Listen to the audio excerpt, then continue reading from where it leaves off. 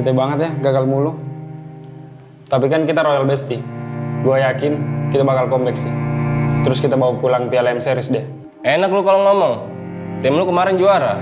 Tim gua gagal MSC, MPL runner up 2 kali lagi. Udah, jangan dipikirin lagi. Kita tuh jago kok. Kalau kata pepatah, kita itu perintis, bukan pewaris. Gak nyambung sih. Tapi gua akui ya, generasi baru sekarang garis ganas. Respect sama veteran dong. Indonesia bakal comeback dan kita kasih paham sih.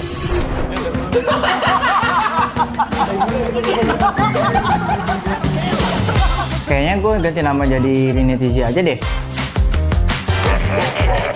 Biar kayak kata Zi, buat jadi juara. Tizi mah meta 2021. Lu kemana aja? Itu mah abang-abangan gue. Lihat aja, gue bakal jadi penerus kalau Tizi di tim Liquid. Tapi please, lepas Paniati. Sir, what's your command? Oh, what a play! Rizal from Fabian, pemanasan terlebih dahulu. Lolos playoff aja masih susah. Kegayaan menggantiin Kartizi. Iya nggak sih, Pe?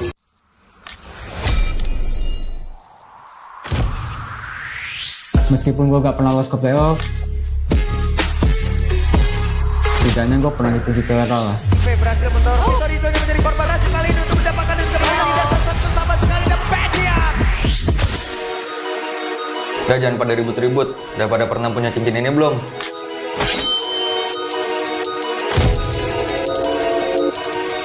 Misi dek. Gantian shift dulu ya. This is Keyboard. Kalian bukan karena gua? Monster kill! Monster kecil kayak kalian masih main ranked. Intinya satu, konsistensi. Tanpa itu, hilang tuh kayak mereka. Hah? Kok kita sih jadi contoh jeleknya? Sorry guys, udah improve, cuma telat. Sorry.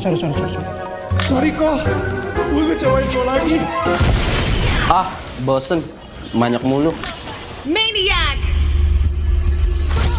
Sakit Juve, tapi sekarang lu ibadah Shanja. Oh my god.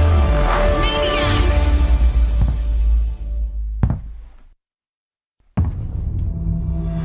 Mau adu maniak season ini?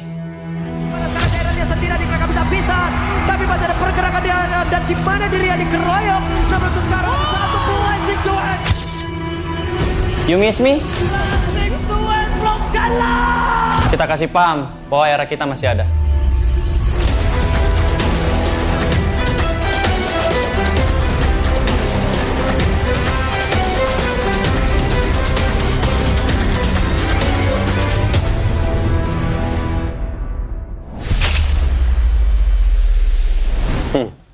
Lu masih ingat nggak ini siapa?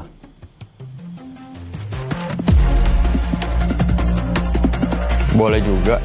Tapi lu tahu nggak di atas lu ada siapa?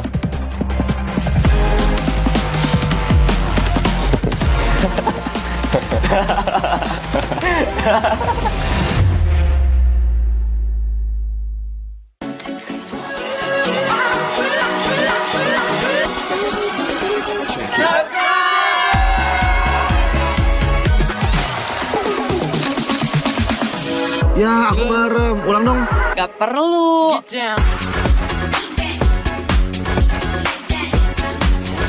Guys, review.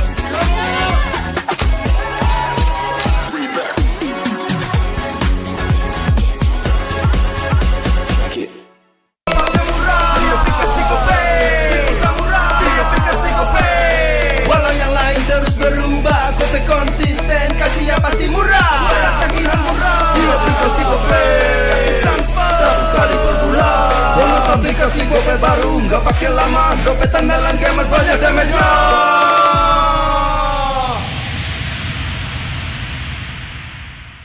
Level up bareng Special Edition Good Day dan MPL. Temukan kode unik, lalu scan QR-nya. Buat kumpulin Diamond Mobile Legends yang banyak dan menangin juga skin kerennya.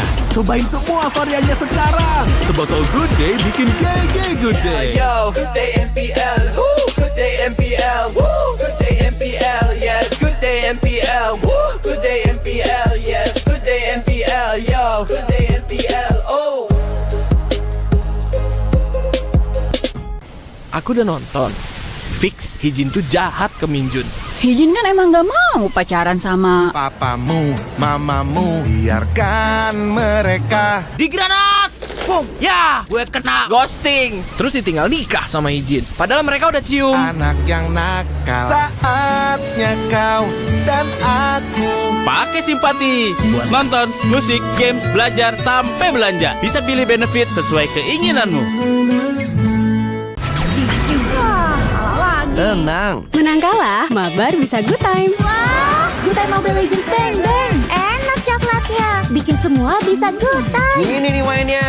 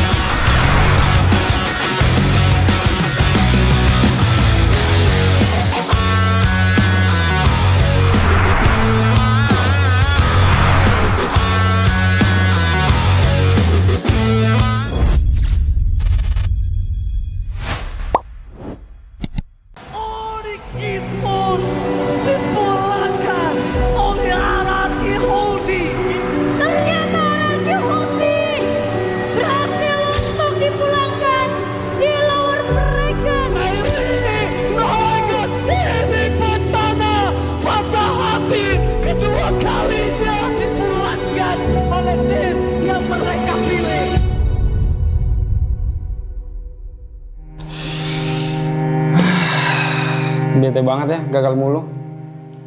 Tapi kan kita Royal Bestie. Gue yakin kita bakal comeback sih. Terus kita bawa pulang Piala M Series deh. Enak lu kalau ngomong. Tim lu kemarin juara. Tim gua gagal MSC, MPL runner up 2 kali lagi. Udah, jangan dipikirin lagi. Kita tuh jago kok.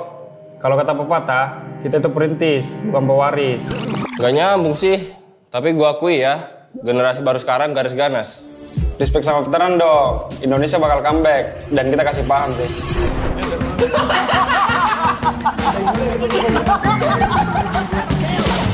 Kayaknya gue ganti nama jadi Rinetizi aja deh.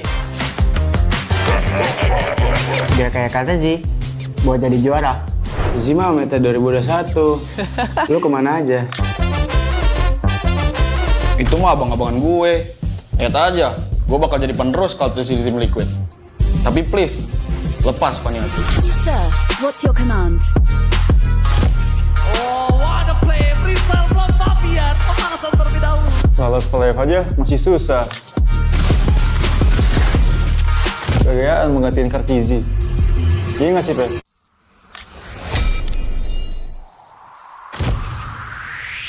Meskipun gue gak pernah lolos ke playoff,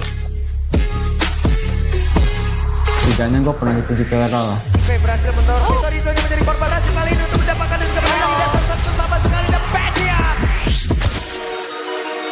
Udah jangan pada ribut-ribut. Udah pada pernah punya cincin ini belum?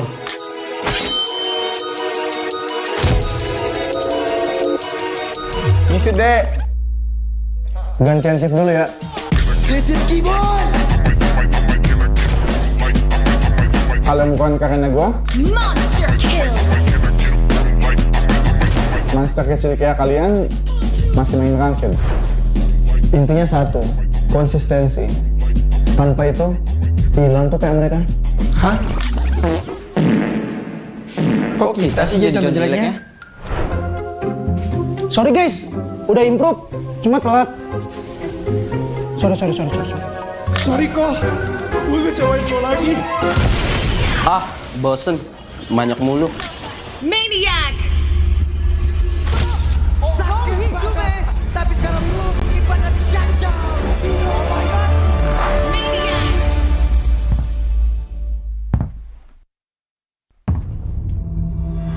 Mau adu maniak season ini? Pada sekarang daerahnya sendiri mereka bisa pisah. Tapi masih ada pergerakan dan di mana dirinya dikeroyok. Namun untuk sekarang satu buah situasi. You miss me? Kita kasih paham bahwa era kita masih ada.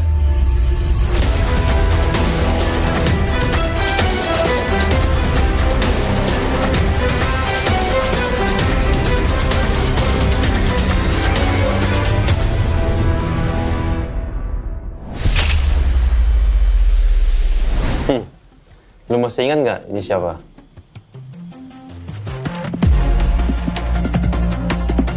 Boleh juga. Tapi lu tahu nggak di atas lu ada siapa?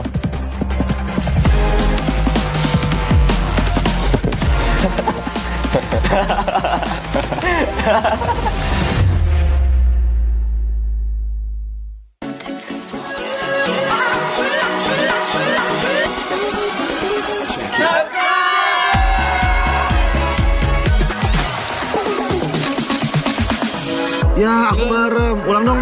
Gak perlu.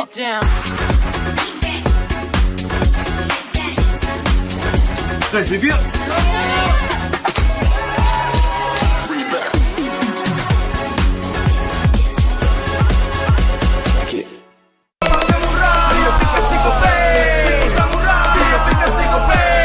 Walau yang lain terus berubah, Gope konsisten, kasihnya pasti murah. Tagihan murah di aplikasi Gope, transfer 100 kali per bulan. Download aplikasi Gope baru, nggak pakai lama. Dompet andalan gamers banyak damage-nya.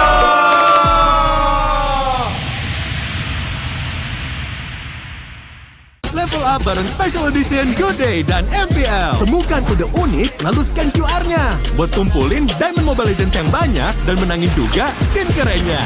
Cobain semua variannya sekarang. Sebotol Good Day bikin GG Good Day. Yo, good day MPL, woo, good day MPL, woo, good day MPL, yes, good day MPL, woo, good day MPL, yes, good day MPL, yo, good day MPL, oh.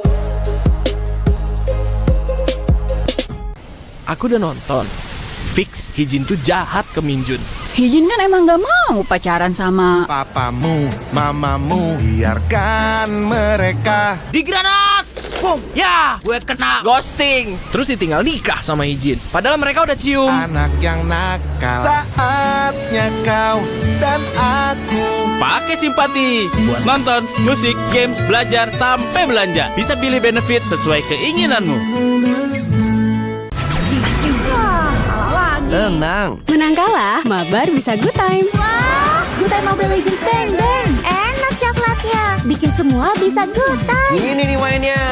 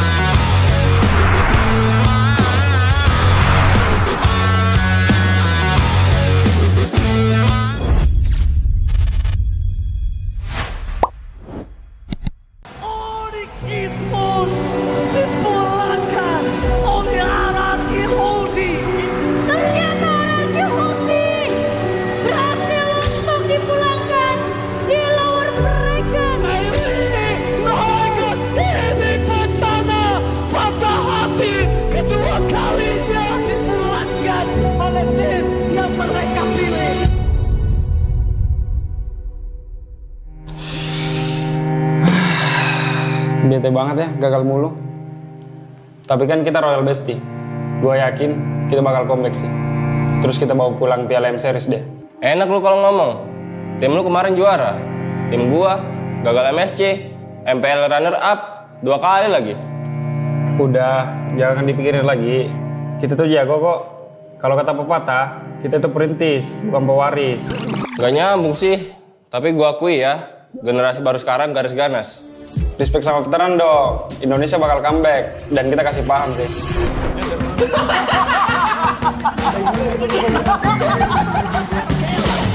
Kayaknya gue ganti nama jadi Rinetizi aja deh. Biar kayak kata Zi, buat jadi juara. Zi mah meta 2021. Lu kemana aja? Itu mah abang-abangan gue. Lihat aja, gue bakal jadi penerus kalau terus di tim Liquid. Tapi please, lepas Paniatu. Sir, what's your command?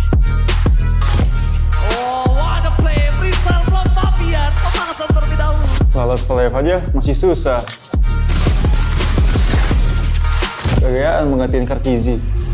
Iya nggak sih, Pe?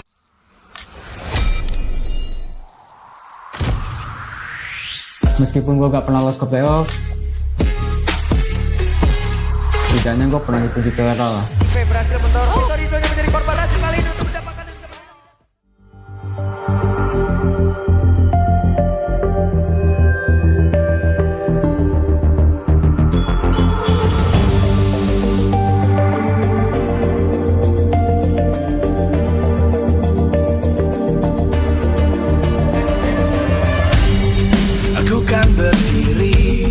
dan terus berlari, terus ke arah puncak tertinggi. Ku takkan berhenti, hanya sampai di sini. Kemenangan abadi menanti. You know we won't miss if we unite our focus. And if you haven't noticed, we all live. Nyalakan apimu, hadapi semua tantangan, hadang semua serangan, jatuh bukan halangan. Bakar semangatmu, janganlah engkau menyerah. Kita akan buat sejarah. We all this, we won't miss. We all this, we won't miss. Saatnya beraksi, jalani ambisi. Aku kan menyawakan hari ini. You know we won't miss if we unite our focus. And if you haven't noticed, we all live. Nyalakan apimu, hadapi semua tantangan, hadang semua serangan, jatuh bukan halangan. Bakar semangatmu, janganlah engkau menyerah. Kita akan buat sejarah. We all this, we won't miss. We all this, we won't miss. We all this.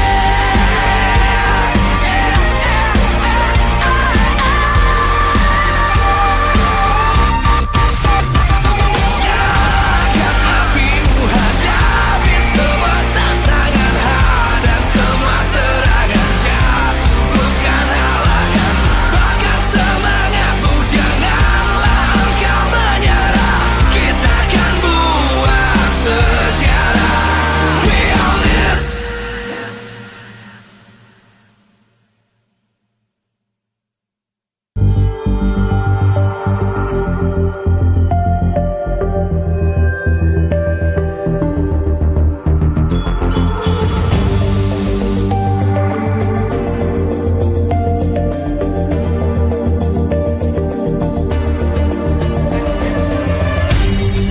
Aku kan berdiri dan terus berlari, terus ke arah puncak tertinggi.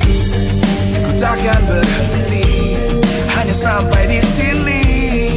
Kemenangan abadi menanti. You know we won't miss if we unite our focus. And if you haven't noticed, we all live. Nyalakan apimu,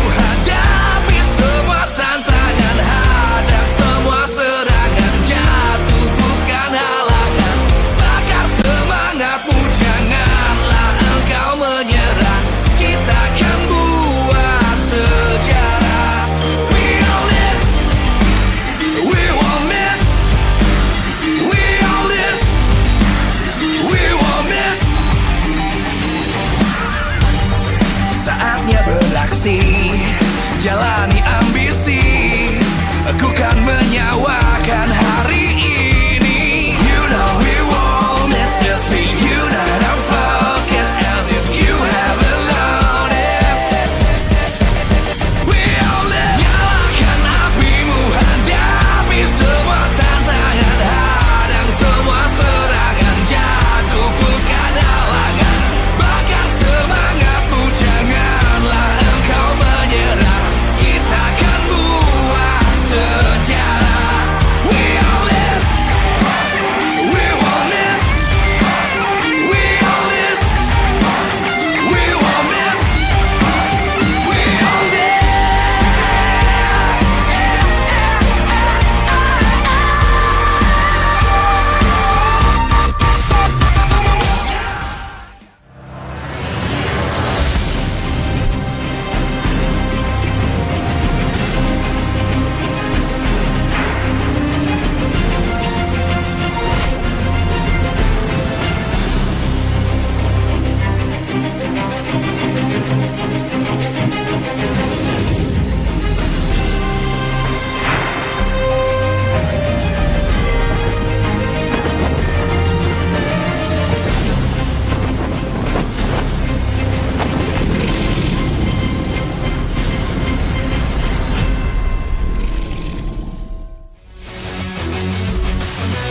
MPL Indonesia Season 16 is powered by Moonton. Supported by Esports Federation of Indonesia. Presented by official tournament smartphone Samsung Galaxy. Official e-wallet GoPay. Official coffee Good Day. We own this.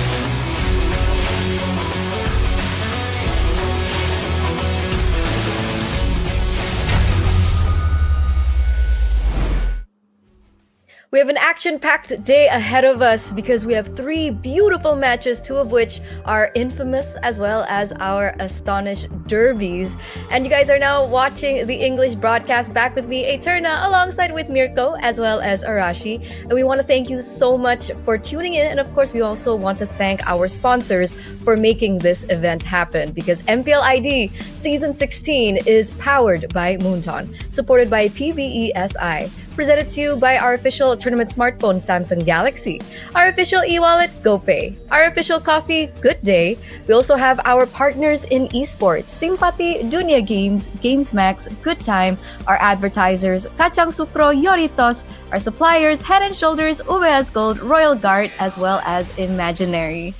Now coming into week 3, day number 2, we have Mirko as well as Arashi once again, and we want to get a little bit of a sign in with Mirko. How you feeling here, back online for the cast? No, I'm just messing with you. Yeah, I'm feeling great. Bro. It's a great day to be an MLBB fan, especially an MPL Indonesia fan here. We got 2 incredible derbies also sprinkled in. We got Evos versus Geek Fam, who are technically still battling to get out of red zone. And honestly, I think it's interesting to see like the newer players in the league so far, because you've seen great things, right?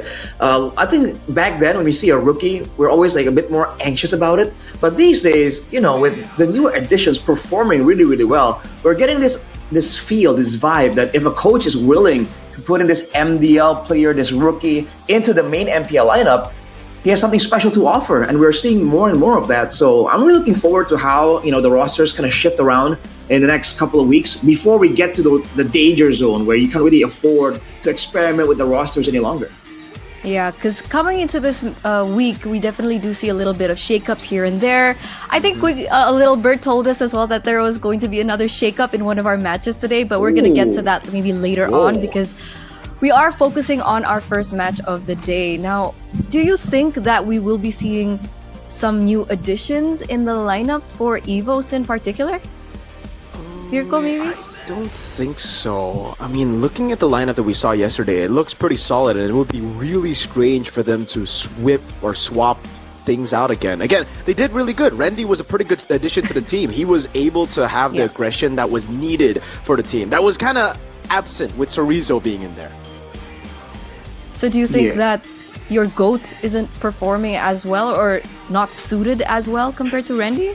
Say, my GOAT needs to play with GOATs, right? When he's playing with other players and not my other GOATs, it gets really tough. So I think Randy, right now, he's got the vibe, man. You know, he's kind of like Arashi's boy, because Randy, Dyron, you know, kind of similar. Right. That was literally the meme that they had, right? Oh, it's basically Yeah. the same name, just like with the syllables kind of swapped around. And you know, if they have if they meet in the Land of Dawn, whoever wins gets to keep the name. So we'll see how that that plays out. Well, speaking of who's going to be winning, we are going to take a look at the super fans pick from this week or this day alone. It looks like RRQ still at 35%, but very peculiar. I think this is something that we saw yesterday as well. Navi at number 2 at 27%. What do you think about this, Mirko?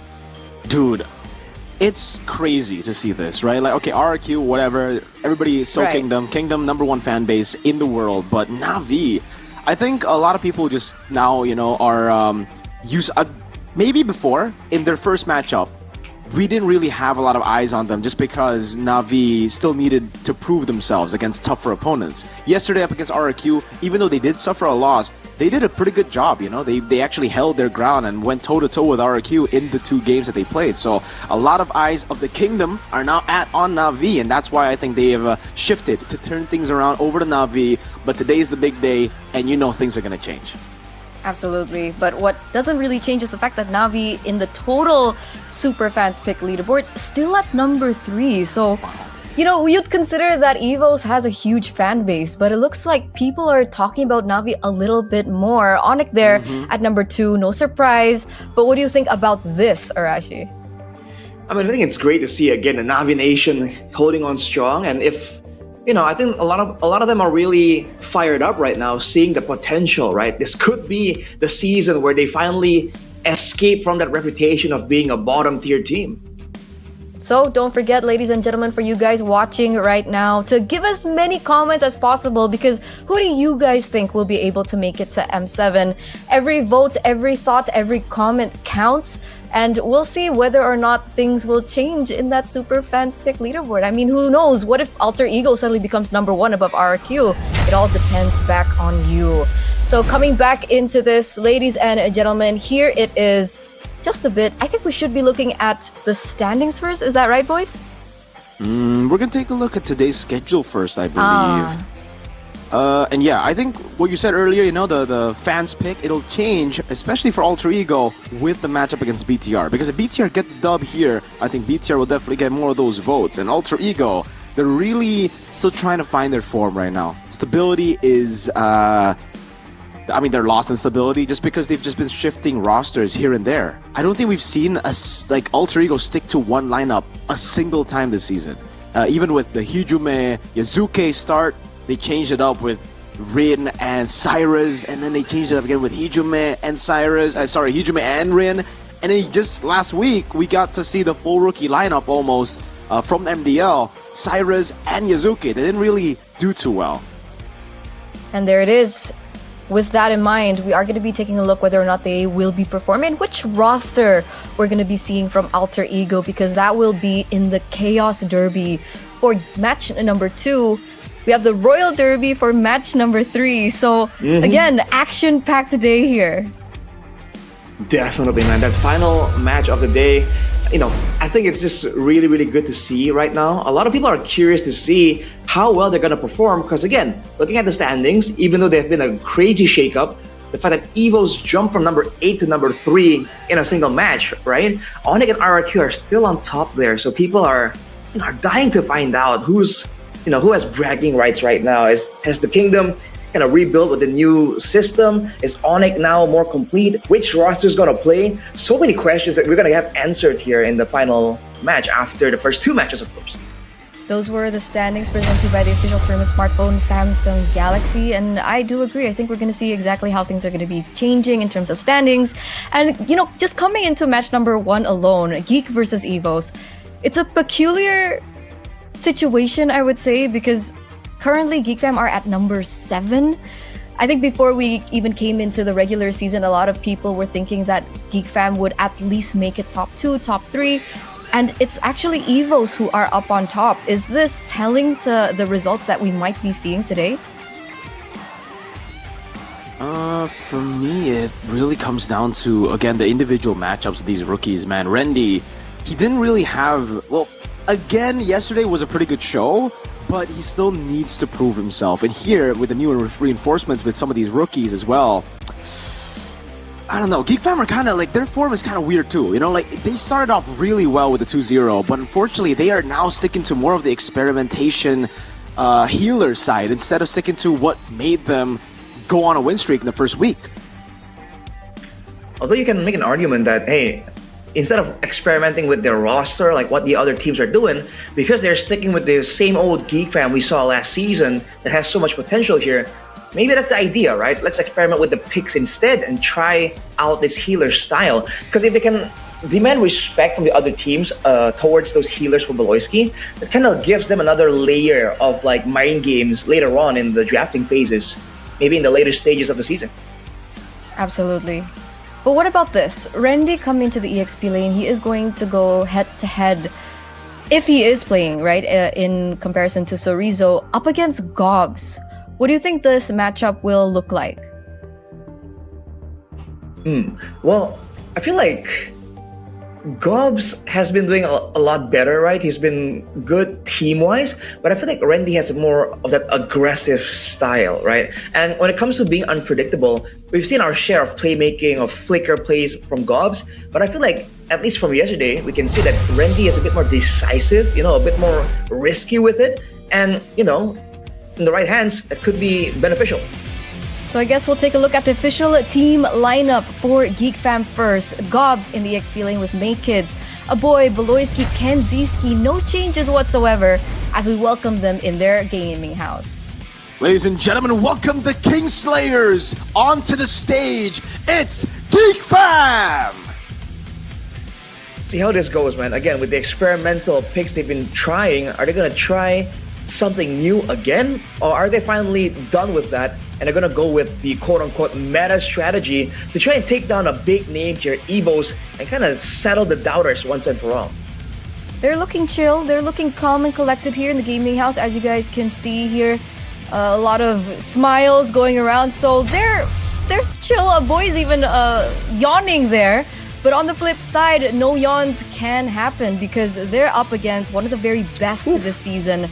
Top 3, I believe. This is the official team lineup for Evos, with Rendy still in the EXP lane, Albert, Suelo, Key, as well as Erlan. No yawns on this side, just roars coming in from the White Tigers. We're looking to extend their winning streak with Rendy yesterday getting the win streak back on track. Ladies and gentlemen, the White Tigers, it's Evos!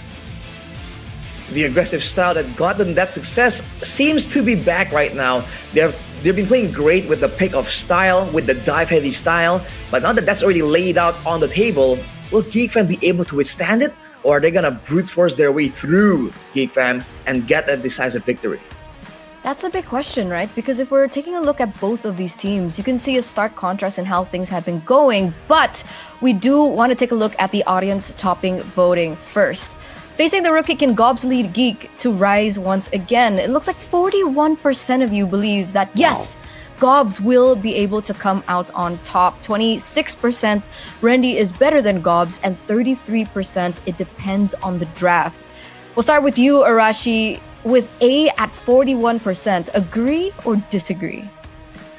Well, I feel like in theory, again, with Geek Fam already seeing what Evos can do, how Rendy plays, there's definitely already a layer of preparation there. So I feel like it's a bit of a combination between A and C, because I believe Geek Fam is gonna, arrange the draft in such a way that Gobs will have more opportunities, more flexibility, and when it comes down to it, despite Rendy being more aggressive, Gobs factually has more experience.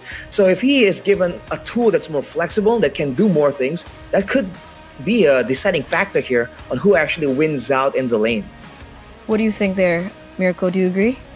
Yeah, I agree. I mean, again, it really The experience that Gobs has obviously is much better compared to Randy. And for Randy, it's kind of like the rookie flair that we've kind of seen from the last few seasons. When it comes to just these rookies coming in the middle of the season, for some reason they just do better because there's nothing that's pressuring them. They're coming in with no pressure whatsoever, and they can perform however they want.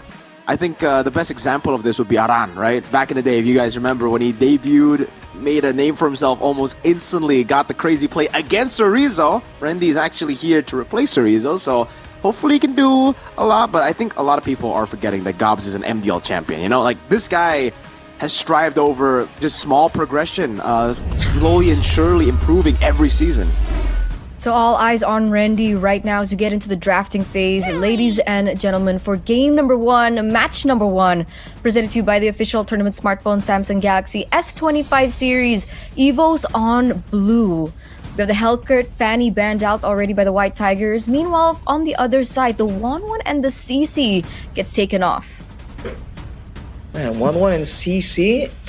Seems like Geek Fam really want to get those aggressive picks away from the EXP lane and also limit the mobility available to Evos. So if they want to use a roam heavy style that they're really known for, using Baloyski and Aboy, I think making sure that they have the better clear and better movement speed around the Lanadon is going to be quite critical to their win conditions.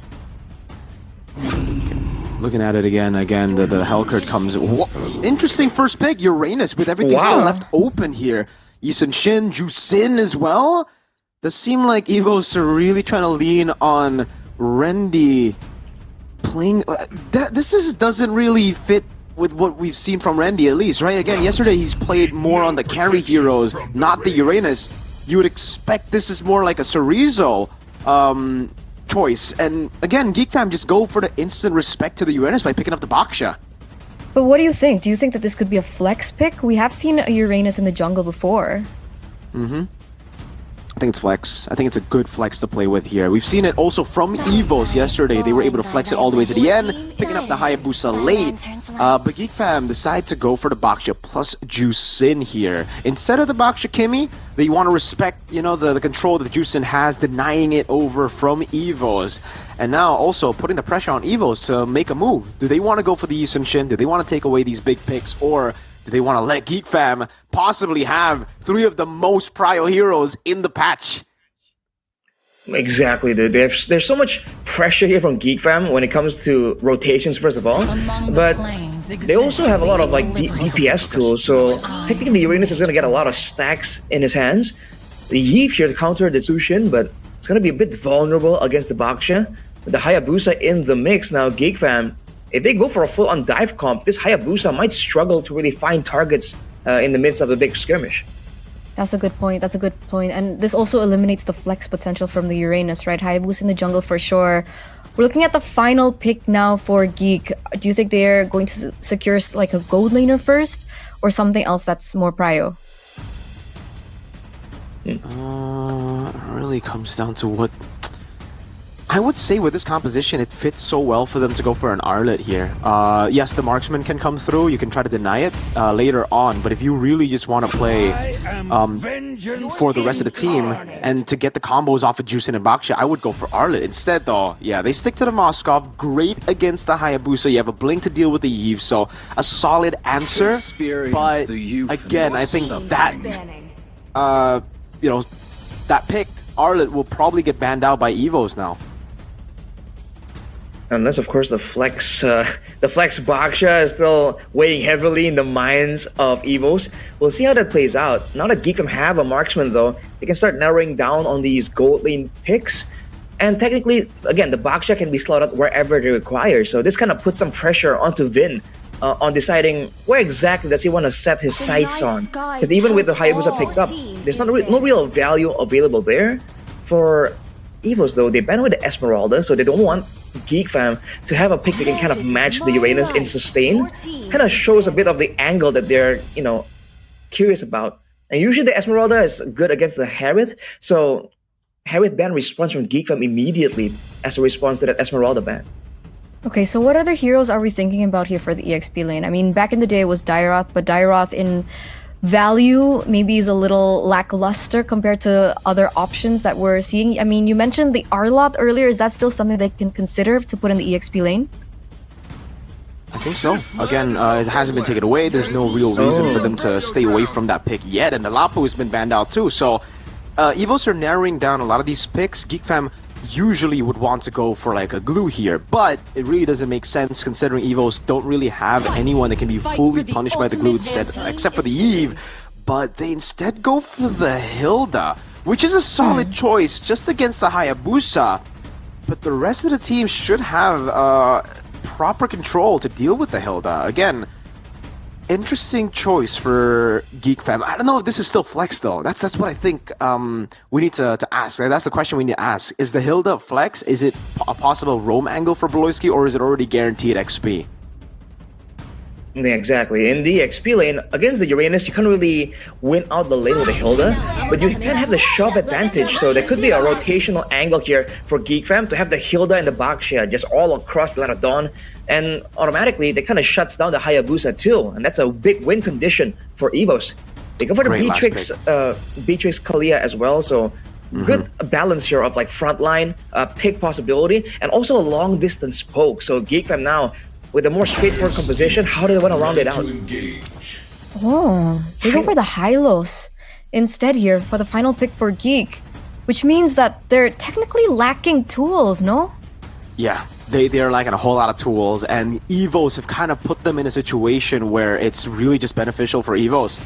I don't know. Based on the draft, I have to just say it's an Evos win, dude. Like, they have everything under control except for Randy on the Uranus. Now, that could be punished hard by the Baksha anti-regen in the early game. So, if somehow Randy gets stomped to the ground in the early game, it'll be tough for Evos to have that front line later in the mid game. But if everything goes smooth, Turtle 1, this looks like an Evos win. All right, I guess we'll see, ladies and gentlemen, because in the land of Dawn we go. Game number 1, match number 1 between Evos and as well as Geek. 5 seconds. All right, let's see how this one plays out, man. I feel like for GeekFam, the win condition here is to make use of the mobility. Hilda, Baxia, Zushin, technically all of these heroes want to be across the map as often as possible. So they have to use that to really get an advantage maybe before the big team fights. In the team fights, it's just the sustained advantage they have going for them. So they better play around that as well as possible because there's a lot of poke available for the side of Evos. You can already see that poke, right? You can see it, dude. Oh, he's still walking up. Aggressive moves.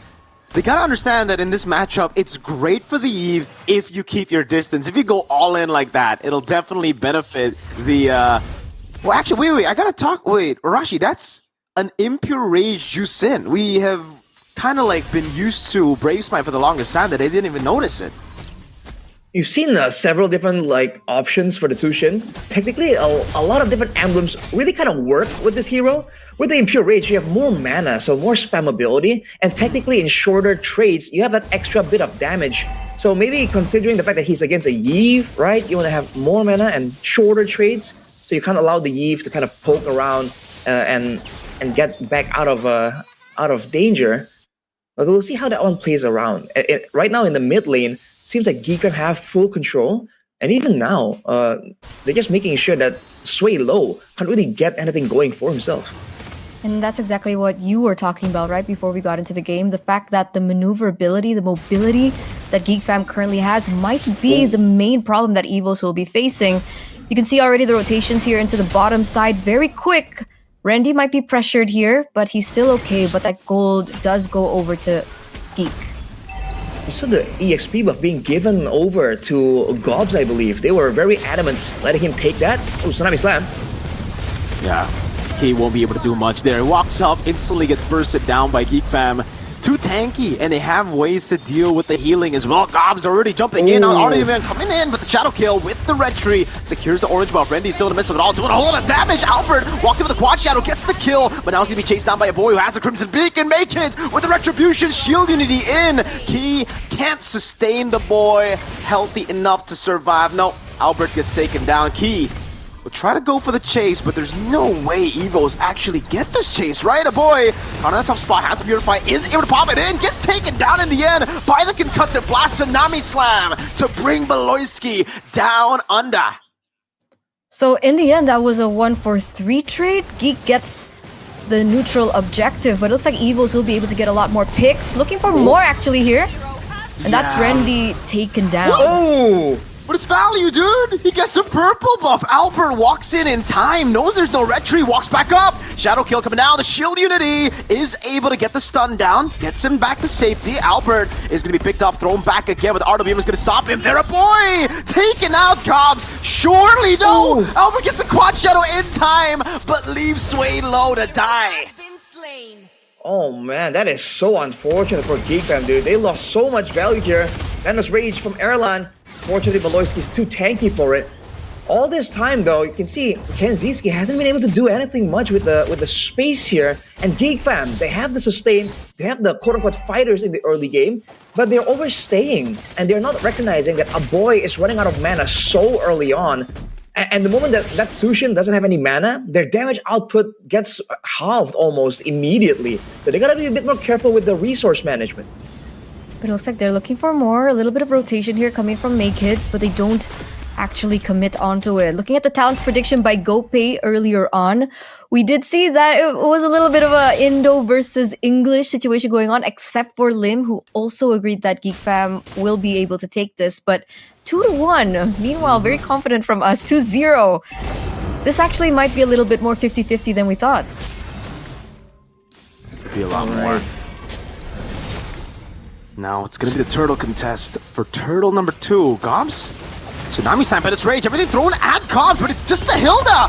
So many ultimates, that's 3 on the board. Randy able to go for the zone in the back line, and Evos secure the turtle for free. No, it's Kenzie who's still pushing on the other side, getting a lot of gold. It'll be Makid securing the purple buff, but now it's going to be the knockup coming down from Key. Beloyski will try to get away, but gets caught in the quad shadow, and it's Sway Low who gets the Void Blast. Meanwhile, again, Kenzie just in the side farming. It's looking pretty okay for Evos, but they gotta be careful with Kenziski being left alone there. That's a scaling Moskov. And if you look at Geek Fam, they've been losing out on these fights, but that's because they don't really have a damage. But look at Sway Low getting run down. Shield unity and the jump there with the knockup, but Sway Low gets away. Makid's gonna be caught. Key goes in, and it's the Bennett Rage to take Makid's down. Now it's Gobs on the chopping block, still able to get away. Very tanky. Kenzie gets the lethal, gets a turret up top, and will now rejoin the team as Albert walks over the quad shadow, but is unable to get the hit on him. Good Renner, or sorry, good Nibiru there, just to zone Beloy. That was initiated by Geek, and yet Evos turned it completely around. So the tools deficit that we were talking about from the drafts are looking like they're showing, right? Evos go in for the re-engage, is able to take a boy instead, looking for a little bit more, and the initial plan that Geek had was completely taken down. Yeah, they have the movement speed and they're able to chase, as we saw earlier. Sway Low could not get away. But once the collision has happened, once Geek Fam have caught Sway Low, quote unquote, they have no damage. So he just survived for the most part and was able to kite back out of there with the extra bit of movement speed and slow. This is the issue, and this is why Geek Fam are really relying on Kenziski and a boy later on, and even Gobs to a degree. It seems like it's just a Hilda, but that Hilda is a big portion of the early game damage of Geek Fam. Hold up, Glorious Pathway. Beloyski gets thrown back. The RWM locks him down, and that's what he doesn't land. That's Erlan picking up his first kill. Pops into Nibiru and guns Kenzie down. Gets a double. Gobs trying his best to deal damage, but Erlan is just a monster in game 1. Key walks up with a jump again. Gobs taken low. Erlan is going to flicker forward, dashes forward, tries to go for the Bennett hit. Won't be able to find it. Make Kids, though, however, will fall to give Erlan an unofficial triple and a official mega. He's at 4-0-1 right now, and I think that's the beauty of being on a Beatrix. You get to the power spike a lot quicker as compared to Kenziski, who needs a little bit more items to come online, and we really are seeing the disparity of damage. And again, Geek Fam, they can sustain all they want. If the members of Evos aren't really being threatened, they can do whatever they want. This is why that Erlan and Sway Low, they're able to just walk forward without really being punished, especially with the extra regen coming in from Key there on that Kalea. they're just way too quote-unquote secure right now, and there's nothing that Geekfam can do. Oh? There you go. Tsunami Slam into the pit, and Beloyski caught the shadow kill. Translates over to Gobs, and it's a kill on the XP instead of the roam. Unfortunate for Geekfam, and again just left in the gutter. 4,500 gold lead for Evos, and they don't even get a pick onto the turret there in the top side for Geek, as Randy was able to clear it out, and now the map leads blue. Number 1 player's gold by Simpati is Erlan as well at 7,000. Kenziski is followed in behind, but he's still behind on that power spike. It will be very interesting. Wait a second. Tsunami Slam into not even Bennett's rage. Was Erlan just gunned him down? So, man, what is he on right now? Like the items. It's probably like on a 4-item power spike, I would assume at this point. He also hasn't really been checked at all, right? As much as Kenzizi has been farming unchecked, the same thing can be said for Erlan. There you go, that's the 4th item, Sea Halberd. So all these tankier members means easier bodies, but look at the make it. Oh, RWM2. Now Albert walks up, has a shadow kill, but it's Erlan who picks up a double. Goes 7-0. Oh man, Erlan. What a beast on this Beatrix. Amazing, amazing stuff. 7-0-2, a 7,000 gold lead now for Evos. As, Albert goes in very aggressively. You can see the shield start to pop. Wait a second. Tsunami Slam over to the shots of Erlan. Kenzie lands an SOD, but I doubt he's going to take it. Randy walks back away. Turret gonna be falling here as Makich tries to walk up, but I don't think they'll be able to deal with the damage output of the backliners of Evos.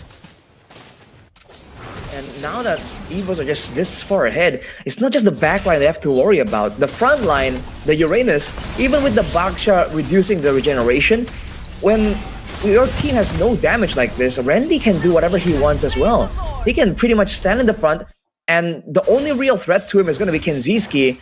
And at this point, not enough items to actually be a direct threat. So even if Geekfam pour everything they have onto the Uranus, it still won't, they'll have to pay something in return. Evos can very easily demand compensation.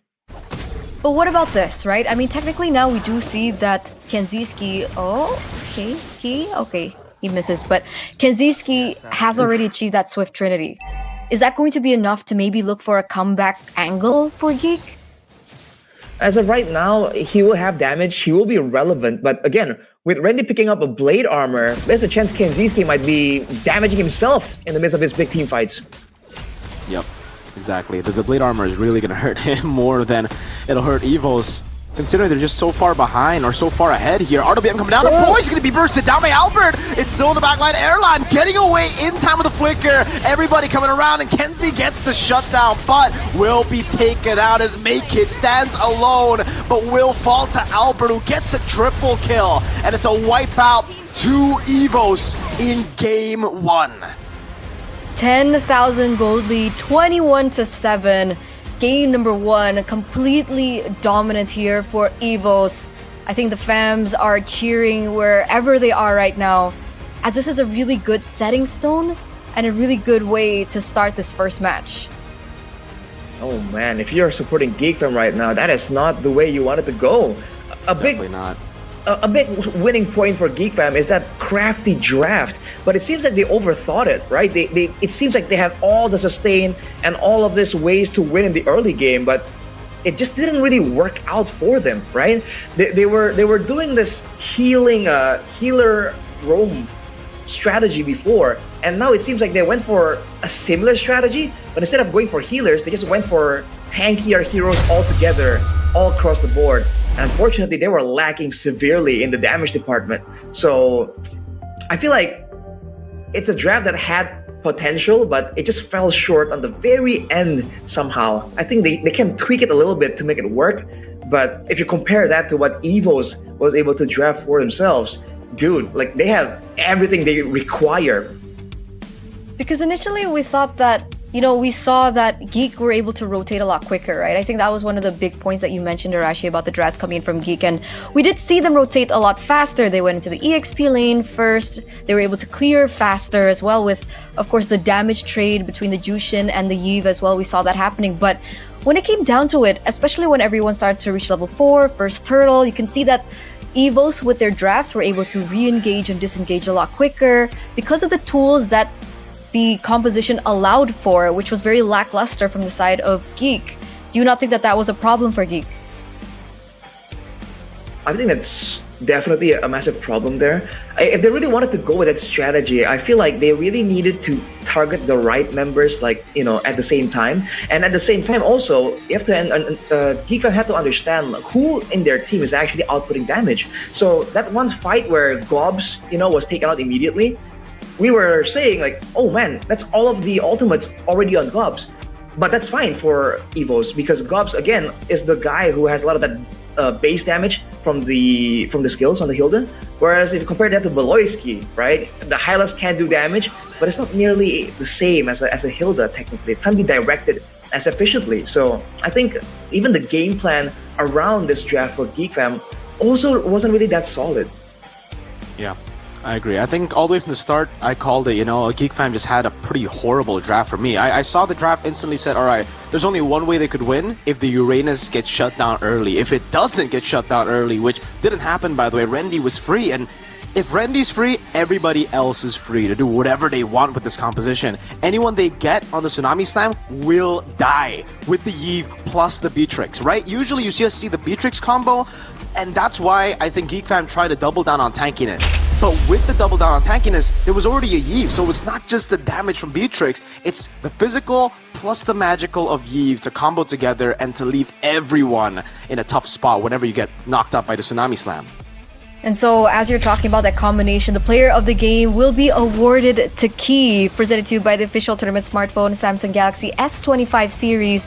And here it is, right? He was able to find so many opportunities, allow the Beatrix to go for that snowball. I mean, at the end, Erlan was what, 7-0 something, maybe 8-0 something towards the very end? Yeah, he had all the kills going for him. And again, there was no way for Geek Fam to get to him because even though they had the tankiness initially, after a while, they can't really dive towards the backline either.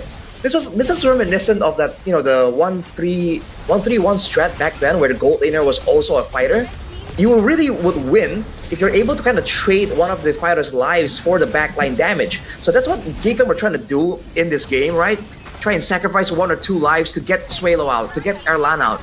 But the thing is, again, it wasn't really working out because they were kind of forcing this. A 2-man dive towards Suelo, a 2-man dive towards Erlan isn't really enough to damage-wise. So it didn't really play out as well. And I thought that with the tankiness, with the movement speed, the jungle, Albert, would be the focus of Geek Fam.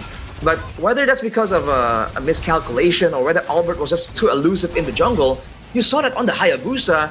You would think against the Hilda, Baxia, all these tanky members that can invade into your jungle, you would think Albert would have some difficulties, but he was left alone.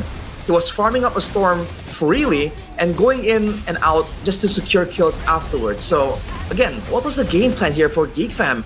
If it's just tankiness, that's one thing, right? But you can't just win a game purely of surviving, right? I don't think so. I really don't think so. Oh man, yeah. I don't know, the drafts for Geek Fam have been looking really weird from week 2 onwards. Again, when the loss streak started. It looked really good at the start of the season because they were just sticking to what works. Now, well, in week 2, I believe Sheffin, was really coping on the fact that maybe Geek Fam were just holding on to their early lead and experimenting with a 2-0 start, right? They could actually still afford to lose 2 times in a row, but I think 3 times in a row, this is where it gets dicey, and this is where I gotta double down on my opinion saying there's no experimentation in MPL anymore. If you start losing like this, it's a concern. No one is safe from playoffs. I mean, no one's safe from red zone right now. Everybody's still fighting for playoffs, unless your name is Onic. But what do you think about this, right? Because initially, Geek Fam came into the drafts with really peculiar picks, right? Hellkurt Rome, and then they also picked up the Estes. And we did mention that they should kind of be wary about these kinds of picks. Do you think that they should revert back to that? revert back to the Beloyski surprise picks in the Rome? I feel like it's an option available to them, right? That's why GeekFam was so troublesome to deal with. You never know what Beloyski is gonna bring out. But the thing is, this is what Mirko was. This ties into what Mirko was talking about as well. When you start pulling out these surprise picks, these cheese picks, and the draft falls short, right? And you kind of fumble in the execution, in the game, etc. Now, you kind of lose that pressure. You kind of lose that overthinking that you can kind of induce in your opponents if you can't really make it work. So, in a way, GeekFam experimenting like this, it kind of lowers how much Beloyski can pressure the opposing coach during a drafting phase. All right. And looking back at what you guys are seeing up on screen, once again, let's bring up the impure rage for Jushin. Because the fact that she did this, yes, there was more spammability to the nature of her kit, but there were a lot of times that a boy was so easily picked off even before the team fight begun. Well, yeah, I mean, that's partially... I think for me... Sorry, Rashi, for cutting you off, but I think the Brave Smite is the better option in this game in particular, knowing that Evos are going to try to burst you down, right? So you need a bit more sustain. Considering how tanky your composition already is, it's strange to see him, instead of doubling down, go for this. Yeah. I feel like the idea, again, is that he understands that he is the main damage dealer, so he's going to need a lot more mana. And in the game, you saw that there's plenty of fights where a boy was just standing there with 0 mana and just waiting for the the passive, the mana regeneration to come through. Unfortunately, it just wasn't really enough. So again, I feel like it's a bandage solution to a problem that's already built into the drafting phase. So I feel like going Brave Smite would still be the better option, but you can see why he kind of thought that maybe he would need to do something like that. On top of that, though, again, with 3 big tanky members, if a boy's getting picked off very, very early on, that in itself is a problem, right? With a Baksha, Hilda, and Hylos in the front, there should be more than enough scouting and protection for your backline to actually stay in the back and be relatively safe. So what do you think needs to change now for Geek coming into game number 2 if they want to force a game number 3? I think they need to start playing on the Samsungs, man. That's the only thing that can really save them at this point. The S25s, that will definitely help them boost that level of play. Absolutely. What's that QR code for? Is that where to buy it? That's how you claim the voucher. MPL S25F, that's going to give you so much more value. For you guys back out there, there's cashbacks, there's the best deals for your gaming needs. Get that power, man. Get that power, and of course, this phone is super powerful because it's equipped with a Snapdragon 8 Elite for Galaxy processor, and it's actually built on a 3nm architecture, which is basically the fastest processor in the current Samsung Galaxy lineup. So imagine that. It's super smooth, incredibly lag-free as well. And it also has the Gemini Live feature. So if you guys are, playing your ranked games and you feel like, okay, why do I keep losing? Is this the right build that I need to, go for? You can actually ask Gemini if it's right or not. It's just like that. It's that simple, man. You don't even need like an analyst breaking things down for you because the Gemini AI got you, man. And it's not even that difficult, right? You hold the power button and boom, it just pops up like that. So even if you're in game, it's not even that difficult to really access while playing the game as well. So you should rush and get it now and get a cashback promo up to 1.5 million IDR, I believe. And it's only available, this promo, until September the 15th. So you better get going, man. Get going now. And don't forget to use the voucher MPL S25F to get that free travel 25-watt adapter, I believe. Yes. Yep. Go check it out, man. You get so much value. So much value. Just like in the game GeekFam failed to do, they need to find value now in their drafts. They can't just bank on... Alright, for me, why pick the Baksha and not try to flex it at all after seeing that draft from the other side? Why don't you try something more creative? Why don't you pick up the Kalea yourself? we spoke about this. We were talking about how some of the heroes can still be picked up from their side. Again, the Arlet in the early game, first phase. The Kalea was left all the way to the second phase and wasn't picked up. The Arlet was still up for grabs all the way to the end, but they decided to go for a Hilda instead. That I feel was just, I don't know. I hate that Hilda. That Hilda pick was literally just good for the Hayabusa, and it served no other purpose. And it wasn't even used for the Hayabusa, by the way, so... There you go. Right? It wasn't invading, it wasn't going into the jungle, so what was that for? That's what I was talking about as well. You have these tools, but you're not really using them for what they are meant for, right? It's like trying to, I don't know, it's like trying to cut wood with a hammer. Like, what are you doing? Yeah, there you go. Mirko's angry. Rashi's also a little bit upset with that Hilda pick. So coming into the next game, obviously, I think the drafts are one thing that Geek need to pay attention to. Yep. And it poses the question, do you think that the drafts have been a little, off because of the change in coaching staff? Because that is one thing that has changed for Geek this season. I don't know. Is it... Because technically, yes, there is a change of roles, but it's still the same dudes, right? You would think that they'd still be working hand in hand together, really not changing too many things, because it's still the same lineup despite them being sort of different. So I think could it really be experimentation? I don't know. I don't want to say experimentation because I'm not a fan of that, right? Like, Arashi's more on the experimentation side, thinking that some of these teams will actually try to experiment. But for me, Geek Fam in particular, why would they do it? Like if it's an RRQ, I could understand with having amazing performances in the past. But for a Geek Fam who's always been shaky at the start, who finally wants to turn that trend around, it's strange to see them try that. I guess we'll see whether or not more experimentations, quote unquote, will be done here, because we are heading over into the drafting phase for game number 2, presented to you by the official tournament smartphone Samsung Galaxy S25 series, as both teams are starting on the exact same side. And so far, the bans are looking quite similar too. I think game number 1, it was the CC ban after the Wanwan, but it's now the Lancelot, and the Uranus gets banned by Evos instead. So Farsa is now left open. So that's an interesting one, right? Evo's first picking that Uranus and now banning it out. It's almost like they have that strat and they're like, okay, it's gonna work like once, and we can't really replay it multiple times, seems like. With that option though, the Farsa, as Eterna mentioned, is open, and for the side of Geek Fam, it's the same picks, but the Tushin is what Evos won again.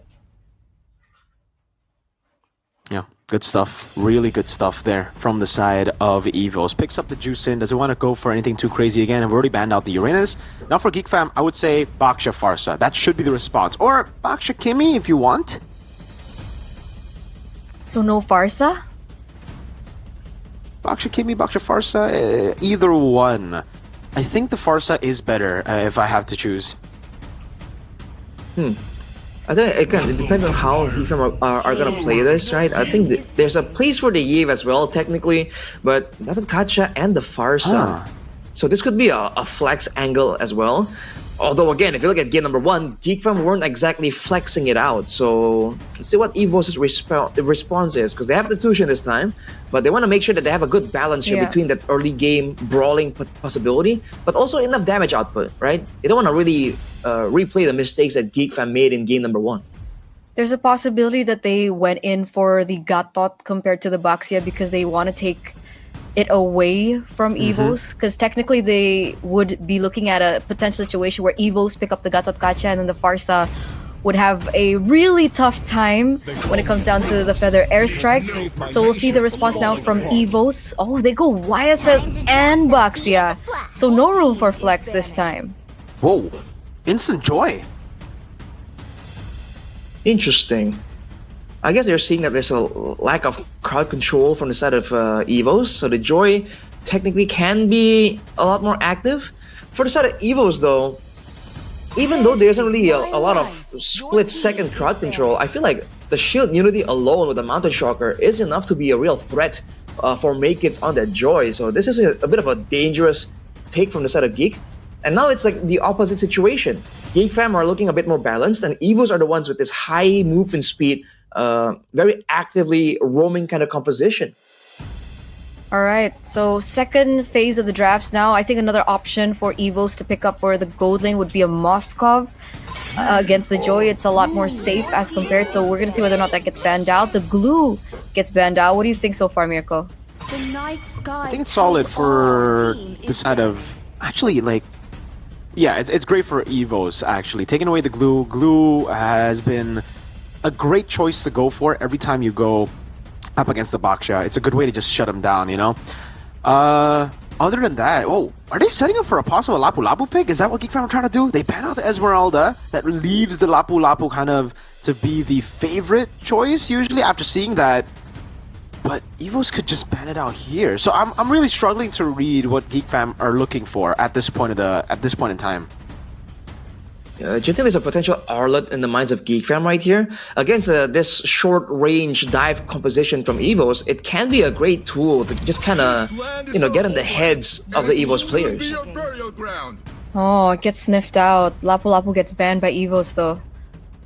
And I'm not a big fan of the Arlet either, not here. They go for the Phobias, but there isn't really any big dashes from Evos just yet. I think they might be thinking that, Evos might be going for like an Arlet pick. Yeah, again, Evos could go for Arlet, and that's why the Phobias comes through.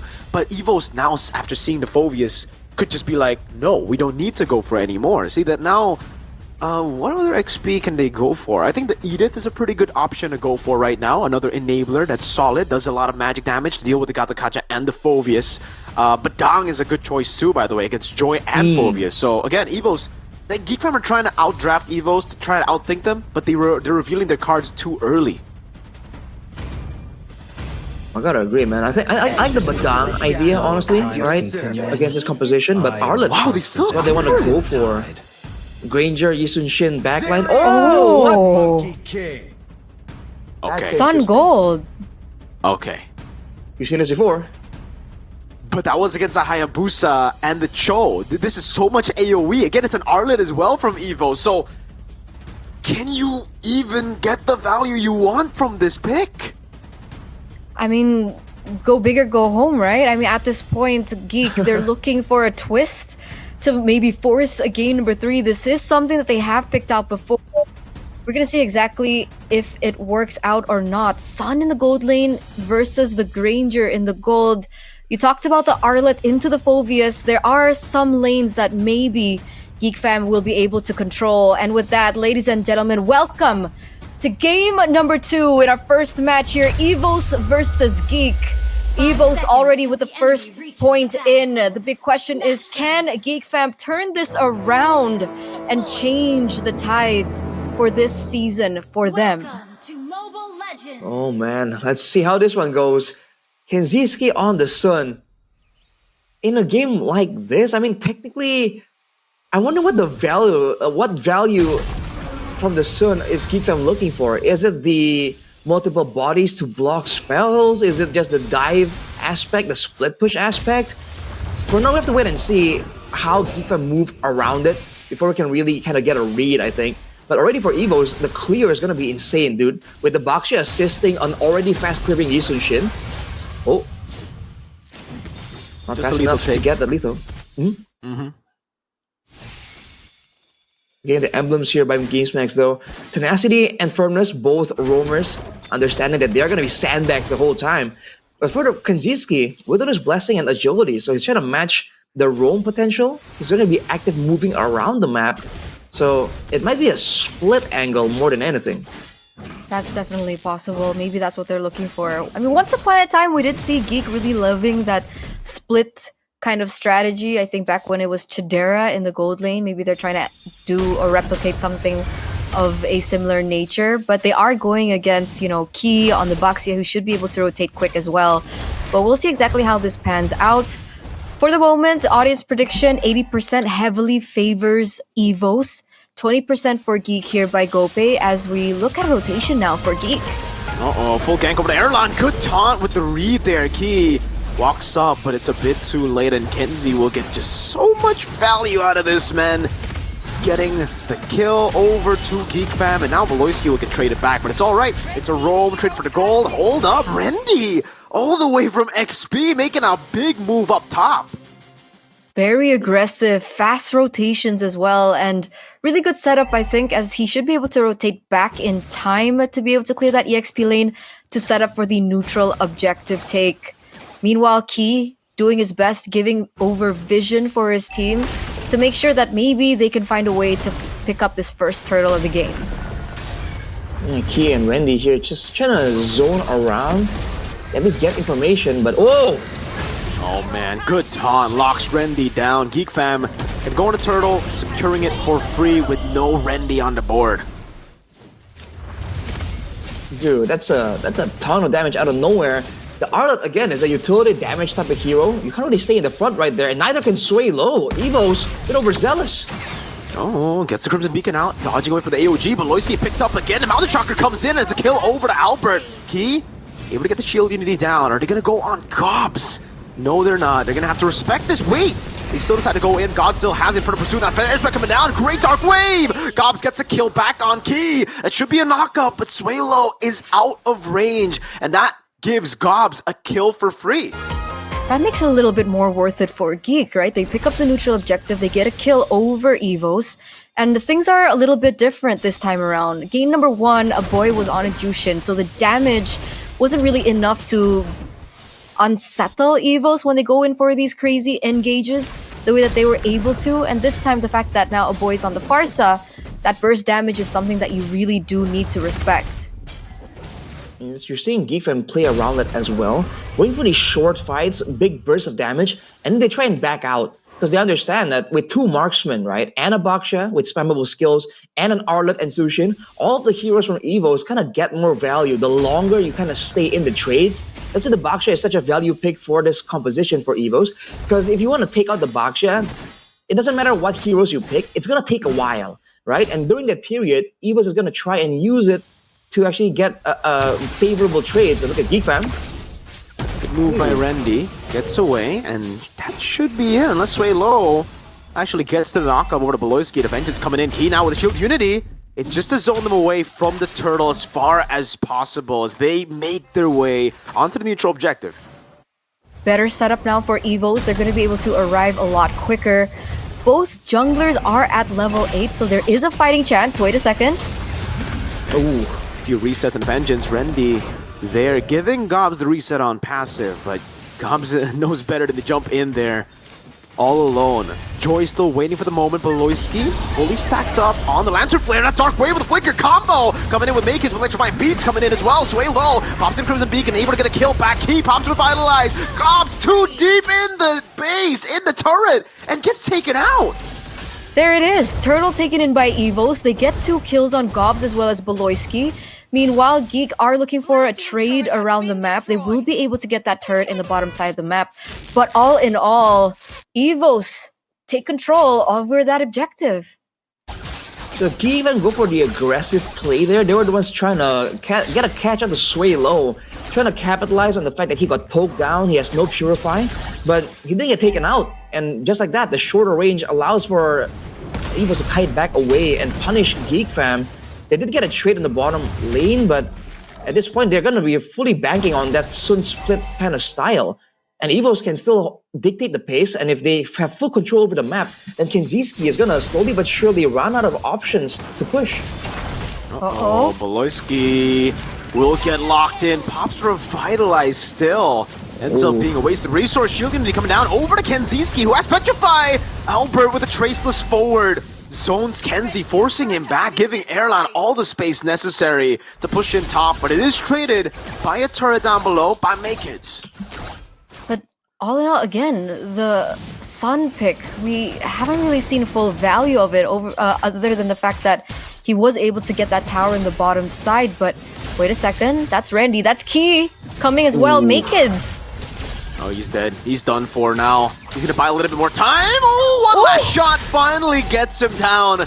A chance of escaping, but not against a basic attack. 21 seconds for him to spawn back into the game, and you can already see the timer, the countdown for the next neutral objective. That's a pickup onto Beloy. Great final slash. Gets the Death Sonata down. Kenzie gets a turret, but it's going to be traded for the mid lane tier 1. Beloyski's trying best to defend this turret, but won't be able to do so. He's just munching on gobs on the Baksha, soloing him practically, forcing out the Dark Wave. And Kenzie will be forced to recall. Already? Sees in the bush, cancels the recall. Uh-oh. Key, shield unity forward, looking for the play. Will be able to get the stun down as Suelo walks up with the Lantern Flare. Gets a knock up. No, he pops into ultimate just in time. Still gets a knock up down, but there's no vengeance to follow it up. Just like that, intro objective falls into the hands of Evos. Even the jungle as well. Look at the control here. Baloyski. Another free one, Arashi. That's 2 Sky Piercer stacks for Erlan, and it's gonna build up. And he's just getting started, man. There's gonna be more and more kills coming through because Geek Fam, we're relying on being able to pressure the side lanes using the Sun, using the Phobias. But Evos, if you look at how they're rotating, they're playing in the mid lane and just cutting off the sides with the Baksha, with the Yisun Shin. They both move so fast around the Land of Dawn. And you can see Kenziski go for the rapid boots to try and outrun these responses coming in from Evos. But I don't think he can outrun a shield unity. He just rolls in too fast. Very difficult, very difficult to achieve. You can see Geek really just stuttering here in the game. What's the game plan now for Geek, considering they did put Kenziski on Sun? Is there some scaling that we should be looking at to look for a turnaround point for Geek? At this point, I'm confused, man. Like, it really just feels like they're just forced to play their cheese pick, and the cheese pick isn't even utilized properly this time around. It's just picked because they have no other means to win. They're kind of stuck in a corner idea in how they wanted to play this out. This is what they're talking about since game number 1. The drafts are so straightforward, so one-dimensional, and the moment you're required to do something else due to the circumstances, the snowball, or maybe a mistake in the early game, there's not much they can do. You're seeing it again here, Geek Fam positioning to try and go for some kind of push. But look at Evos, man. With just a little bit of information, they can kind of position and posture up aggressively. And Kenziski is just forced to not push out. And now, Evos are the ones forcing Geek Fam to choose, right? You want to keep pushing, or do you want to risk a full-on 5v5 fight? And we want to fight and win anyways. Should be free again. Gob's making his way in, but Albert just gets some retribution. Baloyski walks up, but it's only onto the tanks. A boy in the backline falling. Suelo able to buy so much time. Kenzie knocked up as well, and Suelo stays alive in that fight. Erlan goes down, but it's all fine and dandy for Evos, as Key will look to go for the resets. Rendy gets those vengeance resets, and in the end, it's Albert who goes godlike. 2 for 3 trade. The Lord pick up in by the White Tigers. Make it trying his best to clear out these lanes, but the inevitable is here. Key. Oh, he gets him. Uh-oh, Kenzie having to go for the clear here. There's no other way to run away for him. No flicker on the board. Final slash to sweep him back on Lord. And this time, Rendy says, nah, let me get on the board, Albert. You've gotten too many. And that's a full damage Sun as well. You're seeing that Rendy was basically able to nuke him down from half HP. So it's a vulnerable Sun that can't really do much in the midst of a big team fight. He really gets value and he 1v1 someone on the side. So Geek Fam, they did a great job denying the stacks from Erlan, but Albert is still 7-0. There's 2 carries in the team. Uh-oh. Rendy's really trying to threaten this final slash. Goes in for stun. Baloyski with AOG actually puts himself in danger. What? Baloyski! And a boy gets taken out like they're nothing. Make it to the back line. Erlan positioning perfectly. Gets the final shot on Cobbs. And looks for the Rhapsody now. Over to Make It, who's able to dash away in time. Kenzie, you've got to back away now. And it will still be a turret up top despite their efforts to shut Albert down. These turrets are going to be falling. Their top side turret goes down. A boy comes back in 3 seconds. Will Evos look for the commit? Make it. Does he get the buff? He does, but won't be able to get more than that. Just the buff. So small victories is everything that Geek Fam requires right now. Make It actually is the only one that has kills to his name, that can kind of do something, make a play happen. So every little bit counts, but now that Geek Fam's got the shutdown onto Albert, the goal disparity really isn't as wide. But again, Evos still have the same kind of pressure. They still have the same amount of structures before the Lord thing. And now the base turret on the top side, away from the Lord, is down as well. So Evos can just keep playing this game. absolutely value here for Evos, right? To work around it, to dance with it.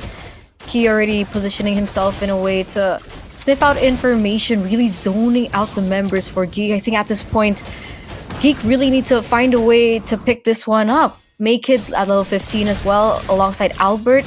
A possible steal angle perhaps for the team?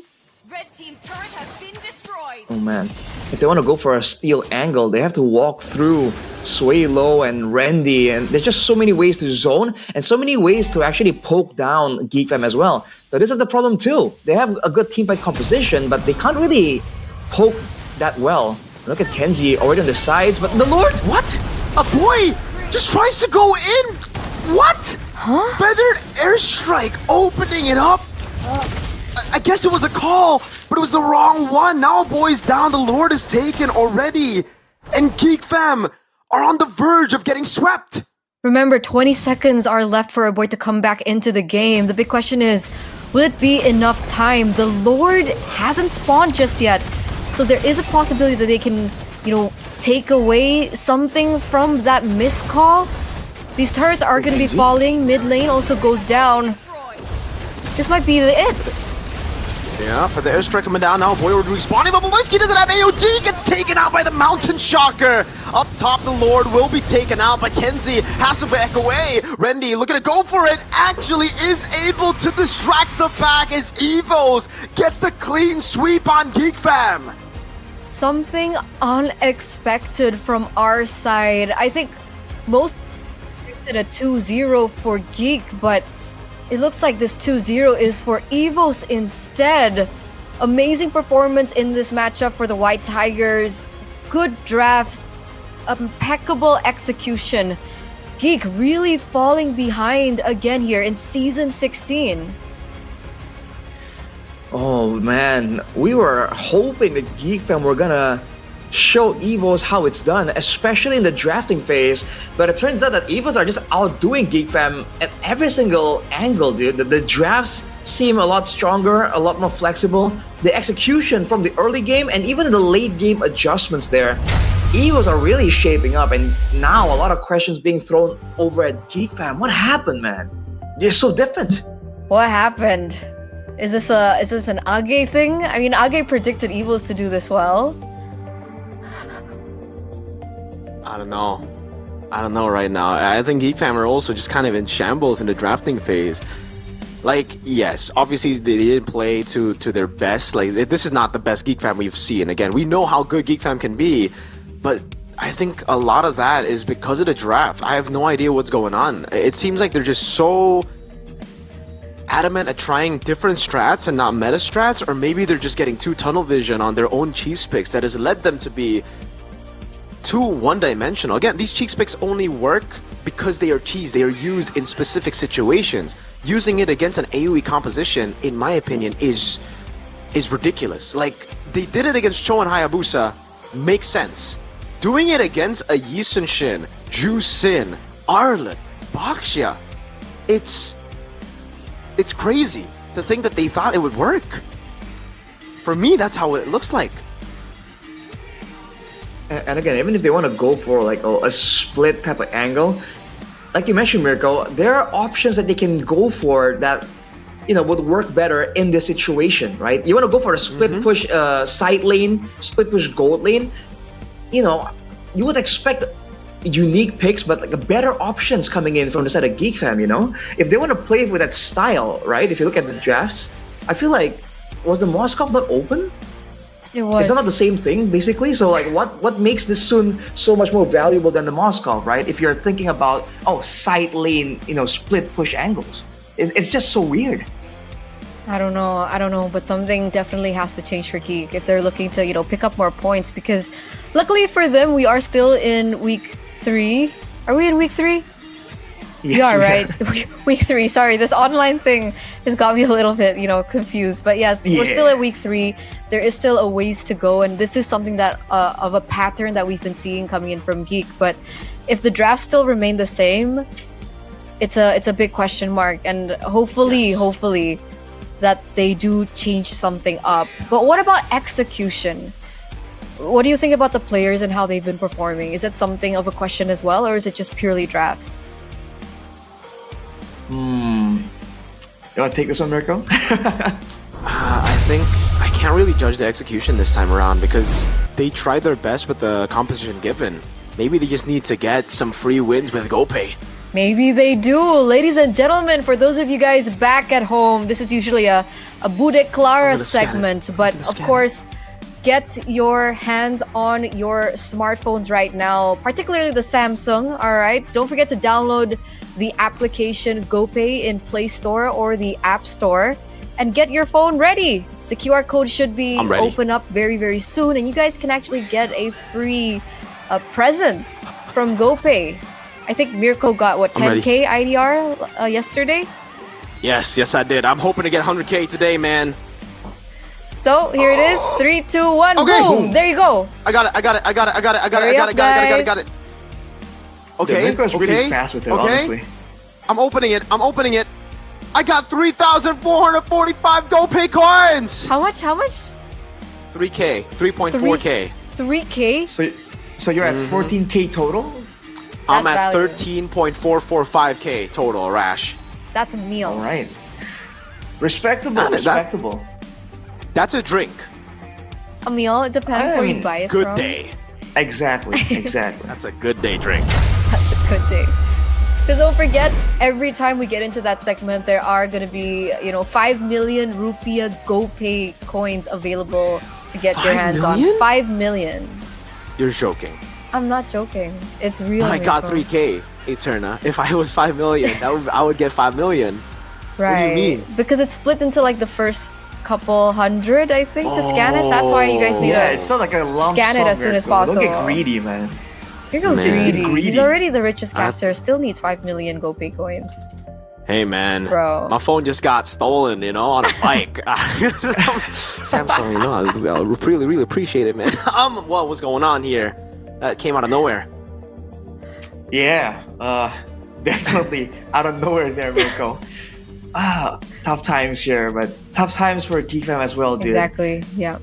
I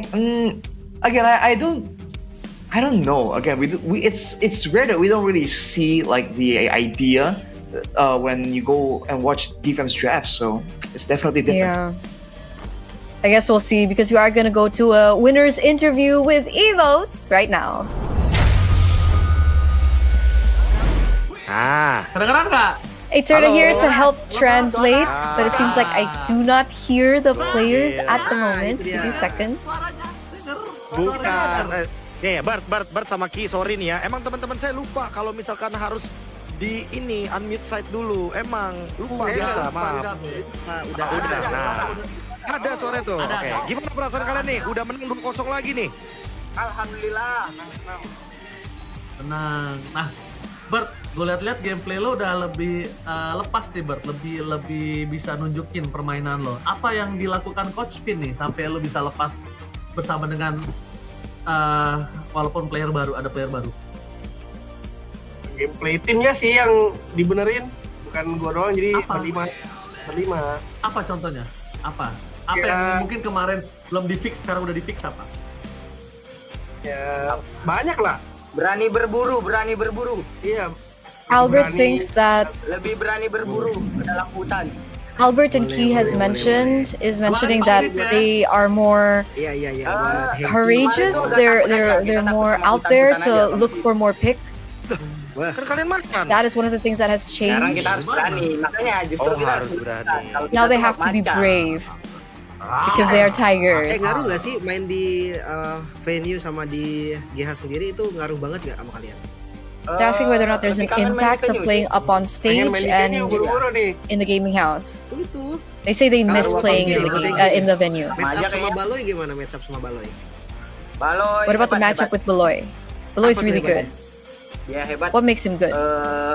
Hero assassin His roamer heroes? hebat. Makanya tadi di ban kan Helputnya. His assassin roamers are amazing. That's why we banned it out.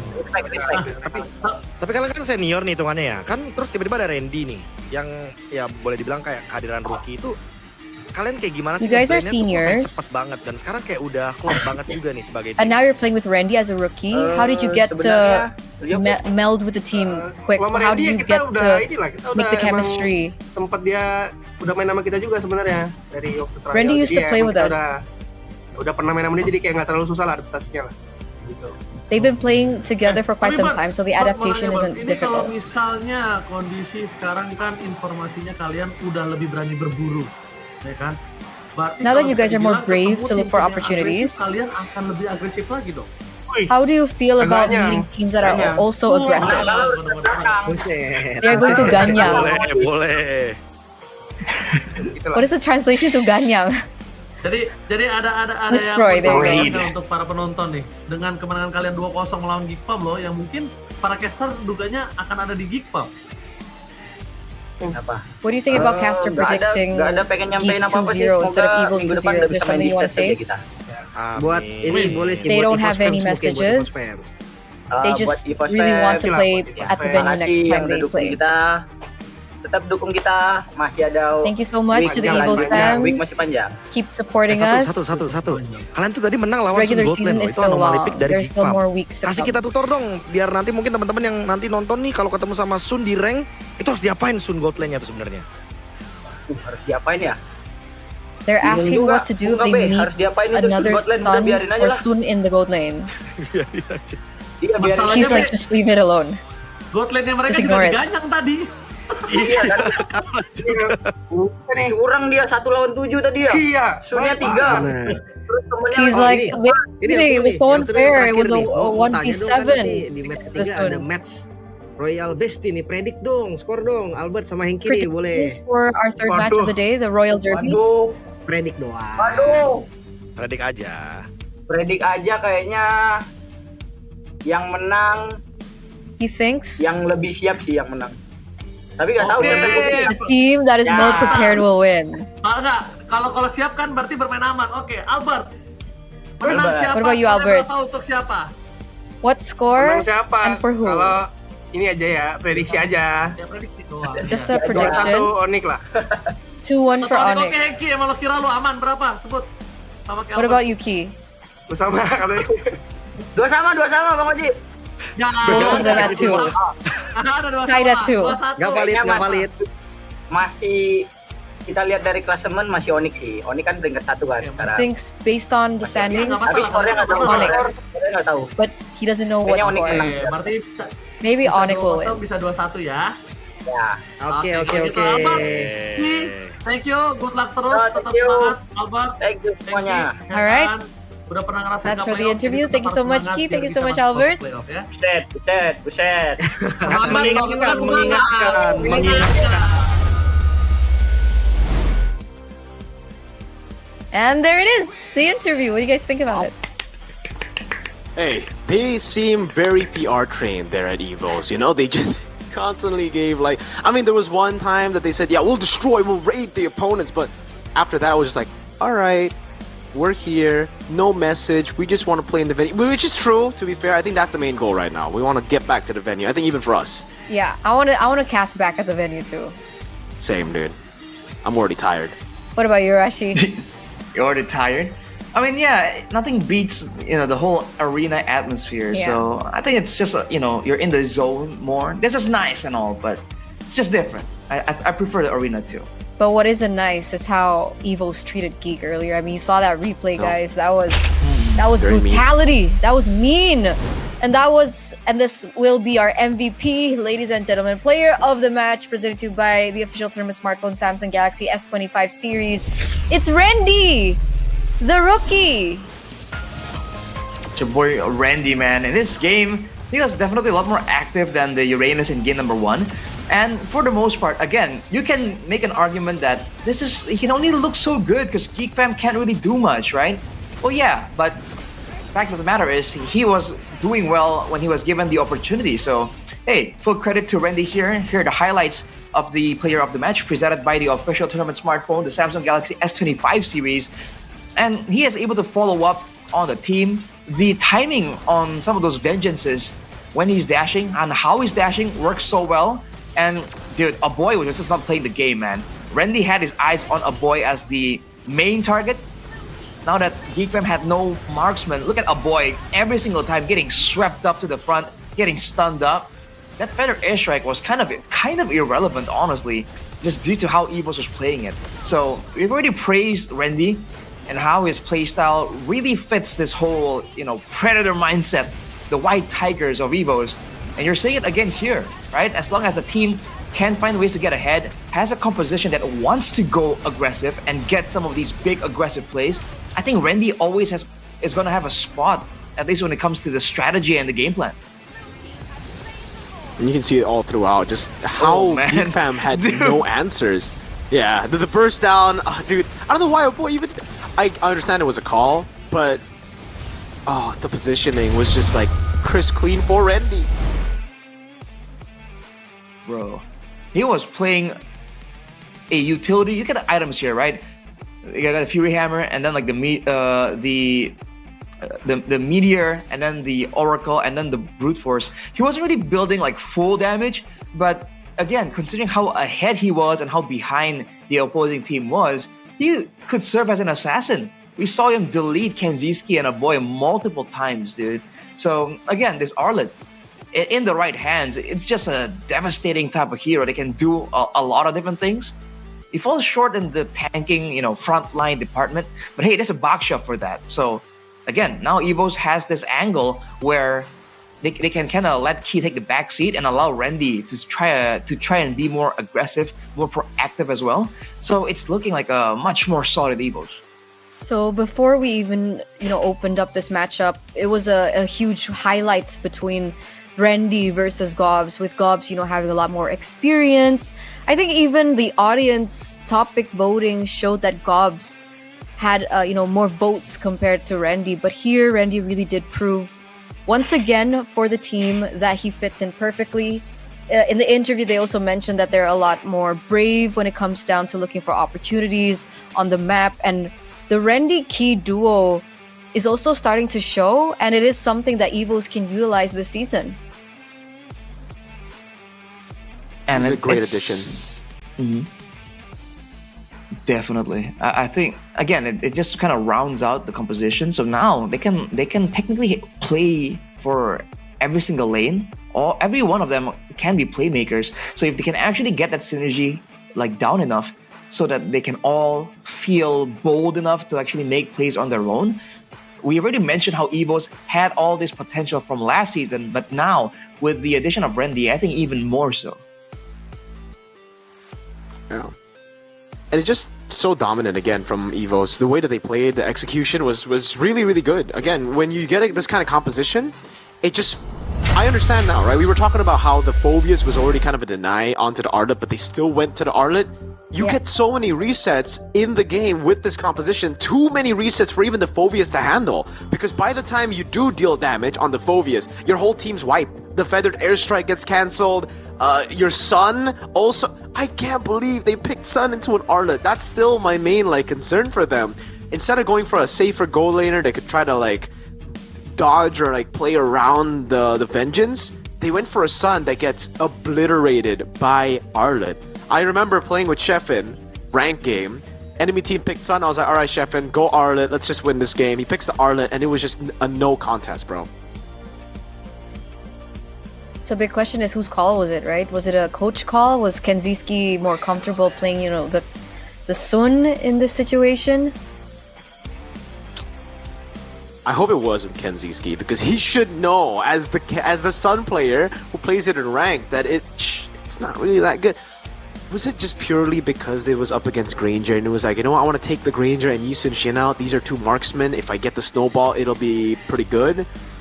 I don't know. If that was the case still, it was still very one-dimensional. It was just the thought of alright, 2 MMs equals to Sun. It's too naive, to think about it that way in MPL. Makes sense. Hopefully something changes real quick. But remember, we do have more matches ahead of us. There are a lot of things that we do want to let you guys know, and one of which is free WDP. You heard it right. Free weekly diamond pass. Go ahead and scan the QR code down below. Arashi, have you got your hands on the free WDP? I sure have. You gotta go for that value whenever it's possible, man. You just go and scan this, and you can get it's a bit of a cashback type of deal. So it's not even that complicated. It's not a full-on process. You scan it, you claim it, and that's about it, man. Free diamonds, free skins equals free wins. And don't forget, you know, essential ammo for gamers. Of course, you guys need internet. You guys Bang, need bang. phone credit. You can do that on the new GoPay app because it is always so affordable. Get 15,000 worth of credit for only 9,900 IDRs. So even more value than just the free WDP. It's so value, especially because you already got the 3,445 rupiah from the GoPay coins. You just add that, and it's technically a discount for the WDP that you can get with gopay.co.id/games. And you can also vote for your champion, win those electric motorcycles. 16 electric motorbikes are available. 16 gaming phones are also available. And of course, there are also other rewards like the MLBB skins, the GoPay coins, as well as headphones, power banks. They're all just waiting for you guys. All you need to do is just vote for your champion every time there is an MPL ID Season 16 match. And you can do that through the GoPay app. So once again, don't forget to scan the QR code down below us. Or of course, you guys can go ahead and open up your Play Store or your App Store to download GoPay. And while you're at it, you know what rhymes with GoPay? What? Good day. Good day, nice Arashi. Here it is. Wow. Good day! Wait, how do you have that? They didn't give any to me. You're lying. Yeah, they did. No way. What? No. Have it.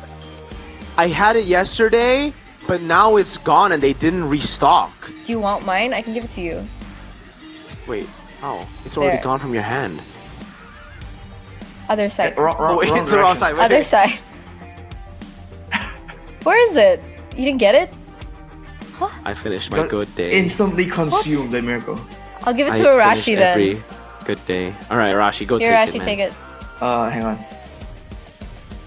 Yeah, thanks, man. Thank you. Thank You're you. welcome. Whoa, wait, how did you do I'll that? pick up another one from me. I mean, it is what it is, man. Good Day is a ready-to-drink coffee, and of course, guys, this new one Oh, man. has that QR code. Delicious. Arashi, show the QR code. Show the QR code. Right here. Or I'll cover it if you want to. Oh, I'll scan that. Give me that scan. The back here. Hey. I'm scanning. Hold up. Here. Did you get it? Dude, It's you guys. It's too scan the guys, what QR the heck? code It's and too get- small. You guys gotta get get the closer, benefit. man. I don't want to show Dude, we're trying to show. mine. We're trying to show the audience, not give you the scan, bro. Okay, Exactly. fair enough, man. Exactly. Because if you We scan don't the work QR for you. code, you guys will instantly receive diamonds as well as skins. So you guys, every purchase equals skin or diamond. So that's pretty fun. I love that. It's like a treasure hunt. And you guys can collect all the different editions, right? This one's the Brody one, the Fantastic Mochaccino. Fantastic. I want it. Go drink it, Eterna. I personally like the Raffaella one, the one with the Raffaella. You see that right there? What flavor is that? That's Originale Cappuccino, all right? So, hey, you know me. I'm a Raffaella lover and an Originale Cappuccino lover. Super good. I love it. Is that your favorite flavor, or is it the Originale Cappuccino? I like the other one. What is it? There's an avocado one, right? Cappuccino? Oh. Why don't you like Raffaella? I like Raffaella. We're talking about flavors, right? Not heroes, right? Oh, kind of both, you know. It's a competition. Whenever some like your hero is on a bottle or on any promotional, material, you gotta get competitive with it. You're like, no, mine is better, and then yours is better. You know, it's the battle. Oh, mine's what if we better. can have a good day battle? Oh, but they need to send us the different ones. Don't worry. What is the battle? I'll Do get we my just hands like on throw it Rafa. at each I other? mean, yes. Maybe we just pour it together and then see how it battles. Huh? Oh no, I don't know how that would work. Yeah, that's a bit weird. Sounds a bit wasteful as well. I don't know, man. I don't know about Waste all that. is yeah. What? Okay, Subjective. never Huh. But what's not subjective What? is simpati, guys. Alright. Oh, my lord. I know this one. Okay. You don't know it? No, I said I know this one. Oh, you know this one? Then tell us Yeah. about it. No. Okay. No, don't worry, I got you. For you guys back at home, I'm joking. For you guys back at home, go ahead, buy Simpati now and get MLBB Diamonds, alright? Get your Simpati now and enjoy tons of benefits from streaming, gaming, shopping, music to safe internet browsing. It's all there. What's even more exciting is every Simpati purchase gives you an MLBB Diamond voucher to help you push rank like a pro. What's even more exciting is every voucher to help you push rank like you're not gonna go with no skin, you know, that's just for just 35,000 IDR, you get a data plan worth 3 gigabytes and 30 minutes of calls and SMS. That's insane. So don't forget to check it out or visit tsel.id/simpati to get all of that. Simpati. I actually use Simpati. For real. Wait, really? Yeah. Wow. The beautiful thing about It's the best for you, Simpati man. is like wherever you swap travel, to Simpati. you always have signal. Wow. Yeah. What why- is Simpati, by the way? Is that sympathy? Is it sympathy? I don't know. Is it Indonesian for sympathy? No? I'm not sure actually. I think it I think technically so. is, but I feel like you're reading too much into it as well. So okay. But yeah, guys, if you're traveling, you So know, in just the a middle name. of nowhere, you like Yeah. hiking, you know, other than gaming, obviously, you like Wait, hiking. Arashi likes hiking? Exactly. I You sure can use do. Simpati I sure because I I think it I think technically so. into it as well. So Okay. That's how What about affordable it is. 35,000 US dollars to Indonesian rupiah, guys. That's 576,169,999 rupiah. Why do you know that? Quick see. maths. Quick maths. Well, But of course, if you you know, wanna- you guys are watching us online right now. We want to remind you guys for next week, for week Oh my 4, we are Let's coming go! back offline. So don't forget to grab your tickets right now for Friday, our first day of that week. It is going to be on September 12th, just to remind you. So don't forget to get your Don't tickets forget. at id-mpl.com/ticket. Oh yeah. Get your tickets for this one too, man. It's Evos versus Dewa. Will Dewa's kin be able to stop Evos' win streak? Or will it be the opposite? Will Evos also just, you know, smash Dewa, stop the kin streak from happening? But, you know, my boy Kin's gonna do it. My boy Kin! it's interesting indeed. That's... Alright. Markin Well, history. Niall is there too. Gobs is... Okay, this should be a Geek Fam win, right? There's no way Geek Fam don't get a win Oh, but your boy again. Yazuki, They don't though. make the I playoffs. Like, Yuzuki. you know, Because we it's thought- Yuzuki, I think there's a big chance. But if it's not Yuzuki, oh man. I mean, we thought it was going to be a 2-0 for Geek today. Yeah. Who knows? If I did could that see the to us. drafts beforehand, I would vote 9-0 for Evos. Well, but you can't. So that's not how it Ouch. works, man. Ouch, ouch, Unlucky, ouch. man. But of course, boys and girls, you know, jokes aside, we do really miss you guys. We do want to see you back at the venue. We miss you. You'll get a chance to, you know, take pictures with Mirko or with Arashi. But for now, we are going to go on a break before we head into the Chaos Derby for match number 2. So we'll see you then. We'll see you after the break, boys.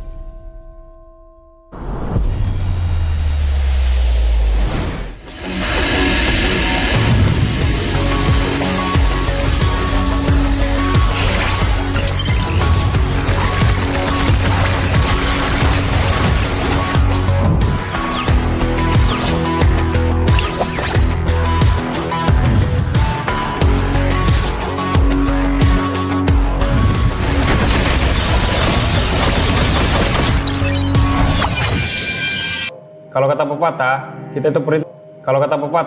kita itu perintis, bukan pewaris. Gak nyambung sih, tapi gua akui ya, generasi baru sekarang garis ganas. Respect sama veteran dong, Indonesia bakal comeback, dan kita kasih paham sih.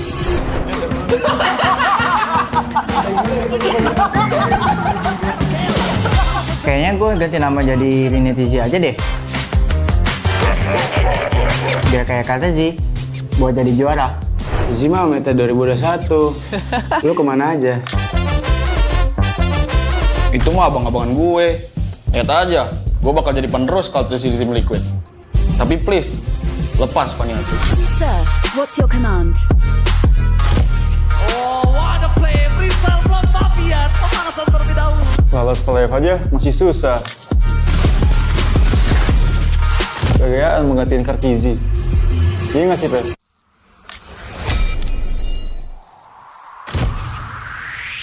Meskipun gue gak pernah lolos ke playoff, setidaknya gue pernah dipuji juara lah.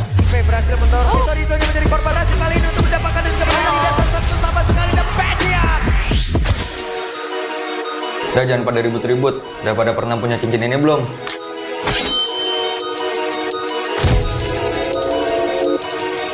Ngisi deh. Gantian shift dulu ya. This is Keyboard.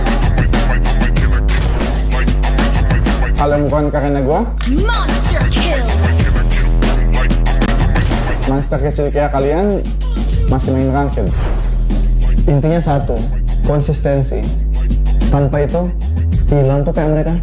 Hah? Kok kita sih jadi contoh jeleknya?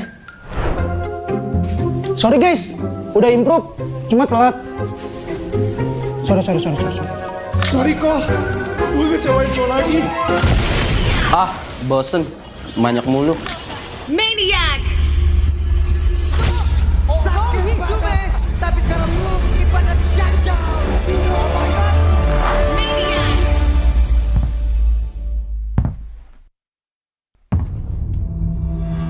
Mau adu maniak season ini? Sekarang daerahnya sendiri mereka bisa pisan. Tapi masih ada pergerakan di dan di mana dirinya dikeroyok. Namun itu sekarang satu buah Johan. You miss me? Tuan belum kalah. Kita kasih paham bahwa era kita masih ada.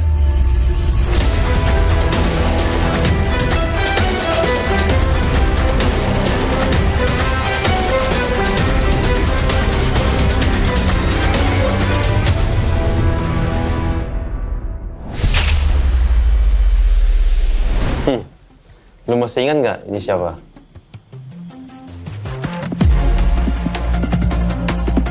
Boleh juga. Tapi lu tahu nggak di atas lu ada siapa?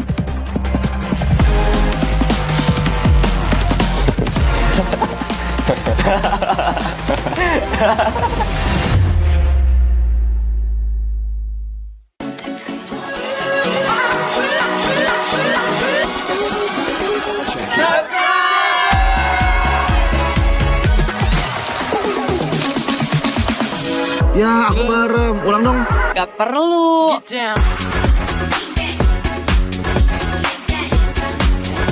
Guys, review.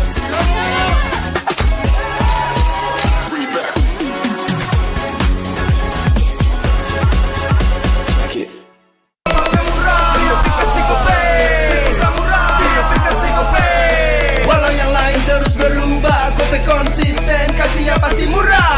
Tagihan murah di aplikasi Gope, gratis transfer 100 kali per bulan. Download aplikasi Gope baru, nggak pakai lama. Dompet andalan gamers banyak damage-nya.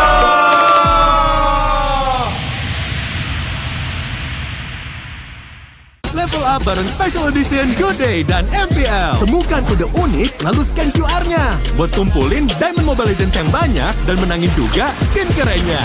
Cobain semua variannya sekarang. Sebotol Good Day bikin GG Good Day. Yo, Good Day MPL, woo, Good Day MPL, woo, Good Day MPL, yes, Good Day MPL, woo, Good Day MPL, yes, Good Day MPL, yo, Good Day MPL, oh.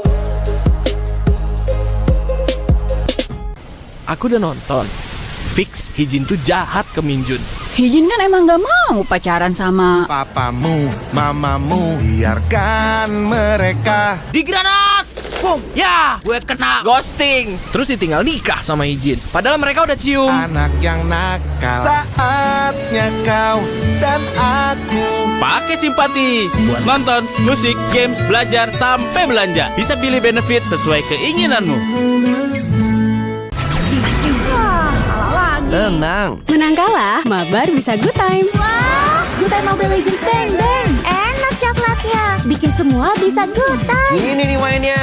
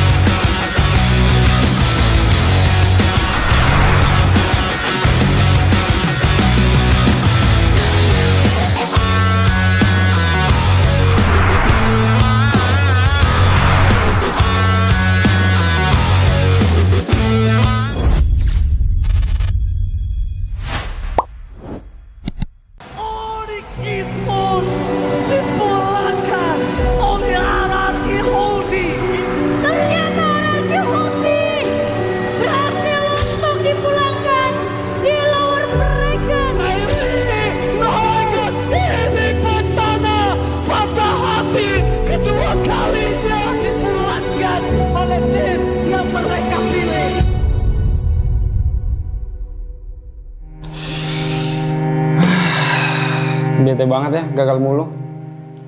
Tapi kan kita Royal Bestie. Gue yakin kita bakal comeback sih. Terus kita bawa pulang Piala M Series deh. Enak lu kalau ngomong. Tim lu kemarin juara. Tim gua gagal MSC, MPL runner up 2 kali lagi. Udah, jangan dipikirin lagi. Kita tuh jago kok.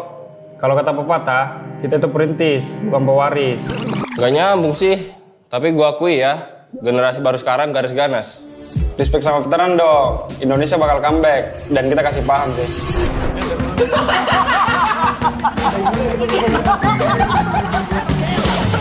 Kayaknya gue ganti nama jadi Rinitizi aja deh. Biar kayak kata sih, buat jadi juara. Zizi mah meta 2021. Lu kemana aja? Itu mah abang-abangan gue. Lihat aja, gue bakal jadi penerus kalau terus di tim Liquid. Tapi please, lepas Paniati. Sir, what's your command? Oh, what a play. Rizal from Fabian. Pemanasan terlebih dahulu. Lolos playoff aja masih susah. Gagayaan menggantiin Kartizi. Iya nggak sih, Pe?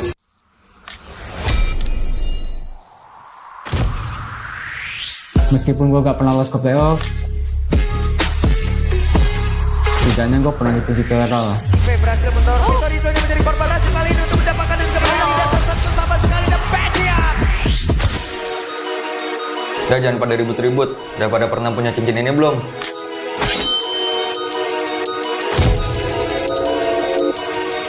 Ngisi deh. Gantian shift dulu ya. This is Keyboard. Kalau bukan karena gue, Monster kill. monster kecil kayak kalian masih main ranked. Intinya satu, konsistensi. Tanpa itu, hilang tuh kayak mereka. Hah? Kok kita sih jadi contoh jeleknya? Sorry guys, udah improve, cuma telat. Sorry. Sorry kok, gue ngecewain lo lagi. Ah, bosen. Banyak mulu. Maniac! Sakti hijau tapi sekarang lu kipannya shutdown. Oh my god.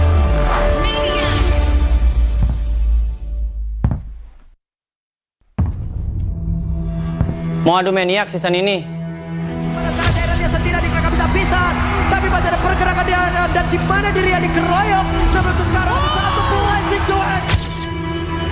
You miss me? Kita kasih paham bahwa era kita masih ada.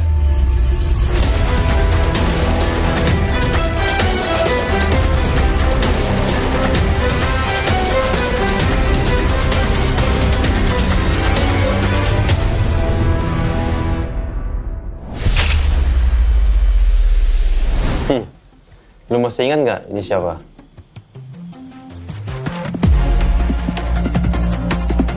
Boleh juga. Tapi lu tahu nggak di atas lu ada siapa?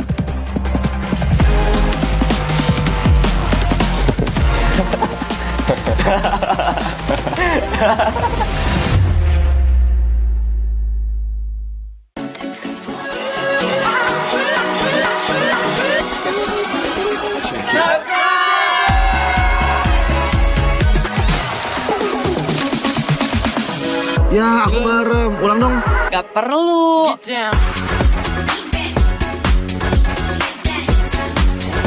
Guys, review.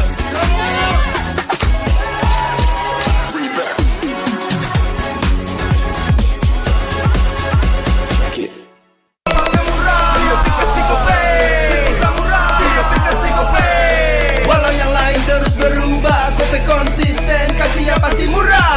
Tagihan murah di aplikasi Gope, transfer 100 kali per bulan. Download aplikasi Gope baru, nggak pakai lama. Dompet andalan gamers banyak damage-nya.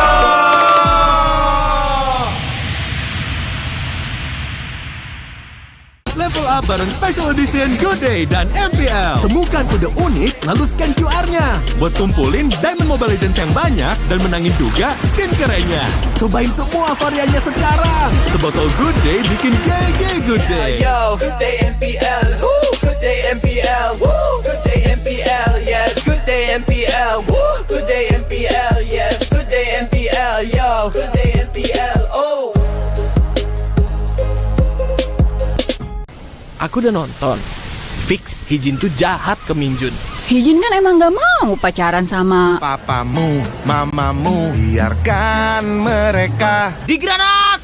Boom! Ya, gue kena ghosting. Terus ditinggal nikah sama Hijin. Padahal mereka udah cium. Anak yang nakal. Saatnya kau dan aku Pakai simpati buat nonton, musik, games, belajar, sampai belanja. Bisa pilih benefit sesuai keinginanmu. Tenang. Menang kalah, mabar bisa good time. Wah, good time Mobile Legends bang bang. Enak coklatnya, bikin semua bisa good time. Ini nih mainnya.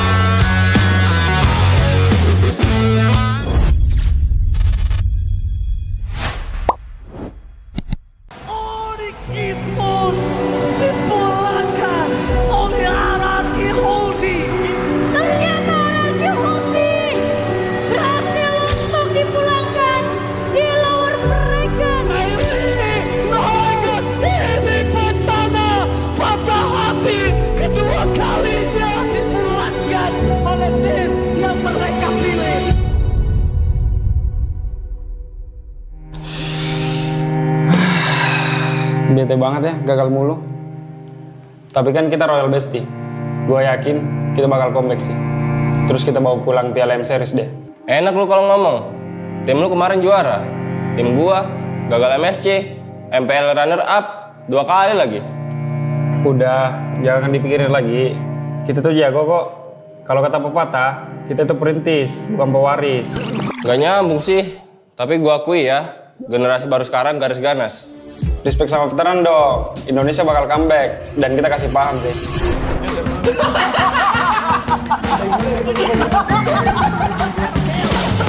Kayaknya gue ganti nama jadi Rinetizi aja deh. Biar kayak kata Zi, buat jadi juara. Isi mah meta 2021. Lu kemana aja? Itu mah abang-abangan gue. Lihat aja, gue bakal jadi penerus kalau terus di tim Liquid. Tapi please, lepas Paniati. Sir, what's your command? Oh, what a play! Freestyle from Fabian. Pemanasan terlebih dahulu. Lolos ke live aja masih susah. Kegayaan menggantiin Kartizi. Iya nggak sih, Pe?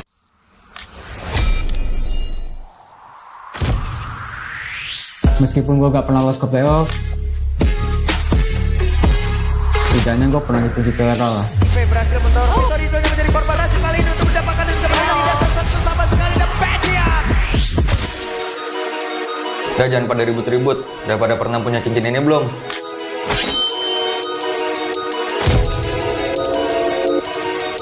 Misi deh. Gantian shift dulu ya. This is Keyboard. Kalau bukan karena gua, Monster kill. monster kecil kayak kalian masih main ranked. Intinya satu, konsistensi. Tanpa itu, hilang tuh kayak mereka. Hah? Kok kita sih jadi contoh jeleknya? Sorry guys, udah improve, cuma telat. Sorry. Sorry kok, gue ngecewain gue lagi. Ah, bosen. Banyak mulu. Maniac. Satu hijau tapi sekarang lu ibadah di shutdown. Oh my god. Maniac.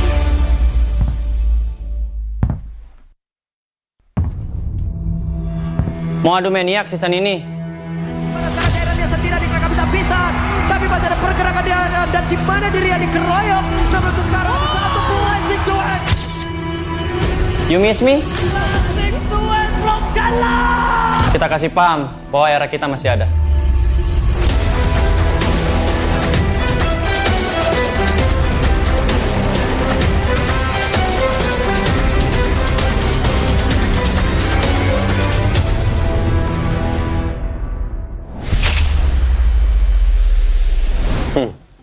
Lu masih ingat nggak ini siapa?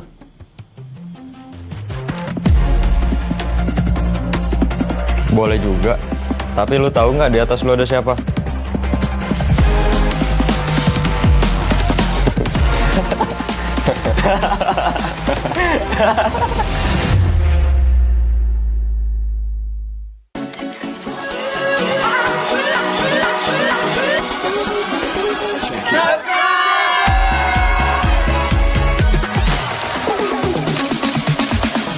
Ya, aku merem. Ulang dong. Gak perlu.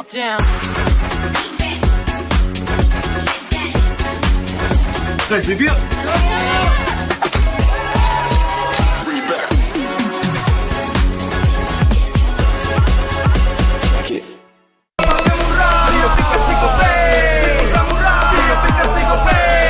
Walau yang lain terus berubah, Gope konsisten, kasih yang pasti murah. Bayar tagihan murah di aplikasi Gope, gratis transfer 100 kali per bulan. Download aplikasi Gope baru, nggak pakai lama. Dompet andalan gamers banyak damage-nya.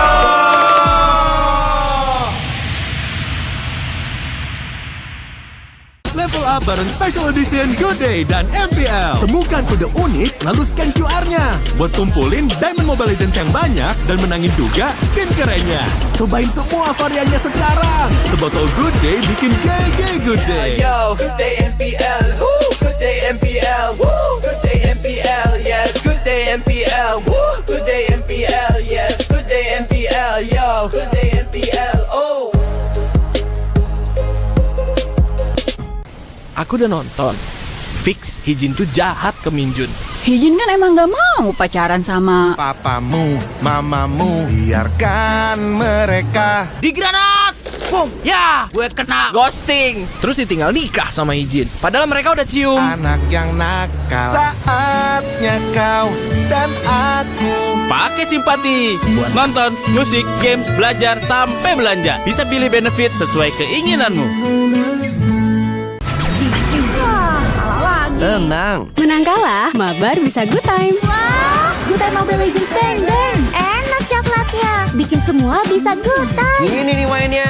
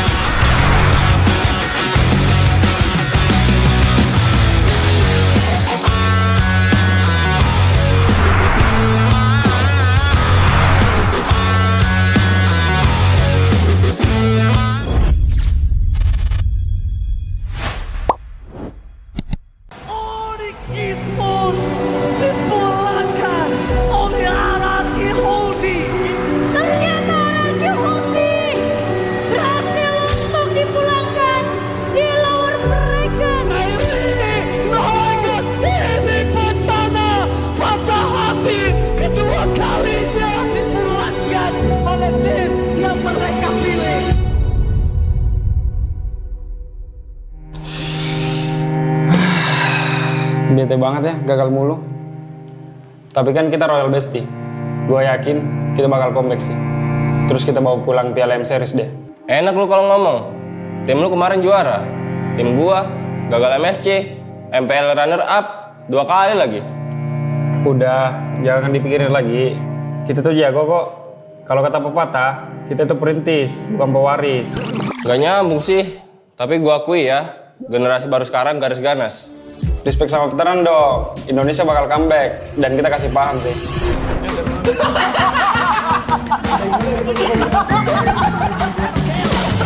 Kayaknya gue ganti nama jadi Rinetizi aja deh. Biar kayak kata sih, buat jadi juara. Zima meta 2021. Lu kemana aja? Itu mah abang-abangan gue. Lihat aja, gue bakal jadi penerus kalau di tim Liquid. Tapi please, lepas Paniati. Sir, what's your command? Oh, what a play! Brisal from Fabian. Pemanasan terlebih dahulu. Lolos ke live aja masih susah.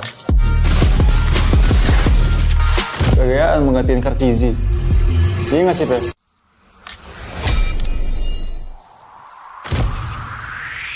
Meskipun gue gak pernah lolos ke playoff, setidaknya gue pernah dipuji ke era lah. berhasil mendorong Vitorino menjadi korban racun kali ini untuk mendapatkan dan kemenangan tidak tersentuh sama sekali dan Pedia. Udah jangan pada ribut-ribut. Udah pada pernah punya cincin ini belum?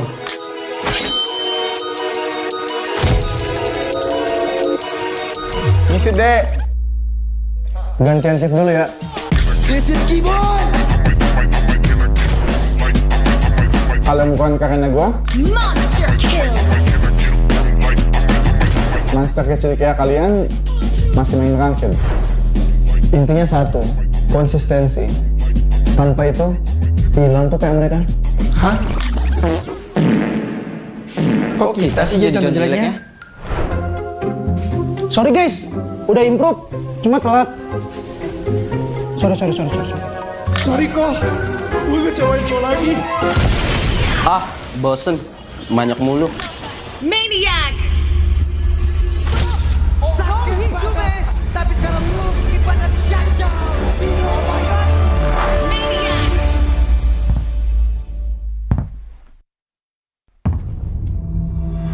Mau adu maniak season ini? Sekarang dia sendiri mereka bisa pisah. Tapi masih ada pergerakan di dalam dan di mana dirinya dikeroyok. Namun untuk sekarang ada satu buah situasi. You miss me? Kita kasih paham bahwa era kita masih ada.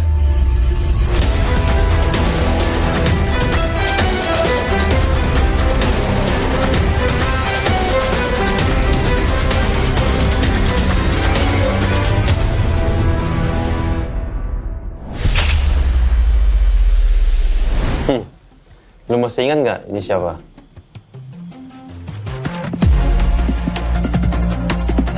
Boleh juga. Tapi lu tahu nggak di atas lu ada siapa?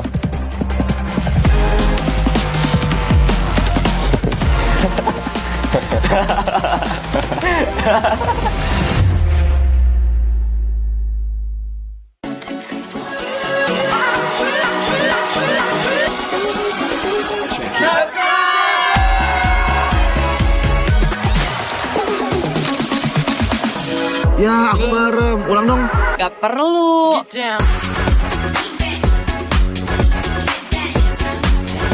Guys, review.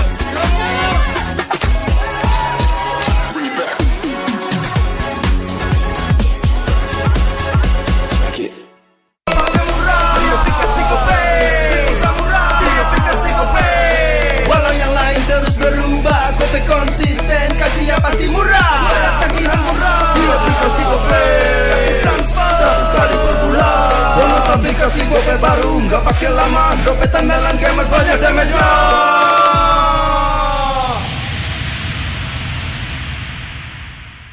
Level up bareng Special Edition Good Day dan MPL. Temukan kode unik, lalu scan QR-nya. Buat kumpulin Diamond Mobile Legends yang banyak dan menangin juga skin kerennya. Cobain semua variannya sekarang. Sebotol Good Day bikin GG Good Day. Yo, Good Day MPL, woo, Good Day MPL, woo, Good Day MPL, yes, Good Day MPL, woo, Good Day MPL, yes, Good Day MPL, yo, Good Day MPL, oh. Aku udah nonton. Fix, Hijin tuh jahat ke Minjun. Hijin kan emang gak mau pacaran sama Papamu, mamamu, biarkan mereka. Di granat!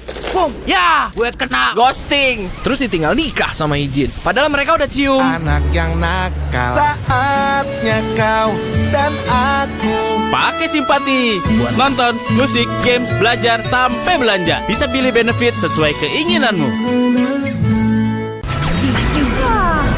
Tenang. Menang kalah, mabar bisa good time. Wah, good time Mobile Legends Bang Bang. Enak coklatnya, bikin semua bisa good time. Ini nih mainnya.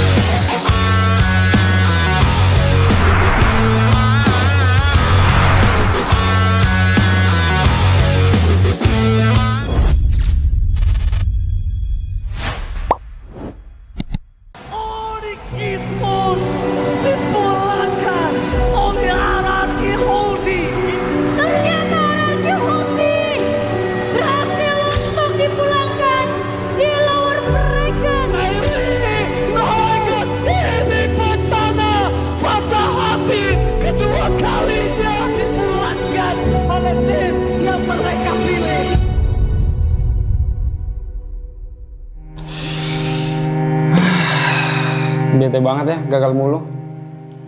Tapi kan kita Royal Bestie. Gue yakin kita bakal comeback sih. Terus kita bawa pulang Piala M Series deh. Enak lu kalau ngomong. Tim lu kemarin juara. Tim gua gagal MSC, MPL runner up 2 kali lagi. Udah, jangan dipikirin lagi. Kita tuh jago kok. Kalau kata pepatah, kita tuh perintis, bukan pewaris. Gak nyambung sih. Tapi gua akui ya, generasi baru sekarang garis ganas. Respect sama veteran dong. Indonesia bakal comeback dan kita kasih paham sih.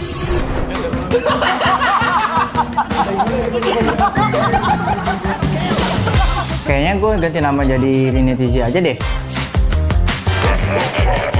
Biar kayak kata Zi, buat jadi juara. Zima meta 2021. Lu kemana aja? Itu mah abang-abangan gue. Lihat aja, gue bakal jadi penerus kalau terus di tim Liquid. Tapi please, lepas Paniati. Sir, what's your command?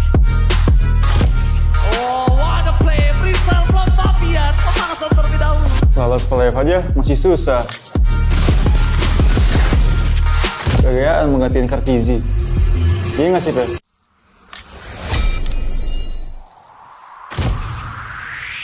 Meskipun gue gak pernah lolos ke playoff, setidaknya gue pernah dipuji ke lah. Berhasil mendorong Vitorino menjadi korban hasil kali ini untuk mendapatkan dan kembali dan tersangkut sama sekali dan Badian. Udah jangan pada ribut-ribut. Udah pada pernah punya cincin ini belum?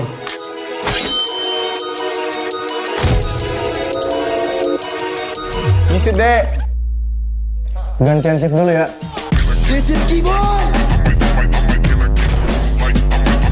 Kalau bukan karena gua, Monster kill. monster kecil kayak kalian masih main ranked. Intinya satu, konsistensi. Tanpa itu, hilang tuh kayak mereka. Hah? Kok kita sih jadi contoh jeleknya? Sorry guys, udah improve, cuma telat. Sorry. Sorry kok, gue ngecewain kau lagi. Ah, bosen. Banyak mulu. Maniac. Sakit cuma, tapi sekarang lu ibadah shutdown. Oh my god. Maniac.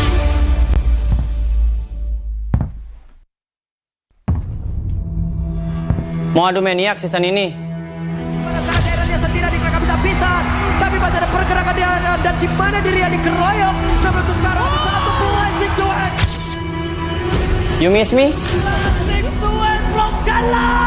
Kita kasih paham bahwa era kita masih ada.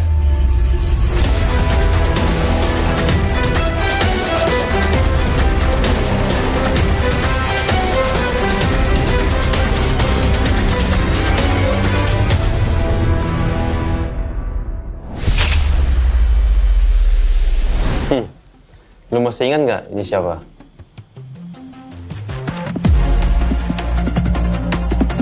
Boleh juga. Tapi lu tahu nggak di atas lu ada siapa?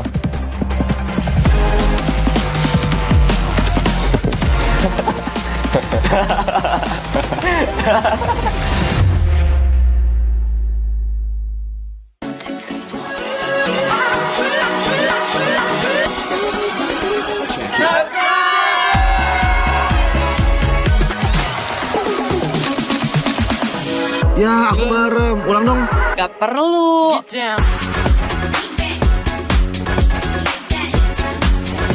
Guys, review.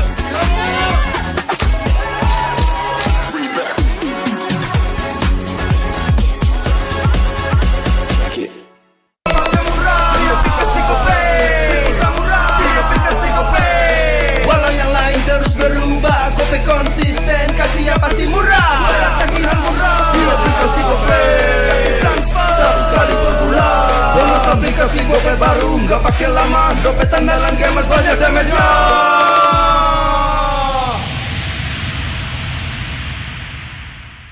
Level up bareng Special Edition Good Day dan MPL. Temukan kode unik, lalu scan QR-nya. Buat kumpulin Diamond Mobile Legends yang banyak dan menangin juga skin kerennya. Cobain semua variannya sekarang. Sebotol Good Day bikin GG Good Day. Yo, Good Day MPL, woo, Good Day MPL, woo, Good Day MPL, yes, Good Day MPL, woo, Good Day MPL, yes, Good Day MPL, yo, Good Day MPL. aku udah nonton. Fix, Hijin tuh jahat ke Minjun.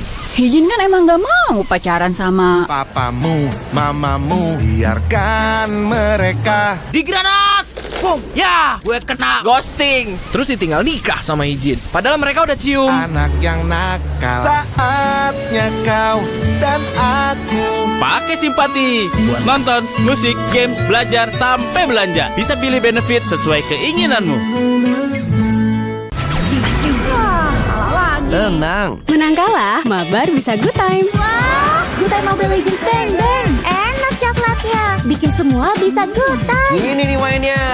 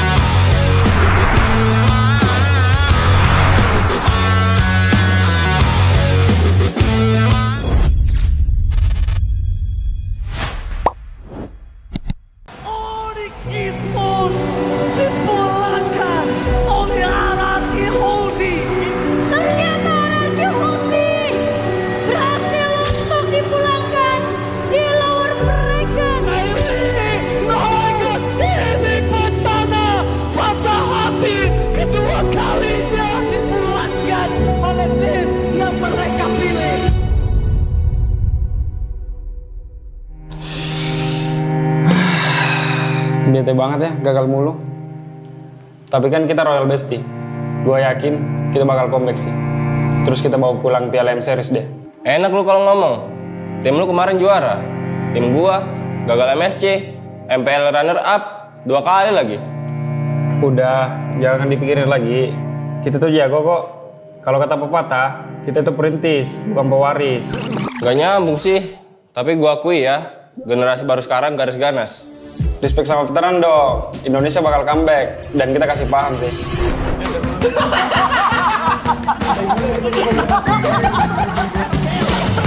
Kayaknya gue ganti nama jadi Rinetizi aja deh. Biar kayak kata sih, buat jadi juara. Zi mah meta 2021. Lu kemana aja? Itu mah abang-abangan gue. Lihat aja, gue bakal jadi penerus kalau terus di tim Liquid. Tapi please, lepas Paniati. Sir, what's your command? Oh, what a play! Brisal from Fabian. Pemanasan terlebih dahulu. Lolos playoff aja masih susah. Gagayaan menggantiin Kartizi. Iya nggak sih, Pe?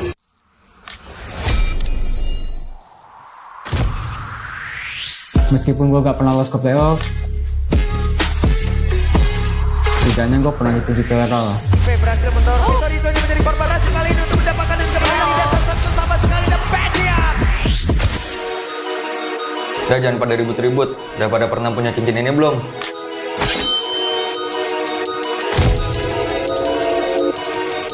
Misi dek. Gantian shift dulu ya. This is Keyboy. Kalau bukan karena gua, Monster kill. monster kecil kayak kalian masih main ranked. Intinya satu, konsistensi. Tanpa itu, hilang tuh kayak mereka. Hah? Kok kita sih jadi contoh jeleknya? Sorry guys, udah improve, cuma telat. Sorry. Sorry kok, gue ngecewain lo lagi. Ah, bosen. Banyak mulu. Maniac! Tapi sekarang lu kipannya di shutdown.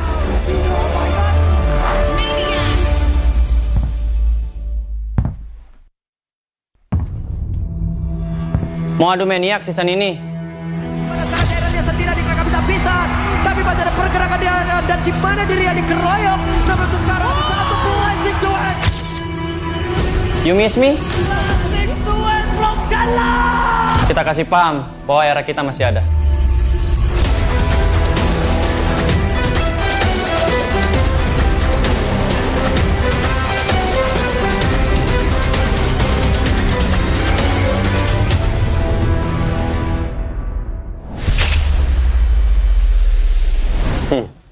Lu masih ingat nggak ini siapa?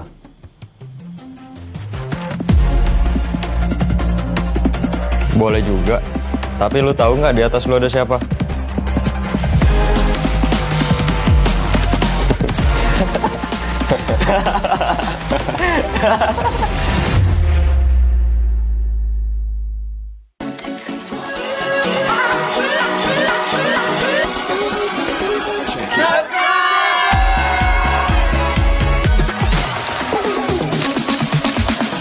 Ya, aku merem. Ulang dong. Gak perlu.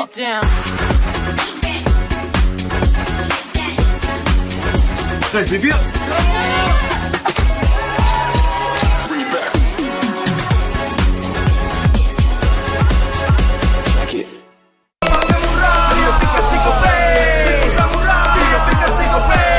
Walau yang lain terus berubah, Gope konsisten, kasihnya pasti murah.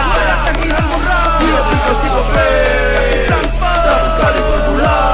Download aplikasi Gope baru, nggak pakai lama. Dompet andalan gamers banyak damage-nya.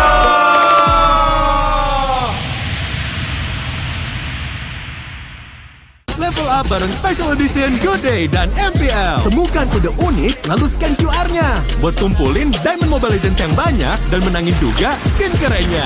Cobain semua variannya sekarang. Sebotol Good Day bikin GG Good Day. Yo, Good Day MPL. Woo, Good Day MPL. Woo, Good Day MPL. Yes, Good Day MPL. Woo, Good Day MPL. Yes, Good Day MPL. Yo, Good Day MPL. Oh. Aku udah nonton. Fix, Hijin tuh jahat ke Minjun. Hijin kan emang gak mau pacaran sama Papamu, mamamu, biarkan mereka. Di granat! Boom! Ya, gue kena ghosting. Terus ditinggal nikah sama Hijin. Padahal mereka udah cium. Anak yang nakal. Saatnya kau dan aku. Pakai simpati buat nonton, musik, games, belajar, sampai belanja. Bisa pilih benefit sesuai keinginanmu. Tenang. Menang kalah, mabar bisa good time. Wah, good time Mobile Legends bang bang. Enak coklatnya, bikin semua bisa good time. Ini nih mainnya.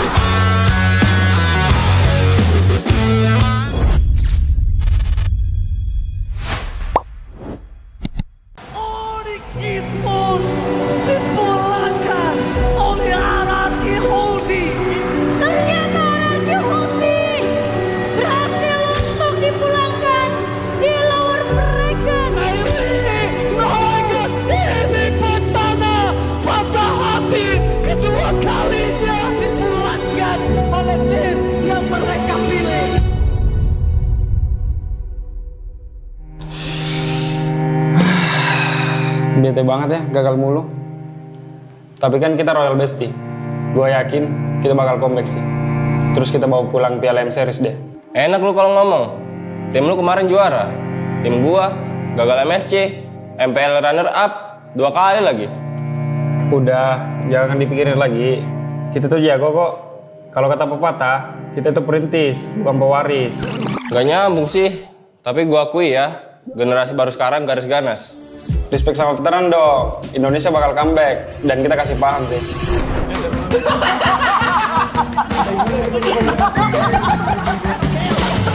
Kayaknya gue ganti nama jadi Rini Tizi aja deh. Biar kayak kata sih, buat jadi juara. Tizi mah meta 2021. Lu kemana aja? Itu mah abang-abangan gue. Lihat aja, gue bakal jadi penerus kalau di tim Liquid. Tapi please, lepas Paniati. Sir, what's your command? Oh, what a play! Freestyle from Fabian. Pemanasan terlebih dahulu. Lolos playoff aja masih susah. Kegayaan menggantiin Kartizi. Iya nggak sih, Pe?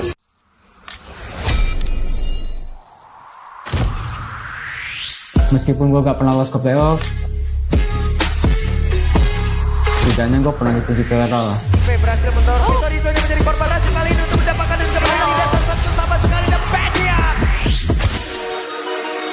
Udah jangan pada ribut-ribut. Udah pada pernah punya cincin ini belum?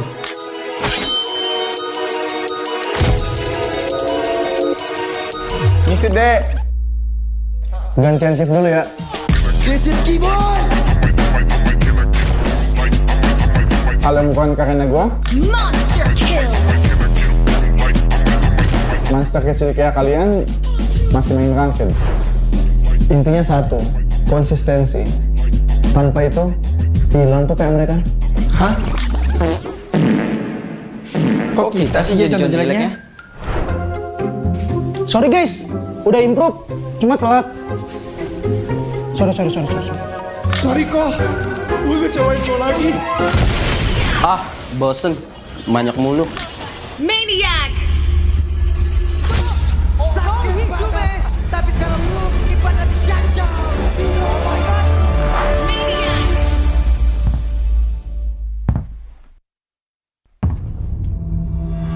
Mau adu maniak season ini? Sekarang dia sendiri mereka bisa pisah, tapi masih ada pergerakan di dalam dan gimana dirinya dikeroyok. Namun itu sekarang satu buah situasi. You miss me? Kita kasih paham bahwa era kita masih ada.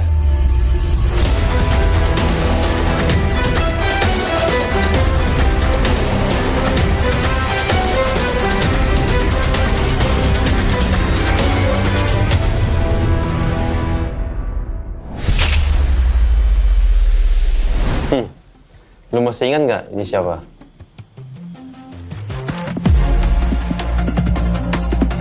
Boleh juga. Tapi lu tahu nggak di atas lu ada siapa?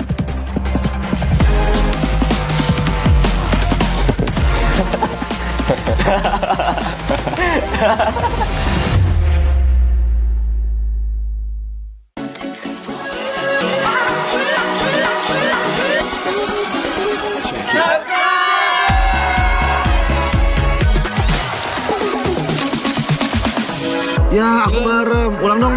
Gak perlu.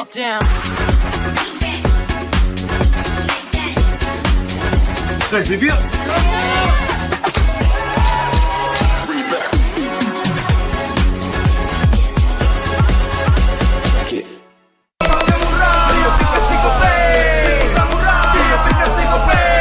Walau yang lain terus berubah, Kope konsisten, kasih yang pasti murah. Tagihan murah, di aplikasi Kope. Transfer 100 kali per bulan. Download aplikasi Kope baru, nggak pakai lama. Dompet andalan gamers banyak damage-nya.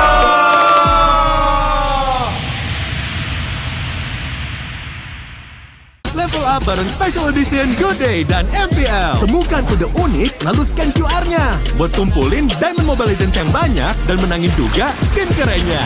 Cobain semua variannya sekarang. Sebotol Good Day bikin GG Good Day. Yo, Good Day MPL, woo, Good Day MPL, woo, Good Day MPL, yes, Good Day MPL, woo, Good Day MPL, yes, Good Day MPL, yo, Good Day MPL.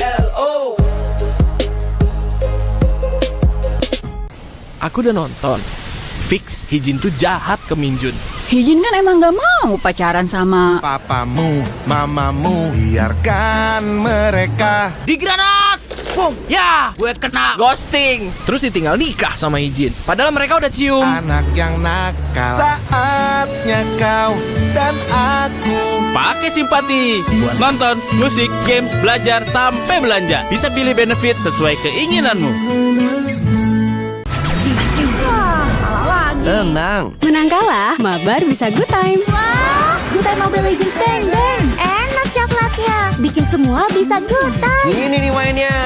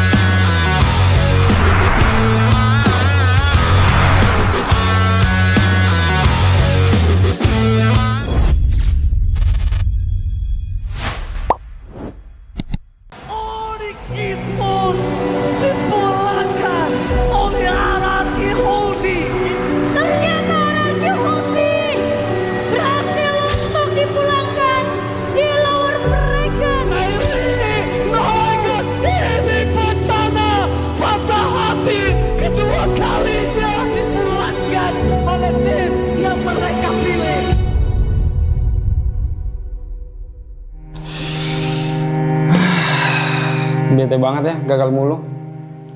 Tapi kan kita Royal Bestie. Gue yakin kita bakal comeback sih. Terus kita bawa pulang Piala M Series deh. Enak lu kalau ngomong. Tim lu kemarin juara. Tim gua gagal MSC, MPL runner up 2 kali lagi. Udah, jangan dipikirin lagi. Kita tuh jago kok. Kalau kata pepatah, kita tuh perintis, bukan pewaris. Gak nyambung sih. Tapi gua akui ya, generasi baru sekarang garis ganas. Respect sama veteran dong. Indonesia bakal comeback dan kita kasih paham sih.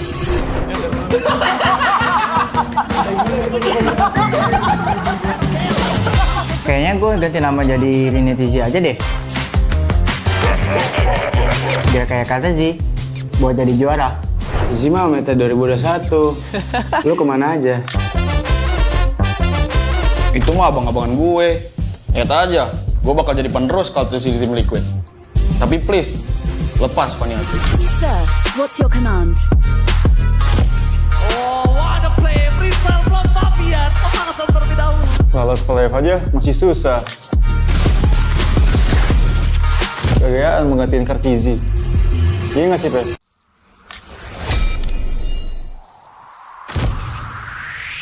Meskipun gue gak pernah lolos ke playoff, setidaknya gue pernah dipuji Kelera lah. Berhasil mendorong Victory itu menjadi korban hasil kali ini untuk mendapatkan dan kembali tidak tersentuh sama sekali dan Pedia. Udah jangan pada ribut-ribut. Udah pada pernah punya cincin ini belum?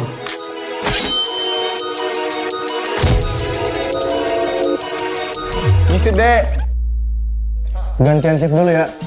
This is Keyboy. Kalau bukan karena gue, Monster kill. monster kecil kayak kalian masih main ranked. Intinya satu, konsistensi. Tanpa itu, hilang tuh kayak mereka. Hah? Kok kita sih jadi contoh jeleknya? Sorry guys, udah improve, cuma telat. Sorry. Sorry kok, gue ngecewain lo lagi. Ah, bosen. Banyak mulu. Maniac! Tapi sekarang lu kipannya di shutdown.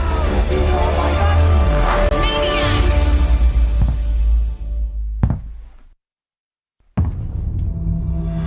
Mau adu maniak season ini? Pada saat dia sendiri kakak bisa pisan.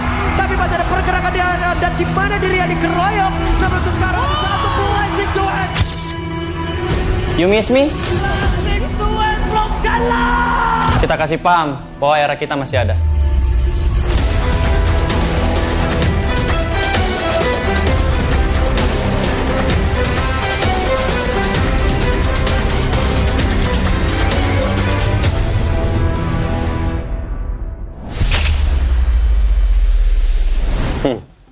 Lu masih ingat nggak ini siapa?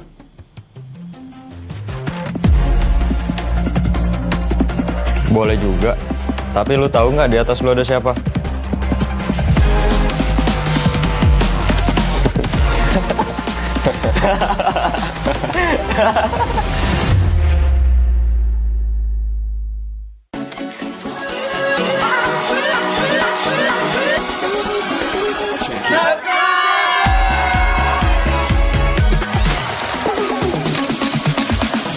Ya, aku merem. Ulang dong.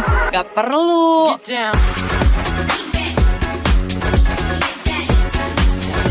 Guys, review.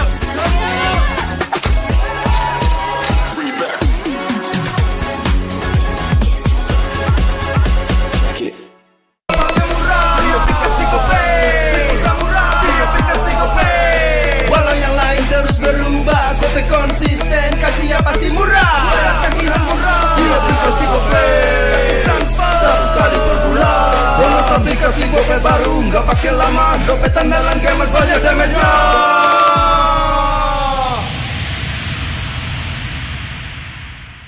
Level up bareng Special Edition Good Day dan MPL. Temukan kode unik lalu scan QR-nya. Buat kumpulin Diamond Mobile Legends yang banyak dan menangin juga skin kerennya. Cobain semua variannya sekarang. Sebotol Good Day bikin GG Good Day. Yo, good day MPL, woo, good day MPL, woo, good day MPL, yes, good day MPL, woo, good day MPL, yes, good day MPL, yo, good day MPL, oh. Aku udah nonton. Fix, Hijin tuh jahat ke Minjun. Hijin kan emang gak mau pacaran sama Papamu, mamamu, biarkan mereka. Di granat! Boom! Ya, gue kena ghosting. Terus ditinggal nikah sama Hijin. Padahal mereka udah cium. Anak yang nakal. Saatnya kau dan aku. Pakai simpati buat nonton, musik, games, belajar, sampai belanja. Bisa pilih benefit sesuai keinginanmu. Tenang. Menang kalah, mabar bisa good time. Wah, good time Mobile Legends bang bang. Enak coklatnya, bikin semua bisa good time. Ini nih mainnya.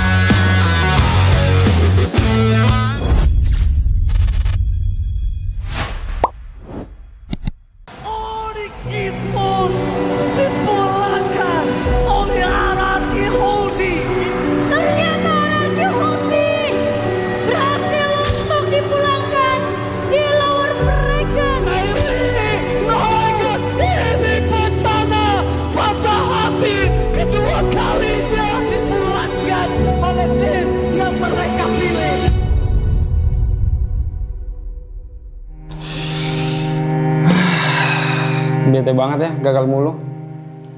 Tapi kan kita Royal Bestie. Gue yakin kita bakal comeback sih. Terus kita bawa pulang Piala M Series deh. Enak lu kalau ngomong. Tim lu kemarin juara. Tim gua gagal MSC, MPL runner up 2 kali lagi. Udah, jangan dipikirin lagi. Kita tuh jago kok. Kalau kata pepatah, kita tuh perintis, bukan pewaris. Gak nyambung sih. Tapi gua akui ya, generasi baru sekarang garis ganas. Respect sama veteran dong. Indonesia bakal comeback dan kita kasih paham sih.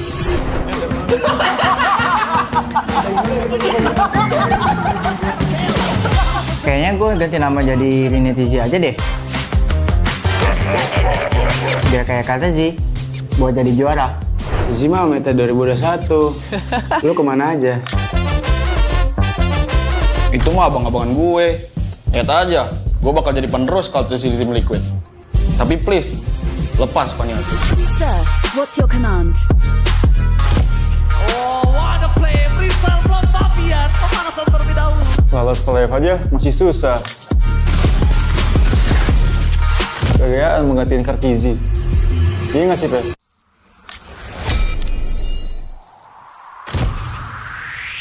Meskipun gue gak pernah lolos ke playoff, setidaknya gue pernah dipuji ke era lah. Berhasil mendorong Rizalnya menjadi korban berhasil kali ini untuk mendapatkan dan kembali di dasar satu sama sekali dan Bedian.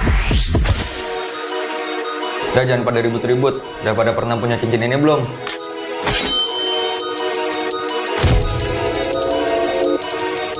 Ngisi deh. Gantian shift dulu ya. This is keyboard. Kalau bukan karena gue, Monster kill.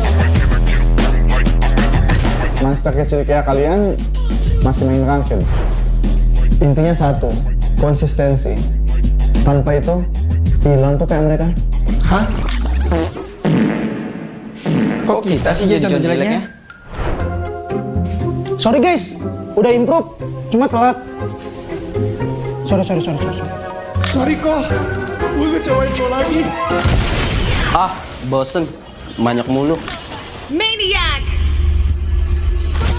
Sakit hijau tapi sekarang lu kipas dan shutdown. Oh my god. Maniac.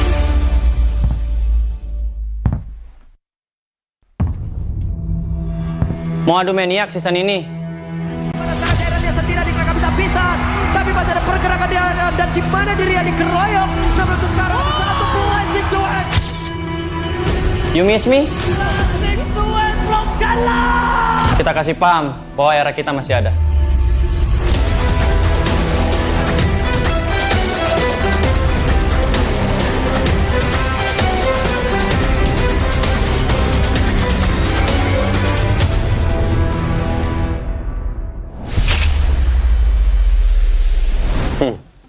Lu masih ingat nggak ini siapa?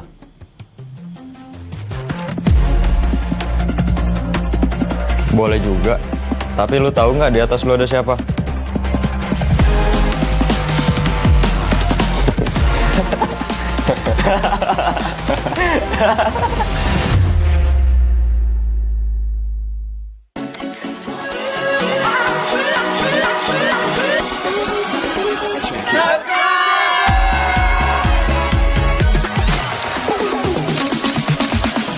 Ya, aku bareng. Ulang dong. Gak perlu.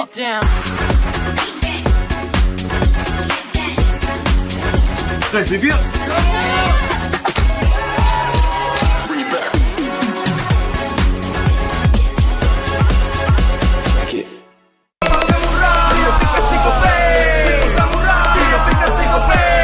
Walau yang lain terus berubah, Gope konsisten, kasihnya pasti murah. Tagihan murah di aplikasi Gope. Transfer 100 kali per bulan. Download aplikasi Gope baru, nggak pakai lama. Dompet andalan gamers banyak damage-nya.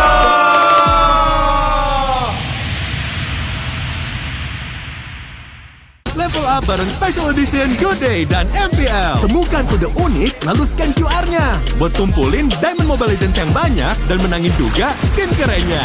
Cobain semua variannya sekarang. Sebotol Good Day bikin GG Good Day. Yo, Good Day MPL. Woo, Good Day MPL. Woo, Good Day MPL. Yes, Good Day MPL. Woo, Good Day MPL. Yes, Good Day MPL. Yo, Good Day MPL. aku udah nonton. Fix, Hijin tuh jahat ke Minjun. Hijin kan emang gak mau pacaran sama Papamu, mamamu, biarkan mereka. Di granat! Boom! Ya, gue kena ghosting. Terus ditinggal nikah sama Hijin. Padahal mereka udah cium. Anak yang nakal. Saatnya kau dan aku Pakai simpati buat nonton, musik, games, belajar, sampai belanja. Bisa pilih benefit sesuai keinginanmu. Tenang. Menang kalah, mabar bisa good time. Wah, good time Mobile Legends bang bang. Enak coklatnya, bikin semua bisa good time. Ini nih mainnya.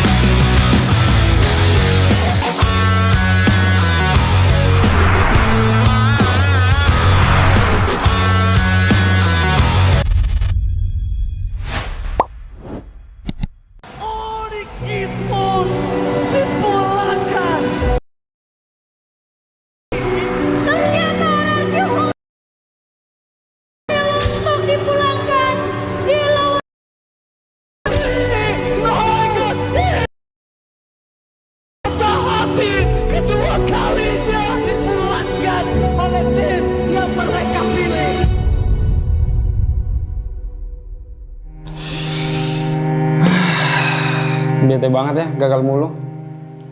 Tapi kan kita Royal Bestie. Gue yakin kita bakal comeback sih. Terus kita bawa pulang Piala M Series deh. Enak lu kalau ngomong. Tim lu kemarin juara. Tim gua gagal MSC, MPL runner up 2 kali lagi. Udah, jangan dipikirin lagi. Kita tuh jago kok. Kalau kata pepatah, kita tuh perintis, bukan pewaris. Gak nyambung sih. Tapi gua akui ya, generasi baru sekarang garis ganas. Respect sama veteran dong. Indonesia bakal comeback dan kita kasih paham sih.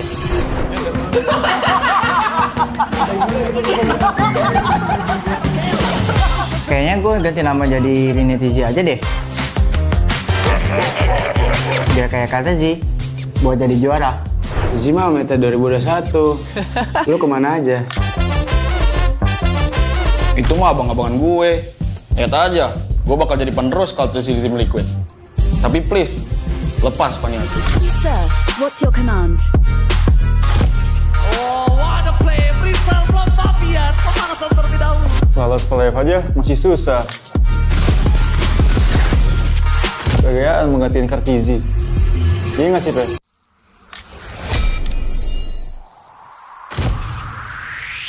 Meskipun gue gak pernah lolos ke playoff,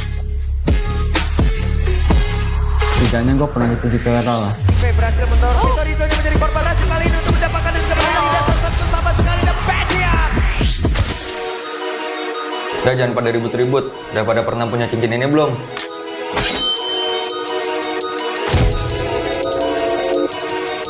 Misi dek.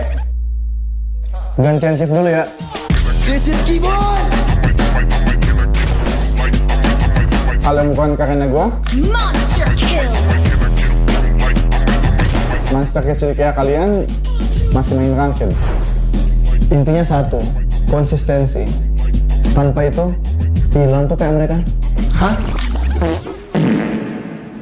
Kok kita sih jadi contoh jeleknya? Sorry guys, udah improve, cuma telat. Sorry. Sorry kok, gue ngecewain lo lagi. Ah, bosen. Banyak mulu. Maniac! Sakti Hijume, tapi sekarang lu kipan dan shutdown. Oh my god.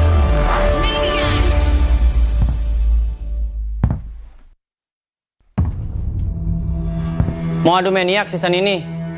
Pada saat akhirnya setidaknya mereka bisa pisah, tapi masih ada pergerakan di dan di mana dirinya dikeroyok. Namun untuk sekarang satu buah situasi. You miss me?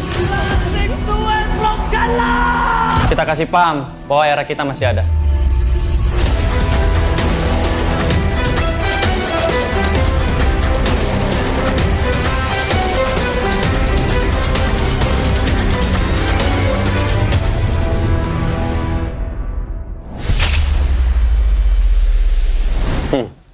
Lu masih ingat nggak ini siapa?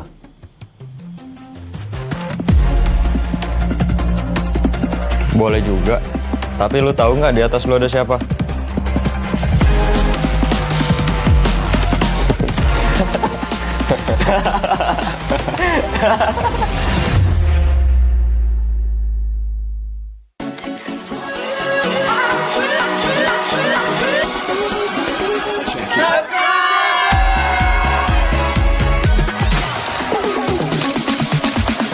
Ya, aku bareng. Ulang dong.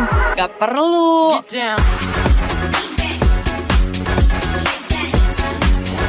Guys, review.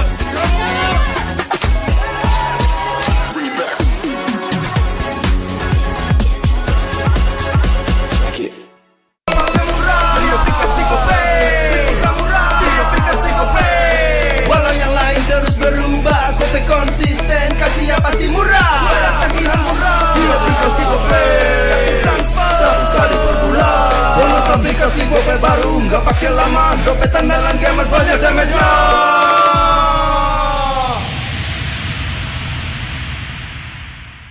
Level up bareng Special Edition Good Day dan MPL. Temukan kode unik, lalu scan QR-nya. Buat kumpulin Diamond Mobile Legends yang banyak dan menangin juga skin kerennya.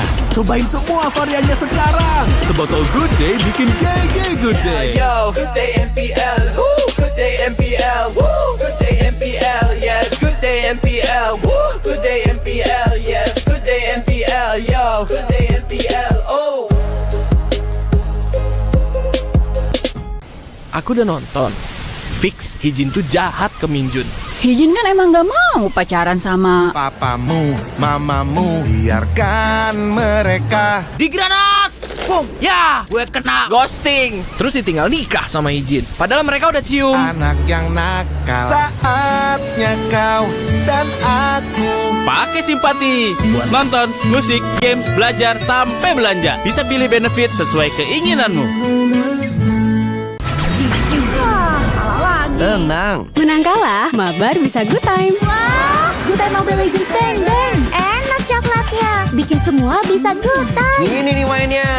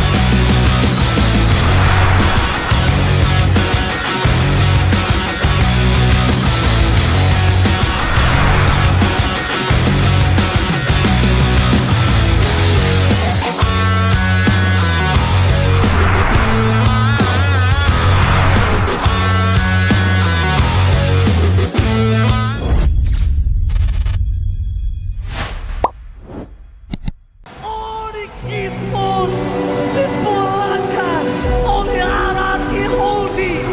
Ternyata Araki Hoshi berhasil untuk dipulangkan di lower bracket. Ini bencana patah hati kedua kalinya dipulangkan oleh tim yang mereka pilih.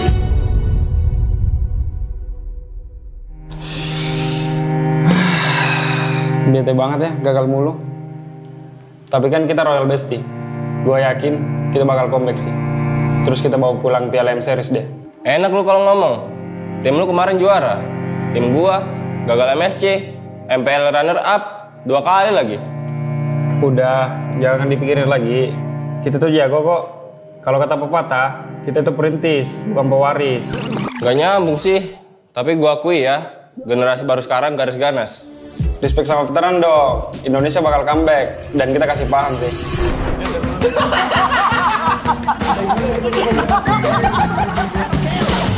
Kayaknya gue ganti nama jadi Rinetizi aja deh. Biar kayak kata sih, buat jadi juara. Isi mah meta 2021. Lu kemana aja? Itu mah abang-abangan gue. Lihat aja, gue bakal jadi penerus kalau terus di tim Liquid. Tapi please, lepas Paniati. Sir, what's your command? Oh, what a play! Freestyle from Fabian. Pemanasan terlebih dahulu. Lolos ke live aja masih susah. Kegayaan menggantiin Karkizi. Iya nggak sih, Pes?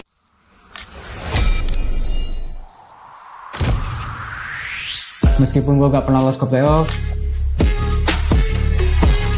setidaknya gue pernah dipuji viral lah. Berhasil mendorong Vitorino yang menjadi korban racun kali ini untuk mendapatkan kemenangan di atas satu sama sekali dan Pedian. Udah jangan pada ribut-ribut. Udah pada pernah punya cincin ini belum?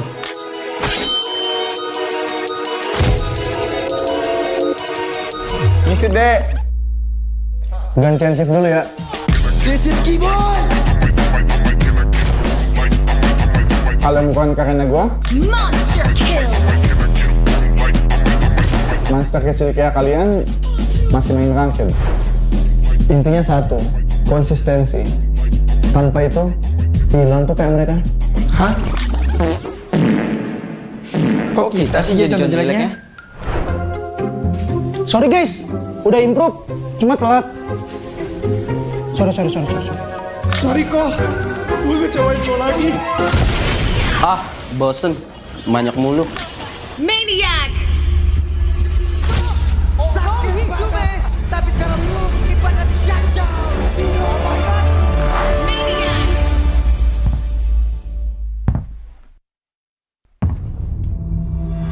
Mau adu Maniac season ini.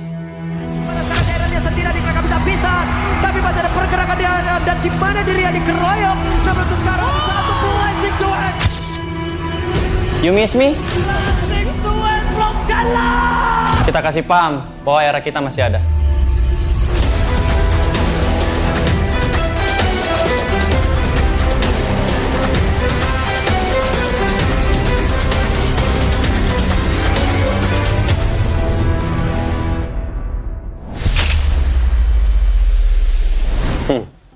Lu masih ingat nggak ini siapa?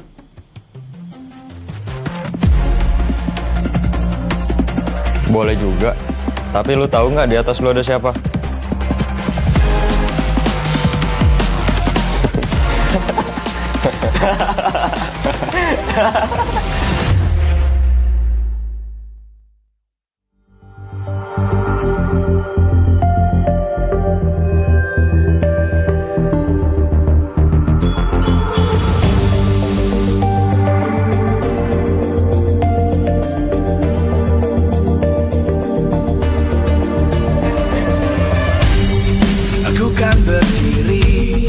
Dan terus berlari, terus ke arah puncak tertinggi.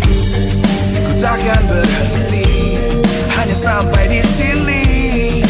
Kemenangan abadi menanti. You know we won't miss if we unite our focus. And if you haven't noticed, we'll nyalakan apimu, hadapi semua tantangan.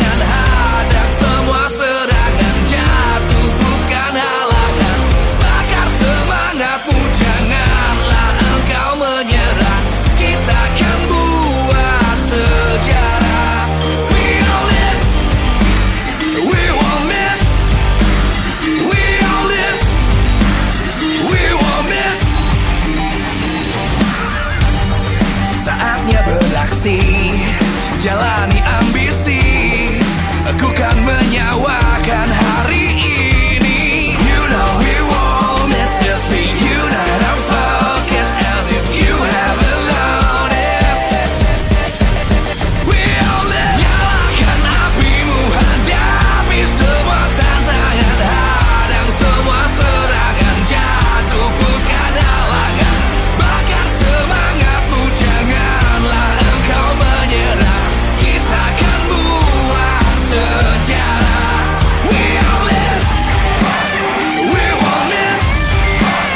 We all this, we won't miss. We all this.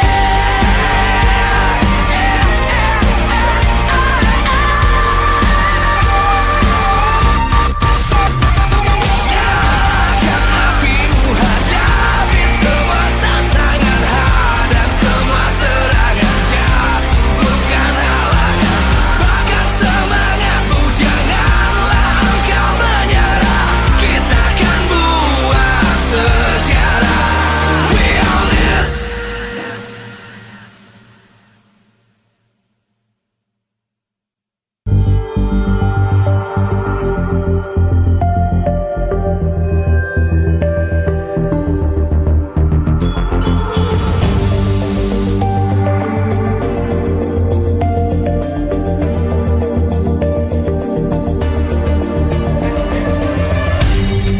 Aku kan berdiri dan terus berlari, terus ke arah puncak tertinggi. Ku takkan berhenti, hanya sampai di sini. Kemenangan abadi menanti. You know we won't miss if we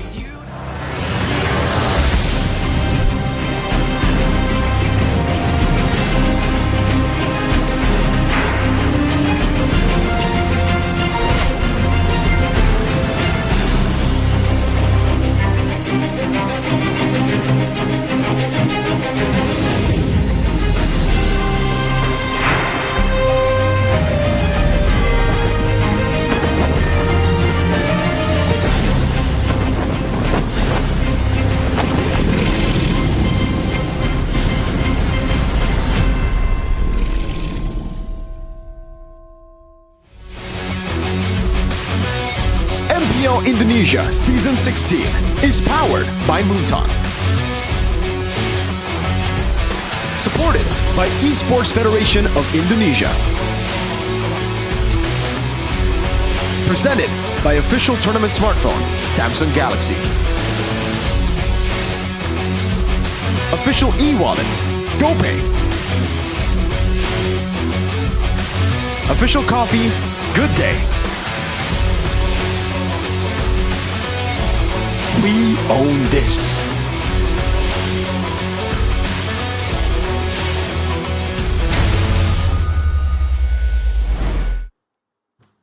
And we're back, ladies and gentlemen, boys and girls, to our second match of the day here at MPL ID Season 16, Week 3, Day number 2.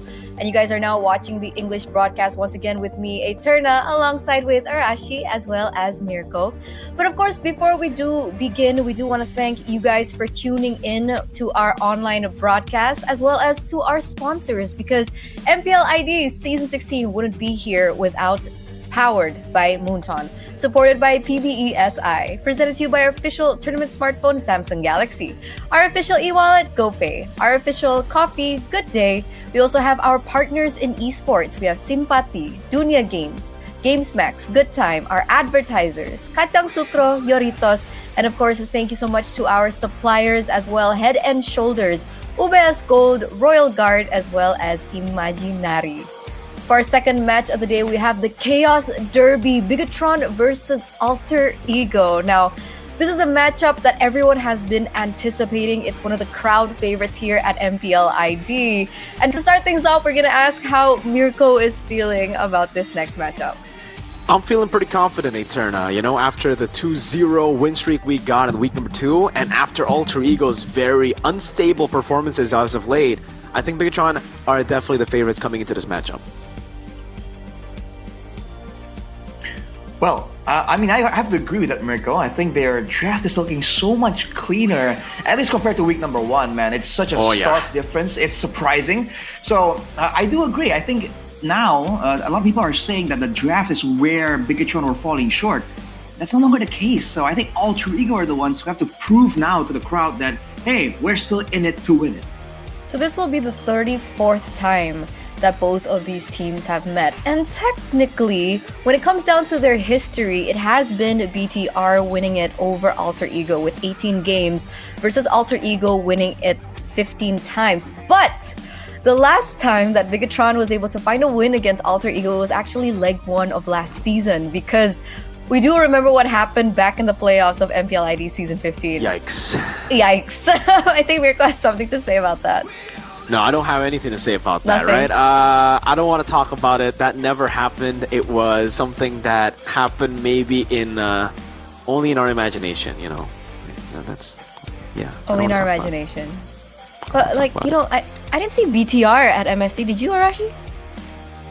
I don't recall. I don't. Maybe. Don't think so. That just makes What happened? BTR What undefeated at MSC still, baby. Like, I mean, come on, MS, like this team, crazy, man. But in all seriousness, we do have to break this down just a little bit, right? Because, like you mentioned, Alter Ego with that 2-0 loss against Navi, I think a lot of people were quite surprised with that happening. Do you think it is in relation to maybe some roster changes? And who do you think we might be expecting to play for Alter Ego today, Arashi? Oh man, for Alter Ego, I feel like they have so many options that you need to know some insider info in order to actually have like a a solid, confident opinion of who's gonna be playing. Because again, it all depends on the synergy as well. They have so many combinations that you never know what to expect. And before going on to that point, there's this show here, the STM Derby from era to era. Yeah, you were talking about, combinations, and this has been something that's been going on for quite some time, right? If you guys can recall back to the Panik Ga era with Leo Murphy. What season was that again? That was season 7. Season 7. Was it so 7? Season Wow. 7, Yep. the Sayonara era. I think this was season 8. 8, I believe, yes. Season 8 playoffs where Boy said sayonara to Bigatron, and then now we're kind of in an era where it's the sorry ko era. Oh my And lord. this is staple Nino. Every time Alter Ego doesn't either make it to playoffs or they get eliminated from playoffs early, we do hear Nino always saying sorry ko Delwin, their CEO. Yeah. It's unfortunate for Nino. Unfortunately, he hasn't been able to really, meet the expectations for the org, for Mr. Kodelwin, and also for their new, I think, CEO that might be taking over, Nafari. We've been hearing a lot of news from that guy as well, ex-coach. I don't Really? know, but he has a lot of expectations for Zephyr. So, again, it's all about meeting the expectations of both CEOs. Could be, co-CEOs, one CEO, one COO type of deal. I don't know, man. Nafari's been popping off recently in streams with Kodelwin. It indeed seems like the case. And you have to remember that Nafari is very confident in Zephyr's intellect, right? He says, yo, back then, you gotta show your genius. He knows that. He was saying, I know you got that genius in you, Zephyr. It's time to show it. So, we haven't really seen all the massive mind games, but maybe it's gonna start this week. Maybe we'll start this week. But also, what will be the starting lineup this week for Alter Ego? Because once again, I think Alter Ego has been so infamous with so many eras, so many faces that have come through for them over the past few seasons of Leo Murphy, MPL ID Season 6. We have Rasi in Season 11, and then they transitioned to Dreams in Season 15. So the big question is, will they be sticking to Alec or will they be sticking to Ivan? And which of these two will be able to take Alter Ego further than before? Because as we can all recall, Alter Ego has not been able to claim top 2 ever since Season 6, I believe. That was the last time they were up there, representing Indonesia for M2, the M2 World Championships as well. For me, I don't know. I actually don't know who's the better option here, Alec or Ivan, just because Ivan's really, really new, Alec has proven to be very inconsistent in the past few games. You know, like whenever he does well in the early game, he actually is able to take control of the game and continue to dictate the pace. But whenever he's behind or whenever he's just even with the other team, it gets really tough for him to make creative moves around the map. He's a very one-dimensional player in that matter. Ivan, though, on the other side, is much more stable, but hasn't really found a synergy with the team yet. What do you think, Hirashi? Ivan or Alec? Like this point, since Alec has shown that it's pretty straightforward, but he can perform with the team. I feel like there's no reason why you can't like build on him anyways. Because again, with Ivan, we've seen him before. It's not a bad player either, but it's not like with time, with good synergy, he's gonna be #1 in the league type of level. You know what I mean? So try him out, and if he's actually performing better than Alec in scrims and whatnot, then maybe go with him. But if Alec himself, isn't really eye-catchy just yet, I feel like that's not an issue, because sometimes in a team like Alter Ego where everyone can kind of go wild, right? Having someone that's kind of just there, kind of chill, I feel like that's not a bad idea at all. That's true. Alter Ego have been known to be a very aggressive team. So aggressive that maybe sometimes discipline becomes a question. Do you think that this oh, wait a second. We have a comment here from our CEO, Codelwin. Guys, please comment on Alter Ego's Instagram. Tell Zephyr we don't want to see this trio, Cyrus, Yazuke, and Ivan, back in the land of Dawn. Please change the lineup, bro. It's clear they don't click together. Oh my lord. Interesting. Okay, breaking news there. That's a unique approach. I don't know how to take this, like obviously I would like to believe he's joking. He would definitely, because there's no way you would trust someone like Zephyr to take the entire, the helms for MPL ID and then suddenly in week 2 say, hey, do what I command. You don't get any choices, I think it's a joke. I at least think it's a joke. I think I'm gonna put my trust on Zephyr, It was the first 2 weeks. It was unfortunate for him that the performances were very, very weird. I agree, though. With all that being said, I agree. I think this lineup just couldn't click together. I think Ivan needs to play with Hijume and Rin to really see how Alter Ego can do in the season. That should be the main lineup. That means, again, pretty interesting. I'm just quite shocked that the approach is like, yo, fans, put it in the social media. He can say this to the guy directly, but I guess that's true. I guess he's trying to make a point, right? Hey, look, the people have spoken type of deal. So hey, shows you again that he's a CEO, but he is very he's well connected with the people, with the masses. Well, he's a streamer now. Boys and girls, so he is. I bet there's a lot of entertainment factor and there's gimmicks that he's prepared for the team, and considering how much he's been popping off in the FYPs and stuff, it does make sense that he would use the fan base and the people to kind of put that point forward. But always very entertaining with Codelwin. I'm excited to see what kind of weird thing he's gonna say next, especially if Alter Ego don't win this against Bigatron. I actually had the opportunity to kind of be like, yo, Codelwin, 2-0, huh? And he was like, shut up.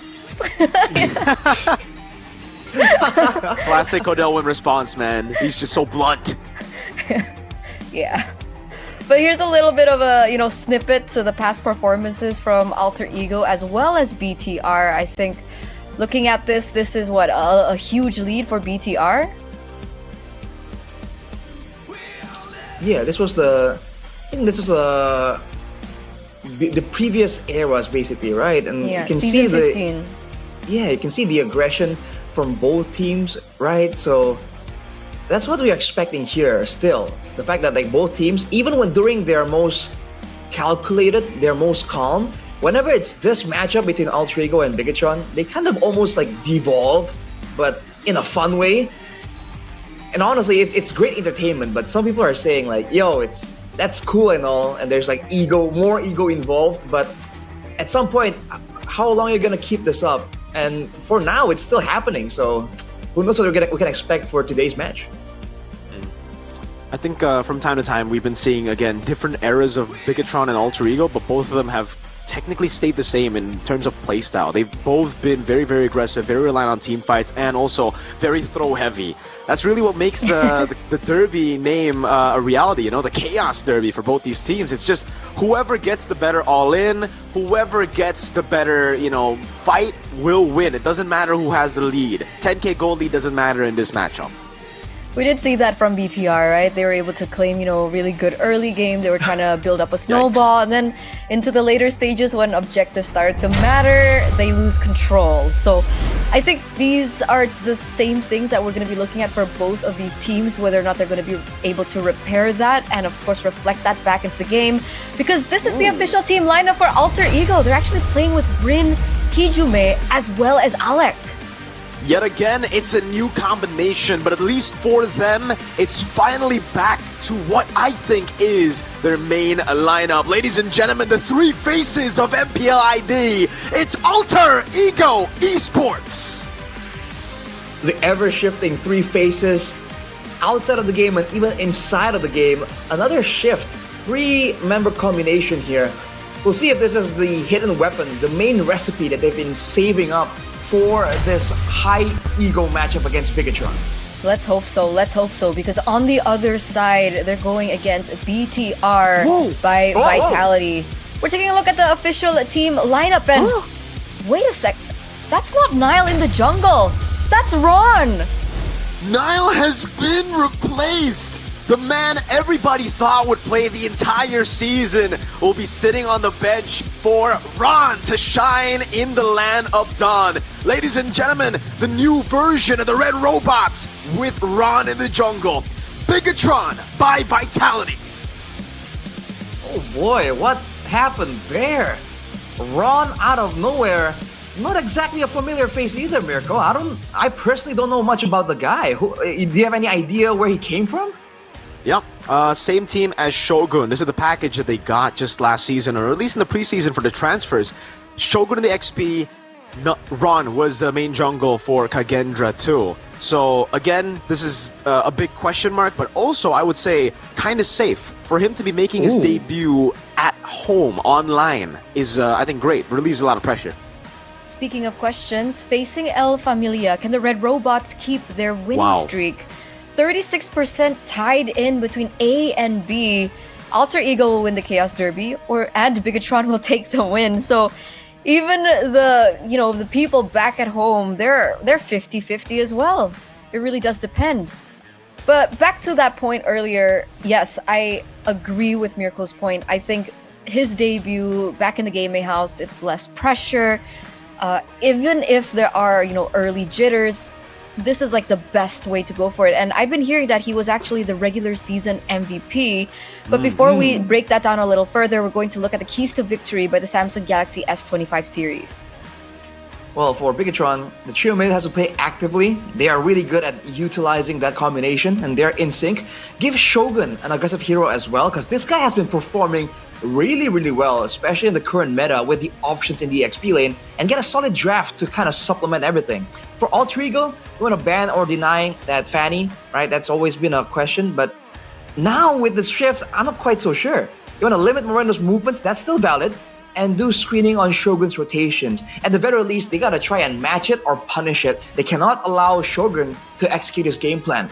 And considering that he's a bit of a new face, technically, they should be able to really, conjure something up to really shut down that EXP lane pressure.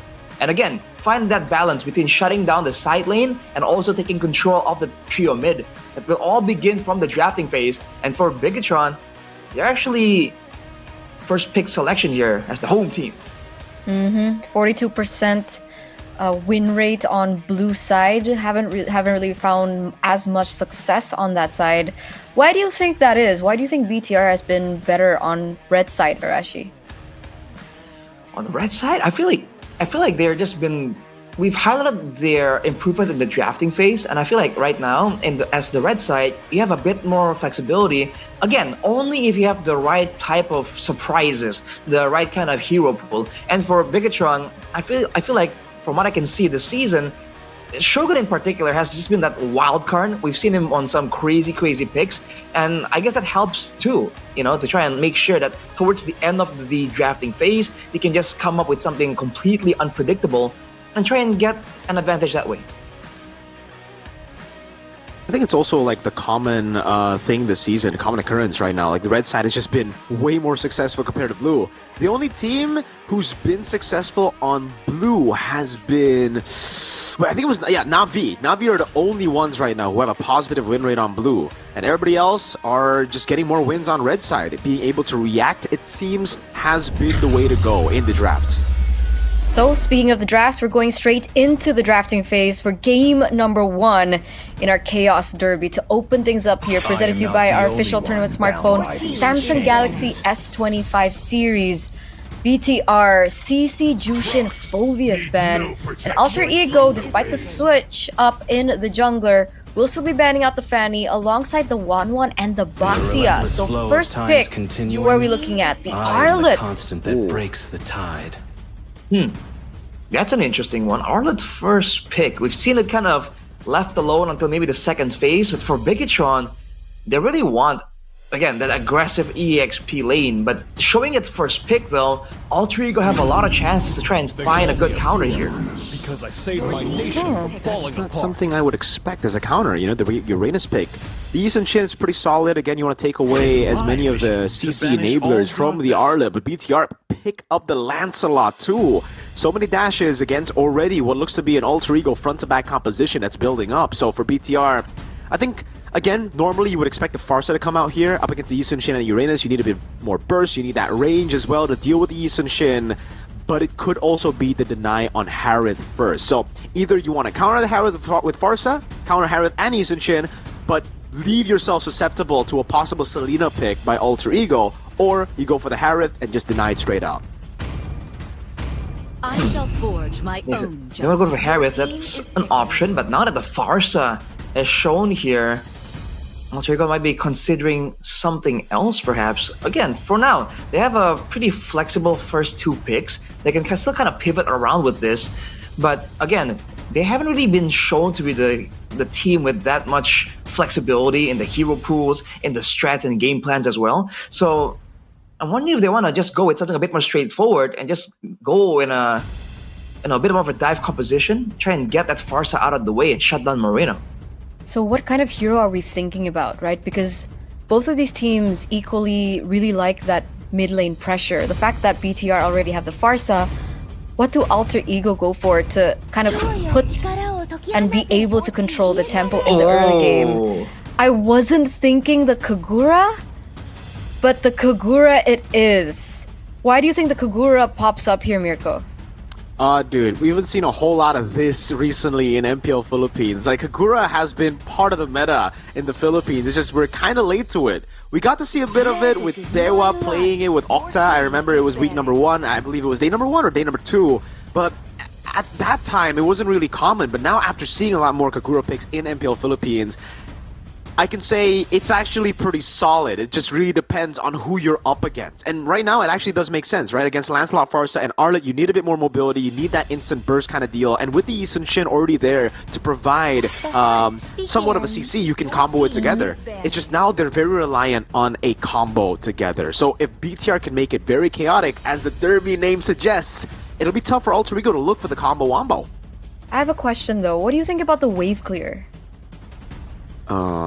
That, I think it really depends on Rome at this point. Like, if Alter Ego get a Kalea or a Cho, they'll win out. Like, at this point, mid lane isn't just the duel between the mages anymore. But if it's just Kagura versus Farsa, I think Kagura wins out of the lane, but when it comes to clear, it should be Farsa.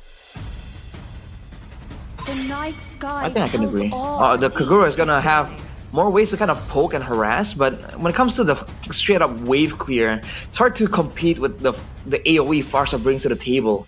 But I think later on, once you're already clear, right? If Moreno is trying to roam around, then those side bushes become quite dangerous with the Kagura assassination potential lurking on the sides. So now for Bigatron, banning away the Ruby, they're the ones who seem to be wanting to go aggressive, right? And they're trying to limit the amount of setup that Altrigo can have right here. Because again, like Rico mentioned, you need some crowd control to kind of set up for the Kagura. That Yin Yang overturn requires a bit of channel time, and you can't really get it. You can't really use it in a surprise fashion. Okay, so there goes the Cho, right? So we're looking at heroes like the Kalea to try and aid Alter Ego in the venture with the Kagura. We've seen heroes like the Tigreal come through occasionally, but Alter Ego go for the Hilda instead, looking for a little bit more aggression but less playmaking. Right, so with the Hilda, again, this seems to be a bit more similar to what Geekfam was doing. Two big, beefy heroes with good regen as well. But again, not a lot of range or poke. So they have beefy frontliners, but we are failing to see what they're trying to build, why they're building up such an impressive frontline.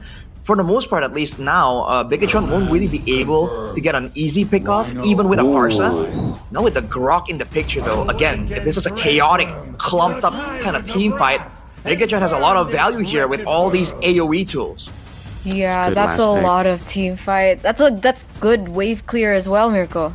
Yeah, great last pick too by BTR on the Moscow. Something that's just very, very safe in the gold lane. And with the Harith and Ruby taken out, now it's tough for Alter Ego. What do they go for? You know, they're caught in a tough spot where they can go for the Granger. That would probably be the... is it the safest choice? No, I think the Bruno will be the safest choice. But if they need to add in more range, which looks like they kind of do need it in their composition right now, they need a Granger. If not, then they're going to be forced to play Bruno, which means it'll really just come down to the mechanics and the team fights here. And BTR definitely have way more outplay potential compared to Alter Ego. I want to talk about the Hilda pick. Oh my lord, they go for the craziest choice. Something that no one would have predicted. Maybe someone in the comment section who's like stuck in Epic predicted this. Shout outs to you, friend.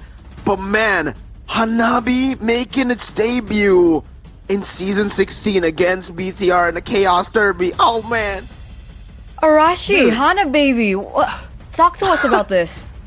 I mean, dude, Bigatron were the ones who brought it out back then, I feel like, you know, for a bit when it was kind of popularizing.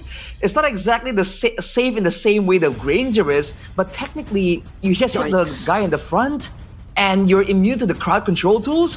You're not going to be immune to the magical and physical burst from the Lancelot and Farsa, though. It's a bold option. I think it's a bit too dangerous. I mean, it looks like the lineup rating heavily favors Alter Ego. And that's how we're gonna start things off here at the Chaos Derby. Ladies and gentlemen, welcome to game number 1 here in our second match of the day. We're expecting aggression. We're expecting just pure drama. Hanabi in the gold lane, something that we haven't seen quite too much. I do believe though, the Hanabi, she has lots of range, right? With the echo of her basic attack? Is that something that they were looking for? Yeah, you got range in the lane, you've got good clear too, but you have to understand you're up against so much dive, so much range on the other side as well. Like Moreno should be able to dish out a lot of damage. Ron already caught in top spot. Zone Rose Puncture gets him away. Rindo is looking for it. It's a lethal win for BTR, but they gotta back away with Ron. There you go, there you go. A debut pick-in for Alter Ego, a debut performance coming in from BTR as well. Alec, though, very aggressive. Huh? Alec with the flicker, got read out by Ron. Good moves by Ron. Cool, man. The pressure again from Alter Ego is attempted here. But again, so much dive, so much damage. You're going to be hunted by Moreno and Ron, right? Two separate sources of damage as well. So I think the late game is going to be tough, but we'll see how this plays out. For now, I think Alter Ego have the pressure due to the Hilda and Uranus. Looking at the Emblems by Games Max, you see the tenacity, agility. It's all about being tanky, having pressure in the lane, and then roaming around for the side of Alter Ego. For the side of Bigatron, though, Market Hunter on Moreno's Farsa. Bold move there. Why do you think that Arfi went for the cooldown on the spells? Aegis. Yep. more shielding, and with the Hanabi, when you have a shield on you, you are immune to crowd control. So technically, it functions as a purify as well. Ooh, look at Rondo. Oh, looking for it. Actually wins it out. I don't think with the retry, but he ends up having to bite the dust now as Moreno's able to kite back, has to flicker away. Nino walking in. Shogun with the Arlet, getting back onto the purple buff as Ron spawns back in the game. And yeah, no retry was used earlier. Moreno getting the feather airstrike coming down already, but Nino walks in, gets the last shot. Shogun with the help of Finn, getting those free resets in as Nino might have to flicker out. And he actually holds it for so long, gets smacked down to the ground by Finn. Really good comeback in from the red robots there, right? Initially, it was looking good for Alter Ego with those trades and kills, but the fact that Bigatron were able to find themselves some more trades and kills, it was all going back to 50-50, assuming as well that they were also able to pick up the neutral objective.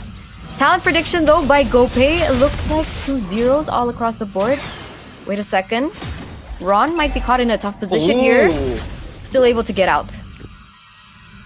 Dude, the aggression from Alter Ego, man. The flicker from Hijime, they're trying to get something. Shogun, though, might get taken out here. Okay, is he able to go for vengeance? Oh, another reset saves him. Rin and Nino forced their way up top. It was an SOD as well, but Nino is ready for it. Again, Alter Ego are having the aggression. They have more playmaking tools in the early games here. We've seen that.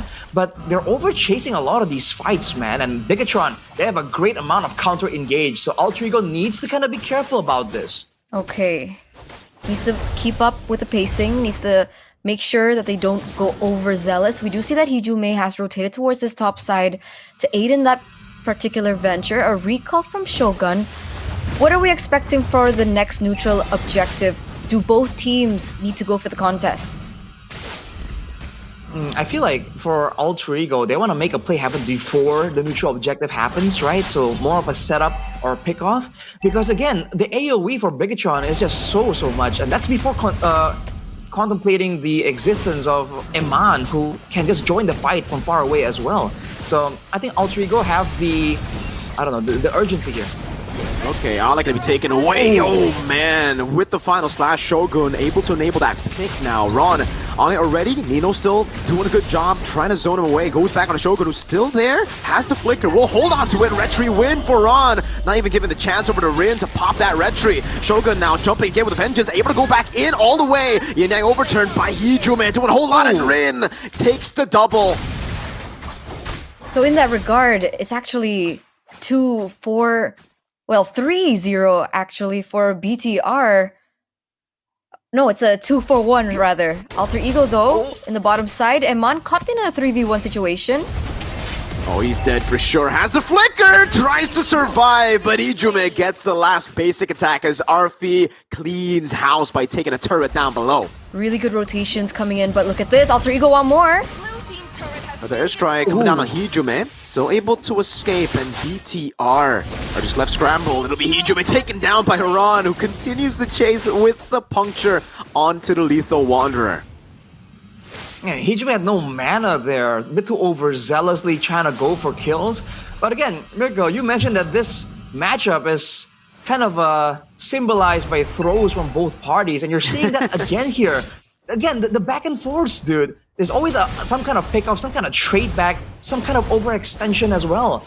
And, you know, if you look at the composition in the late game with Hanabi and Yisun Shin, it's not exactly a working composition, but if you take it to the late game, I think Bigatron are the ones who have to be a bit more careful here, right? They don't really want to allow, both teams to kind of scale evenly.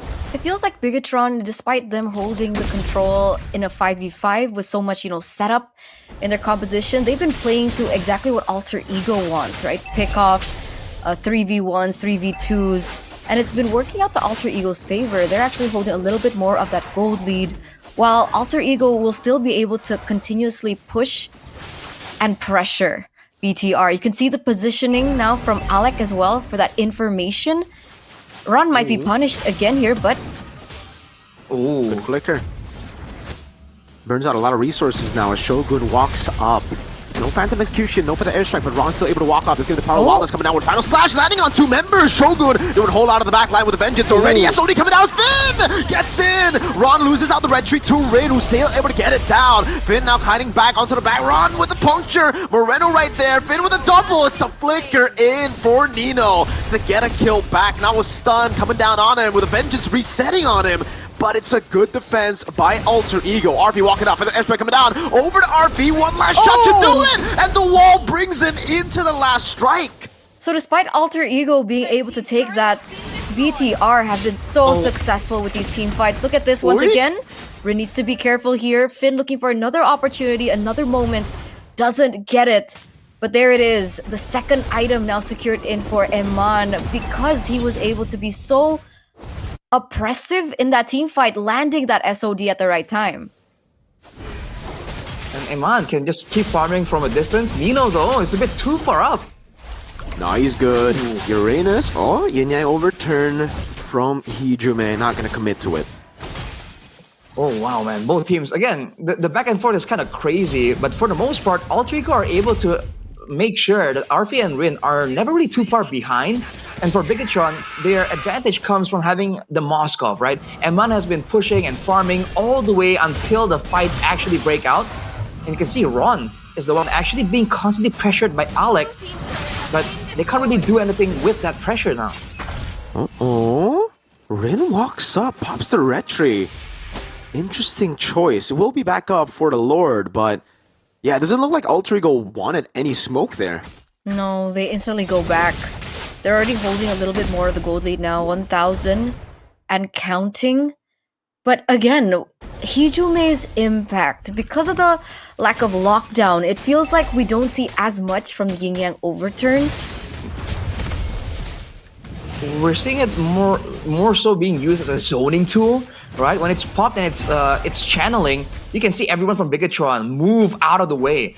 But again, without any setup, there's no way for Alter Ego to guarantee that spell is gonna land, right? Especially against all the high mobility heroes on a set of Bigatron.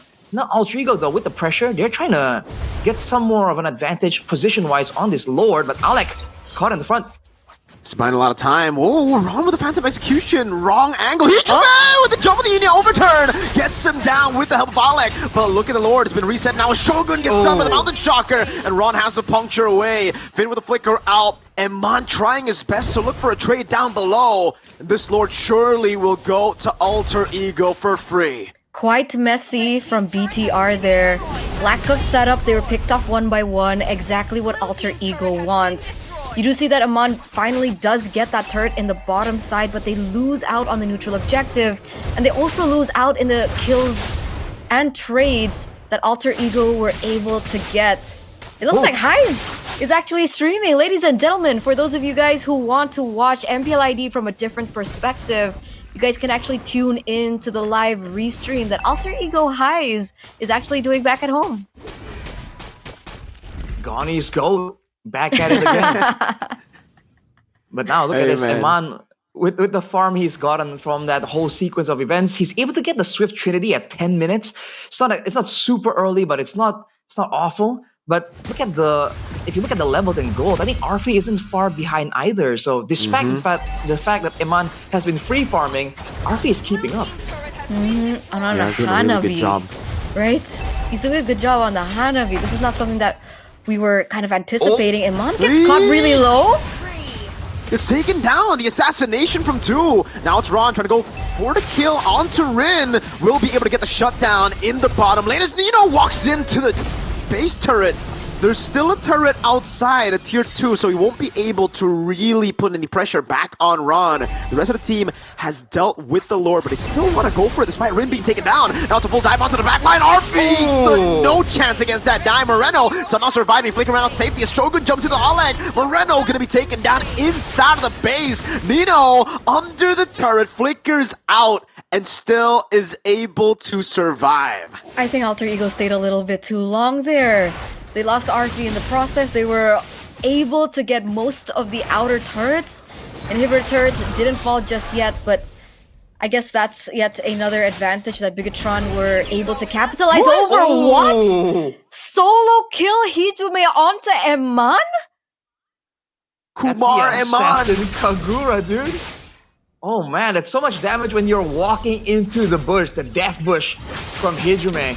But again, they got the Lord Alter Ego, and now they're falling behind. They're losing value. Oh man, everything in the kitchen sink to take Uranus down. But all in all, they're still able to get that back. Again, the Chaos Derby, it's a title that exceeds expectations. Both teams are really just throwing everything at each other.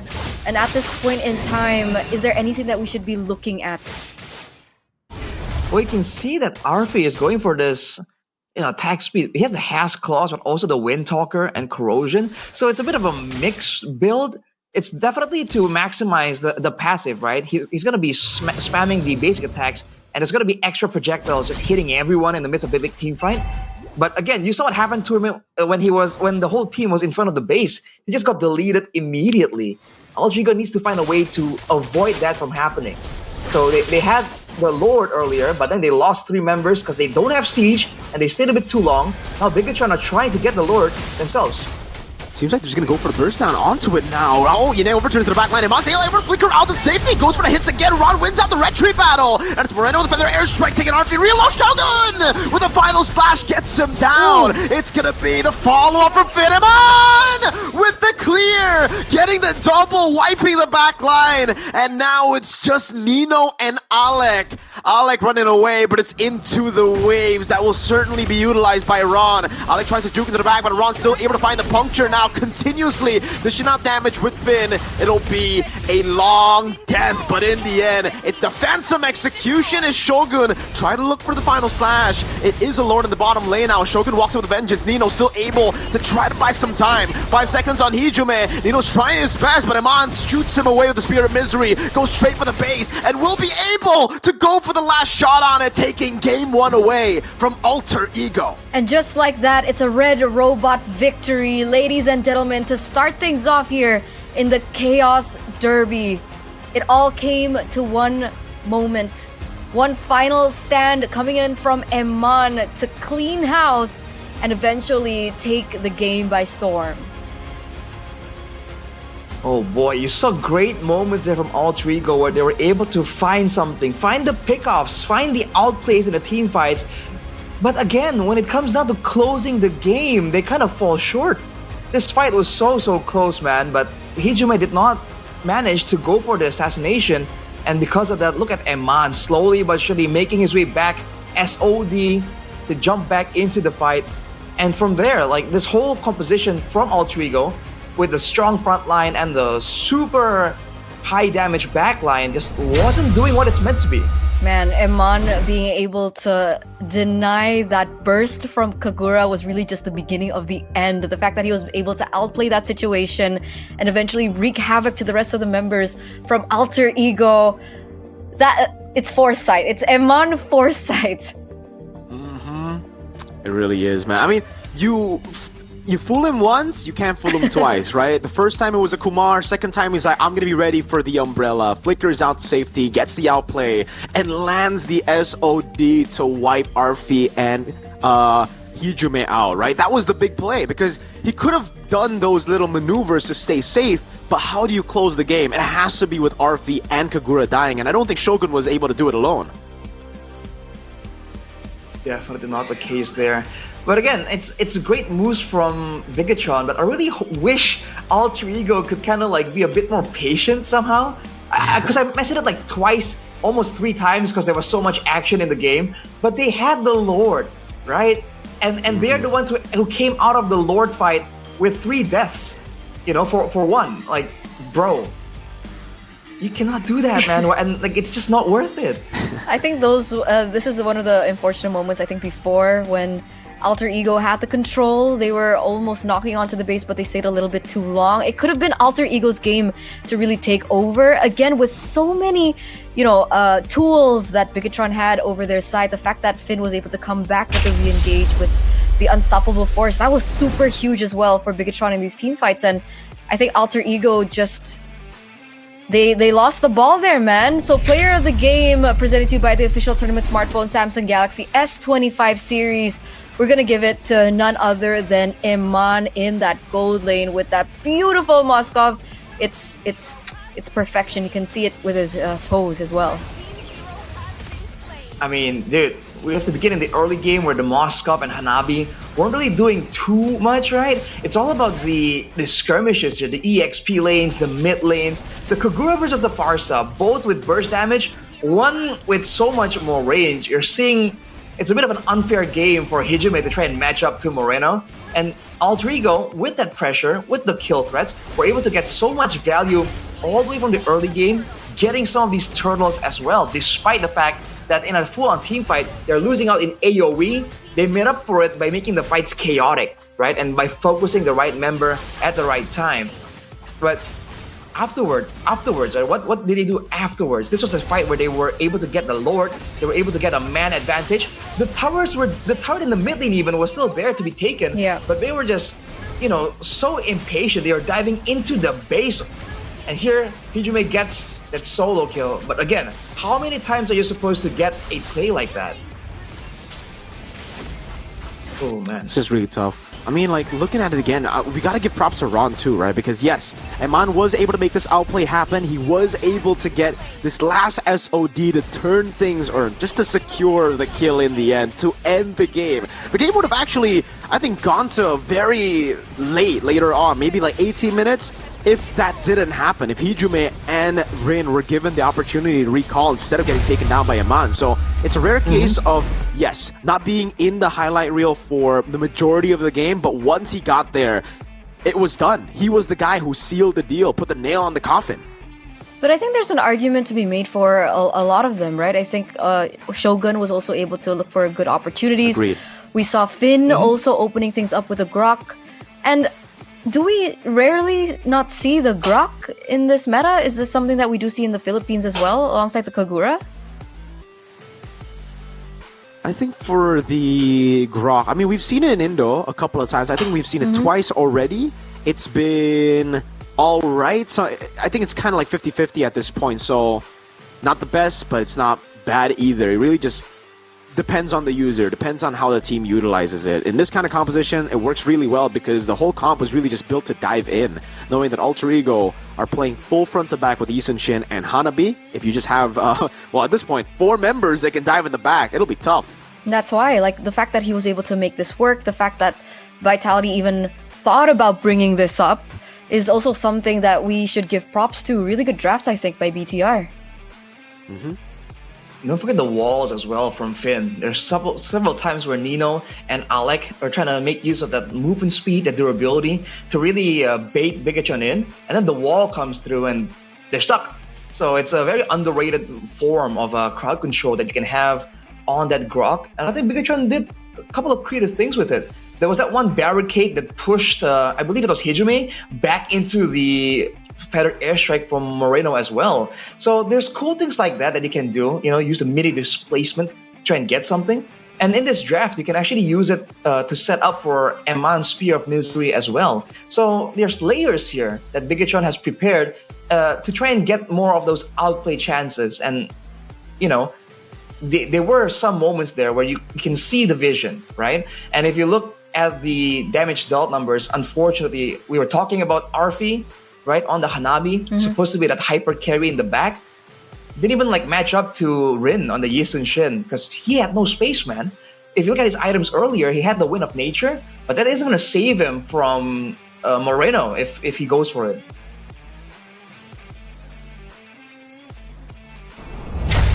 Yeah. Purple buffs there as well. The early game was really, really solid. The way that Alter Ego were able to play it, it's just as we expected in the Chaos Derby. How both teams are just very used to throwing games, man. Whenever they have the lead, they just overstay. I think Nino did a whole lot of that, by the way. Yes, you're a Uranus, but there's no real reason for you to walk up that aggressively when the whole team is behind, still farming, or even dead at times. I think they overestimated the potential that the Uranus had, right? And once again, definitely, this composition did not work. Didn't work for Geek Fam. It's not working for Alter Ego. Nope. But why do teams still look for this strategy? In what way was it supposed to work? You're asking Well, me? I don't know. Yeah, I'm not I a mean, fan of the Any Hanabi. of you guys? I think the vision again is just like back then, you know, when the revitalized meta was a thing. Yeah. You know, you would get two frontliners with two revitalizes. You saw that kind of play out. You know, we can out-sustain you and eventually you will fall. So I feel like there's a bit of a throwback to that. They're seeing the potential in these tankier, you know, regen-heavy heroes like the Uranus, like the Hilda. But again, I don't mind that personally. But you need to set up everyone else as well, right? In this case, you know Bigatron won't give you the game on a silver platter. So do you not need any kind of engage for Alter Ego, for instance?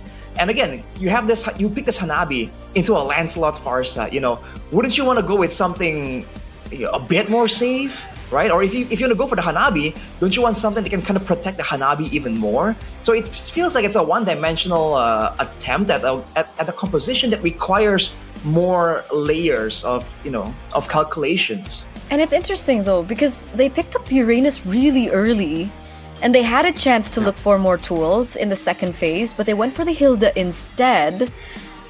So one, the Kagura was left with no help whatsoever to look for, the burst opportunities. Luckily, Hijume was able to get that solo kill on Iman in the lower side, but it feels like both of the main carries from the team were kind of left to their own devices. So very unfortunate for Alter Ego. We're almost into game number 2. We're gonna talk about maybe differences and changes that Alter Ego need to make, especially with the drafts, and especially now that they can't blame it on Nafari.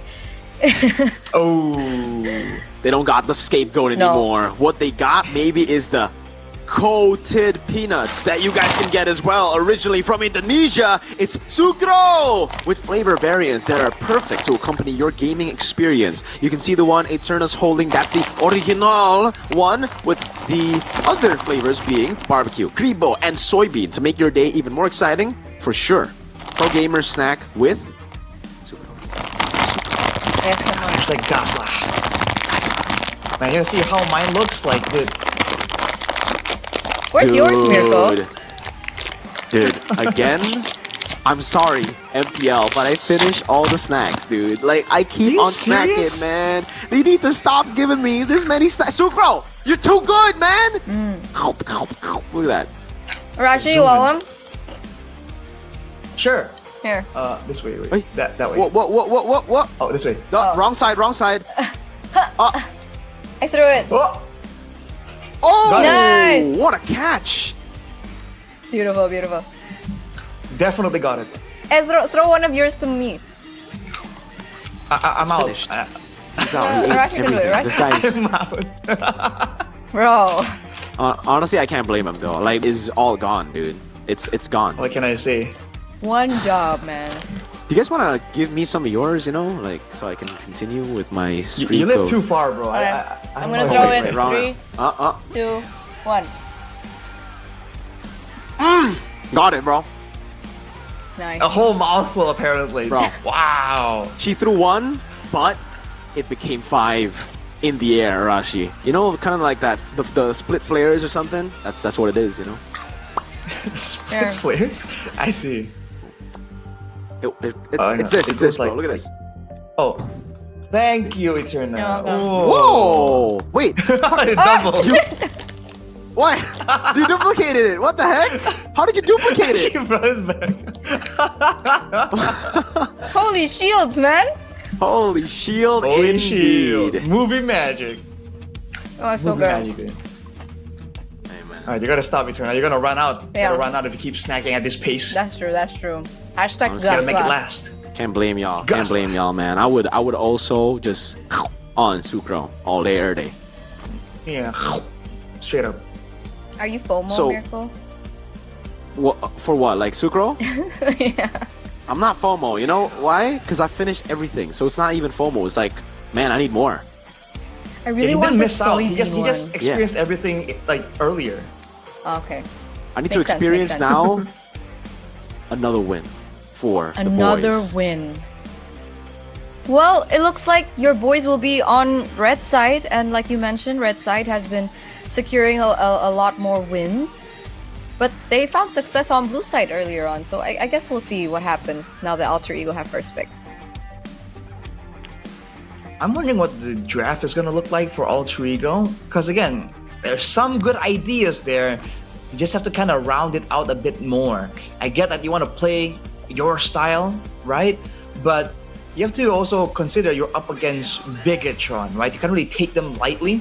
The idea Mirko mentioned earlier to go for the Granger, I feel like that would have been a much better choice in that situation. Would have helped with the scouting, with a bit of the kiting as well. So there's stuff like that that they really need to kind of like think about twice before just jumping on the Hanabi hype train. It was fun though. It was fun while it lasted. It was. And it didn't do too well, I think, in the early game. Sure, like the Moskov was doing some damage against the Hanabi, but all in all, with how many rotations were happening towards the bottom side of the map as well, with the pick onto Emman, I think the Hanabi was, you know, okay early on, right? So we'll see whether or not Alter Ego have something entertaining left up their pockets as we enter the drafting phase now for game number 2. Presented to you by the official tournament smartphone Samsung Galaxy S25 series.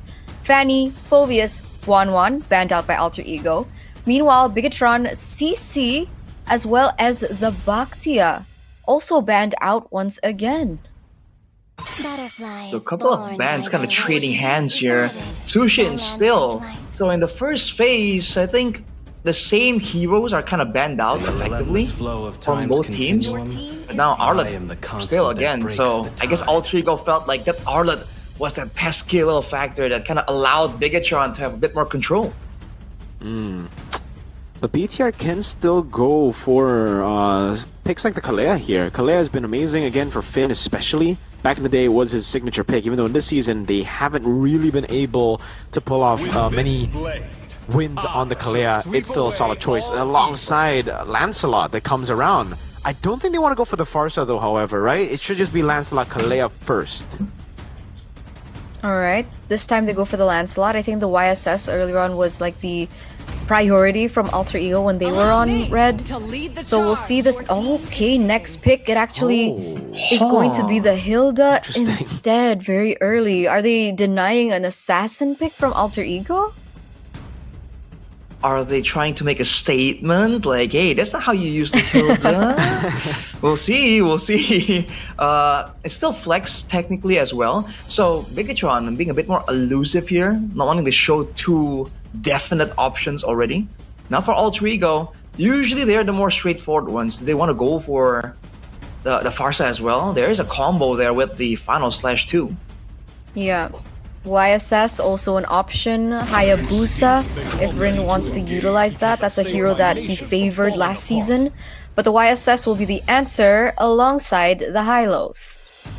Alright. Again, BTR. I think the Kalea choice is pretty solid here. The Farsa not so much. I think they have to flex the Hilda all the way to the end here. I'm not a big fan of the Roam, to be honest, especially with it being on the hands of Finn. I think this is much more of a Shogun hero, so they might actually just go for the Roam here too. It really depends. They actually go for the Harith instead, something that can actually deal with the Hylos and the Arlet really, really well in these kind of prolonged team fights with the burst they have with the Lancelot too. So they take away the Harith, they ban out the Ruby, and they're going to start on munching down on some of the other picks. I think they'll leave Granger open though. I don't think they need to go and ban out Granger just because they have enough dive to deal with it. And if you think about it, the Yi Sun Shin and Granger has been the combination that a lot of teams have been going for. So I think it makes sense that that could be what Alter Ego is going for. And if Bigatron don't want to ban it out, they can kind of plan ahead, right? What they want to pick if those picks indeed, if the hero indeed does show up for Alter Ego. But for Alter Ego themselves, I feel like they would ban out some more utility. Because for Bigatron, they can play with just movement speed and chase, but I would assume that Alter Ego wouldn't want to be at the mercy of Bigatron's setup, considering how they have been playing. But even so, they actually go for the Uranus ban instead, so they're assuming that this Hilda will go Roam. Oh, wow, that's a great ban. The Lunox knowing that, Alter Ego like to pull sneaky picks from under from out of nowhere. And you know, the Lunox has been actually a pick that we've seen from Skylar too to counter the Harith in lane. Pretty old solution there, still valid. Especially with the Yi Sun-jin already there, there's good mix of physical and magical damage as well. So Megatron making sure that they got all their bases covered. Now for Alter Ego, is it still just gonna be another tanky EXP lane? No, it's a Kagura actually. So they're concerned about burst damage even though they haven't really shown. So do they want to have a a vulnerable gold lane yet again? It's surprising that that's Alter Ego. They are the ones to ban the Kagura. I mean, technically, the Farsa is available. I think in this situation, it might be tricky because of the dive coming through. I think Yve is an option if they want to play with boxes, especially for Bigatron now that they have the Harith. The Cho, though, is going to be shown first. So, Cho is actually still flex. Iman. No, but there's already the Harith. So it's either EXP or Roam. Yeah, and it's difficult to read for Alter Ego right now. They're going to be thinking about it, and they're probably going to be like super confused because Finn has never played the Cho this season. Shogun, on the other hand, has played both Hilda and Cho. So it really is confusing. For me, I would much rather have a Hilda in the XP compared to Rome, and the Cho in the Rome compared to it being in the XP. And now for Alter Ego, it's going to be tough for them to really think about like what hero to choose just because there's so much lockdown on the other side. They have to choose I think a Valentina right now will be a pretty okay choice. They can't go for the Farsa. Oh, the Lo Yi becomes the option with the Granger still, despite the crazy dive the BTR have picked up for themselves. It is a good combination though, good damage, basically magical and physical, good range, frontline AoE. So it's an okay team fighting composition, whereas for Bigatron, for now, it's looking like they're trying to avoid all those fights altogether and play more for a pick-off style. So, final pick to lock this one out against the unpredictable diversions coming through from Alter Ego. Is it gonna be something with more crowd control to deny, right, the big engage chances, or is it gonna be something that's a bit more safe? I mean, if they want to play with like combinations with the Cho, the Luo Yi was really good. So the fact that Alter Ego took that away is something. Yeah, wow. They still go for the Farsa against the Arlet, against the Hylos as well. Ooh, wow, what a bold move there. Again, this is Moreno that has been playing on a Bargain Hunter Farsa, right? He's been pretty fearless on this quite vulnerable mage. Let's see how this one plays out. Let's see how this does pan out, because once again, another debut pick in for Alter Ego. Game number 1, it was the Kagura. Game number 2, it is now the Luo Yi, a hero that we haven't seen so far here in MPL ID Season 16. Will it be enough to force a game number 3? We're expecting yet another game filled with more action as we head in over to the Chaos Derby, game number 2 between Alter Ego and Bigatron by Vitality. All right, ladies and gentlemen, let's see how this one plays out. Again, such an anticipated matchup. Expect full-on action, especially in the mid lane. Okay. Does seem like in the matchup department, it's... Oh, I actually thought that they were just going to go for the instant mid-prio into the invade with Shogun and XP, but it turns out Finn's actually going to try to stop Arfi. No, he actually goes back into the lane. He knows that it's kind of cooked there with Arfi playing it so safe. And looking at the emblems here by GamesMax, Festival of Blood Rupture for Arfi. That's on quite a signature Granger pick. But on the other hand, Bigatron, look at the aggression, the danger that they have. Moreno again with the Bargain Hunter Rupture. Inspire Bargain Hunter for Eman. So both the carries have confidence in their own outplaying skills, and they're going for Flicker as well. So they know the fights are gonna be dynamic, and they're not really planning on playing it all that safe. Very aggressive from BTR here with the all Flicker. We're taking a look at the audience prediction now by GoPay. 51% to 49, so very 50-50, very split for you guys back at home. And back into the game, we are seeing that BTR are also trying their best to out-rotate. Because technically with Luo Yi on Hijume, that early game damage is definitely there. Not committing over to level 4, they don't need that for that base damage, and they want to prevent the pickoffs because these are two teams that really snowball out of control if they have a grasp on the early lead. But if you look at Bigatron, they have supreme control with the Cho Farsa, man. You can't really match up to it. So for Alter Ego right now, they're setting up a trap, trying to find something of a catch before they go for the turtle. Okay, there's a nice attempt here. Ron going to be caught in a tough spot. Has to walk away. Oh, final size of flicker! Committed down by Nino. Big resource spent. The Vengeance reset constantly coming down on Finn, who's able to escape, popping the regen. Ron on the orange buff as Rin gets level 5 first. Moreno already on it, pops in the Mountain Shocker. Gets the information that Ron is still on the orange buff as Finn tries his best to go in. Shogun looking for the damage, able to go for it, but Mountain Shocker locks him down. It's Rin who picks up first blood. It's 2 kills on the board for Alter Ego. Moreno still holding down. No further airstrike yet.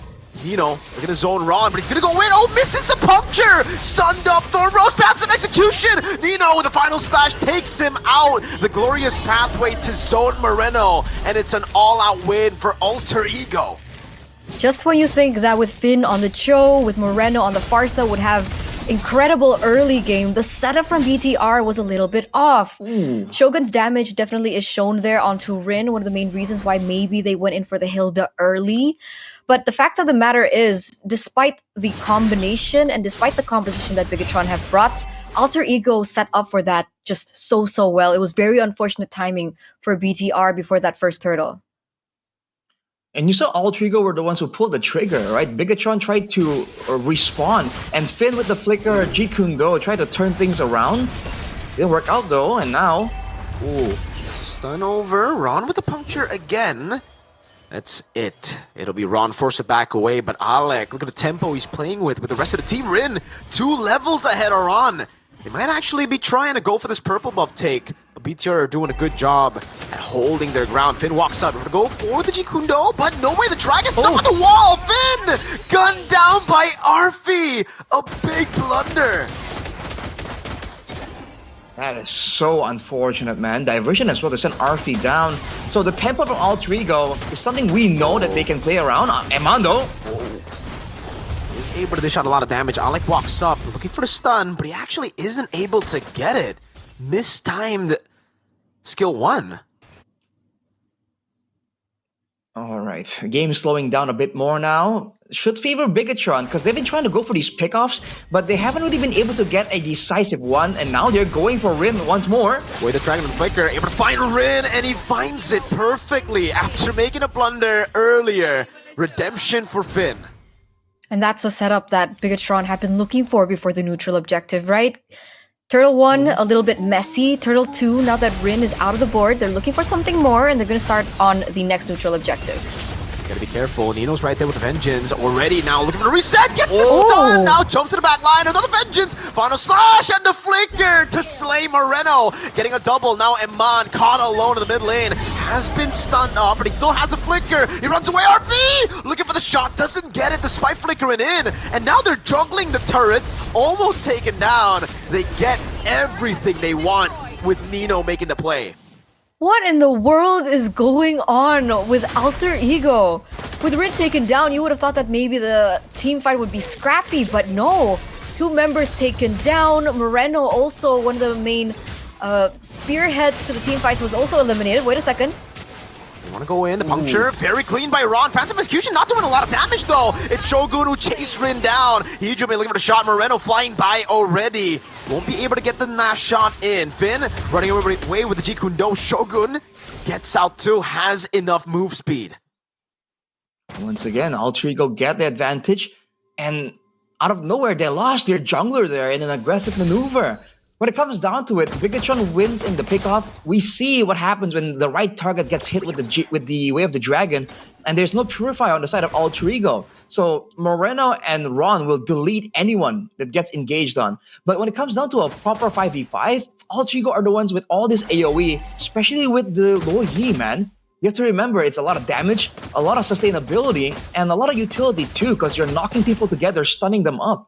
You saw Hijume basically tank up the damage from Ron purely with the passive, and now diversion again. Look at the move by the boys. Finn and Eman are waiting for it. Arfi is gonna walk back. You can already see Finn looking for the Jikundo here. Will it be worth the conceal coming down now with Way of the Dragon as well, finding Hijume! Eman with a burst down, Hijume no flicker, gets taken out. What a flag by Bigatron! Finn to be taken down there. Sky Piercer stack for Arfi. Shogun next to the chopping block has the flicker, and he gets out in time. That's Nino with a flicker in a bit. Mount a Shocker coming out for Rin. Shogun should be dead, pops in a wilderness, and will be taken down by Arfi, giving him yet another Sky Piercer stack. I was gonna say it was a really good deny away, but wait a second, Ron. Okay, we'll be unable to get that purple buff. Rin gonna be able to take it away, and perfect timing, as well as collapse onto the last turtle of the game. The fact that Arfi was able to get another Sky Piercer stack. Oh, wait a second, Nino, what? Solo kill, Nino showing levels to the rookie as Moreno tries to get the kill back. Feather Ish right now burning down. He gets done by Mountain Shocker and Arfi slays him. Nino survives with 1 HP. That was such an ego play by Moreno though. Arashi, what's going on? It's just ego plays left and right, dude. I mean, again, the flank was great. They were able to take out Hijume, but the AoE, the damage dealers, Arfi was still there shooting him down. So they can't go for plays like that. They need to go for a calculated pickoff that Alter Ego can't force them into a fight afterwards.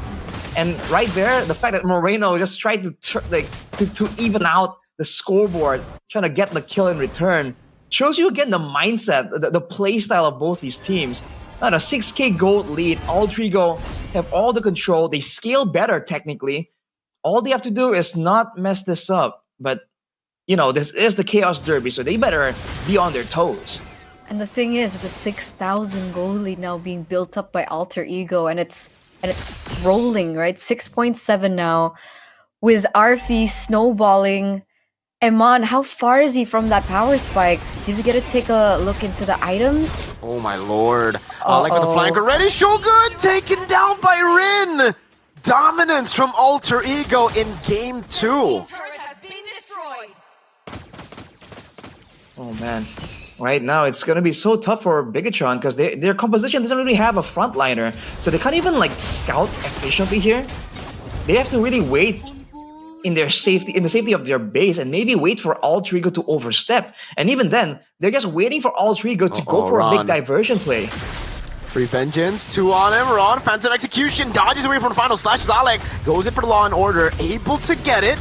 Now the Yin Yang. Oh, diversion! Hijume, can he get it? Yes, Yin Yang reaction coming down. Finn able to escape. Moreno finds it for their airstrike over to Arfi. And Finn's able to dodge all the shots except the last one from Arfi, giving him another big stack on the Sky Piercer. Uh-oh, he's at 5-0-0 now, almost at 6. And now with a member eliminated, with Finn out of the board, so much pressure on the rest of the members to look for an opportunity, and so much that I don't think Bigatron are willing to look for anything. They don't go for the contest. Alter Ego will be quick to pick up this Lord, and things are just going downhill for Red Robots. Good read by Nino. Doesn't take it though. There's an angle here for Bigatron to play for base defense. With the Hereth Farsa, their clear really isn't horrible. But again, they're going to be trying to do that while being peppered by the Detonatas, by the rotations and dispersions as well. So a lot of poke, a lot of ways for Alter Ego to chunk them down. We have a game fact by Gopay. Hereth becomes Emon's most pick hero throughout his MPL ID career, with a total of 20 picks and a 65% win rate. And man, we gotta be honest right now, it doesn't look like Hereth is doing much or having a good time. I think quite far from perhaps the power spike. The Lord is still marching there in the bottom side of the map. Very curious to see what the items are looking like, because Alter Ego are holding control over 10,000 gold lead. That's a push. Uh-oh, Nino finding final slash. The Mountain Shocker lands, and that's gonna be good peel over from Alec. What a Law and Order. Stops run. 2 members down already. They can play for clear, but if they only have clear, it's tough. That's a tough one, man. Finn, the most mobile player on Bigatron, just got punished immediately right there. Alter Ego looking for more. and they can get more. Are they gonna risk the endo? Whoa! What a reaction by Eman reading into the final slash. That was a vengeance final slash flicker, and he got it. Finn now looking for the Jikundo and the Rage Dragon, able to find it, but it's only onto Alec. That's not a good target, Nino! Wreaking havoc in the back! A horrible trade for BTR. Not getting anyone for the Costa 2. Shogun burns down, but he manages to make it back to the fountain in time. 2-0 trade there. BTR losing 2 inhibitor turrets as well. Eman finally getting the Holy Crystal, but is it too late? 2 minions are still marching there, looking for yet another opening. This is Alter Ego and perhaps the final push. Nino again not landing the final slash, and it really just comes down to how good Eman is. The reaction on both of the final slashes have been phenomenal, and it really just is up to him at this point. Yes, he hasn't been able to be late game impactful at all, but yeah. Finally, now late we saw game. the items, by the way. Eman just barely got the Holy Crystal. Whereas for Arfi, I mean, look at that, 60 stacks diversion. Oh, they're trying to turn the tides around. Eman finally gets taken down. Rin gets the killing spree. Arfi, another onto him. No wave. So they're unable to end. They have to go for the Lord, but they've done what they need to do. Hold up, they have a wave in the mid lane, 20 seconds and Eman. This could be an angle. Uh-oh. Shogun's also out of the board here. 2 waves are crashing yet again. This is a 5v3 situation. It'll be over, Ron, able to dash away. Oh, perfect dash with the Phantom Execution. Now the Feather Air's trying to clear out the way, but the base will just get targeted down. And we will see Game 3. Alter Ego, a dominant Game 2. They did it. They did it. Debut pick with the Luo Yi didn't work out for them in game number 1 with the Kagura, but in game number 2, they were able to seal the deal. Despite such huge mid-prio coming in from BTR in game number 2 with the Farsa and the Cho, Alter Ego's composition, the way that they executed it as well from the early game allowed that snowball, and Alter Ego forcing the 3rd game in this Chaos Derby. They geared up for a brawl. They have the AoE, they have the early game, and with this composition, it just worked out so well for them. They have a combination of good damage and a good way to start the fights as well. Nino was just playing so well. He was 0 deaths all the way towards the end there, and he was the main initiator, and he was one of the main guys taking out Moreno and Eman in the backline too. So, dude, guy was doing everything. That's why, like, Alter Ego picked up the Arlet early, and then Bigatron committed with the Lancelot into the Arlet, and I think we've seen on multiple occasions that the Lancelot doesn't really do well against the Arlet. There are so many times where, you know, the Lancelot's trying to dance and dash, and Arlet just with a few skills will be able to take him down, and I think we saw on multiple occasions the Lancelot getting shut down because of the Arlet in the vicinity. I think the Kalea was up for grabs too, right? I don't know why they didn't just go for it. It was something I also was thinking about after picking the Lance, because the Lance in itself is solid because you don't want the Arlet and Lancelot to be on the same team. That would be just too much mobility, right? And it would cause some of these single target lockdown heroes to find it difficult to catch the other. I'm talking about, again, the Kalea and Cho. But in that game, the Kalea was left open all the time. It was the Cho that ended up being picked up, and I think that's really what costed them. Again, if you take a look at this game, if they had a Kalea, sustain would have been great for them in these team fights where they got poked down by a lot of the artillery strikes coming in from Alter Ego. Yeah, I think so. I think they were trying to really flex out and outplay Alter Ego in the drafts, and this time Alter Ego said like, all right, I mean, we know how you play, we know how you get down, you know, so hey, let's get all these brawling tools and we'll beat you at, you know, the Royal Derby, the Chaos Derby special. The Chaos Derby special, looking for chaos, looking for action, one of which Nino has been a part of for so long, and he deserves the player of the game here for game number 2, presented to you by the official tournament smartphone Samsung Galaxy S25 series. Him on the Arlet, I think at the very end, not getting killed a single time.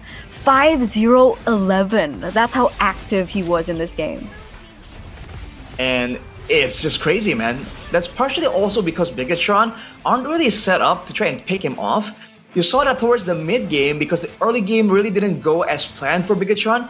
The only characters, the only heroes that can really target and burst down are the backliners, right? So the Hylas and the Arlet are just not an option. So as a result, you're seeing Nino have free reign to just get in there, do damage, do the crowd control, and get out. And even towards the end, when we saw Bigatron with a desperate move to try and take out Alec on the Hylas, you saw what happened, man. It got immediately turned around.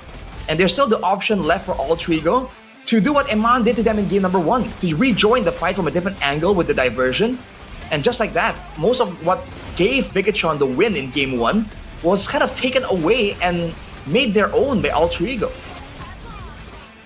And I think at this point, there were just too many stacks on Arfi for them to deal with it, right? And in the end, Eman was just relying heavily on mechanics. If he had the mechanics to pull it off, or if he had the resources to actually enable the mechanics, he would still be able to react to a lot of these plays. But when the flicker was down and everybody was coming on with the Glorious Pathway, it was impossible for him to outplay there. And in addition to that, going back to the point of Nino, looking at the highlights as well, Arlet is just the perfect hero to re-engage against a team that wants to go for pickoffs. So you'll find moments where Finn locks in someone with a Way of Dragon and so on and so forth, but then Arlet comes in, Nino comes in, and is able to re-engage in a different way to make sure that the pickoff doesn't happen for Bigatron, and Alter Ego gets something better in return. So it just worked out so well when we look at the highlights. It's the fact that he can zone, right, with the AoE, and he can actually solo kill Ron, Moreno, Eman. In the mid game, he was independent, dude. If Bigatron didn't respect it, even if everyone else was doing something else, if Nino goes in and they don't respect his damage, they get taken out. So what Mika was saying, Eman really could have made plays happen. He could have done some damage, defended, but that final, the base fight where Bigatron lost both the mid and top side base turrets, Eman was fighting without even a Holy Crystal. Like, man was struggling, dude. There was no income whatsoever for Bigatron. It was tough, really tough. Again, I think it's also because they just had to constantly trade in between who to give gold to, right? It's a very resource-heavy lineup. For Farsa, for Lancelot, and Harith, all of them really wanted gold. And the only way to enable everyone is for them to snowball in the early game. And they couldn't get that. Again, I think it was a mistake from from Finn, to actually start level 1 by going for, by sticking at the bottom lane instead of looking for the prio in the mid lane. Yeah, I think that's definitely a call that we can question here, because we've seen it for Bigatron at least, when they are able to get that trio mid prio, right? They're usually able to get massive value from it. And considering they have a Lancelot Farsa, you saw that even after the initial few failures, when Finn was able to actually get someone, there was still plenty of damage to go around. So if they started, or if they continued the game with that priority in mind, the mid prio, they not only enable Moreno, but they're also shutting down Hijume, right, on the low Yi. So I feel like that can be improved on in the final game here. So what's to do 1-to-1 between these two teams? I mean, we expected things to be chaotic, and it truly is. What were your predictions again, boys? Miracle, what was yours? 2-0 for BTR. 2-0, yes sir. Okay, for Arashi? I think it was a 2-0 for Bigatron as well. Oh, okay. Did you go Alter Ego? I went 2-1 Alter Ego. There you go. Ooh. But it's 50-50, man. It feels like the drafts are going to be very telling to how things go, because even if Alter Ego lost that second game, I feel like there were still a lot of mistakes that they made in the game. And then the same thing can be said from game number 1. Bigatron was able to win it, but we saw a lot of mistakes coming in from them as well. So it also depends on who's the more disciplined, team as well, I think, for the next game. What do you think, Arashi? I have to agree. Although for Alter Ego, they showed great discipline in this game, right? There were some moments there where, they really could have gone even more aggressive, especially with the diversion. But they're like, okay, cool, we don't have to go with the diversions, right? We're already so ahead, we can just match them into team fights and then use diversion for something else. Which is why you saw, I think, the diversion used as a rotational tool like a good 6 times maybe throughout the whole game. So there wasn't really a huge flank diversion happening again and again. For the most part, it's just to kind of elevate Alter Ego's tempo more and more. So I think now that both teams have kind of been on the back foot, they've kind of been reminded that they need to stay disciplined. I feel like the drafting phase becomes a bit more important than the discipline factor here. It's also the change of the diversion, right, that really makes you have to change the way you play the Luo Yi. Now it's visible when you pop in diversion, so you can't really be going for all those flanks as many times because it'll just be very easy to read. But the way they use it, yeah, I think is great. Again, just using it to get tempo around the map instead of trying to go for those big plays like we've seen before the change. Yeah, it's always Arfi, go back down. Arfi, go back down. Yep. And then I think it was one of the Lord pushes where they wanted to look for a pickoff. I think that was the only whoa moment from the diversion. But I do agree. I think all in all, it was used more utility based than looking for an objective or a pick or a crazy play from Alter Ego. So coming to game number 3, who will you expect to be on blue and who do you think will be on red? Let's start with you, Mirko. I think after seeing the 2 games, Bigachan should go back to blue. I think the Arlet first pick has been phenomenal, and both teams haven't been able to actually respond to it properly. So, but the thing is, they could also just stick to red and ban the Arlet. So it really comes down to how you handle the Arlet. If both teams want to let go of the Arlet, I think blue side for sure. It's a bit of an ego battle, huh, Mirko? But considering the context here, this might as well come down to an ego battle, and that's the case. Then I guess blue as well. I would predict blue. Speaking of ego battle, I mean, we're looking at this lower third, Shogun in the EXP lane, number 2 as an EXP lane in terms of teamfight participation. No Nino here. What do you think, Arashi? I mean, it's very impressive.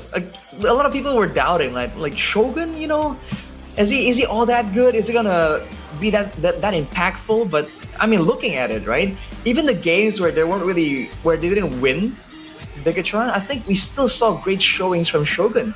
So I personally am quite impressed with the guy. I think despite initially showing up with the odd picks, the off-meta picks, I mean, he's making it work. And in fact, with the meta kind of allowing more EXP laners to kind of slip through the holes, I think there's a lot of potential for this guy to continue doing well. So too. Again, the whole conversation is right now, Shogun or Kin. And I think for me, especially last week, just from the quality of opponents, I gotta say Shogun. But later on, I think Kin might be the better individual star, right? We're seeing this team fight participation stat for Lutpi and Shogun. Okay, I thought we were just gonna say XP lane average kills or average assists being Kin, but we are gonna be focused more on this matchup. So it is Randy. We can't really take this entirely because he's only played 2 matches, to be fair, right? Nino's played way more, so there's way more of a sample size.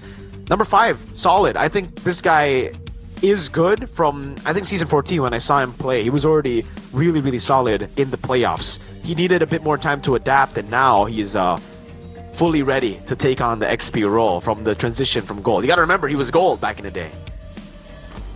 But what do you think about this, right? Because we do see some EXP laners where they're a lot more individualistic in character.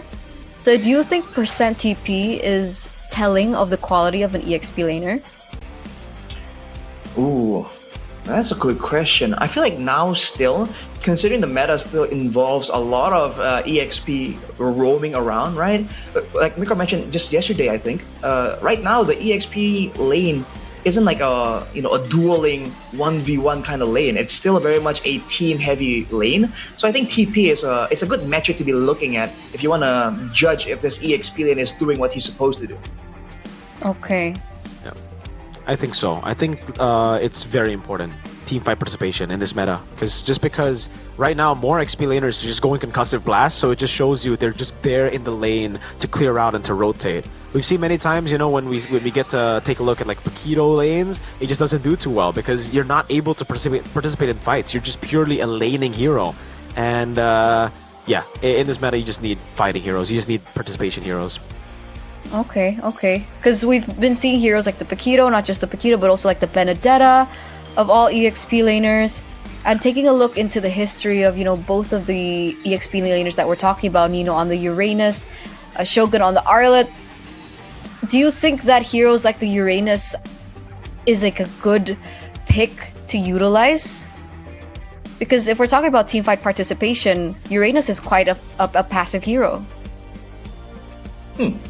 Well, me personally, I feel like there's still a great spot here for heroes like the Uranus, like the Esmeralda as well.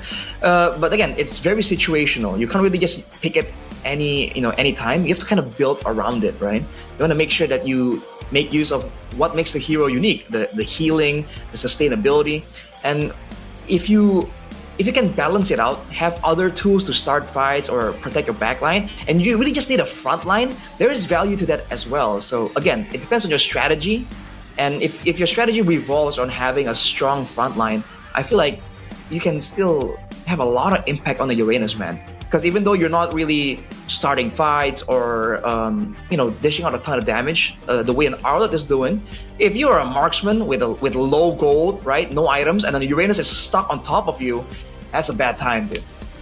Yeah, I don't think Uranus is passive, by the way. Like Uranus, in terms of skills, there's no big CC tool. Maybe that's what you mean by passive. But in the way you play, you're very aggressive. It's a hero with not a lot of damage, not a lot of instant damage, not a lot of CC, but you are one of the most aggressive XPs on Uranus. You're constantly going in on 5 guys, trying to bait out resources, distract, and again, the good Uranuses know how to be super aggressive. To shift things a little bit, coming into, match point, I think this is something that we were talking about earlier on, about the Arlet, first pick so far on blue, being able to win out the games, BTR game number 1, and then Alter Ego game number 2. Miracle mentioned that maybe they just want to ban it out.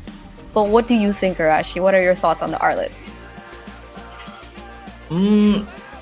I feel like considering the way these games eventually get settled by a big team fight, I think it's important to get it, right? So I feel like if you are on red, you'll ban it. If you're on blue, you'll take it. So with that information, right, with that assumption, I feel like we won't see it in game 3 because whoever's not first picking is going to ban it away, I think. Because either way, I'm going to be picking, good time. Boys and girls. Right? Whether you win, whether they lose, whether I lose, whether TLID loses, I'm still going to be choosing good time. So, to make sure that I have a good time, all right? Where's my good time? Wait. Hey, give me a go second. And find it. I'm going to have to find it as well. I believe it's outside. I can get milk. Hey, if producer man lets me, I can get milk real quick with good time to show you how the combo works. Because I've been munching on good time with milk every day, bro. Go get it. Get the milk. Producer, is it okay? Producer man? I'm gonna open mine. Yo, I could just run. I could just run right now. I could just be like this. Look. Okay. While Miracle is running to get milk. We have a close-up. There we go. There's a double chocolate one. Yeah, we got double chocolate as well, Eternal. Like, what do you think? Do you prefer this or the original? I like both. They're both really good. Which one do you like? I gotta agree. I mean, I'm liking this double. I didn't think I would like this double choco, right? I think it might be too chocolatey, but it's working great because I hate to do the same thing, but you know how fast I am? Just earlier and it's gone. I'm fast as heck, boy. Let me do this right now. All right, let's see it. This is the best combo right here, baby. That was fast. Do it again. Do it again. Do it again. I'm gonna do it again. Do it again. Dude, that's a classic. See this cookie? See this cookie? See this glass of milk? Bang. I'm gonna dip it all in, bro. Oh, that looks really good. Take over. I'm just enjoying this, man. Oh my god. I'm pretty jealous. I wish I had milk right now, actually. Me too. I might have some in the fridge. I have a ton of milk, guys. Miracle likes I want milk. some milk. I love milk. I wonder if the boys here from Alter Ego love milk too. Hey, you know what? The boys all love milk. Okay. You know it. Speaking of the boys, it looks like Bigatron are on blue side. So does this mean Alter Ego for the third time, or both these teams for the third time, will let go of the Arlet and let the Phobias get banned? I guess we'll see. Drafting phase game number 3 presented to you by the official tournament smartphone Samsung Galaxy S25 series. Wait. Why did BTR ban the Arlet? Bigatron banned it. What? Huh? I think it's because they want a Lancelot, right? It has to be because they want a Lancelot. Or Jusin? Uranus? Yeah, Sushin's open. I think you go for Jusin over the Lancelot and the Uranus here when it's up for grabs. But Alter Ego could go for the Lancelot now. I think it's a better choice to go for Lancelot. But you also need to take away the Kalea, because BTR can just go for Kalea, Yi Sun Shin if it's Lancelot Uranus here. Yeah, that does sound like a pretty good combination. For Alter Ego, they can just leave out their mid lane pick for final pick, right?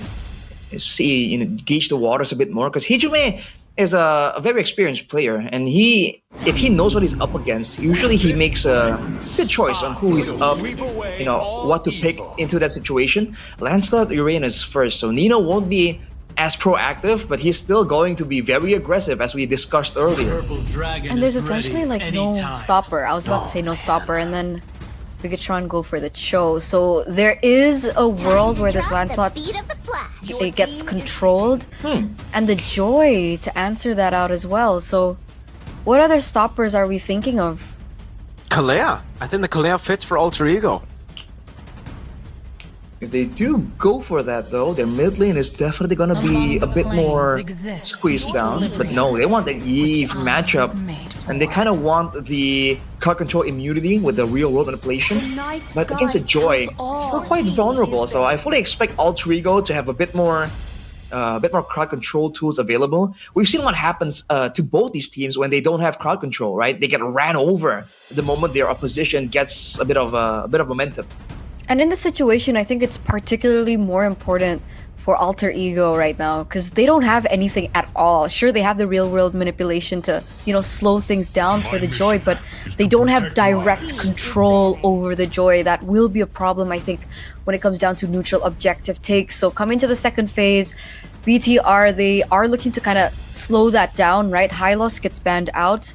A stopper, a controller of a sort. Alter Ego for the Esmeralda ban, allowing the Uranus to have a little bit more of a better time.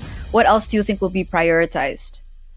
I think for Alter Ego, they can ban out a few more strong laners, so that the Uranus can actually have a great time roaming around. The Benedetta becomes the option. It's a hero that Shogun has picked up before. So on one hand, Bigatron was trying to limit the slows, the crowd control. They're trying to make sure they don't get forced into a long fight, because they have the Cho and Sushin, right? They want to go for a short burst of action and then dip out. For Alter Ego, they're trying to make sure that the Uranus is going to be a relevant factor here. They can stay in the front and, if need be, take the way of the dragon and still come out on top. Okay. The Benedetta gets banned out by Alter Ego, so again, a lot of respect over to Shogun, who's been able to get a lot of big plays on the Benedetta. I think for BTR, movement has to be the name of the game for them. Like, they already have a Joy, Cho, and Jusin. I think they got to double down on that. Play the Claude, Moskov, and in the XP lane, that's where I'm really starting to struggle to find a pick that works here. Against the Lance, you would want the Phobius or Arlet, both of them. The EXP lane, huh? The Peter comes to mind, but we've already discussed why that's a bit difficult, to kind of use in the current meta. Aside from that, would the Lapu kind of make sense? Command confirmed. Your team Rhino on Okay. So, Garok. Right. With the Grok, I guess, you can go for more combos. That's an actual crowd control tool as well. So Alter Ego, they won't be stuck just using slows. They actually have hard crowd control for aggressive uses, but also for defensive uses, worst case scenario. So Alter Ego are doubling down on their teamfight presence, right? With the Grok, they have the real world manipulation as well. So the box is definitely very clear for Alter Ego. BTR, once again, with the Cho, it's going to be a little similar to how things went down for game number 2, depending on what the EXP lane is. I think the Claude earlier mentioned by Mirko makes sense. You want to also be able to get into the back line, be a problem for the Yve, make sure that the Yve can, cancel the real world manipulation. The real world manipulation on her own. The Gatot is the source to control. So how do Alter Ego round this out? They also need a gold lane here. I think the Moscow fits in the best here. You're up against Claude, it's pretty solid. You go against the Joy, it's great too with the Spear of Misery. And you have a way to participate faster than the Claude, while also holding him down in lane. I think that makes a lot of sense, but no Granger. So it's like the go-to pick for Arfi for the longest time, and technically now, there's a bit of synergy here. There is a great front line, there is good long-range poke from the side of Alter Ego, and there is someone to go and clean up duty. So you're seeing how they want to play the team fights. It's up to Bigatron now to really deny that. Go for those catches, force out and chase down Alter Ego before they get whittled down. That's a lot of pressure on the Joy here for game number 3. No surprise picks this time around, no debut picks this time around, but you can expect nothing less from these two teams. With the Granger pickup in the gold lane, it looks like Alter Ego are expecting to find and get the ball rolling early. So let's see how this pans out.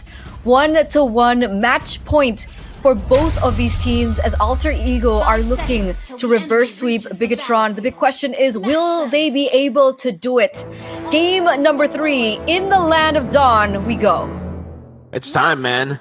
Will it be the repeat of what we saw in the playoffs, reverse sweep, or will BTR finally get their sweet, sweet revenge after having to wait a few excruciating months?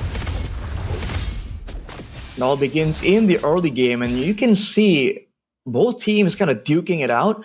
But again, Alter Ego are the ones with a bit more aggression available with that Yi, right? More poke, more AoE. The Sushin is great, but it's pretty all in, and you're seeing that's why the tenacity on 3 members for Bigatron. They want to make sure that they start a fight and stick to it. Oh, lethal win for Rin this time around. Shogun, though, putting the damage down. Nino actually chose the vengeance this time around. Finn goes in to revitalize, forcing Shogun to flicker out Alter Ego with the early aggression. That's it, right? That's the beauty of the Yve. The spammability of the Yve is definitely apparent. We can see also the early game damage that the Grok has. Really good clear as well to balance things out against a Jushin as well as a Cho. Meanwhile, in the gold lane, Arfi and Iman doing their thing. No rotations to the gold lane just yet, as it seems like Alter Ego and Bigatron, they're more focused at the center. Yeah, you're gonna start in the center, maybe start off going into the jungle a bit more, and then later on, especially before the turtle is up, they wanna maybe swing one of those lanes in favor of their team. But, dude, Rin now has a chance to do a lot of damage. Oh, he's gotta be careful though. It was already a fully stacked passive on the Lantern Flare. Luckily, still able to get out, getting the prio over to Hijume. Finn pops in regen, and Hijume doesn't actually read out that move. Now, it's Ron walking up with a Joy. Oh, an instant flicker to respect it by Hijume. Alright, already resource wasted, burnt out before they go for the neutral objective. Alter Ego, they're actually the first to pop off. Great way the dragon and an all-in with the Crimson Beacon. Rin still able to survive. Moreno flickers in, and the gamble doesn't pay off. Moreno caught in the midst of it all now. Nino and Alec will get the kill for Hijume, as BTR are only left with the turtle. 2-for-0 trade, they get the neutral objective. In this particular regard, who do you think it was worth it for? I think it's a bit more worth it for Alter Ego, man. They're the ones who want some gold. Arfi there going aggressive as well. But again, Bigatron started the playoff, and Alter Ego getting 2 kills on Hijume is a massive deal, considering that the game is revolving mainly around this mid lane. But Ron here getting the lead though still. But Alter Ego, if this goes on, I feel like in the team fight, they still have more to do, right? I think Bigatron are the ones who are really looking for some kind of snowball, especially with the Tsushin pick. But the big question is, how will they be able to attain that, right? I mean, technically the Claude also needs a little bit more time to get the ball rolling as compared to the Granger, who has already picked up that first item, and so far the Granger has been left untouched. We saw what Arfi was able to do in game number 2, and he's also trying to replicate the same into game number 3.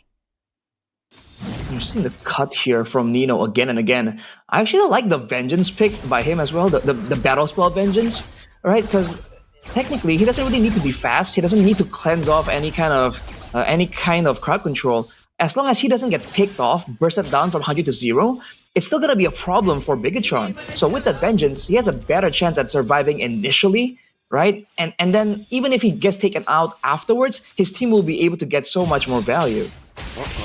Speaking of value, Rin trying to take the value away from Shogun, who's cutting as well now. Trying to buy some time. Thorn Rose coming down, but the Turtle will be spawning in 10.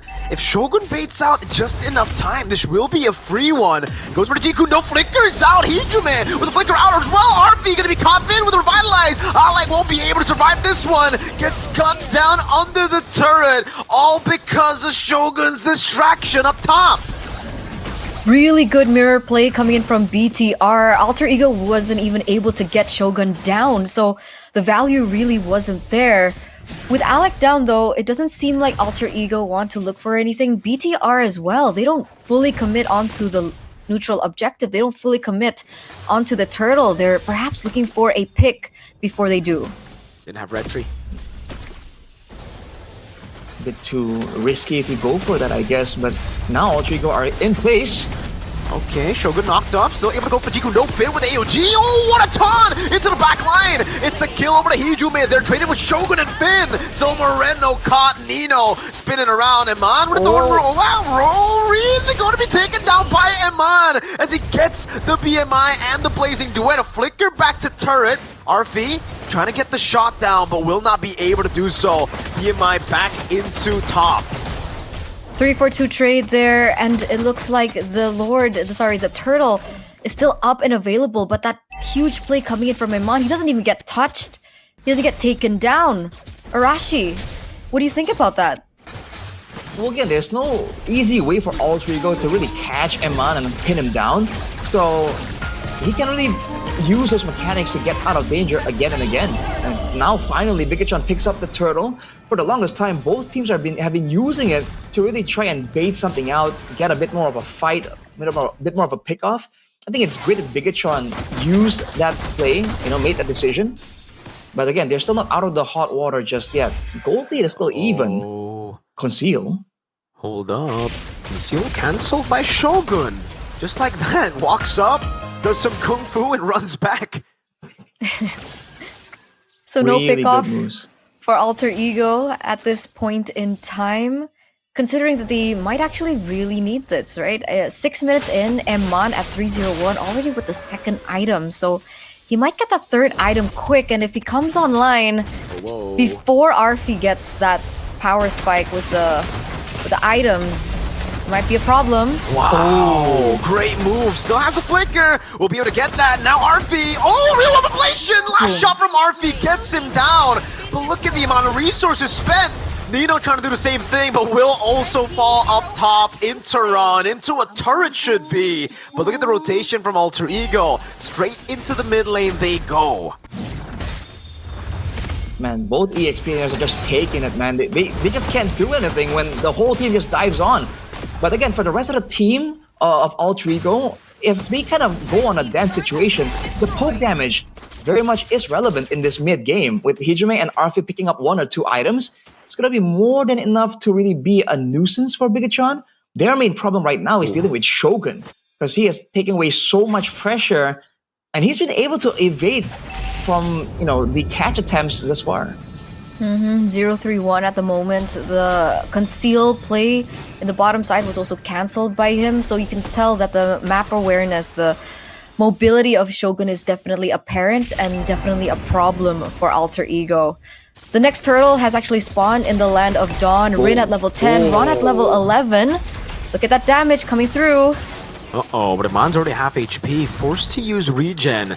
Rin in the mid lane, Moreno trying to hold his ground too as Hijume shoves it in together with Rin. Shogun, into the back he goes, Finn gonna be caught on the other. Oh, Eman with Lazy doing in the back line, Hijume gonna be caught still able to flicker out to safety, but Ron comes in and Iman is able to flicker out from the Thorn Rose. It's a battle again up top now. Dodging away Iman. One more puncture and it's a shutdown to Rin and the Turtle to Alter Ego. Shogun with the Jikundo and the Weighted Dragon. Now with the Shunpu to escape as Ron clears out in the mid lane. And Finn and Moreno are trying to buy some time here for Ron to take the turret. Arfi distracted, but will be able to make it into the mid lane. That's going to be the charge in. Finn caught and Arfi getting the killing spree. Puncture over, Moreno caught. It's a free Thorn Rose, but a Crimson Beacon to react to it. So much value for Alter Ego, so much value for the three-face mask. They pick up everything on the board. They're going to be able to push in this mid-side turret as well.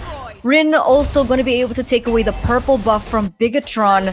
And now BTR are the ones struggling, falling behind. This is a 2,600 gold lead being built up by Alter Ego.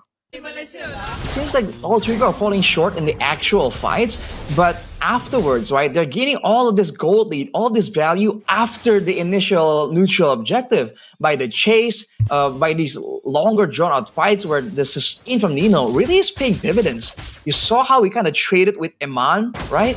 Got Eman to half HP, and he got pretty low himself, but abusing the Uranus regeneration, I think Alter Ego are doing a great job. They're playing this fight out. Their only problem so far is Hijime getting caught out because he is on a backline mage and Bigatron are just scrambling all over them. So he's caught usually behind enemy lines. That's the only issue that Alter Ego is facing.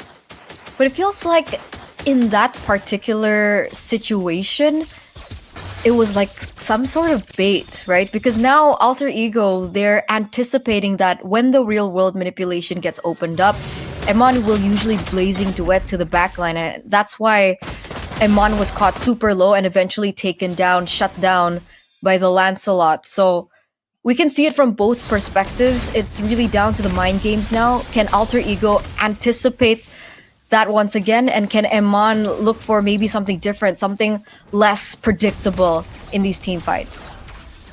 And Eman still is on a flicker, right? So he is very, very vulnerable, especially against a marksman like the Granger. If you are mispositioned, he can very easily get nuked down.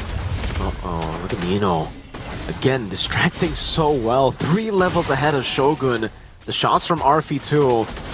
Eman has a lot of work in store for him, man. Having to deal with everybody here. Rin just bursts it down together with a team, and Finn is caught all alone. AOG to the front. That's going to be the charge into it. RWM coming down, but Arfi's going to be taken out very low. In the back line, Moreno jumps in. Arfi cleaned up by Ron. As still, Eman is able to stay alive. Shogun has the Weighted Dragon. Will be able to go for it with the Jikundo. Locking him down. Eman doing a lot of damage. I want the BMI forward. Nino still able to stay alive. Ron, no electrifying beats. Turn in the mid lane will fall. And the Lord will spawn in the bottom lane as Eman will be sent down there. That's the win of nature collected for him. It will be Nino next to the chopping block. Still too tanky for anyone to deal with. 3-for-1 trade. Ron going to be able to pick up that triple kill. Huge coming in for the team. You can still see that the Uranus is trying his best to take him down. Very aggressive in by Nino on the Uranus. But eventually, the time bought was not enough to fully utilize or capitalize over the Lord. Cleared out very quick, Eman doing his job. It's going to be waves available for Alter Ego though. Unfortunately, even on the top side, Alter Ego won't be able to get the turret. I might have spoke too soon though. Whoa. That's a very aggressive move. That's a big ultimate. Shogun to the back, able to find the way of the dragon on RP! Eman goes for the blazing duet! Shogun! What a play! Now Ron walks up, gets the assassination on Ijume! Oh boy, you want to talk about ego gaming? What was that, dude? He Jeet Kundo through the entire team and found Arfi. Dude, 4 members down. This might be Bigatron's end angle. What a Jikundo again, and this should be Rin taken down, thrown back by Moreno. They tank up the turret shots. The base will get targeted down. Even with the minions having just a sliver of health, it's revenge for BTR by Vitality. Picking up game number 3, very different to how things went down in the playoffs of last season. BTR going to be able to deny that reverse sweep from Alter Ego, picking up this 3rd game in just 1 fell sweep. One moment was all it took. Shogun being able to open things up was so crucial to how things went down. And BTR now another additional point up on Alter Ego in the 34th time that they meet here in the Chaos Derby. What a pick. Wow. Shogun. Oh my, what an angle. Ridiculous stuff, man. And honestly, big mistake for Hijime. Why did the team commit to... Wait, what was that? Like, was it just for tier 2 top? I don't understand. Arashi, explain it to me. What was the commitment on the ultimate there? Well, I feel like they saw Moreno and they felt that they could go for... See, there's no... I don't think there's anything particular that told them like, hey, this is the moment to go. But I think it's like a feeling thing. It's like, because they play with tempo, right? And so they're like, okay, we just got the Lord. We're just all back. Bigachan are still scrambling to clear the waves and all that. You know, if we can get Moreno here, they're on the back foot. We can use the waves a bit more, get a few more structures. And it's a good time. Unfortunately, it's a Sushin, right? So first of all, that's already a tough situation. Then the Sushin got out and they're stuck clumped up in the jungle, dude. So that's just not their win condition, right? We saw that the potential they have there is to just trade, to try and go for the poke damage. In a fight like that, where they allowed Bigachan to get behind them, once again, it doesn't matter if Hijime was doing well. It doesn't matter that he got 2 kills in the early game. He just got, smushed up in the middle. So there's like one way to see it as another overstay from Alter Ego, which is something that we saw from game number 1, but also maybe something forced by BTR, just like a really good bait from the Jushin too. Well, see, I don't think Moreno was doing anything extra, He was up there clearing the waves because the waves were almost taking down the turret. He wasn't doing anything special, man. Alter Ego are the ones who saw him, they're like, it's his turn. And they just bum rushed in. Yikes. Sorry, Ko. Fidel win. Sorry, Cordell. 2-0 against Navi, now 2-1 against BTR. Yikes. Alter Ego just haven't been finding success lately. Nope, unfortunately not.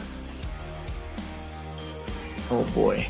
I mean, it's just, again, great moves from Bigachan. Again and again, you're seeing it, like Hijime and Arfi always getting targeted, always bursted down.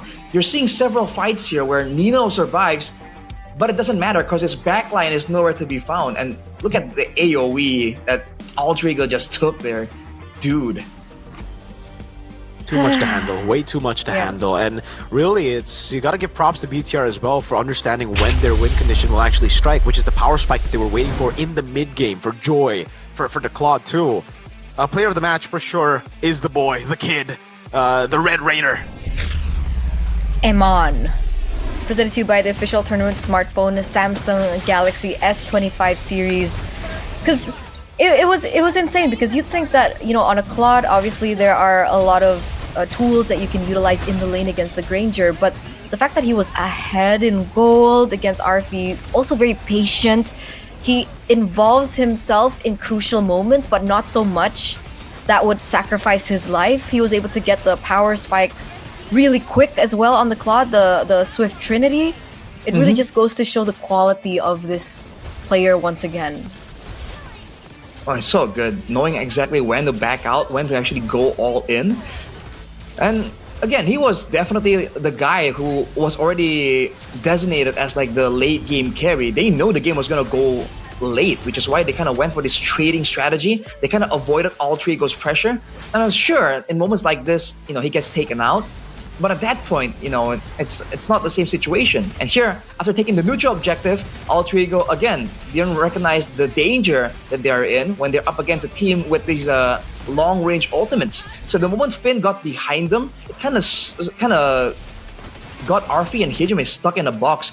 And you're seeing the same thing happen here. The fight was so chaotic, and for Eman, that's all fine and dandy. He's gonna do even more damage. For Arfi, that's like the worst possible way these fights can go. And you can see again here in the final moments how they were just so composed. Again, very different from the BTRs of the past, right? Where usually when they get to the final moments, they end up getting the C word, choke a lot. But here they really understood the assignment, even just tanking up the turrets, little things like that, chasing Rin, not everybody doing it, understanding the micromanagement of every single person, what everyone needs to do in that situation. Brilliant. If they hesitated just a bit there, they wouldn't have been able to end the game. If you go back to see the replay, look at the mini waves, by the time they ended the game, the cannon minute was 1 HP, like literally 1. So any form of hesitation would have prolonged the game to an alter ego defense maybe, and maybe into the next Lord. And the next throw as well, potentially. So potentially, definitely was a big moment there. They sacrificed Ron to tank up the crystal there, just to ensure that final minion stay alive. So all planned, all calculated, and the comms, right? I'm curious.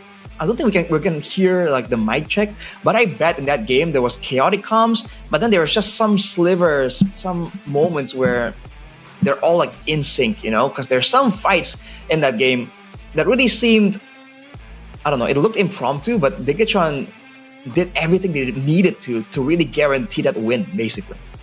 I'm happy for BTR, right? The adaptations that we're seeing match after match after match in this season, because early on, I gotta say, like BTR looks like they're not in sync at all. They're not on the same page. But we're finally getting to see them play as one. You even mentioned that perhaps the comms were good. Maybe it's just synergy that's happening in the game. Just a little bit more discipline, a little touch here and there, and I think BTR are looking like a strong team. Look at the damage, man. Eman did as much damage as Hijume and Arfi combined. Wow. And on the other hand, look at the damage dealt by Nino. This is what I'm talking about. He was able to survive for so long and, be quote-unquote aggressive, right? Deal so much damage, more than the mid lane and the gold lane. But what's the point?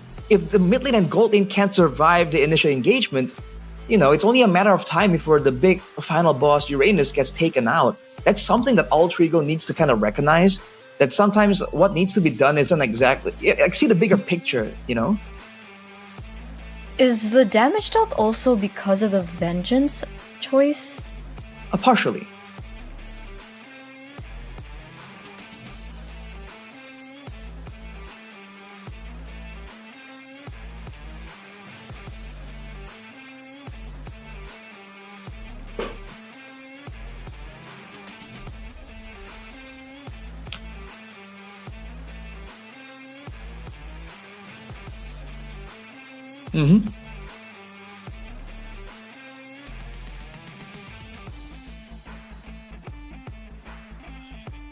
Yeah. Because it all just went down to that final point. So unfortunate for Alter Ego. Virgo is looking kind of HD right now. Perfect.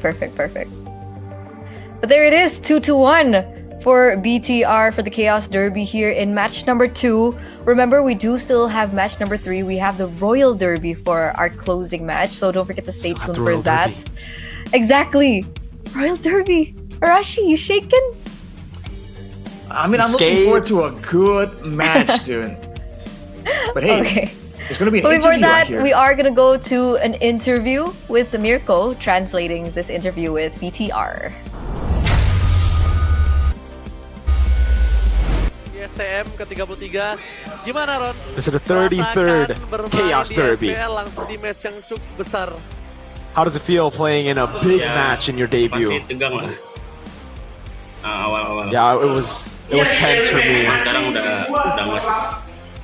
At the start it was very tense. I was nervous, but now I'm not anymore. Ada yang meyakinkan nggak dari member Bigatron kayak Ron tenang aja Ron, atau mungkin kayak ada yang ngasih? Is there anyone on the BTR side that were giving you motivation, saying like, dude, it's fine, cheering you up? Yeah, Nile was giving me a lot of support. Woi, cukup menarik ya. Tapi kali ini Ron, gue mau nanya, kalau ngomongin performa lo di Ron, match kali ini, speaking of your performance in this match, how would you rate your performance in this match? 0 to 100. 50 lah. 50 for Ron. Wow, just half. Wih, gila, berarti masih bisa meroket lagi ya. Bisa. So there's still a lot of potential is what Ranger Mas is saying. Kan Bigatron sekarang Finn? udah mulai positif nih dari hasil-hasil. Bigatron are looking pretty good right now, you know. Got 3 wins. Menang-menang terus gini. What's the secret behind the 3 wins back to back to back? We just needed to focus on bonding. Because in week 1 we were lacking that chemistry that was needed to get the win streak. Oke, kalau ngomongin chemistry ya, berarti ini ada perbedaan dong berarti ya Ranger Mas ya, karena So dari there's kita difference udah mulai ganti-ganti jungler. we're talking about Kalau dari chemistry Finn because you sendiri guys deh, are already mungkin swapping dari Nile junglers. sama Ron nih, perbedaannya apa sih? Karena kan kamu yang sudut pandangnya What's the roamer yang difference lebih between enak ngeliat playing jungler with kamu Nile sendiri. and Ron? Because as a roamer, it's very different playing with different junglers. Sama-sama aja sih. Hero pool sama. They're both the same. Paling yang beda, yang bikin beda. The only difference is experience. Oke, Nile lebih tinggi deh ya pengalaman ya. Nah, tapi kalau bisa Yeah, kita Nile bilang has a lot more experience. Alter Ego ini kalau nggak salah kata Codelwin itu adalah roster terbaik ya, dan kalian berhasil menang. Codelwin said this is the strongest alter ego lineup and you were able to beat them in the Chaos Derby against their best lineup. Apa rahasianya kalian bisa menang di match ini? What's the secret behind the win? Rahasia kita mainin roster terbaik juga sih. We also played our best roster with Ron. Okay. Ternyata roster terbaik ada di Ron. So the best roster turns out to be with Ron, not Nile. Gini, Ron. Tadi di game tadi yang paling nyusahin siapa, Ron? Who is the hardest opponent, most difficult opponent in that match? Dari Alter No Ego one, Ron says. None of them, gave me a hard time. Nino gave him a hard Tadi time. berpikir dia bakal bilang Alec loh, karena di game 1 kan ditempelin Alec kan tadi. Gimana ditempelin? They thought it was going to be Alec who was the most difficult to go up against, but because he was always in Ron's jungle. Menurut kalian, apakah dengan Nino tidak menggunakan hero crowd control menjadi salah satu keuntungan According to kalian you di game guys, ketiga? with Nino not being on a CC heavy hero, was that an advantage for you guys? Tidak bakal pakai hero kayak gitu. Jadi No, we expected him to play those kind of heroes, so no, we were ready for it. Dari experience sendiri juga. Oke deh, untuk keduanya nih yang terakhir ya, berarti minta ini dong. Last question. Salam-salam buat Bigit Troopers nih yang lagi nonton dan dukung kalian. Give the Big Troopers who are supporting you guys a message. Ya buat. Ya siapa ya, bebas. Thank you udah. Thank you. Udah nonton, udah dukung. Thank you for watching. Semangat terus. And yeah, Oke, itu dia berarti ya spirits. dari Saksikan Ron. ya. That's it for the interview. Saksikan performance Ron yang masih 50% dan akan 100% ya. Yeah, Ranger Mas is saying to all the Big Troopers to wait and watch and to anticipate the full potential of Ron, who's apparently still 50%. He's only at 50%. Harus terus. See ya, my goats! See ya, my goats! Did you hear my goats? We did. There's a lot of nice spirit in there. Nice translate. I love my goats, yes sir. But it's so 50% cute of Ron, to see by the way. Ron, right? Yeah. 50%? So humble. Wait, is that humble or not humble? I can't tell actually. It's vague. Could be like, no, this is nothing. You know, I'll beat Alter Ego with just half my effort. Exactly. No, I think it's humble. I think he meant it in a humble way. He said, no, it was a 50%. You know, I need to improve a lot more is what he means, I think. Okay. So do you agree? Do you think that that's the strongest lineup for Bigatron? I think they're joking. I don't think so. Okay. I think Who said that? Ron Was is really Finn the one good. to say that? But what? Did Finn say that? Yeah, Finn said that. I think it was jokingly. He was smiling as well, but it is Finn. You know, you never know. The guy he's vague, man. They're all so vague. Even Luke. That's He's true. not there anymore. That's true. Yeah. Where is it's so Luke? vague of him. Luke is streaming now. So shout outs to Luke, also my goat. Man. Our boy Luke. The best according to Mirko. Unfortunately, we won't be seeing much of him this season, theoretically. But hey, I mean, team's doing pretty well, Mirko. If there's one thing you would want them to kind of improve on even more, you know, what would that be? Consistency in drafts. Like their game 2 drafts are always very high risk, which is great sometimes, like the one with the Cho, but other times we see this game 2. You know what I think? I think they should be playing MCGG instead. No, it's so addicting. Is that game Flame? is way too addicting, alright? Technically you can, But if you want to focus on your goals, guys, maybe you can just focus on MCGG full, because this is gonna take every time, all the free time you've got. It's true. It is addicting. And not to mention that the World Championship is finally back. It's finally here. And there is a new opportunity to become the world champions again soon. It's called the MCGG Rising Stars, which will be launched on the September 12th. And everyone can participate and potentially win the World Championship, which means you guys back at home. So if you guys think you're good enough, go ahead, join the MCGG Rising Star. Check it out, Reds. What are you waiting for? Mike, I know you're watching. Luna? Well, You guys want to talk more about Penelope? my goats? Because my Oh, goats have been man. nominated for Mobile Esports Team of the Year. And you guys can vote for my goat, okay? My goats here, Team Vitality MLBB. There's also a goated player for the Women's MLBB. Also nominated for Mobile Esports Player of the Year, Vivian. Shout outs to Vivian. And if Vivian wins this award, it'll mark a huge milestone for the MLBB women's scene in 2025. Absolutely. So don't forget to scan the QR code. Make sure you cast My in your God. votes because the mother of tanks, that's her. That's That's her? Vivian. Mother of Tanks. Mother of tanks. Very. What did Ashley say again? I forgot. She wanted to be the mother of tanks, and then Vivian said, maybe you can go to sleep because in your dreams you can achieve it. So there was a lot of banter at MWI. It was fun. It was really fun. Come to my dream. Come My to dream my very dream. good. I mean, man. that's some So good cute. banter though, for sure. We could use a bit more of that. Yeah, in the Yeah. men's side. That's why I loved it so much. Like, I wish the guys could be as spicy as that. Well, they can now because you have your Ritos to enhance that flavor first, right? And you guys can go and grab whatever you want. Oh my god. Why do you always have that ready, dude? Bro, She's I been love snacking snacks. throughout the broadcast. That's the only That's true. explanation. When I'm quiet, I'm muting my mic. Whoa. You actually muted your mic. Yeah, exactly. Oh. That's what I do. So that's how she gets away with it. You know what, Eterna and Narashi? If you hear me disappear during play-by-play, you know what I'm doing.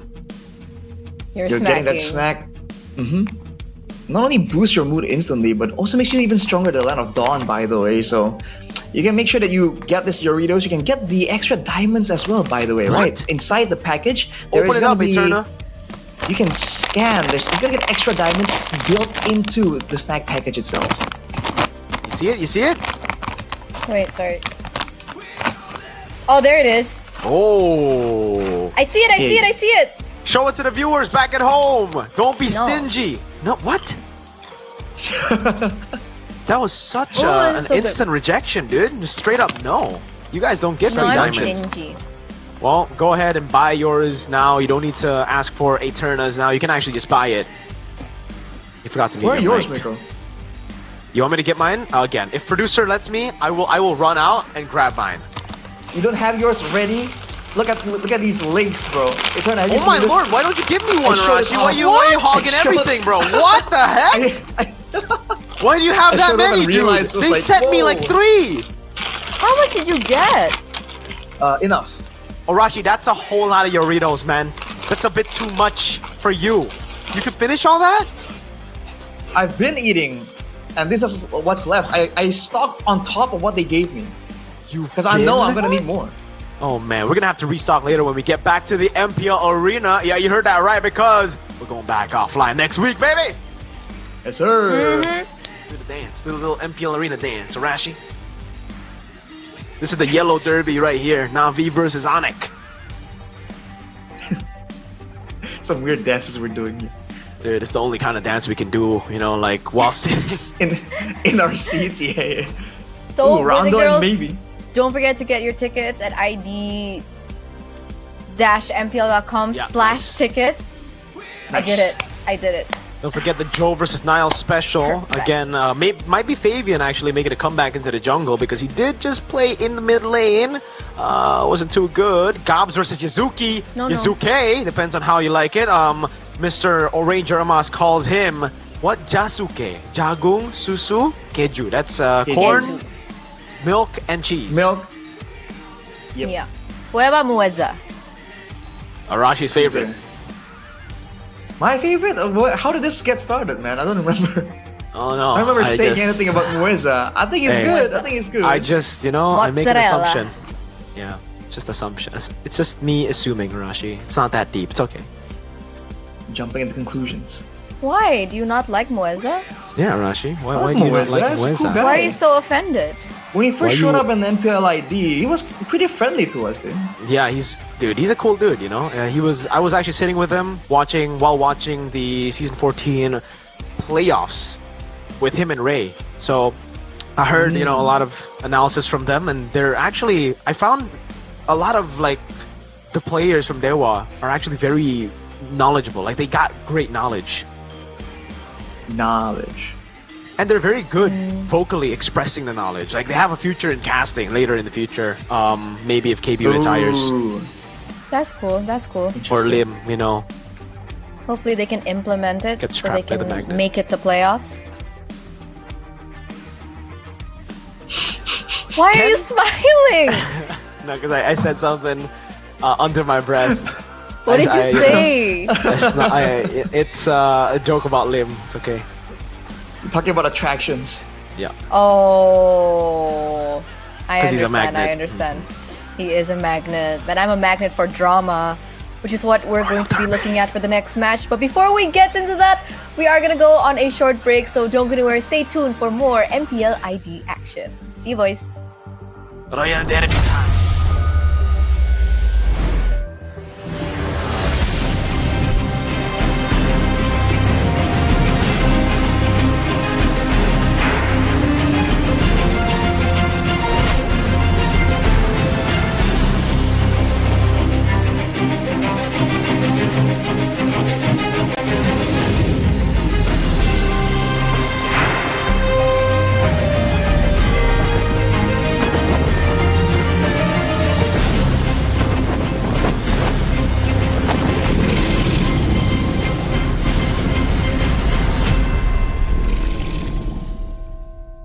Rumor sempat dikabarkan akan ada jungler dan EXP baru. Sebuah pertanyaan, apakah para Kingdom disuruh untuk percaya proses lagi? Yang main Taro gitu biasa lebih pengen ngebantai yang udah kayak juara terus lah, kayak pasti motivasi mereka tuh ngebantai yang juara satunya terus. Jadi ya tim-tim lainnya juga pasti bakal lebih bakar lagi. Kalau bisa dibilang Dream Team itu yang pas season 13 doang sih. Kayak gue tuh juga di situ kayak kaget posisinya tiba-tiba kayak agak susah buat lolos playoff juga kalau nggak salah. Congratulations to all the dream team of the season. Mungkin yang gue lihat dari Onyx lebih ke ini sih, kayak sistemnya beda sih. Ditambahnya gue masuk, mereka kayak makin berapi. Menunjukkan bahwa mereka lah untuk menjadi pemuncak klasemen Onyx. Kokoh tanpa kalah satu pertandingan pun. Onyx yang kali ini menurunkan Savero menjawab pertanyaan kita di awal. Mungkin mention dikit kayak, emang benar Skylar akan tetap jadi main line up, tapi ada sesuatu yang dicoba oleh roster dari Onyx. Menurut gue Savero itu potensialnya tinggi banget. Tapi dengan potensial, kita kan belum nyampe ya. Savero ini baru satu season kemarin. Dan ketika kita lihat di MSC, memang belum matang banget dia cara untuk impact internasional.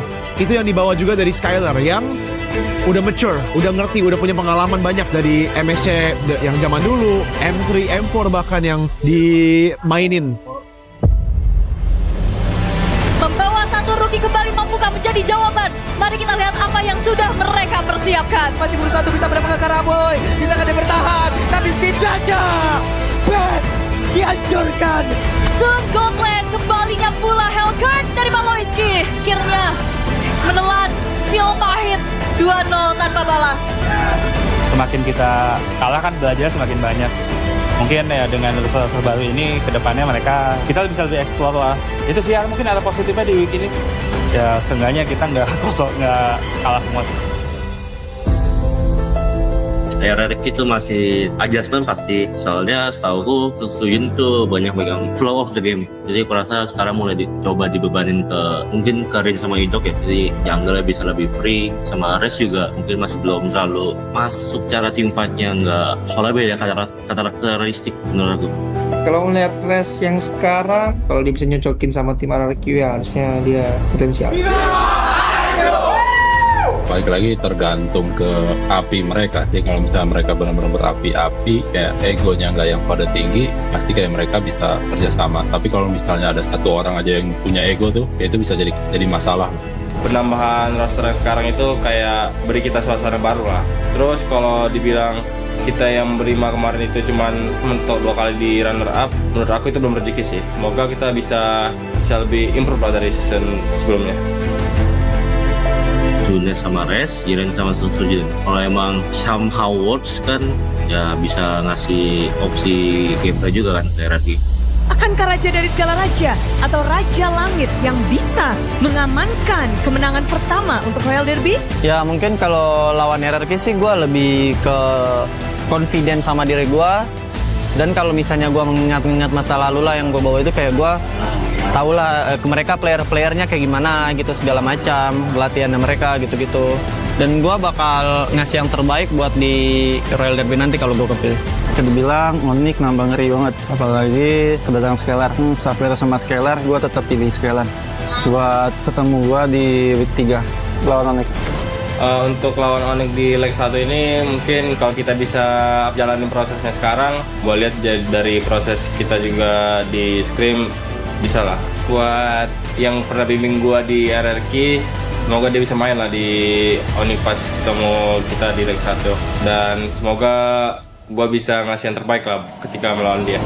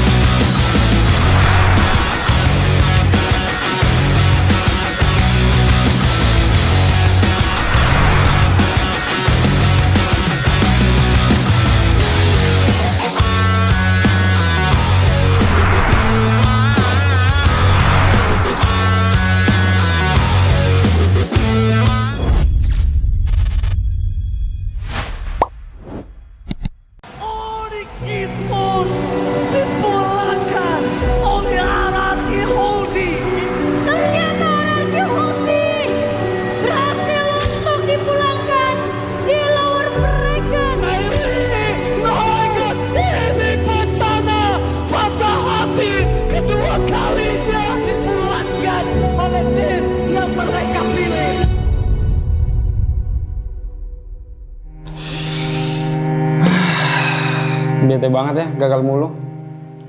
Tapi kan kita Royal Bestie. Gue yakin kita bakal comeback sih. Terus kita bawa pulang Piala M Series deh. Enak lu kalau ngomong. Tim lu kemarin juara.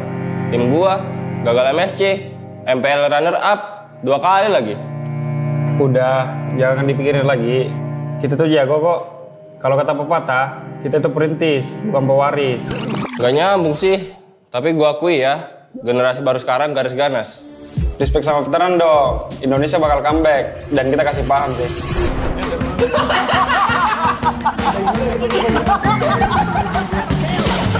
Kayaknya gue ganti nama jadi Rinetizi aja deh. Biar kayak kata sih, buat jadi juara. Zizi mah meta 2021. Lu kemana aja? Itu mah abang-abangan gue. Lihat aja, gue bakal jadi penerus kalau di tim Liquid. Tapi please, lepas Paniaci. Sir, what's your command? Oh, what a play! Freestyle from Fabian. Pemanasan terlebih dahulu. Lolos ke live aja masih susah. Gayaan menggantiin Kartizi. Iya nggak sih, Pe?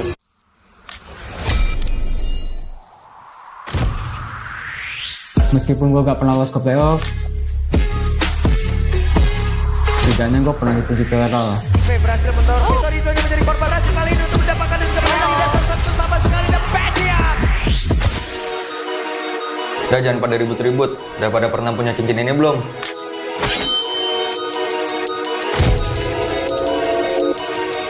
Ngisi deh.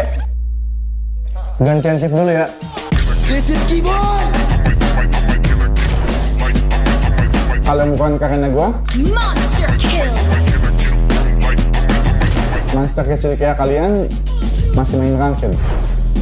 Intinya satu, konsistensi. Tanpa itu, hilang tuh kayak mereka. Hah? Kok kita sih jadi contoh jeleknya? Sorry guys, udah improve, cuma telat. Sorry. Sorry kok, gue ngecewain lo lagi. Ah, bosen. Banyak mulu. Maniac! Satu hijau tapi sekarang lu kipannya di Shanja. Oh my god. Maniac!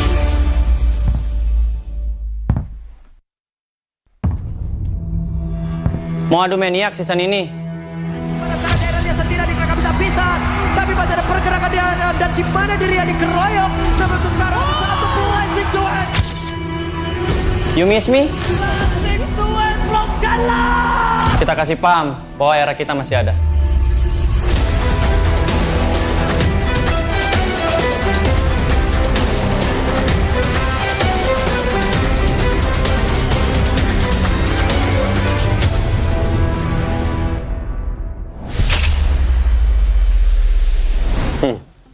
Lu masih ingat nggak ini siapa?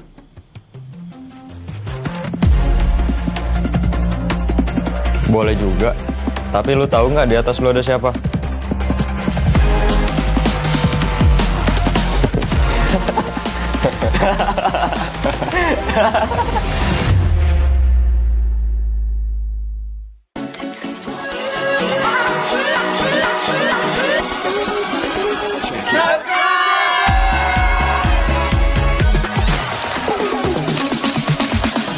Ya, aku merem. Ulang dong.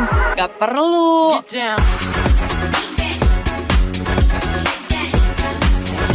Guys, review.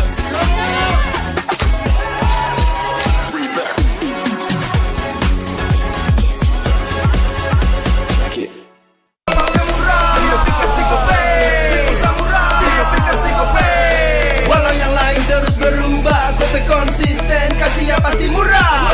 Tagihan murah. Di aplikasi Gope, transfer 100 kali per bulan. Download aplikasi Gope baru, nggak pakai lama. Dompet andalan gamers banyak damage-nya.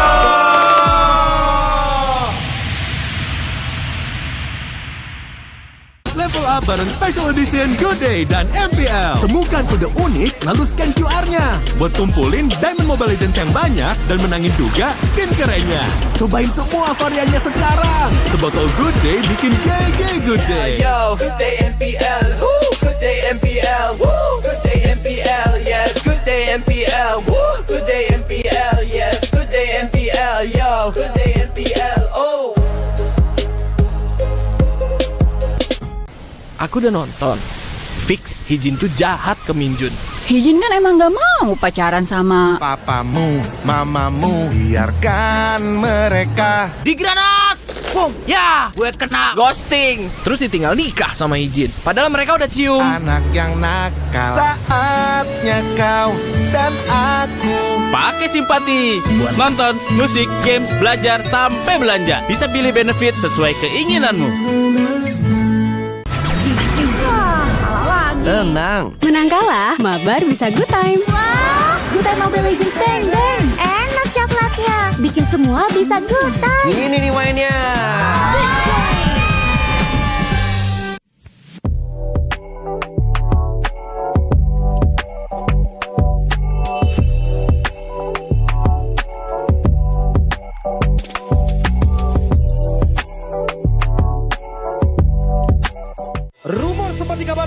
akan ada jungler dan EXP baru. Sebuah pertanyaan, apakah para Kingdom disuruh untuk percaya proses lagi? Ini mental Ruby itu biasanya lebih pengen ngebantai yang udah pengen kayak juara terus lah, kayak pasti motivasi mereka tuh ngebantai yang juara satunya terus. Jadi ya tim-tim lainnya juga pasti bakal lebih bakar lagi. Kalau bisa dibilang Dream Team itu yang pas season 13 doang sih. Kayak gue tuh juga di situ kayak kaget posisinya tiba-tiba kayak agak susah buat lolos playoff juga kalau nggak salah. Congratulations to all the Dream Team of the season. Mungkin yang gue lihat dari Onyx lebih ke ini sih, kayak sistemnya beda sih. Ditambahnya gue masuk, mereka kayak makin berapi. Menunjukkan bahwa mereka lah untuk menjadi pemuncak klasemen Onyx. Kokoh tanpa kalah satu pertandingan pun. Onyx yang kali ini menurunkan Savero menjawab pertanyaan kita di awal. Mungkin mention dikit kayak, emang benar Skylar akan tetap jadi main line up, tapi ada sesuatu yang dicoba oleh roster dari Onyx. Menurut gue Savero itu potensialnya tinggi banget. Tapi dengan potensial, kita kan belum nyampe ya. Savero ini baru satu season kemarin. Dan ketika kita lihat di MSC, memang belum matang banget dia cara untuk impact internasional.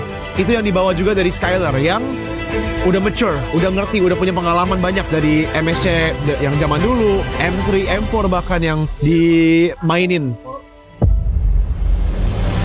Membawa satu rookie kembali mampukah menjadi jawaban? Mari kita lihat apa yang sudah mereka persiapkan. Masih berusaha untuk bisa mendapatkan Karaboy. Bisakah dia bertahan? Tapi setidaknya Best dihancurkan. Sun Gauntlet kembalinya pula Hellcurt dari Maloyski. Akhirnya menelan pil pahit 2-0 tanpa balas. Semakin kita kalah kan belajar semakin banyak. Mungkin ya dengan resource baru ini kedepannya kita bisa lebih explore lah. Itu sih ya, mungkin ada positifnya di week ini. Ya seenggaknya kita nggak kalah semua.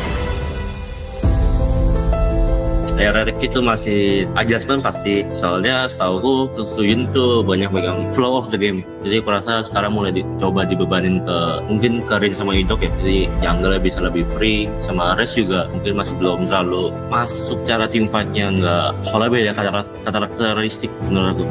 Kalau melihat Res yang sekarang, kalau dia bisa nyocokin sama tim RRQ ya harusnya dia potensial.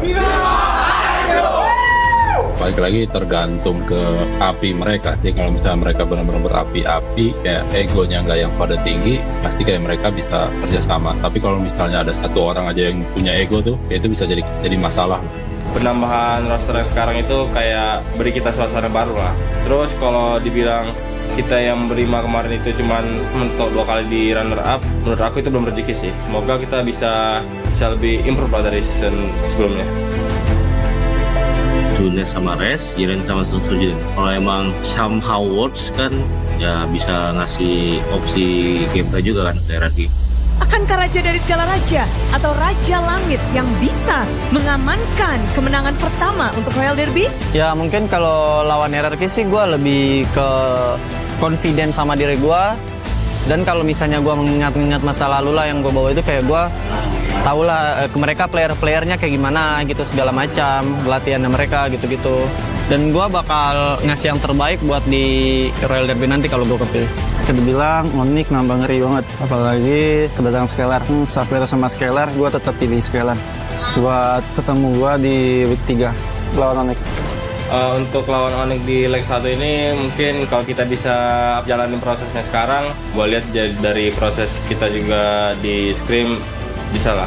Buat yang pernah bimbing gue di RRQ, semoga dia bisa main lah di Onyx pas ketemu kita di leg 1. Dan semoga gue bisa ngasih yang terbaik lah ketika melawan dia.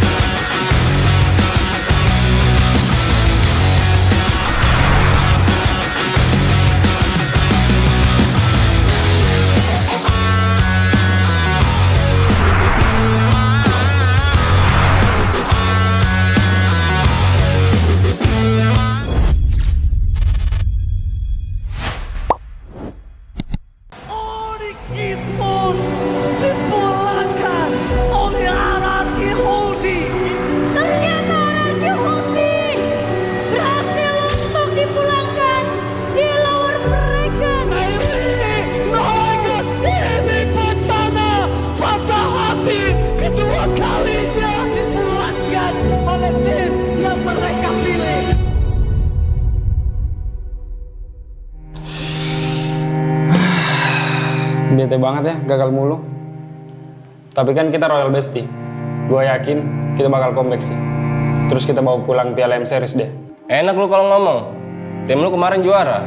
Tim gua gagal MSC, MPL runner up 2 kali lagi. Udah, jangan dipikirin lagi. Kita tuh jago kok.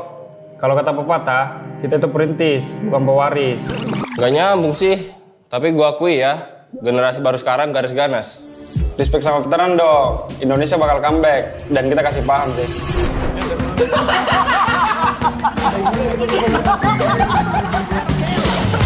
Kayaknya gue ganti nama jadi Rinetizi aja deh. Biar kayak kata sih, buat jadi juara. Zima meta 2021. Lu kemana aja? Itu mah abang-abangan gue. Lihat aja, gue bakal jadi penerus kalau terus di tim Liquid. Tapi please, lepas Paniati. Sir, what's your command? Oh, what a play. Rizal from Fabian. Pemanasan terlebih dahulu. Lolos play-off aja masih susah. Gayaan menggantiin Kartizi. Iya nggak sih, Pe?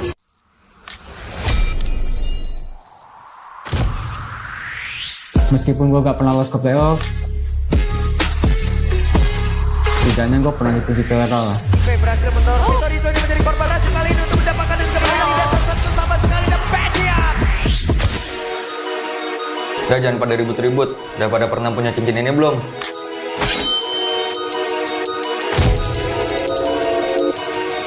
Ngisi deh. Gantian shift dulu ya. This is Keyboy. Kalau bukan karena gue, Monster kill. monster kecil kayak kalian masih main ranked. Intinya satu, konsistensi. Tanpa itu, hilang tuh kayak mereka. Hah? Kok kita sih jadi contoh jeleknya? Sorry guys, udah improve, cuma telat. Sorry. Sorry kok, gue ngecewain lo lagi. Ah, bosen. Banyak mulu. Maniac. Satu hijau tapi sekarang kipan dan shutdown. Maniac.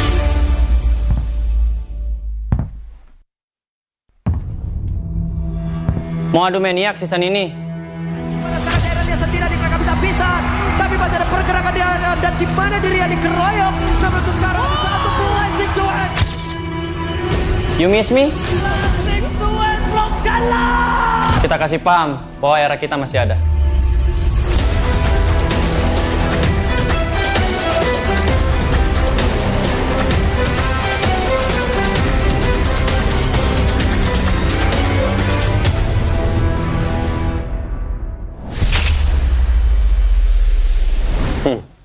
Lu masih ingat nggak ini siapa?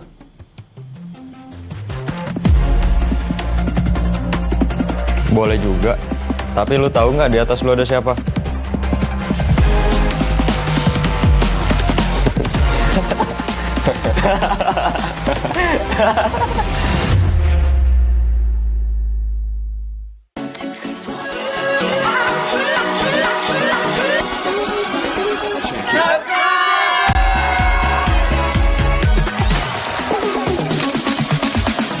Ya, aku merem. Ulang dong. Gak perlu.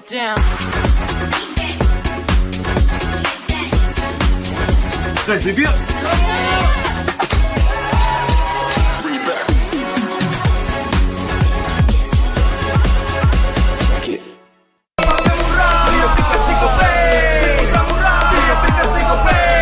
Walau yang lain terus berubah, Gope konsisten, kasih yang pasti murah. Tagihan murah di aplikasi Gope, transfer 100 kali per bulan. Download aplikasi Gope baru, nggak pakai lama. Dompet andalan gamers banyak damage-nya.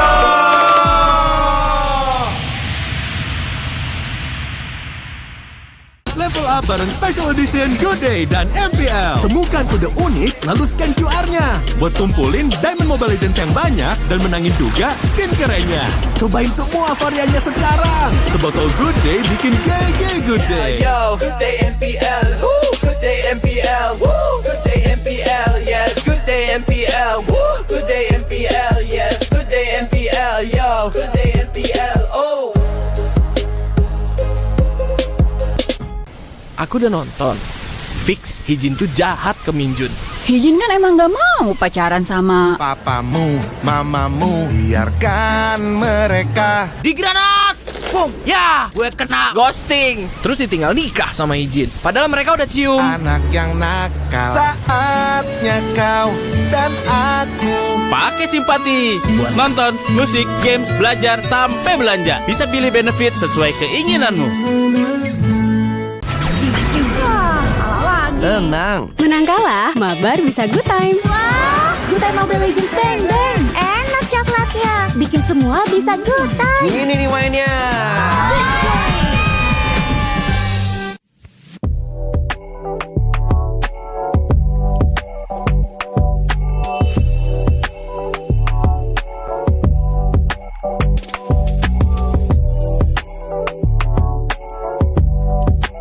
Rumor sempat dikabarkan akan ada jungler dan EXP baru.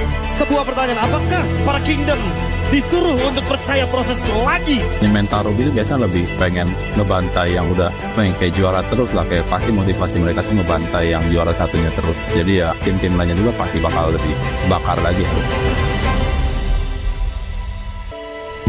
Kalau bisa dibilang Dream Team itu yang pas season 13 doang sih. Kayak gue tuh juga di situ kayak kaget posisinya tiba-tiba kayak agak susah buat lolos playoff juga kalau nggak salah. Congratulations to all the Dream Team of the season.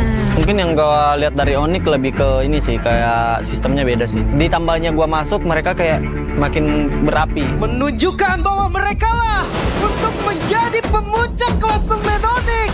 Kokoh tanpa kalah satu pertandingan pun. Onyx yang kali ini menurunkan Savero menjawab pertanyaan kita di awal. Mungkin mention dikit kayak, emang benar Skylar akan tetap jadi main line up, tapi ada sesuatu yang dicoba oleh roster dari Onyx. Menurut gue Savero itu potensialnya tinggi banget. Tapi dengan potensial, kita kan belum nyampe ya. Savero ini baru satu season kemarin. Dan ketika kita lihat di MSC, memang belum matang banget dia cara untuk impact internasional. Itu yang dibawa juga dari Skylar yang udah mature, udah ngerti, udah punya pengalaman banyak dari MSC yang zaman dulu, M3, M4 bahkan yang dimainin.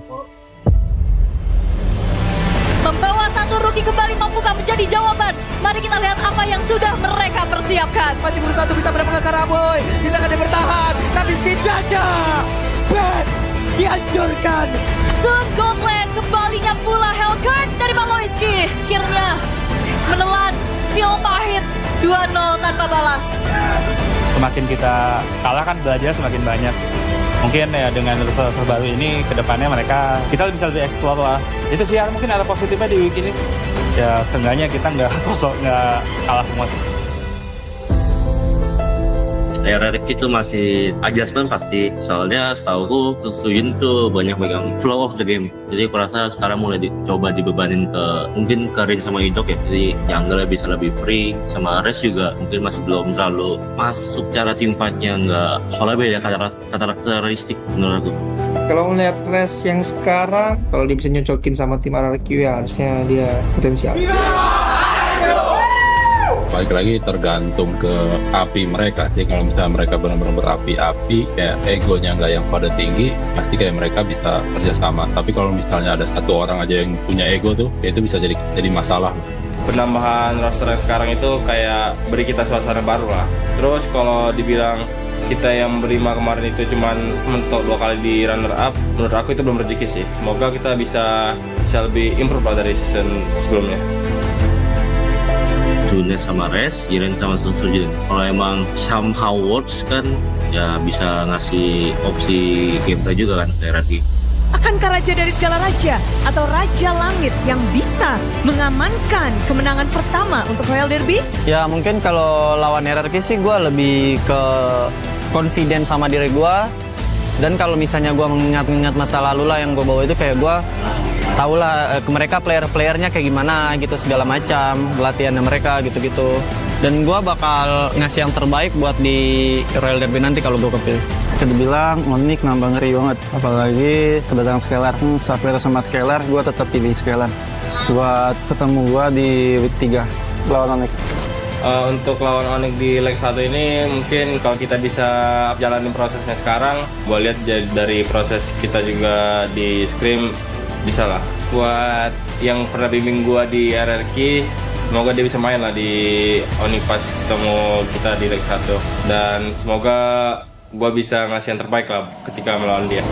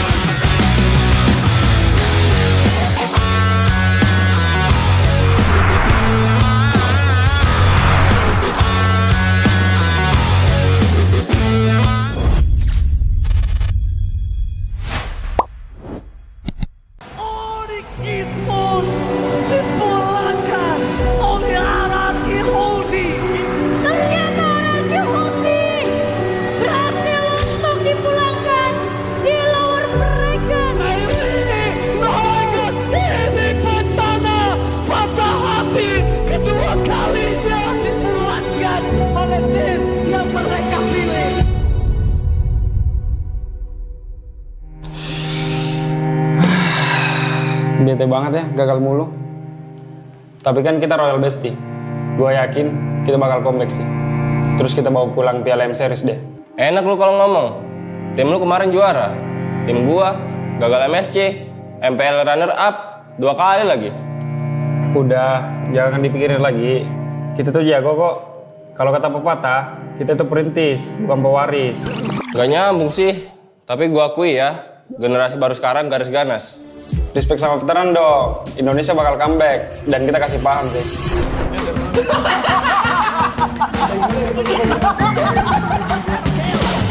Kayaknya gue ganti nama jadi Rinetizi aja deh. Biar kayak kata Zi, buat jadi juara. Zi mah meta 2021. Lu kemana aja? Itu mah abang-abangan gue. Lihat aja, gue bakal jadi penerus kalau terus di tim Liquid. Tapi please, lepas pengikut. Sir, what's your command? Oh, what a play! Freestyle from Fabian. Pemanasan terlebih dahulu. Lolos playoff aja masih susah. Kegayaan menggantiin Kartizi. Iya nggak sih, Pe?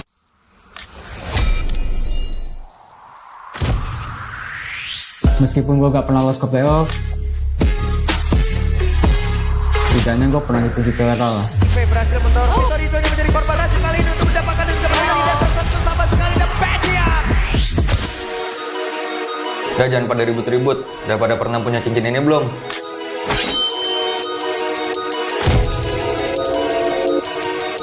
Ngisi deh. Gantian shift dulu ya. This is Keyboy. Kalian bukan karena gue?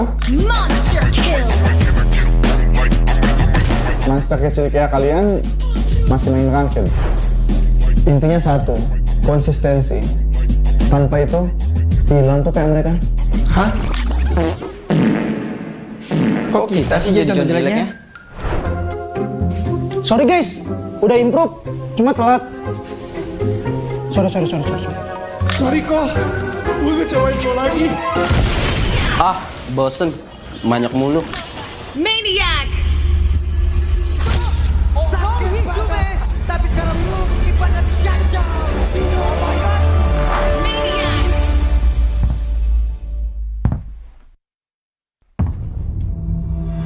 Mau adu Maniac season ini. Pada saat daerahnya sendiri di kakak bisa pisan. Tapi masih ada pergerakan di dan di mana dirinya dikeroyok. Namun untuk sekarang bisa untuk blessing to it. You miss me? Blessing to it from Kita kasih paham bahwa era kita masih ada.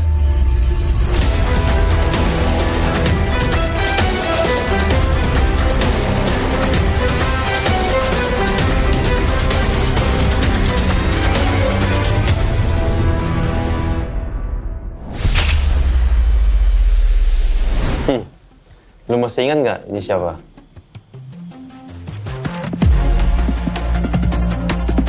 Boleh juga. Tapi lu tahu nggak di atas lu ada siapa?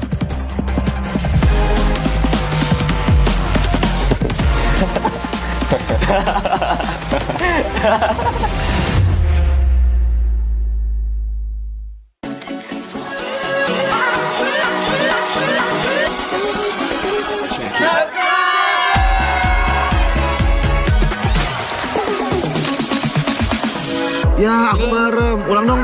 Gak perlu.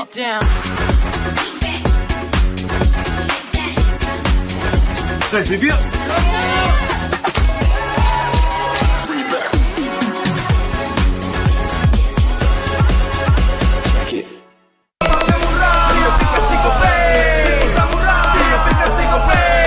Walau yang lain terus berubah, Gope konsisten, kasihnya pasti murah.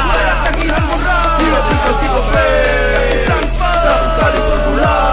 Download aplikasi Gope baru, nggak pakai lama. Dompet andalan gamers banyak damage-nya.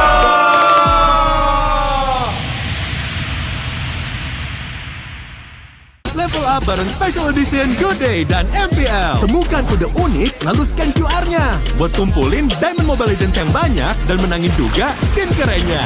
Cobain semua variannya sekarang. Sebotol Good Day bikin GG Good Day. Yo, Good Day MPL. Woo, Good Day MPL. Woo, Good Day MPL. Yes, Good Day MPL. Woo, Good Day MPL. Yes, Good Day MPL. Yo, Good Day MPL. Oh. Aku udah nonton.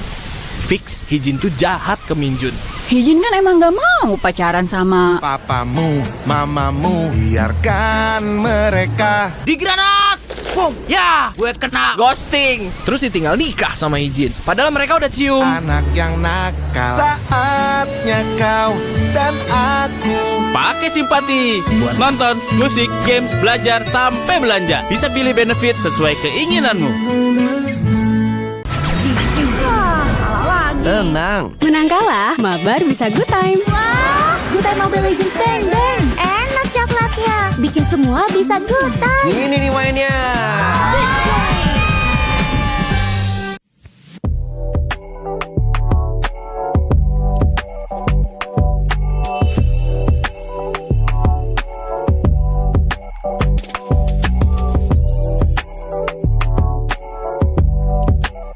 Rumor sempat dikabarkan akan ada jungler dan EXP baru. Sebuah pertanyaan, apakah para Kingdom disuruh untuk percaya proses lagi? Yang main Taro gitu biasanya lebih pengen ngebantai yang udah pengen kayak juara terus lah, kayak pasti motivasi mereka tuh ngebantai yang juara satunya terus. Jadi ya tim-tim lainnya juga pasti bakal lebih bakar lagi. Kalau bisa dibilang Dream Team itu yang pas season 13 doang sih. Kayak gue tuh juga di situ kayak kaget posisinya tiba-tiba kayak agak susah buat lolos playoff juga kalau nggak salah. Congratulations to all the Dream Team of the season.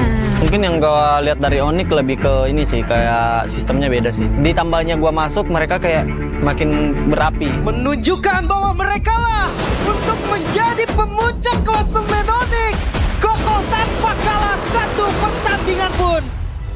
Onyx yang kali ini menurunkan Savero menjawab pertanyaan kita di awal. Mungkin mention dikit kayak, emang benar Skylar akan tetap jadi main line up, tapi ada sesuatu yang dicoba oleh roster dari Onyx. Menurut gue Savero itu potensialnya tinggi banget. Tapi dengan potensial, kita kan belum nyampe ya. Savero ini baru satu season kemarin.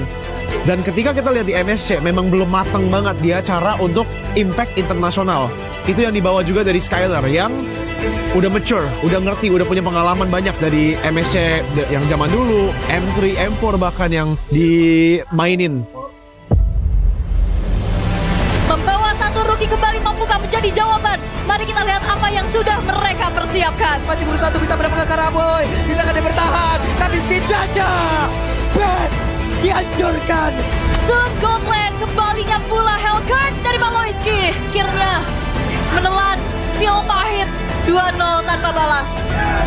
Semakin kita kalah kan belajar semakin banyak. Mungkin ya dengan resource baru ini kedepannya kita bisa lebih explore lah. Itu sih ya, mungkin ada positifnya di week ini. Ya seenggaknya kita nggak kalah semua. RRQ itu masih adjustment pasti, soalnya setauku Suyun tuh banyak megang flow of the game. Jadi aku rasa sekarang mulai dicoba dibebanin mungkin ke range sama Idok ya. Jadi jungle bisa lebih free, sama Res juga mungkin masih belum terlalu masuk cara team fight-nya, nggak soalnya beda karakteristik menurut aku. Kalau melihat Res yang sekarang, kalau dia bisa nyocokin sama tim RRQ ya harusnya dia potensial. Baik lagi tergantung ke api mereka. Jadi kalau misalnya mereka benar-benar berapi-api, kayak egonya nggak yang pada tinggi, pasti kayak mereka bisa kerjasama. Tapi kalau misalnya ada satu orang aja yang punya ego tuh, ya itu bisa jadi masalah. Penambahan roster yang sekarang itu kayak beri kita suasana baru lah. Terus kalau dibilang kita yang berlima kemarin itu cuman mentok 2 kali di runner up, menurut aku itu belum rezeki sih. Semoga kita bisa lebih improve lah dari season sebelumnya.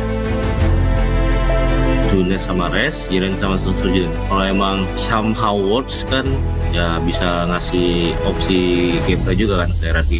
Akankah raja dari segala raja atau raja langit yang bisa mengamankan kemenangan pertama untuk Royal Derby? Ya mungkin kalau lawan RRQ sih gue lebih ke confident sama diri gue. Dan kalau misalnya gue mengingat masa lalu lah yang gue bawa itu, kayak gue tau lah mereka player-playernya kayak gimana gitu, segala macam latihannya mereka gitu-gitu. Dan gue bakal ngasih yang terbaik buat di Royal Derby nanti kalau gue kepilih. Kita bilang Onyx nambah ngeri banget, apalagi kedatangan Scalar. Sapphire sama Scalar, gue tetap pilih Scalar buat ketemu gue di week 3 lawan Onyx. Untuk lawan Onyx di leg 1 ini mungkin kalau kita bisa jalanin prosesnya sekarang, gue lihat dari proses kita juga di scrim bisa lah. Buat yang pernah bimbing gue di RRQ, semoga dia bisa main lah di Onyx pas ketemu kita di leg 1. Dan semoga gue bisa ngasih yang terbaik lah ketika melawan dia.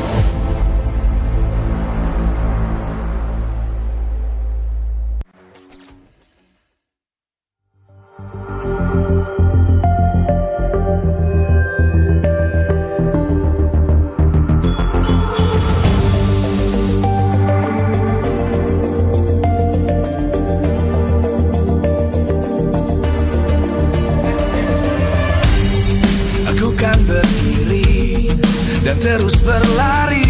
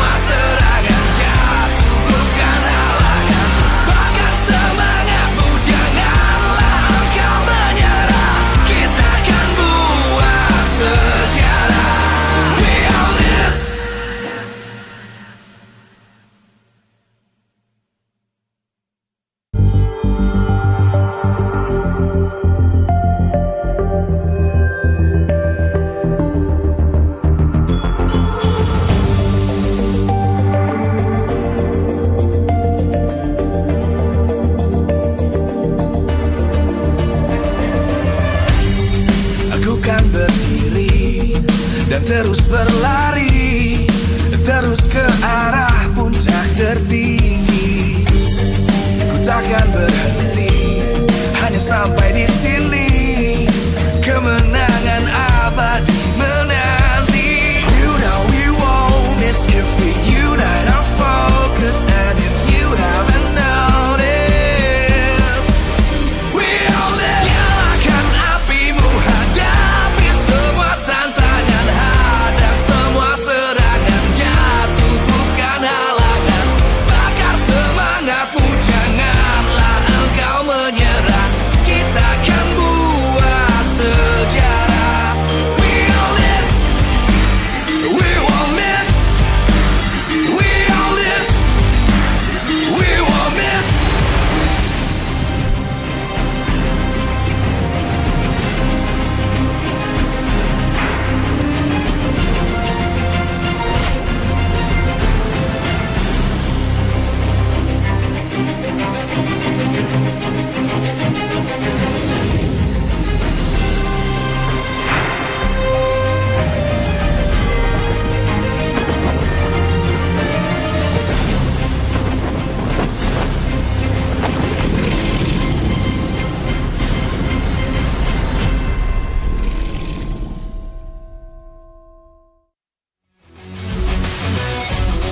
MPL Indonesia Season 16 is powered by Moonton.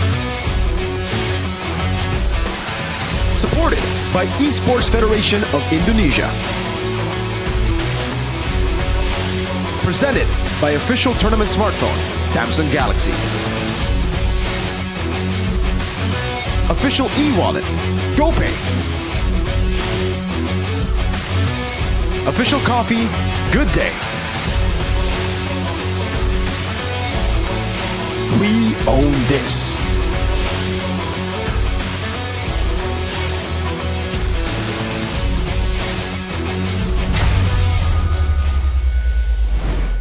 After much anticipation, the Royal Derby is finally here. The 37th to mark to see who will be the team to come out on top. 18-18 wins right now as we welcome you, ladies and gentlemen, back to MPL ID Season 16. On the English broadcast, you have me, Eterna, once again alongside with Mirko as well as Arashi. We are now in week 3, day 2, last match of the day. But before we begin, we do want to thank our sponsors because MPL ID Season 16 is powered by Moonton, supported by PBESI, presented to you by the official tournament smartphone Samsung Galaxy, our official e-wallet GoPay, our official coffee Good Day, partners in esports Simpati, Dunia Games, GamesMax, Good Time, our advertisers Kacang Sukro, Yoritos, and of course, thank you so much to our suppliers Head and Shoulders, UBS Gold, Royal Guard, as well as Imaginary. Now, again, the final match of the day, RRQ versus Onyx. Both teams are currently top 2 on the standings, and of course, results are up in the air. Mirko, how you feel coming into the Royal Derby this time around?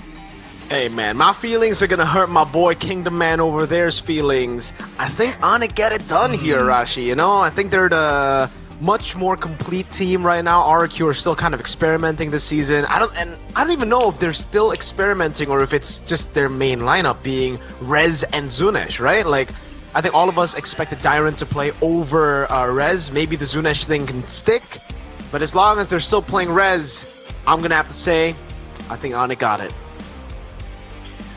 Well, I mean, I see good potential, but I see where you're coming from, Mirko. But don't forget, dude, the drafting, we're seeing draft becoming so important.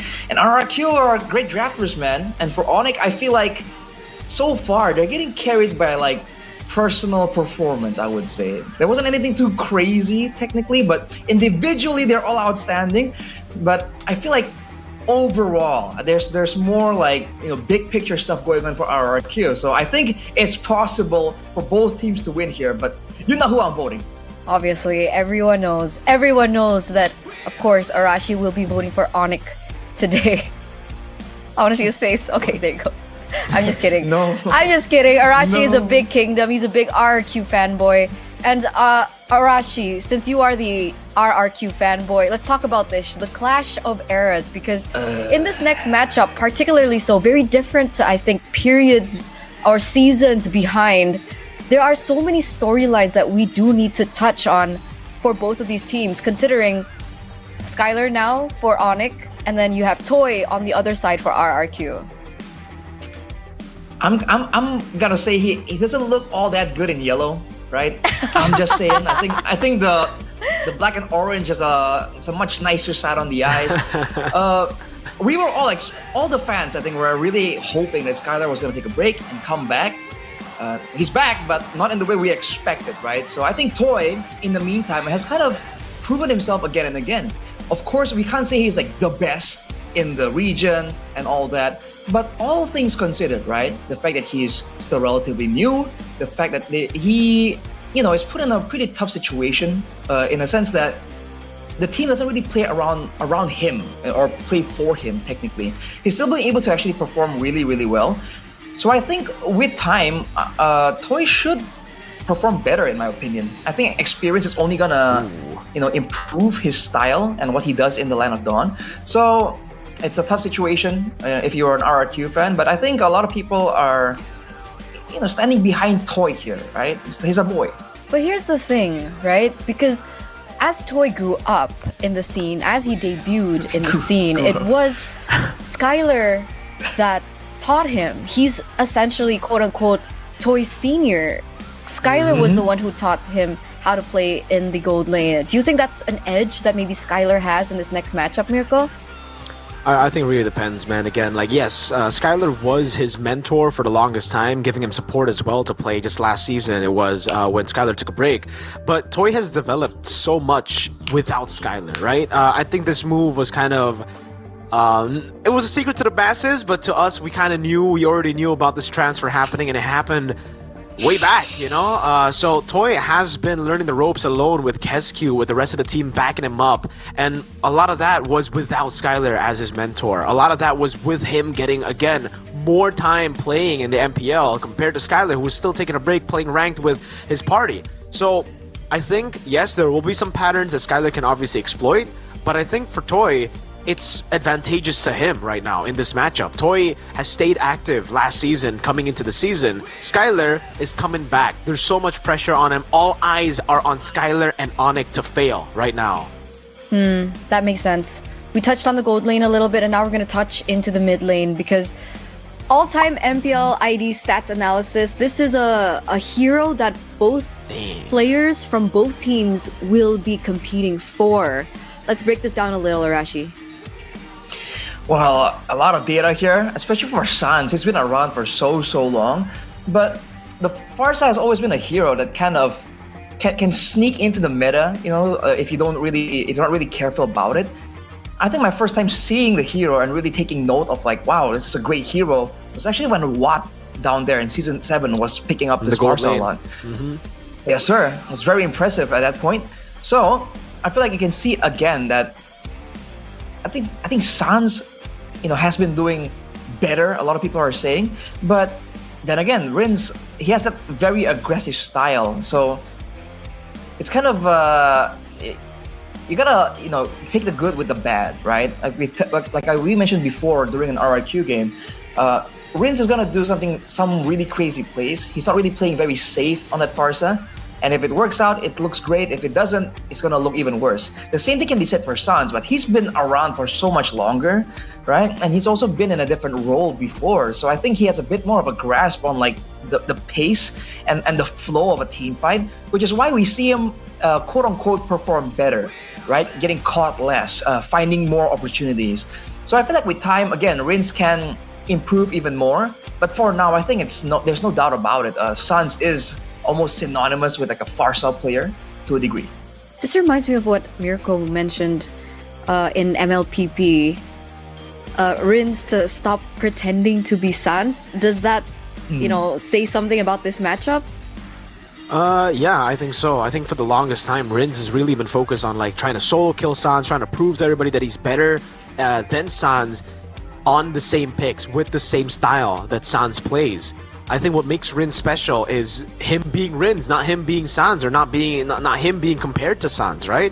He stands alone as, again, Rins, and that's what he should do in this matchup. We've seen him really grow into himself the last few matches. Again, just yesterday against Na'Vi, it was a really good showing for him on the Farsa. He was literally playing a fine line, a thin line of getting hated by the community if he got solo killed by Andoryu, or just getting reaping all the benefits. And he gambled on the right one, he risked his aura, he got the kill. But flashbacks now to the last time that they met, which was the grand finals of MPL ID Season 15, and it was so close, right? It was 4-3 in favor of Onyx. I think it was quite an exciting match as well. A lot of back and forths here, but something you can really see immediately, even from this look into the past here, is the aggressive style. Once again, it really seems that Rins just likes being in front regardless. So at this point, if he really wants to kind of improve on it, it feels like he has two routes to go. Either he starts picking up heroes that really want to be up close and personal a bit more and be locked into that situation, or you have to brush up on the calculations. It's something that Sans did mention to I think in an interview, he mentioned that Rins, he does cool things, but he doesn't seem to calculate, the cooldowns and everything all that precisely. And that's the next layer, the next step, if he really wants to kind of match the kind of crazy things that Sans seems to be able to do. But the cores, reflecting, of course, at the replay that we're looking at right now, for RRQ back in the day, it was the Aceh duo, right? Idok plus Rins. And now they're going head-to-head against the Manado duo, which is Kyo and Skylar. Granted, different roles, but how do you think that will impact the game today, Mirko? Well, again, Skylar and Kiboy have actually already played together before their time as pro players. They, again, were in Manado, so both of them were part of amateur teams together.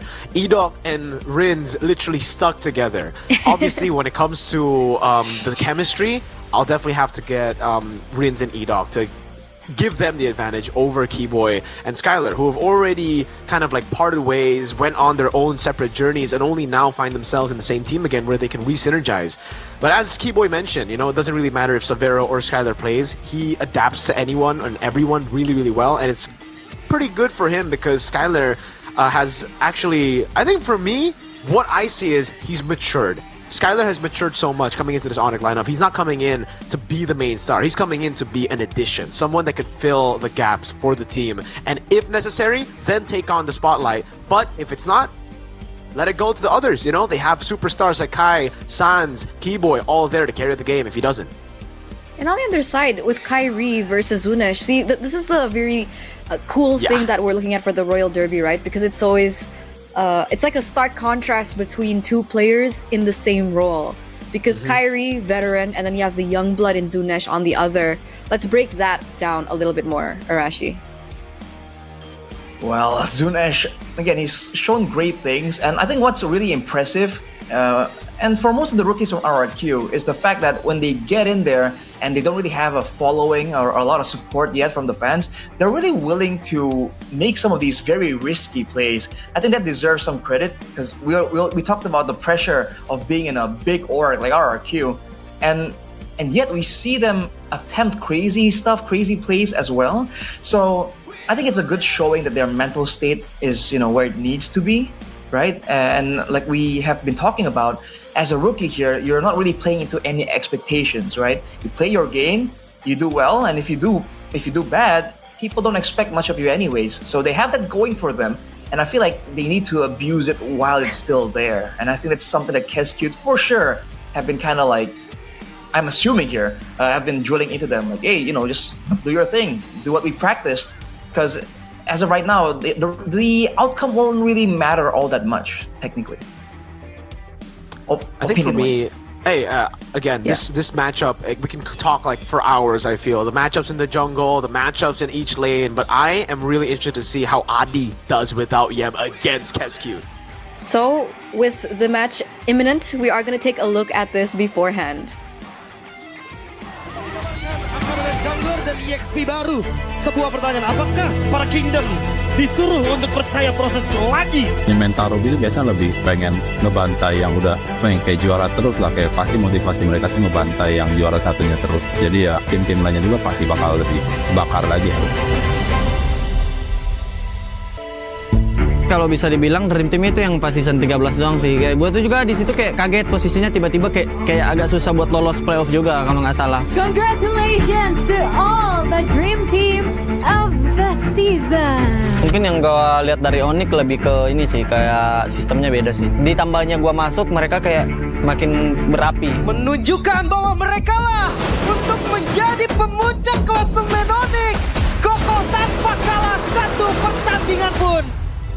Onyx yang kali ini menurunkan Savero menjawab pertanyaan kita di awal. Mungkin mention dikit kayak, emang benar Skylar akan tetap jadi main line up, tapi ada sesuatu yang dicoba oleh roster dari Onyx. Menurut gue Savero itu potensialnya tinggi banget. Tapi dengan potensial, kita kan belum nyampe ya. Savero ini baru satu season kemarin.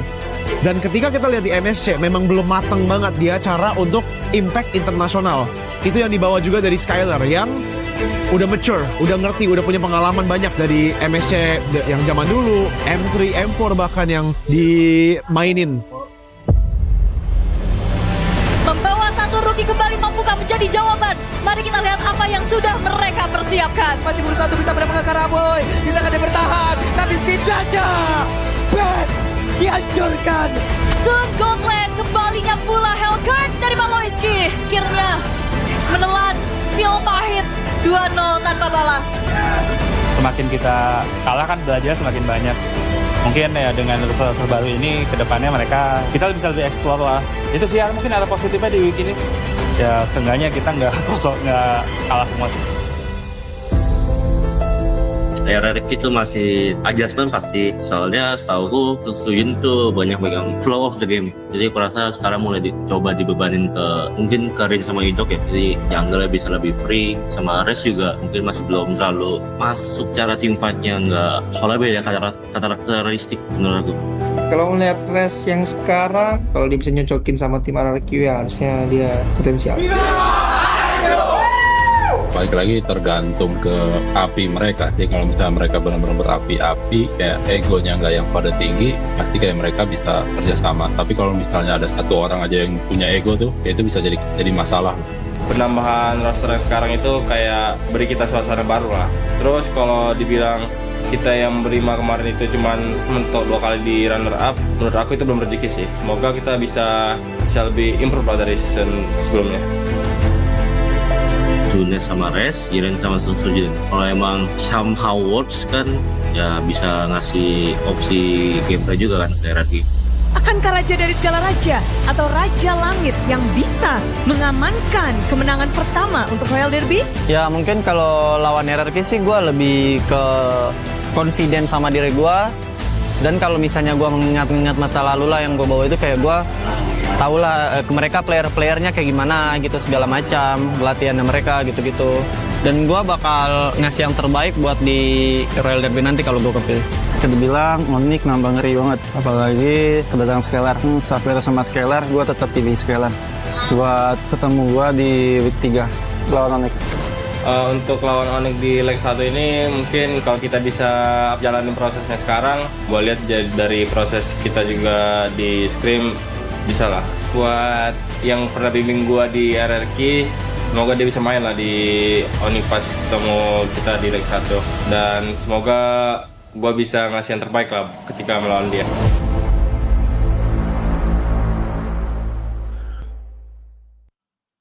Well, you heard it there from the players themselves. From the side of RRQ, all are waiting in anticipation for Skylar to be the starting lineup for this Royal Derby. Toy mentioned it, Rins mentioned it, and it's actually bold of us to assume that Skylar will be the one playing, right? Technically, Savero is still in the lineup. We've also seen very positive outputs and positive results from him, but if we do see Skylar in the lineup, there's a lot of history there.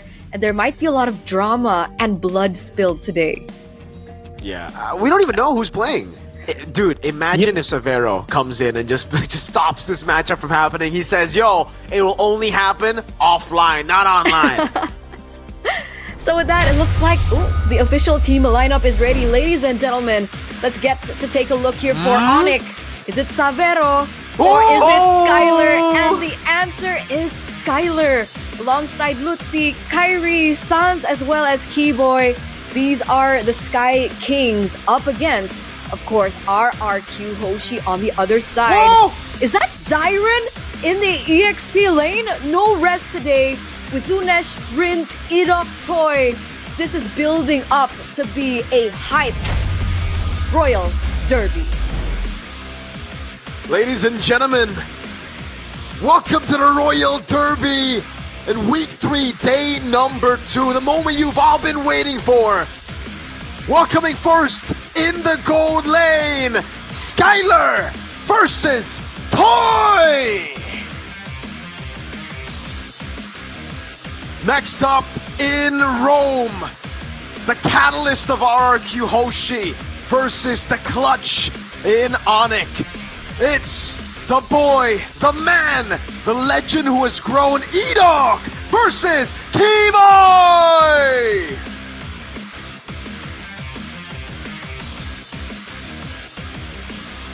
And in the mid lane, the rivalry that has grown from season to season to get to this point, Rins versus Sans!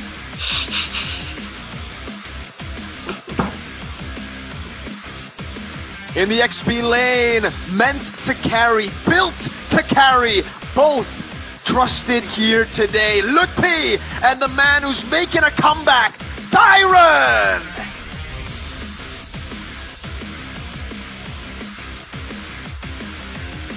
In the jungle for Onyx, it's the best player in MPL ID. It's Kyrie! And in RQ, Zunesh!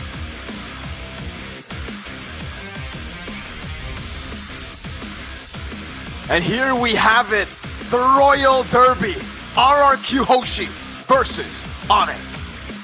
37th Royal Derby with 18 wins for Onyx so far and 18 wins for RRQ so far. Which will lead first? Who will lead first? Will it be the Sky Kings or will it be the Kings of Kings today? Oh man, we've been talking about the gold lane, but in the EXP lane, a surprise package here from RRQ. You brought up the subject before the player entrance, Miracle. How is Coach Adi gonna deal with this? What preparations has he made, and have those preparations been destroyed, crushed by the appearance of Dyron today? I'm glad to see it, man. I'm glad to see RRQ finally trusting the man that we've been hyping up for the longest time. The best XP in Indonesia. Dyron finally coming back at it against Lutfi. Again, a grudge match. It really just seems like for everyone except Zunesh, it's a grudge match. Why not Zunesh? Because Zunesh is new. Zunesh has never felt that pressure before of going up against Onyx, especially not in the grand finals. And again, luckily for him, he gets to go up against Onyx online with less pressure, up against Kyrie without it being face-to-face. That's a good point to make. But even so, it's still pressure, not about on stage, not about like mentality up on stage, but more so the kingdom. I think you mentioned it earlier on that a lot of the people back at home, especially with the amount of kingdom that's available around the world, people really do want to see Onyx fail. But it looks like, according to the audience topic voting, 73% believe that in this 37th Royal Derby, Onyx will be the one to come out on top. And now, this is assuming that we were sticking to the last lineup, because I think even for us, we didn't expect Dyron to be playing into the EXP lane. So I'm pretty sure this is a huge shock to all the viewers back at home. And now things are 50-50 with Dyron back in the lineup. We've seen what he's been able to do, the way that he plays, especially if given heroes that are playmaking. He can really set the tone and I think take away that tempo that Onyx infamously can manage in the early stages of the game. My thoughts immediately go to Adi and Keskute, man, because the EXP lane is just so dynamic right now. So now with the addition of Dyron, Is Coach Adi going to try and stop him in the drafting phase somehow? Is Keskute, trying to give him a carry-ish hero? Right? The options are just so wide for both these teams because they're never really known to be one-dimensional. They can play defensive, they can play aggressive, they know how to play with tempo, they know how to play with macro control as well, which is why it's going to be an absolute chess match all the way from before the drafting phase. It really is. Battle of IQ, man, in the draft. Battle of the feints as well in the game itself. I don't think we're going... Well, at least I hope we're not going to be seeing a lot of the mistakes we've been seeing in MPL ID so far. Both teams have kind of had time to adjust, to fix their errors, their mistakes in the past. And again, for RRQ even, I don't even know how to judge them. I don't even know how to gauge whether or not they're up there with Onyx now that Dyron is back. We were expecting Rez. We've only been seeing Rez this season. And the questions will still be asked here today. Who's going to win? Because on paper, it's Onyx. But you guys back at home, when you voted for Onyx, you didn't know that Dyron was playing. Now with Dyron in the lineup, does it change? Does it still stay the same? I think even you, people back at home, will have to question yourselves now. And that also goes to show for us, right? I mean, we all put in our predictions before we knew the lineup too. I'm not sure how that will sway, but we'll see the keys to victory now by the Samsung Galaxy S25 series and whether or not that's one of the points that we should be looking at. Number one, they should target Keyboy as Onyx initiator. If in a battle of setups here for both teams, the roaming position is going to be so interesting because both Edok and Keyboy, they've had great moments of their own. And along with that, give Zunesh a comfort pick. He is under a lot of pressure still, even without an offline audience. So they need to kind of set the tone and let him get as much success as possible. For the side of Onyx, respect Edok's momentum heroes, that's for sure. I think we're going to see that in the drafting phase. Bring a flexible hero draft so that you don't fall victim to the pivots of Coach Keskute. And if they can screen on Dyron's movements, or even lock him down into a 1v1 duel against Lutpi, that seems to be a situation that Lutpi has a lot more time and experience in. So that could be the angles here Onyx could use to take down RRQ. There was also another point there for the keys to victory for RRQ, which was boost Toy's mental in the lane against Skylar from Onyx. Do you think it's a big point? Because I mean, in the interview, it looked like Toy was confident and he was expecting as well Skylar to be in the gold lane, and he said that he wants to face Skylar in the gold lane. I think it's definitely a real factor that has an impact here. But again, the guy has been up against quite overwhelming odds again and again, Toy. So I feel like his mental state, it's not really fair to kind of doubt it, at this stage of the game, this deep into his career. But I think especially against Skylar, there's going to be a bit of that. But I don't think you can count on that swinging the lane in one direction. Speaking of one direction, what is that win rate? Dude. 100% on blue, 100% on red. For RRQ, it's a little different in terms of storyline here. Second pick, red side, a little bit more favorable for their team, 83% to 33%. So essentially, RRQ are starting things off on their favor. They're going to be red side for first game. No. It's a phenomenal record, really, for Onyx. For RRQ, blue side, again, not really that good for most teams in MPLID. To remind you guys, if you guys did watch the last few matches, yeah, blue side has just been pretty bad for everybody except the second match. For some reason, it was really just blue side victories. And for Onyx, they somehow, and Navi, the yellow teams, have found so many more wins on blue. I think it's down to some of the prio picks coming through as well. But it shows you again that different teams have different styles, and that's even more apparent when you see some teams really excel on the blue side and some on the red side. If you have a very flexible type of drafting phase, like both these teams, the red side might not even be that big of a disadvantage. It might be one of the main advantages, in fact, that the coaches can use. So, styles make matchups, and right now you can see the note-taking already being done by both coaching staffs. Yeah, they're preparing, they're anticipating onto what will occur as we get into the drafting phase, which will come very, very soon. Now, today alone, we've been seeing differences in priorities. In game number 1, we saw, the Jushin, the Uranus was something that we saw in the first match. Second match, more so for the Arlet. Is there a particular hero that we should be anticipating between Onyx and RRQ as we get into the drafting phase for game number 1, presented to you by the official tournament smartphone Samsung Galaxy? I thought that question is posed along with the Samsung Galaxy question mark.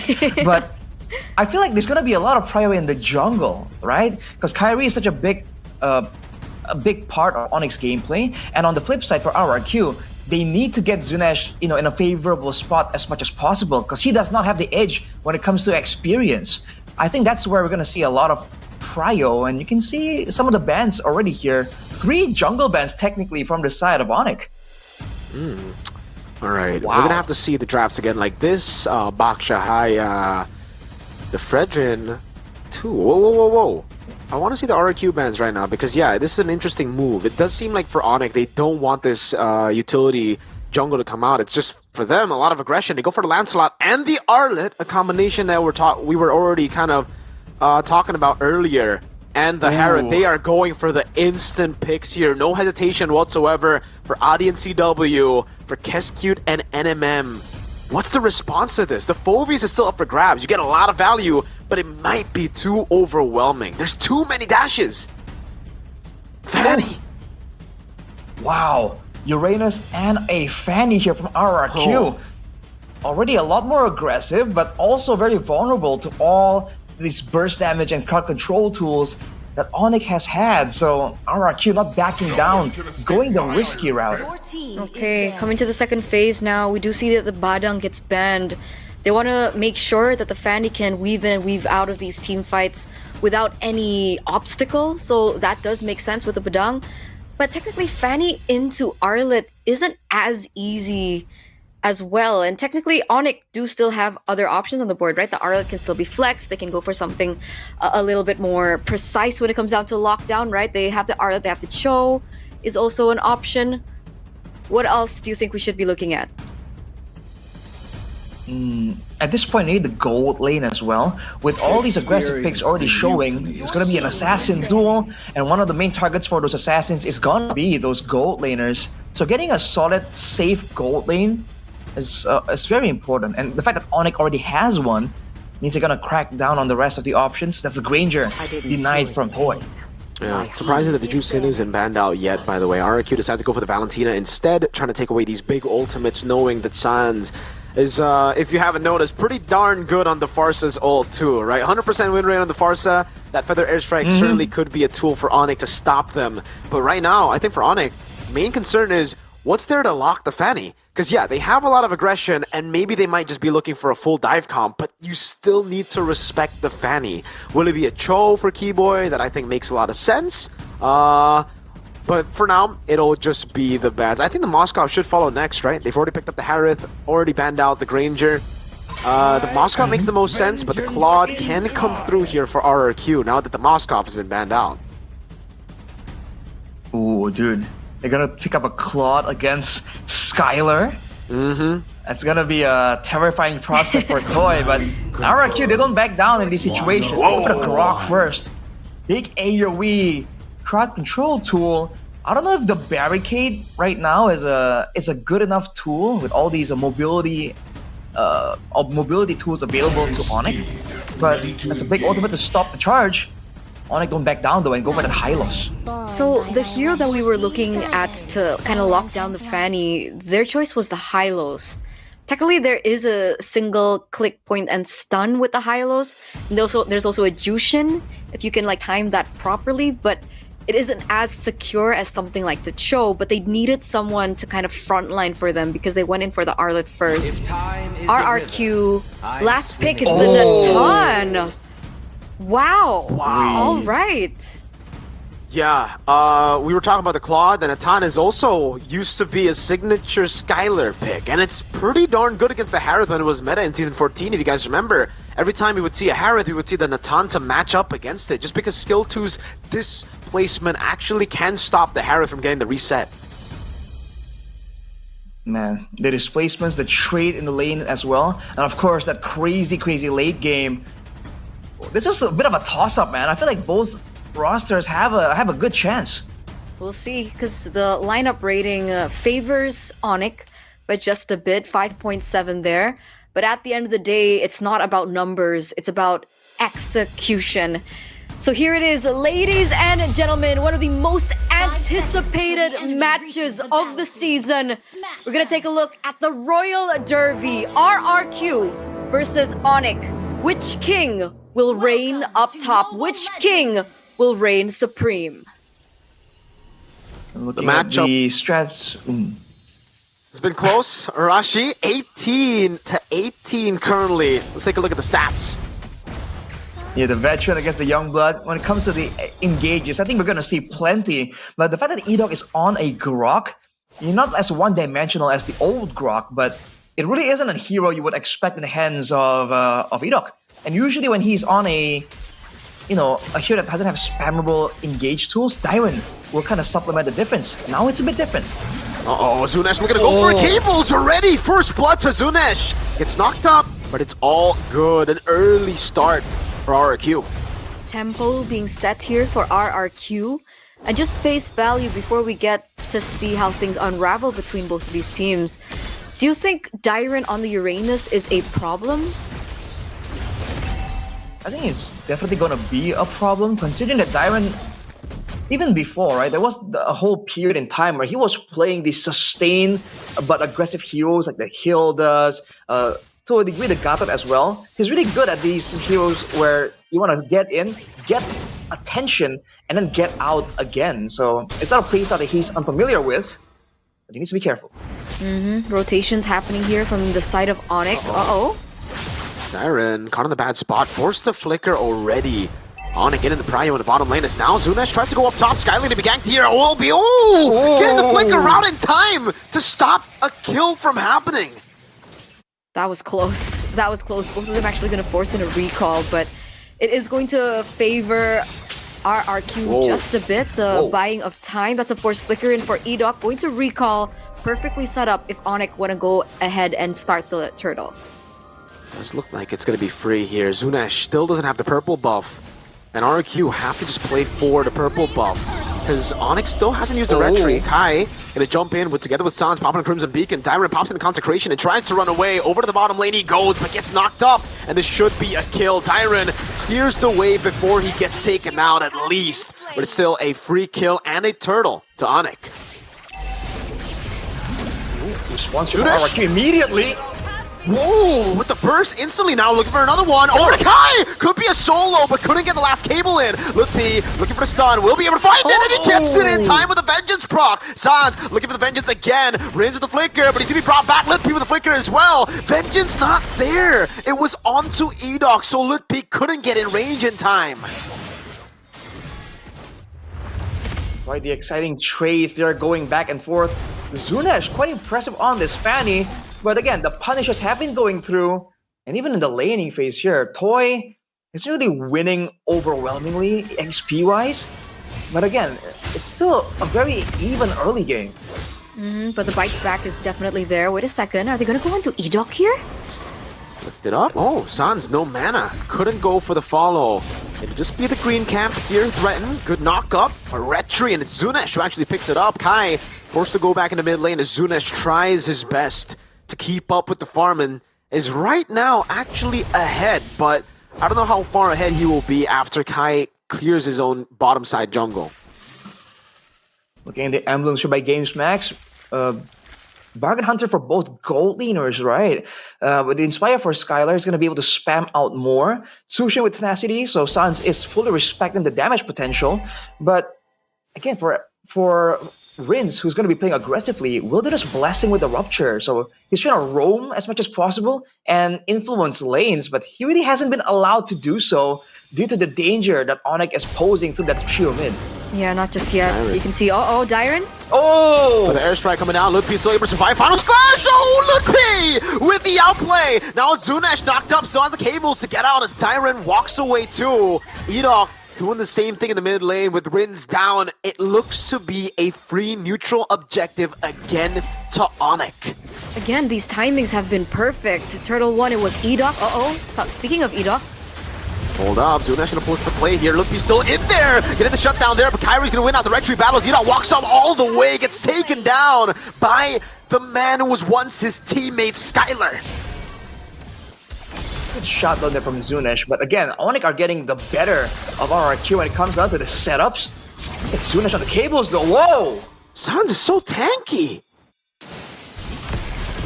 Hold up, flicker out from Skylar.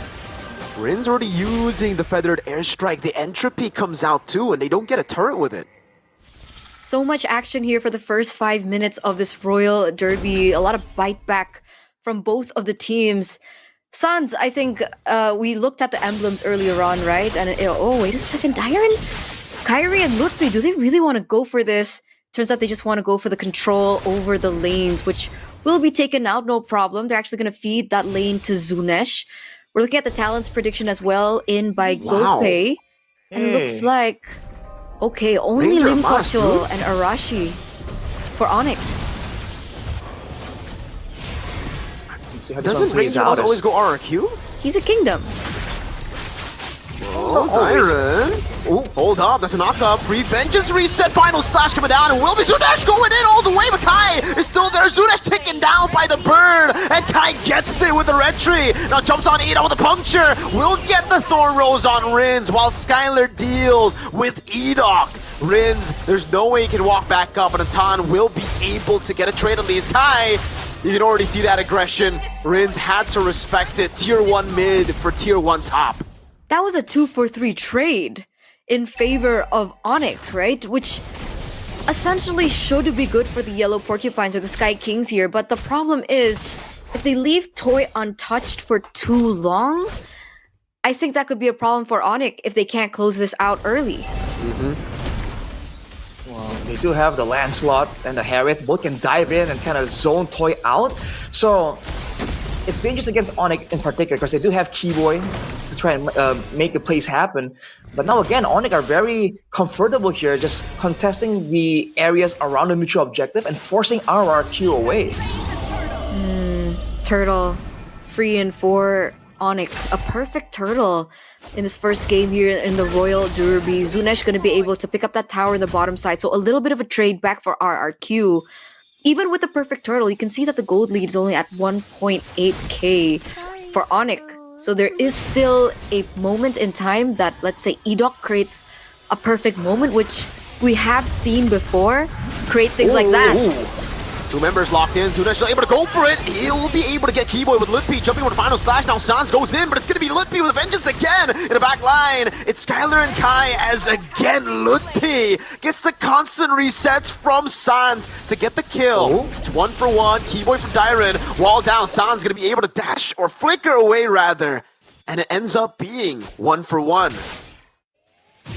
It is going to be a roll for EXP though. RRQ, they're sacrificing Dyron a lot in these engagements. And to their credit, Toy and Zunesh are doing fine. Oh! What a read from Lutfi! And a bait from Skylar, holding in that position, getting the final slash, and the burst came through. Wow.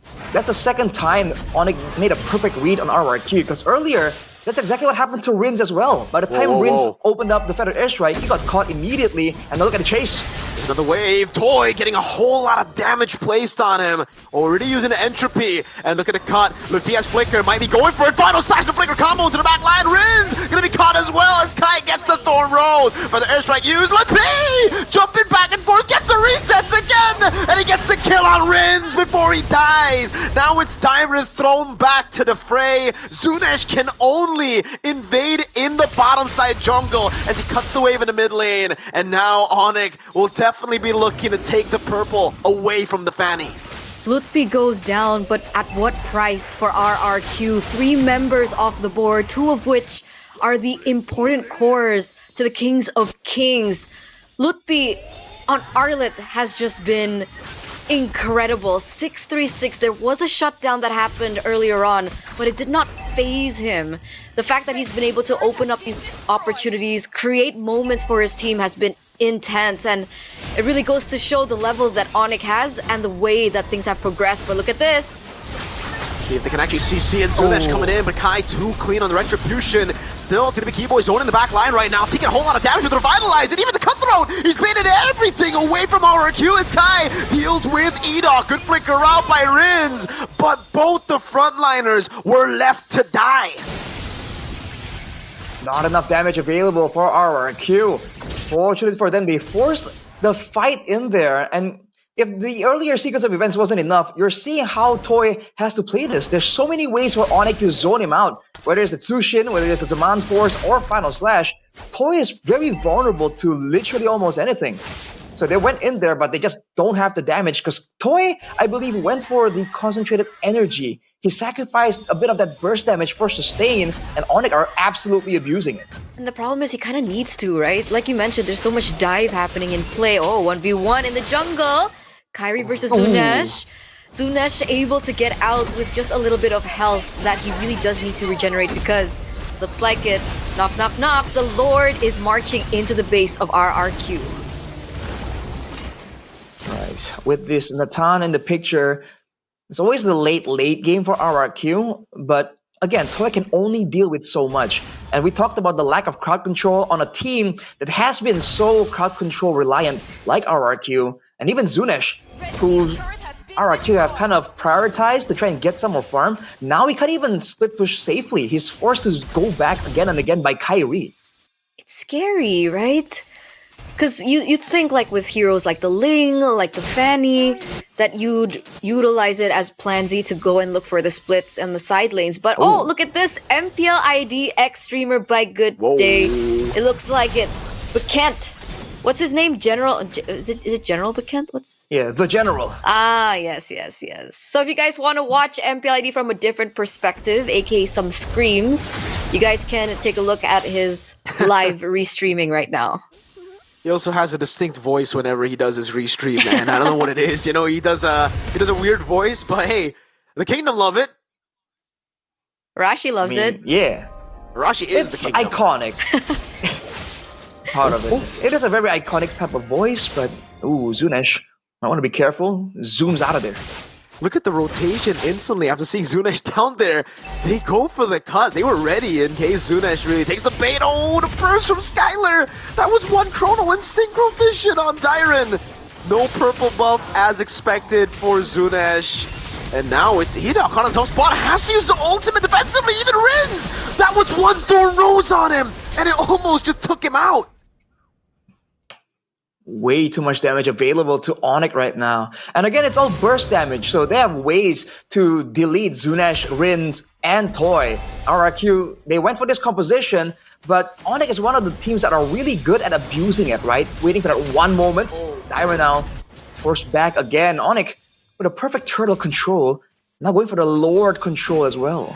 Kyrie level 15, so is Zunesh. There is a world where RRQ try to look for the steal, but they have to be careful with Lutfi. Oh man, Rins again already using the Feather Airstrike. Now Dying to be caught in the glorious pathway, forced to back away again as Kai continues to hold on this. Zunesh looking for an angle already. Thorn Rose coming down. Kai gets knocked out, but he wins the red tree. Zunesh a bit late, gets the cutthroat and the kill on Keyboy as Dyron gets brought back by the final slash, but still has the flicker. Keyboy for Lord. Seeing a bit of the nerves there for Zunesh. I think he went for a cable right there, right before the steal, and he missed one. One cable went back to him, and that might have costed them, the 50-50 that Eterna was talking about.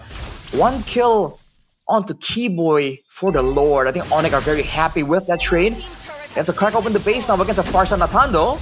Uh-oh, that's a burst on Edok. Sans picks up the Sky Piercer stack and Skylar survives. Zunesh unable to dish out enough burst to take him down. Kai with a dash forward over to Rins, forcing the flicker out as that's Dyron lifted up. Still has flicker. Toy with the entropy now coming down again. Final stack from Lutfi! Gets two while Zunesh was flying. Toy and Zunesh, the two members who could have maybe prolonged the game, were taken out. Dyron should be lifted up now. Sky walks in with random execution, and Sky Piercer stack over the sides. Rins in the base, forced to watch, no, even taken down in the base. 5-man knockup for Mr. Edok, but it doesn't matter. Onyx take game one. Take game one in such a dominant fashion. From the start of the game, already controlled tempo by the Sky Kings. A bold statement from Skylar as well. 5-0-4 on the Harith. And this is not what the Kingdom were looking for in this first game of the Royal Derby. Holy lippy. Holy moly. We're looking at an adjustment, dude. RRQ again with the different style here.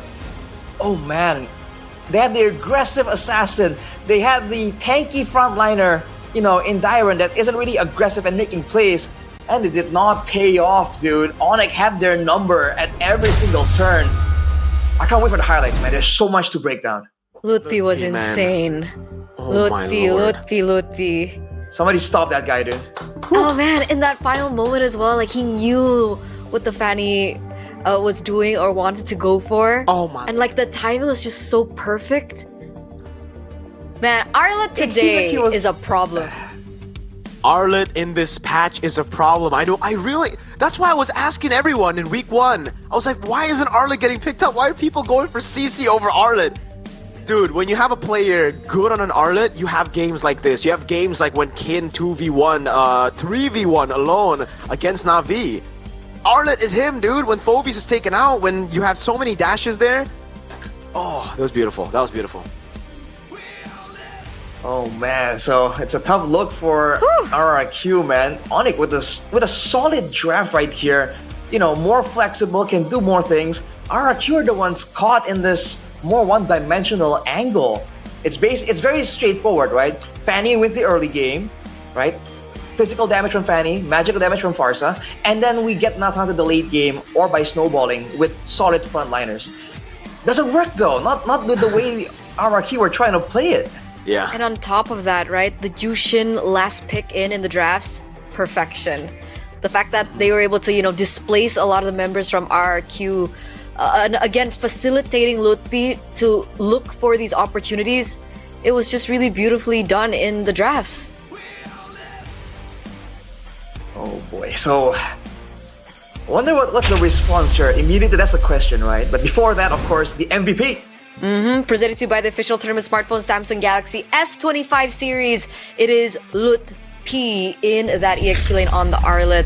At the very end, he was able to get 6 kills, 3 deaths, and 10 assists. 84% teamfight participation. Man, that's just the beginning. In the early game, you see RRQ actually get quite decent tempo, but there were great answers by Lutfi himself right there. I think we're going to miss out on that play that Onyx made when they read out Rin's intentions immediately. And afterwards, it's just team fights, right? And for RRQ, they have one big ultimate, whereas you can see that for Onyx, they have multiple big ultimates they can use to really get ahead in those fights. And RRQ also were fighting in the zone, right? Near the Zaman Force. So even Skylar was getting extra value. And this was the other perfect read. They knew Zunesh has been clearing, and they cut him off. And this play was initiated on the top side, first turret for RRQ, and Onyx chased them all the way to the front of the base because they know that there is no crowd control. Nothing's gonna stop the rush. Nothing's gonna stop them from just going in. And here, Keyboy tanks up everything. And you're seeing that in this mid game, RRQs don't have that damage available, but they kept going for some of these fights because they know they can't really afford to give up a lot of these lords. And Onyx just played a very calculated game, and were only willing to give out 1 kill on maybe Keyboy, and afterwards, there was that moment. I think there's a bit of bad luck involved there as well, where, Lutfi was targeting Toy, I think, but then Zunesh conveniently slid in. Yeah. But at that point, they're just way too far behind it. Wow. Ah, man, I don't know. That was just a phenomenal game from everyone, really, from the side of Onyx. I don't really think there was any mistakes on their side at all. RRQ, on the other hand, I don't even think it was a mistake in the game itself. You know, like a couple of times they try to make their own plays, they try to make some things work, but unfortunately, the draft just wasn't there for them in a way where we were talking so much about who's going to lock down Defani that we completely forgot for RRQ side, who's going to lock down any of the members from Onyx. It definitely looked like Onyx had every single way to dive in on RRQ's very glass cannon front to back, by the way. Again, right? Like Farsa and Toy and Rins, both of them were very vulnerable. There was not a lot of peel. The only peel that they would have would be like if Dyron is able to distract some of the members from Onyx, but I don't think that's really a good plan when you need Toy and Rins to be dishing out damage continuously, right? Especially Toy. But that's why I thought maybe that hole would be filled in by Edok, right? But because Onyx were snowballing so out of control, Edok was like, he was like paper. He was made out of paper. He was supposed to be the front line, but because of the burst damage already, being built in from Onyx, it was very difficult for him to look for these opportunities. But I really did believe in the drafts that the stopper would have been Edok on the Grok. Now, in addition to that, I am a huge fan of Uranus. However, I am not a huge fan of Uranus for Dyron in particular. Agreed. What do you think, Arashi, as the as a kingdom? Well, agreed. When the meta, we've seen so many aggressive EXP laners kind of turn the tides in their team's favor. I don't see the need for Dyron to be put on a Uranus. And by all means, right, the only way he can actually save his team is by zoning. But at this point, I think what they kind of failed to understand or failed to take into consideration for RRQ is the fact that Onyx have so much mobility built in, and they fell into the same situation that GeekFam were in, I think, where, okay, the front line is tanky. You saw Dyron tank up a ton of damage. Great. What's stopping them from walking past Dyron and getting to Zunesh, getting to Toy? And that's exactly what happened. For everyone, including Sans on the mid lane, he was just skipping over the main front line. So even if Edok was meant to be that, that literal wall to stop the dash, against so many mobility tools, I feel like they were better off going for something a bit more, I don't know, a bit more spammable, something that can be off cooldown a bit more, because one single knock-up is not going to be enough, and the walls are literally jumped over. You need CC, you need a bit more crowd control, you need a bit more peel, right? Because yes, the Uranus can be a really good tank, but against the Lancelot and Arlet particularly, why I don't like it is you're basically a free glap closer for the Lancelot, for the Arlet to get a final slash, for the Lancelot to continue just go for the unlimited dashes into the back line. So it doesn't really end up helping your team if you don't win out hard in the early game. Because sure, if you win out hard in the early game, the Uranus will just be there constantly in the enemy jungle invading instead of being, just a tank for the team. So, take away Uranus from Dyron. Yeah. We don't like Uranus. No. On Dyron. On Dyron. Yeah. But what I do like is this next project that will be coming. Ladies and gentlemen, get ready What is this? for Project Next. Because this is the cool thing, right? There's going to be an annual map change. We have the Broken Walls map. There's a Dangerous Grass map. There's also the Expanding River map and the Flying Cloud map. So 4 new maps that are going to be available on September 17th, which is technically like week 5 of MPL ID season 16. And it's so cool, right? Because, for example, Dangerous Grass. It means that there's going to be so many unexpected placed bushes, which are going to be great for heroes like the Eudora, like Wolf's favorite, Saber. Level 4 Saber? Level 4 Saber. Oh man. Yeah, I think it's really cool because again, different heroes can slide into the meta on different maps as well. Exactly. They're saying it's an annual map change, so it's gonna last the whole year, or is it gonna last like a season or two? We're not really sure on the full details, but the potential here is, it's quite exciting to kind of imagine. And how does it change, right? Is it just random, or do you get turtles and some turtles give you some maps? Hey, honestly, it's really, really cool. But I want to see what the Broken Walls actually mean, because is that... Oh, so these walls will just be broken all the way from the get-go. Hey, more angles to steal Lord, more angles to outplay your opponents, more ways to invade. Hilda, Uranus, We might not like you, but after this patch, we might like you. And it's also a really big opportunity for heroes like the, Johnson to look for, ganks around these areas, because usually with the wall, it's very difficult to kind of, rotate around, but with the walls gone, now, there you go. Sneaky, sneaky. Imagine you play the Grok or the Boxer and you're like, hey, I'm gonna mend this whole... That's for no reason at all. You can do that on Grok. Oh, dude, so much potential here. Again, look forward to some weird heroes as well. So this, in the competitive scene at least, this is gonna benefit a lot of the teams with those weird pocket picks. Because on the off chance it kind of works, right? It's gonna be quite interesting to see them just pop into the meta out of nowhere. Hopefully we get to see Atlas again. Potentially with all the bushes, you don't see him coming.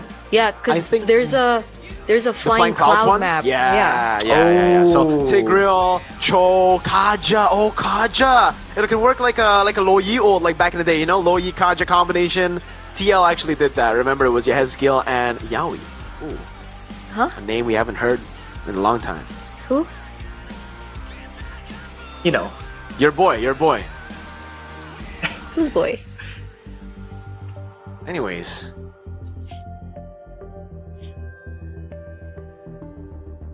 Shout out to Bigatron. Shout out to Charles Leclerc, who's racing right now. The Frenchman. Nice. What? Yeah, technically, yeah, he is. Dude, I'm so FOMO right now. He is. Is he not? I just for me, in my mind, Monaco is just like a different part, but it is a French, yes. But still, I was like, man, this is just like, what is that? What? Why did you suddenly wear glasses? Because I'm What happened there? FOMO. Why you? Oh. Both of you are wearing glasses, so it's the glasses team now. Welcome But to the it's- glasses gang. GG. Also, GG. RRQ with first pick. Arashi, that's a 30% win rate, bro. Hey, that's before some of the picks have been showing up. So I think there's potential. Cascade, man. There's no game really wasted, right? I think for sure there's gonna be a bit of a shift. And at least again, if it's not from the drafting phase, at least in the game plan. Because when we were talking about the Uranus falling short earlier, being a bit too vulnerable, yes, there were some moments in game number 1 where you saw Daiwan give up his farm and give it over to Zunesh or some of the other players. There's moments like that being done.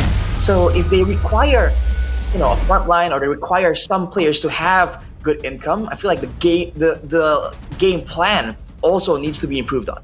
Okay, let's see if the game plan will be improved on as we get into the drafting phase, presented to you by the official tournament smartphone Samsung Galaxy S25 series for Game 2. RRQ on blue side, CC Arlet and the Lancelot band out. Onyx go for the 1-1 Baxia and the Fredrin, which meant that the Kalia would be left open, and RRQ are very quick to pick it up for themselves. Okay. Does Onyx want to go for the Juicin now? And the Yisun Shin? I think the combo can still work. Yeah, I don't see why not. It's very solid, right? Good escape tools as well from that very deadly Kalia. I think this is at this point a bit of a signature pick too for Edok. He's always been doing really well on heroes like this, but the Kalia as well has been a bit of a favorite for Edok. I think Onyx definitely understand how they want to deal with this. Do they go Gatot? Gacha. Why Farsa? Gatot? Exactly, I was thinking maybe do they want to set up for the Farsa pick? Well, the they go Gatot's really Harris. good because it is, one of the main counters against the Kalea. So we have the Gatot response instantly. It's just what I didn't expect. Maybe because they were afraid of RRQ taking it away. Harith, though, gets picked up. All right. Gatot Harith. I wonder if Onyx are predicting some kind of burst backline to really help with the pick-off potential of this Kalia, and they want to try and use that Gatot to kind of squeeze in and flank, force RRQ and deny them a lot of those front to backs that they will require if they want to play this pick-off style. With the Hayabusa left open, it was banned out in the first phase of game number 1. RQ actually are going to be picking that up. Moskov alongside that, as well as the YSS. So the Farsa has not yet been secured, and it can be a targeted ban here in towards the second phase. It would have been so much more value for RQ to take the Farsa, I would say. Again, you already have the Harith on the other side. We expected Yisun Shin to be there too, but instead they go for the Moskov Hayabusa that, in my opinion, now can be punished real hard by Onyx, because Onyx have a chance to pick up the Farsa themselves. Unless RQ ban both Farsa Jusin, then sure, Onyx will be left with probably just like a Valentina. So that's something you have to think about too. I don't think you want to give the Valentina. Oh, the Faramis is a good read. I was literally just about to say, you already haven't got the Kacha to deal with the Kalea. Let's say you add another layer like a Faramis, and it definitely becomes tough for you to pick anyone off. I wonder if that's also a hint that RRQ are looking towards a glue, right? That's the immediate, obvious connection potential. And Onyx might be thinking about that as well, because they are concerned about these tankier heroes, especially because right now there's not a lot of crowd control available to lock down a Uranus or an Esmeralda. So Onyx would just take it off, force RRQ maybe to a more damage-heavy EXP lane, and go for some kind of burst angle and go for the pickoffs. But remember, this is Dyron that we're talking about, right? So, they're the ones to ban Lapu-Lapu actually. Technically, Onyx did still have the opportunity to pick that up. If they want to go for an old age tail in the Gatot Kacha and the Badang, that's an available option that they can go for to look for a lot more, stoppers. I am not the only one bound by this. And it's gonna be the Phobias. I was thinking the Badang could be picked up by RRQ as well, potentially. But again, you need something a bit more solid when you already have a Kalia, right? Someone needs to be on scout duty, on sandbag duty. And against a Phobias, the good matchups are, again, the Glue, the Hylos, both are available. But I'm wondering which one kind of, which one works well with the Kalia? What's composition overall? I think the Glue. I think the Glue is definitely the better choice there. And they do go for the Glue plus the Eve. So Onyx for their roam might be going for more of mobility. Wait, actually they already have her on mid, sorry. Valen? Yeah, Valen makes the most sense. Kadita? Nah. Do they go Jushin, but How there's crazy would it Eve on the other be side? if they go, Yeah, I'm thinking like this. How crazy would the Selena be? It's with a Yisun Shin too. Payback time. But it will be the Farsa. Alright. Yikes. Alright. Artillery mid lane duel once more between these two mid laners. Man, I feel like team fight wise, Onyx have so much more value, but RRQ, they need to be active before, right? In the pickoff department, in the macro split push department. In a full-blown team fight, I think initially at least, it's gonna be a bit difficult. So, we have Yves on one side, we have Farsa on the other. AoE is available for both, and both also have tools to work with. Edok on the Kalea, Keyboy on the Gatot. I guess we'll see exactly who comes out on top here, considering we're at match point for the Sky Kings. If they do want to make that bold statement, if they do want to continue on here at MPL ID Season 16 on a win streak. Let's get straight into the Land of Dawn. Game number 2 between RRQ and Onyx. Here we go, folks. Who's it gonna be? Leave it in the chat right now. Spam who you think's gonna win, Onyx or RRQ. Especially in the mid lane here. Let's see the duel between the mages and the Roma as well. It's going to be so important in deciding who actually gets a bit of ahead. Seems like for now it's still even. But you're seeing the aggression now in the current meta. Always everyone getting low in the early game. Rotations here as well from both of these teams. Equal trades, great spam ability from both of the mid laners, which is interesting to see. I think our emblem's going to be the main difference maker here. Well, it'll be a difference maker per se, but put yourself together for Edok, for more playmaking tools. RRQ are gonna really need that. Tenacity by Rin, so he now for once respects the potential to get dove on by the side of Onyx. But it looks like Onyx are still going to focus more on, the rotations, as we do see the sub-emblems from Sans, the sub-emblems from Keyboy as well. Technically, we are seeing rotations from Keyboy here towards the top side of the map. They're gonna contest for the gold, but that's about it. No big rotation for picks just yet. Both teams playing it safe. I think you're really gonna see a lot of action start up towards the first turtle fight. Both teams really want a big ultimate play. So keep your eyes open for the lane, right, for the most part. Who gets that level 4 first? Who's in position to try and go for a punish first? Good move by Toy there. That's a trade, but the regen comes in, so Skylar ends up still winning it. Mid lane Prio going to be the name of the game here as we get into Turtle 1, and it's RRQ first. Holding on to the turtle. Let's see, Keyboy walking up, Sans. Holding on to the feather airstrike. Keyboy gets a taunt down, but Diamond is able to go for it. That's going to be the real world revelation. Locking Look, Keyboy gets a dark wave. Mountain Chakra coming in as Ludpi survives with the Infernal Pursuit. Zunesh claims the turtle, and SOD landing. But it's a kill for a turtle, and that's it. So who's it worth it for, Arashi? I think it's pretty even, honestly. And RRQ are doing this thing again where they're basically sacrificing Dyron for pressure, right? To kind of zone, to push away Onyx. And it's working, but I feel like they should also calculate a bit more. Oh! Could be a solo! Oh, what a dash from Kai! Gets out just in time. Sans, though, pops in for the airstrike and will lose out on a whole lot as Dyron walks up and baits out the Purify. Also, did you see the audience prediction by Gope? 70% for Onyx or something like that? That's... Where's the kingdom at? I'm so surprised. But meanwhile, we do see Rins and Edok now looking for a trade onto Skylar. The Purify out and a kill under the turret for Skylar! Oh no, RRQ! That was not according to plan here. Oh, wait a second.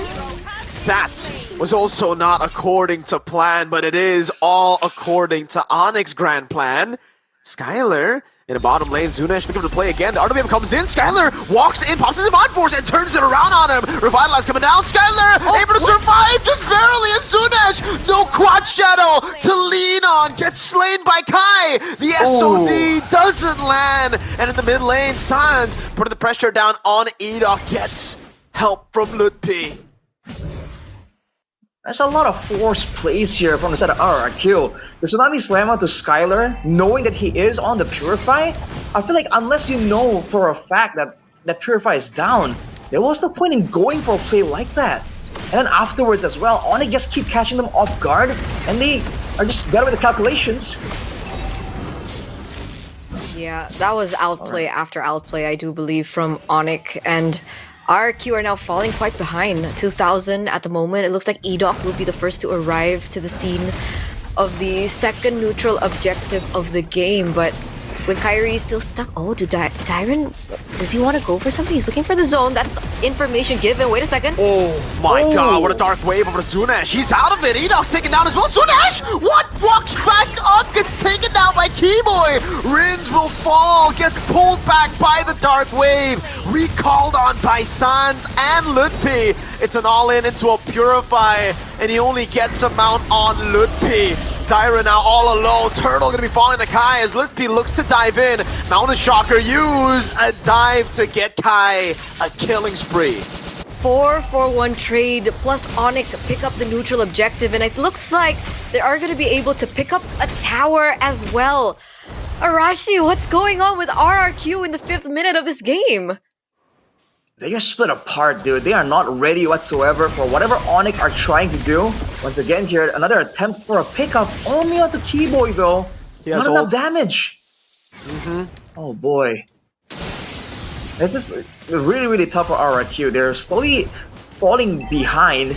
And again, they have the Tsunami Slam, but they don't really have anything to kind of supplement that threat. So you can see Onyx, they're just walking up.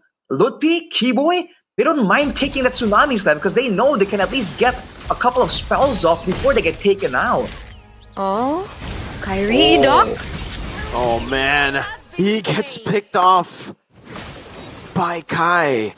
0-3-1 on Edok. Dyron 0-2. Toy getting bullied by Sans here, forced to back away. Oh man, am I sensing a little bit of tilt maybe from RRQ? I mean, that Zunesh play previously in that team fight, it felt a little off to me.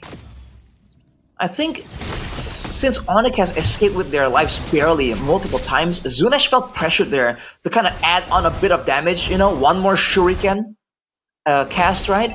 But unfortunately, he gets tagged with damage. So the fact that Onyx have been so clean with the calculations is forcing RRQ to kind of overcommit just a little bit because they're concerned that Onyx are gonna walk away unscathed yet again.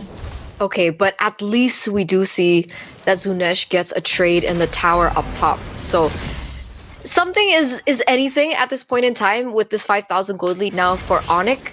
The turtle is now up once again. You can see that Lutfi, Keyboy, and Skylar are all in position.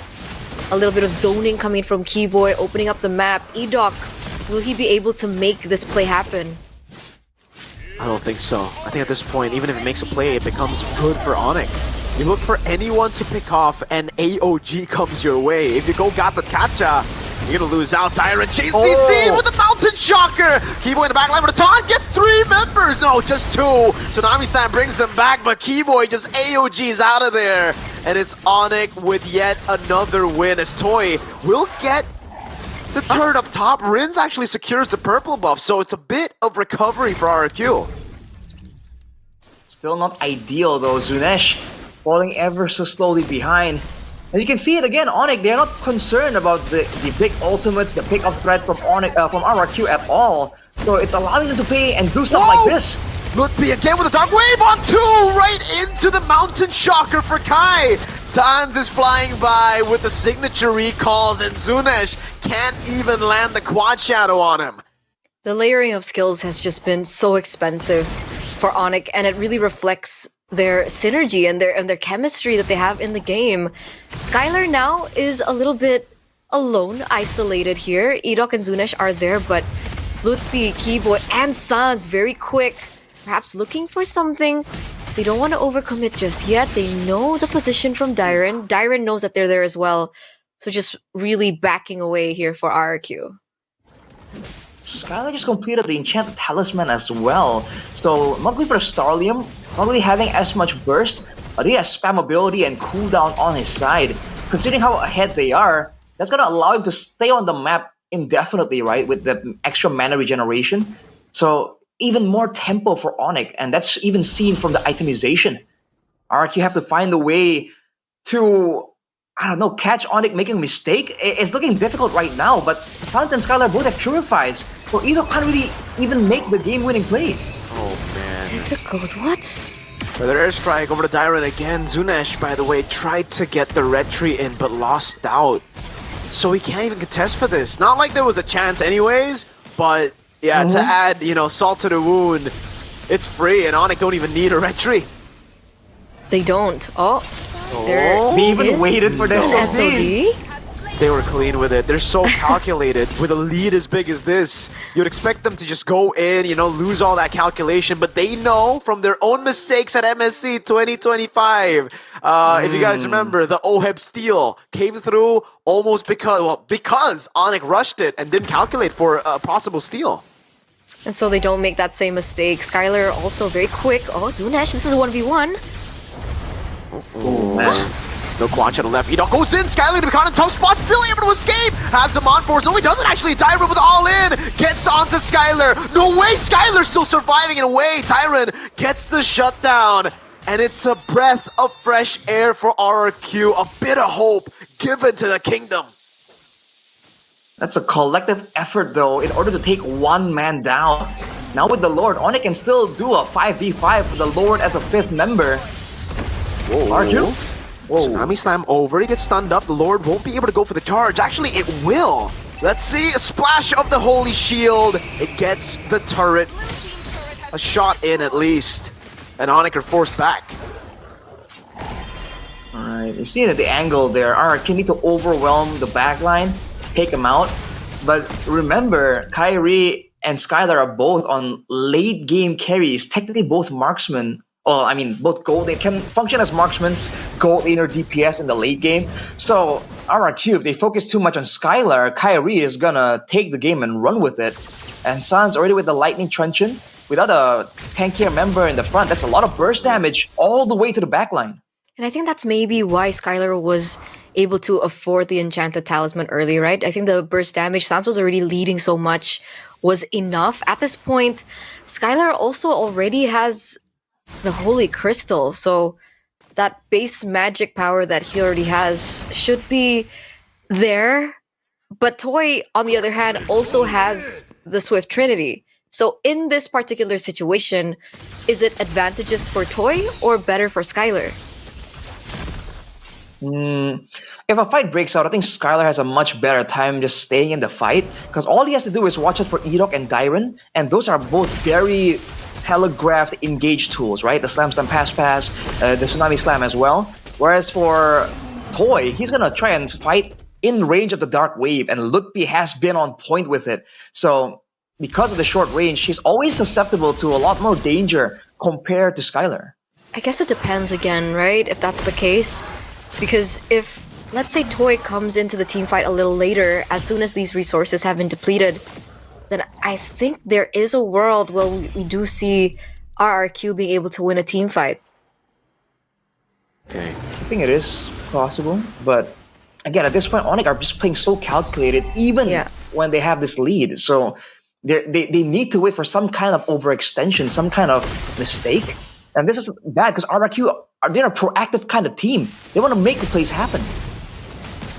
And Onyx are already on the lure now. 8,000 gold lead. Dyron caught alone, gonna be taunted down. It's gonna be the all-in. Oh man! They popped the glue. They popped the good SOD! Kaisa with a red tree though. Again, learning from past mistakes. Never letting it go to a basic attack. That was so close though. That was so close, at the edge of the seat close. But yes, Onyx do still secure the Lord. That 8,000 has now increased to 9,000, and they don't lose a single person. Onyx also have adjusted in these team fights. They know that the biggest threat to Skylar at the moment is Dyron, so they take him out first. Toy! Oh! One hit away from being taken down. What? They can't even go for it, man. The quad shadow didn't land on Sans. Or sorry, on Skylar, and look at Zunash. Oh, thank goodness Skylar didn't bring Flicker. That could have been bad. You could have still went for an aggressive move and got it there. Base defense for RRQ. Not the best clear, but they have tools to deter Onyx from jumping in and making a risky fight. Uh-oh, Dark Wave from down again. Dyron able to flicker out to safety. Toy buys the Rose Gold. Bottom lane turret and top still intact. The Skylar walks up. They should have been a bit damage back. The Mount of Shocker thrown away as well. RRQ still holding on to it now. Dyron trying to go for a play. Skylar baited out the Purify away already. And Lutpi actually stays for a bit too long. Gets punished by Zunesh as Sonic failed to take a second turret. Zunesh with Quad Shadow landing on Sans. Still has to Purify. RWM coming down as well. A lot of damage placed down. SOD landing now. Toy with his dive in the back line now, trying to cut away. Almost getting it. Gets slayed by Kai to take the mega kill. And Onyx decide they've had enough.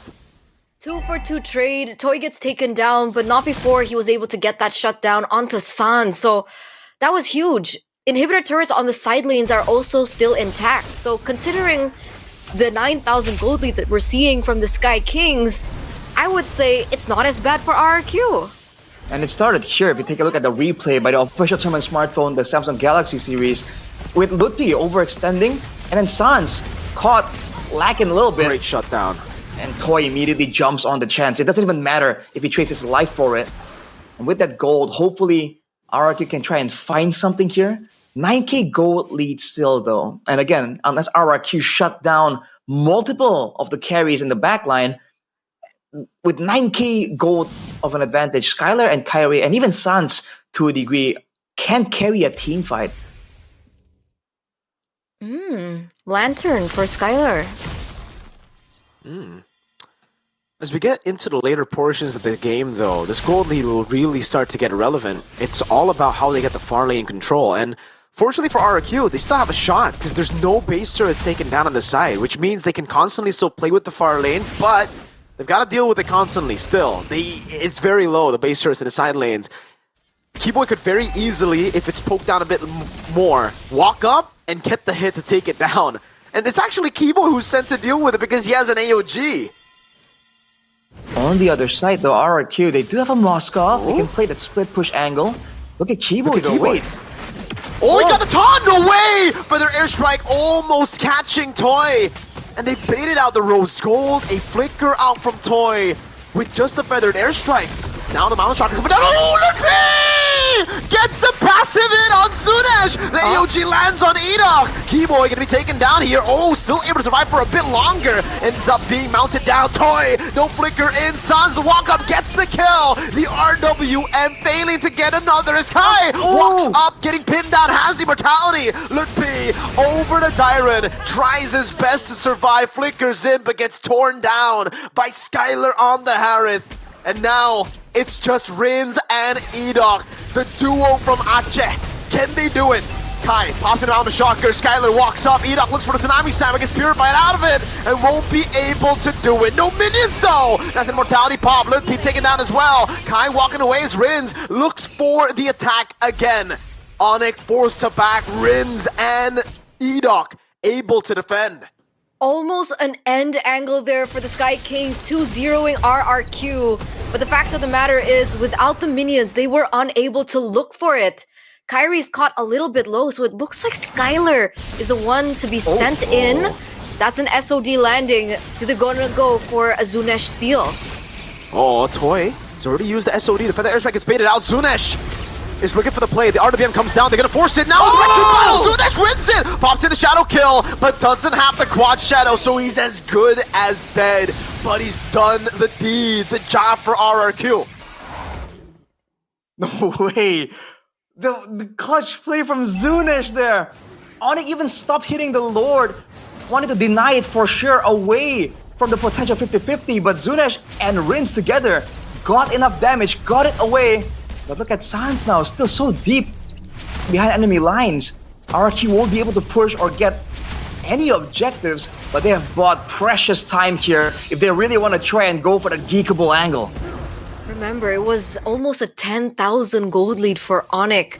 And we're stuck here in 18 minutes. Onyx unable to look for a close angle. Zunesh buying amazing time. That's the Feather Airstrike opened up.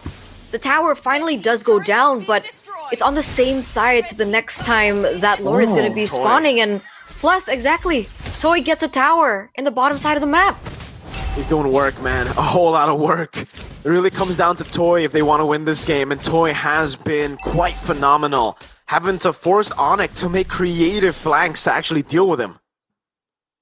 But you see Onyx still adjust, still find a way to kind of solve the issue here. With the Moskov able to split push again, I wonder if Onyx are gonna set up a trap, because we've seen that happen when RRQ are maybe relying on the far lane a bit too much. Huh? Lutpi? Okay. Hold up.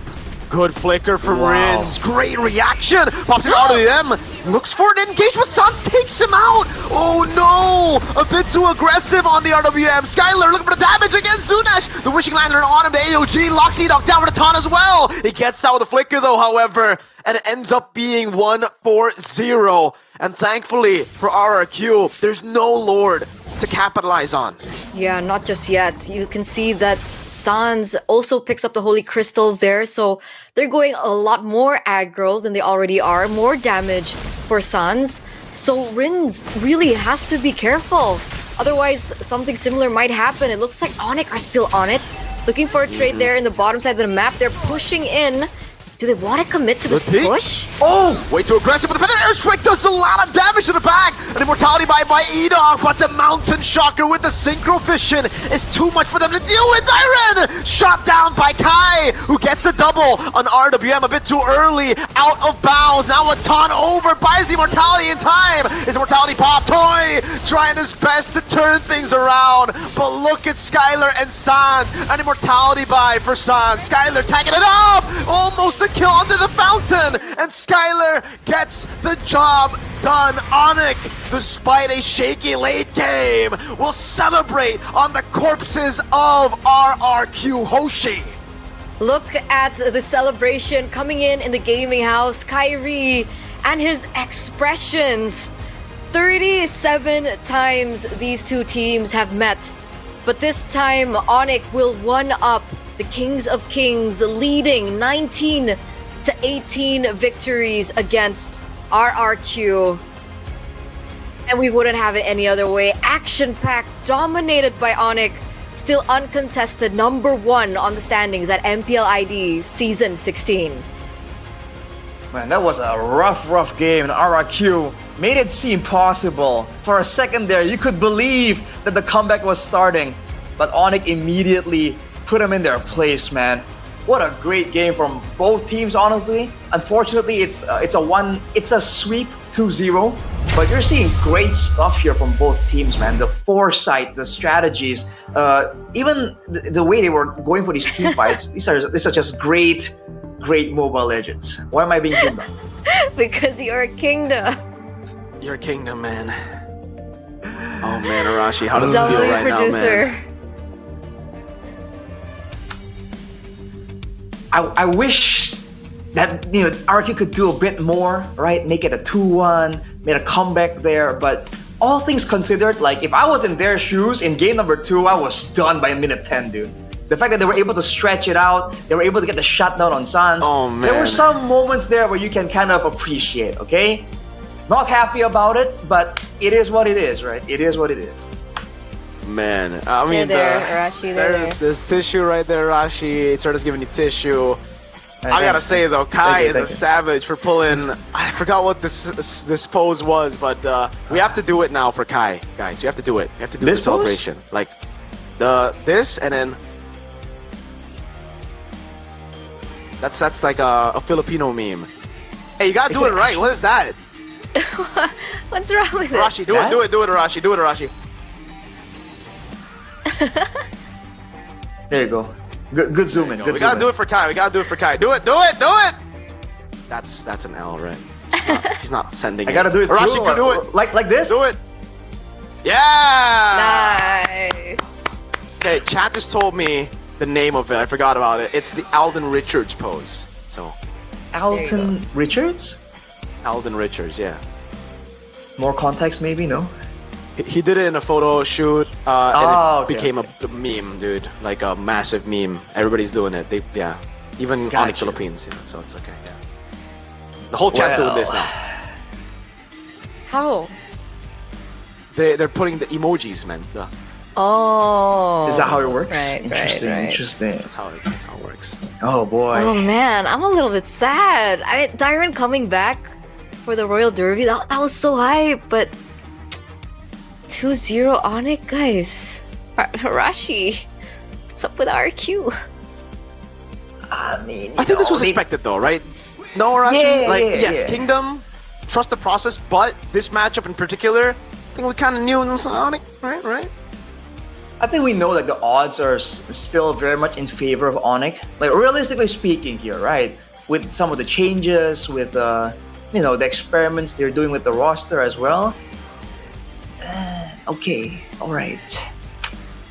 Man, I wish that play like that Rince made paid out though, because we've seen that from him before, right? When he is all the way in front, and you can kind of imagine how he's feeling. He's seeing Onyx pull back away, and he's like, "Oh, if I catch them here, it's gonna force Onyx to stay just a bit longer." But unfortunately for him, his team wasn't close enough to capitalize, and it fell short. If that worked out, maybe the game could have been closer and all that. All these what ifs though, not relevant. Didn't happen. Sag. Oh, Arashi, you gotta do some more work though. Oh my god, and he has to translate for Onyx. It's okay. I think the idea was he was gonna translate for RQ because maybe but unfortunately it's okay. Hey, we so professional. Professional. We do what is required. Yes, no problem. Well, you're No Italian. problem. It's a family recipe. Onyx beat RRQ so hard, the kingdom man. turned Italian. How would that even happen, dude? Oh boy. No idea. Alright, so we're waiting. I wonder what Onyx will say. You know, is it gonna be a respect thing? Is it gonna be like, you know? Ooh, I hope it's Kai. He seems beat him. He seems fired up. No, Kai because seems also super fired up, dude. Like ever But, since he like- started gymming. no, but also remember that there was like behind the scenes drama between Sans, Kyrie, and RQ. And Rins. Not just with Rins, but do you remember that clip that aired Which one? about Sans Oh, and Kyrie yeah, and like yeah, the yeah, clown yeah. thing? Yeah. Yeah, and then after that, the Kingdom was like super upset with what Kyrie said. Oh man, Onyx versus RQ. This war will continue, man. The battle. Right They're now, not- it's an Onyx win. They're not royal besties anymore, it seems. Ooh, royal. Royal rivals, the RR. No, there's what's royal nemesis. Royal Royal nemesis. Interesting. I like that. I like I that. had to think about that. Yeah, a bit. I was like, We can wait, dub what's it like the Game there's of a word for Thrones this moment. Because they're both kings, right? Yeah, that's true. Thrones. Ooh. Right now, it's looking like a Targaryen versus a pretty small house. Which one has dragons? Onyx? Targaryen. Yeah, because like they're conquering right now. You know, it's like the Targaryen era with dragons. And they fly as Sky Kings, you know, like Yeah. thematically RRQ, just RRQ are just lords right now. They can't handle the dragons. Or are they for Lannisters? For now. Oh, they got the money. That's actually Wait you a know, minute. like Lannisters. Right? Ooh. Okay. Wow. We're cooking, Chad. We're cooking. All right. But it looks like the interview is ready. So, ladies and gentlemen, enjoy the winner's interview with Onyx and Arashi's translation. Skylar, apa kabar Lutfi? How you guys doing? He says. Oke, They're good, they're gimana healthy. pembuktian Skylar ternyata masih mendapatkan kemenangan atas Toy yang digadang-gadang. How does it feel Toy to bisa prove untuk yourself, bisa Skylar, menangkan getting a Skylar victory against di Toy? match ini. Oke. Kayaknya oke. Apa? He says, I think I just got lucky. Nggak keterima. Oke, he says. Jawaban itu udah kita ban dari MPL. Yang lain coba Oke, ya. Bude udah gak ada. Iya. Oh, Lin says we banned an answer from the MPL. Give us something else. Di ban itu jawabannya. Nice. Apa ya? He's thinking. He's cooking. Apa tadi lupa? He's looking for answers from Adi. Gimana Skylar menang atas Menang lawan Toy? Toy, Yang menang diga- lawan Toy. Iya. How does it feel going up against Toy? Ya, senang sih. Kesulitan Udah, nggak? He's happy? Udah. Kesulitan nggak? Kesulitan nggak lawan Toy? Was it difficult? Sulit banget, soalnya jago banget. Apa Very difficult because he's very good. Okay. Planning sama team fight-nya. Why is he good? Nah, Because of the Lutfi. laning and the team fights. Berkat Lutfi Apa upload Lutfi? jadi Astaga Lutfi bersinar nih di game 1 nih. Itu That's a apa yang shining membuat performance on that Lutfi Arlet bener-bener game 1. Bersinar sekali chemistry-nya sama Skylar loh tadi. What made that work so well? The chemistry with Skylar as well? What's that about? Gara-gara kita ini sih sering berduaan. Hah? Because we spend time with just the two of us a lot, he Bondingnya says. berarti apa aja nih? Main bola, Sas. terus ya. Oh, so they play soccer, Pingpong, football, basket. ping pong. Main kita What are you main laughing bareng, about, bareng, dude? bareng. Iya. Oh, aktivitinya. Pengen tahu dong Alright, dari so they do a lot of Skylar activities nih, kan, with each other, so that's the chemistry being built. Lihat ada jungle baru, Zunes dan wah mekaniknya dahsyat. Gimana sih dari Alright. penglihatan Skylar? Looking at a new jungler from RRQ, Zunesh, with the crazy mechanics, what do you feel? Nggak expect dia selincah itulah main atas. Skylar says it's difficult because we didn't expect him to be all that flashy with it. Berarti kalau menurut mereka berdua agresif. Oke, kita tanya Skylar. going Ini kalau menurut Skylar agresif. Nah, tadi Skylar itu kan berhasil menghadapi RRQ. Menurut Skylar, apa yang membuat kalian bisa menang atas RRQ? So, Skylar, what do you think allows you to get that victory against RRQ in that match? Karena ini sih apa kita lumayan What factors? mendominasi lah di waktu di early, terus kita lumayan disiplin kan, jadi kita ya. So Lutfi says they dominated the early game and then they maintained that discipline, so they didn't give a chance to Tapi RRQ. Lutfi sih, ya disiplin dan emang Lutfi sih. Aku nggak tahu ya, apakah Lutfi ngerasa Lutfi lagi lagi bener-bener bersinar banget. Lutfi ngerasa gak sih kayak ada improvement dari Lutfi dari musim ke musim, terutama Yeah, di musim Lutfi. ini yang kayaknya udah Do you mulai feel like paling you've improved a matang di sini? lot compared to your first season? Because you're shining right now, Professor KB says. Kalau dari aku sendiri nggak kerasa sih ya, kayak main biasa aja. So he says he doesn't feel it. He just plays as usual. Turns out that's the way it is. Oh iya. Oke, Skylar, kita lihat kan Back di to sini Skylar. udah memberikan pembuktian untuk Toy. Nah, apakah Skylar di Royal Derby jilid kedua ingin bertemu dengan Toy lagi atau bahkan Skylar akan kasih Right. kesempatan untuk Savero bertemu dengan Toy? Do you still want to meet Tahu sih itu balik lagi tergantung voting staff juga. still want to meet Toy in the second leg, right? Or do you want to let Savero have a chance? Kalau yang paling nyusahin di game tadi siapa sih ini buat Skylar? Apa ya? He's like, who's the most difficult to deal with in that game? Banyak sih ya, Rins. Satu Rins sih dong, paling. target satu aja nih yang paling kayak Target ngeselin satu. banget. Ya mungkin. Skylar mentioned wins, but he's Dyren. He says Dyren was the most troublesome in that game. Kenapa gue juga digangguin tadi sama Diren? Oh dia oke. Lutfi saying like, yeah, Dyren was getting in my way too. Yang paling ngeselin pas lawan Onyx tadi. Oke. Tapi Skylar perasaannya Royal Derby tapi kali ini di tim yang berbeda. How do you feel doing the Royal Derby from the other side, Skylar? Apa ya? Nggak jauh beda sih, cuman kayak gua ngerasa apa ya, vibes-nya mungkin Saying not so different, but the vibes are. apa kayak ini sih kayak sama-sama aja sih, cuman di sini kayak apa ya, lebih bersatu kita. Bersatu. There's more unity, he says. Aku penasaran sama Skylar sih. Mungkin aku Dude. akan lebih bertanya juga kayak Skylar di sebuah interview, apalagi di VT tadi ya sebelum kita memulai Royal Derby, ada quote on quote Skylar bilang sistemnya beda di Onyx. Nah, apa nih yang ngebuat sistemnya yang mungkin Skylar mentioned that the system is different in Onyx. So hey, what do you mean that the system is different between RRQ and Onyx? Sistem. He's laughing.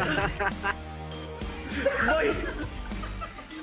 Ini diganggu nih, sorry. Apa tadi? ya sistem apa yang Skylar maksud di Onyx tuh beda sama tim-tim yang Skylar sebelumnya. Nah, what's the system, bro? Apa ya, Bi? Mungkin dari segi chemistry lebih ini sih cepat kita bersatu ya. Lebih cepat bersatu. Iya, soalnya ada bonding Chemistry is built a lot faster. juga, jadi kayak lumayan mempercepat lah adaptasinya. And there's coaching every week, so it kind of it speeds up the adaptations. Oke. Nah, Kalau gitu, kalau buat ini- Lutfi, aku ada pertanyaan sedikit buat Lutfi nih Ranger Mas. Tadi kan Another kita question lihat ya, Lutfi for ini kan Lutfi. berhadapannya sama Diren. Nah, leg kedua nih masih Right. mau He's ketemu up against sama Diren Dyren. atau mau nyoba sama Do you still want to meet Dyren again in the second leg? You know, do you feel like there's unfinished business? Soalnya kemarin ini kan si Rez juga lagi win streak kan. Oh, he wants to go up against Rez because Rez is on a win streak apparently. Rez, leg kedua turun atau gimana? Undangannya mungkin? Enggak lah. Right. Message for Rez? Kan pernah setim juga kan. Ya pengen lawan aja. No, he's saying he used to be in the same team with Rez, right? So he wants to, see how it is to go up against him. Berarti yang terakhir dari Skylar boleh ding, boleh minta Last question to Skylar. teman-teman Sonic yang udah dukung nih di online kita. Makasih Words banyak for the Sonics. buat Sonic yang udah dukung kita dimanapun itu, terima kasih. Dan kita alhamdulillah kita kasih yang terbaik juga di Royal Derby. Jangan lupa Alright. Jangan Thanks for lupa all dukung the kita besok Sonics supporting lawan us.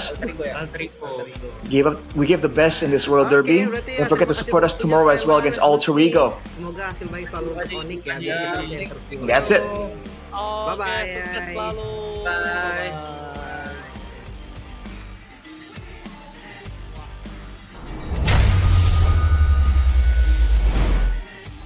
Solid stuff. Thank you so much, Wow. Rashi, for that translation. I wouldn't have understood boy. if you didn't translate. Yeah, dude, I don't speak Indonesian. That's why Me we're English neither. casters. Does that not include me as well? Am I not an English caster?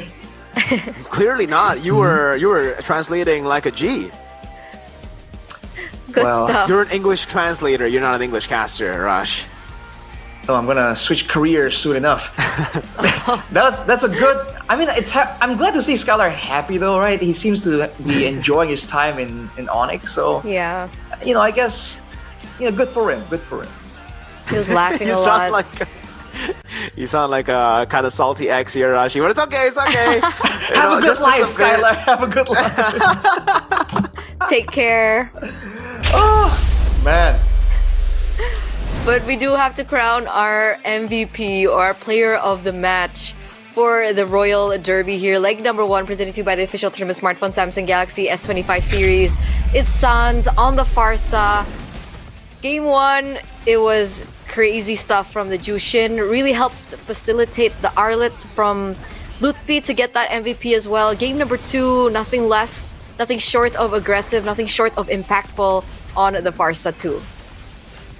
Despite the fact that RRQ were really trying to pressure, there's a lot of dangers in this game number 2 for Sans, right? Toy, Zunesh, Dairen, everyone has a chance to really get to him, but as you can see, the positioning, the decision making on when to start using the Feather Airstrike was so on point by Sans. For the most part, it seems like he wasn't being targeted, but he really was, you know? And you gotta give credit to the rest of the team as well, because the SOD from Toy isn't bad.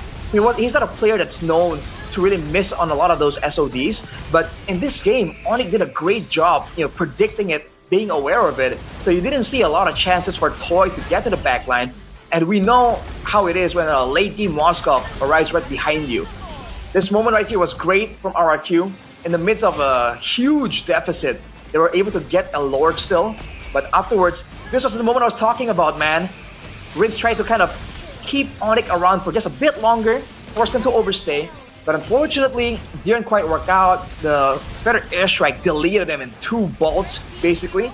And from there, the whole team just goes in, calm, cool, collected, ends the game right there. GG. Man. It was just unfortunate, man. The fact that they really have a grudge against Rins, dude. Like, there was no reason to dive like that for Sans, changing items in front of it. And technically, destroying his own KD. Mans could have actually survived with a much better KD had he not died there. But for Onyx, at this point, it isn't just about KD. It's not even about like winning the regular season. It's about sending a message, because it seems all the others, all the other things that I mentioned are guaranteed. Indeed, man. Looking at the items here, it's getting to a point at almost 21 minutes where RRQ, they were catching up in items. You're seeing the damage from Toy in particular really ramp up, right? Whenever Lutpi and Keyboy were in the front, you saw several times Sans, Kyrie, Skylar, they almost got taken out just purely from the splash damage through the Moskov passive. But they played well around it. And that highlights again the fact that Toy is on this Moskov and he had not much of other options available to him. They made it quite difficult for him to reliably and safely do some of that damage. He has to take a risk one way or the other, and Onyx did a great job saving some big damage tools just to ensure that even if Toy does make the call to go in, he immediately needs to respect, jump back out, switch items, and just like that, his damage numbers just started plummeting. You can see again, if we take a look at the damage charts here, everywhere, especially Sans. This is the reason we gave him the player of the match, constantly doing so much damage and really just enabling the team. A couple of times, yes, getting picked off, but that was more of, Toy just finding really good angles, and in the end, Sans really looking to kill Rins. The solo kill on Rins, not really a solo kill, but the turn that he did on Rins after Rins tried to turn it on Onyx. The play in the bottom lane as well, getting those big Feather Airstrikes towards the end of the game, really nailed RQ to the ground. Nail. Yes, he's in Bigachon, I think. Yeah, that's Niall. Ex-Onyx, by the way. Nail. Well, that always seems to happen, huh? The artillery duel, the Rin Sans quick draw. And so far, Sans has gotten the better of him. So hey, you mentioned it, Mirko. So far. You mentioned it, Mirko. Like sometimes maybe you're not a quick draw artist. Maybe your strength lies elsewhere, perhaps. Sharpshooter, right? or as Eternal likes to say, Sarpshooter. Sarpshooter. Could be a Sarpshooter instead of a quick draw, Sarpshooter. That's Heist, right? Yeah, the Ghani's goat is a Sarpshooter. Oh, I miss Mr. Sarpshooter. He was streaming. He was here earlier. Remember? He was in the MLBBX streamer. That's true. But he's streaming now. So. Hey guys, today was so good. Yeah. Get another good time in. I'm sorry. I really love good time. I want one. I think I used up my good time earlier. It's not really good times right now. Bad time. I'll let you enjoy it though, because it is a great cookie, man. I don't know if there's any other replacements. You know, like I don't think any snack, any meal kind of hits the same spot that Good Time does. There is, but it's still Good Time. It's Good Time with milk, dude. Well, That's I'm it. saying, something else, something different. Have you There tried is. it with Good ice milk cream? is great. With ice cream. Oh, bro, can you imagine like vanilla ice cream with Good Time? Haven't tried that. It's almost as sweet as the standings right now because BTR on top, baby. Does it actually put BTR up on top? I guess we'll take We're a up look there. now. Ladies and gentlemen. Oh What my season lord. is it? What season is it? This looks like season 7, Seven. dude. I know, right? Wow. Dude. Presented to you by the official tournament smartphone Samsung Galaxy S25 series. Do you know what hurts me the most, guys?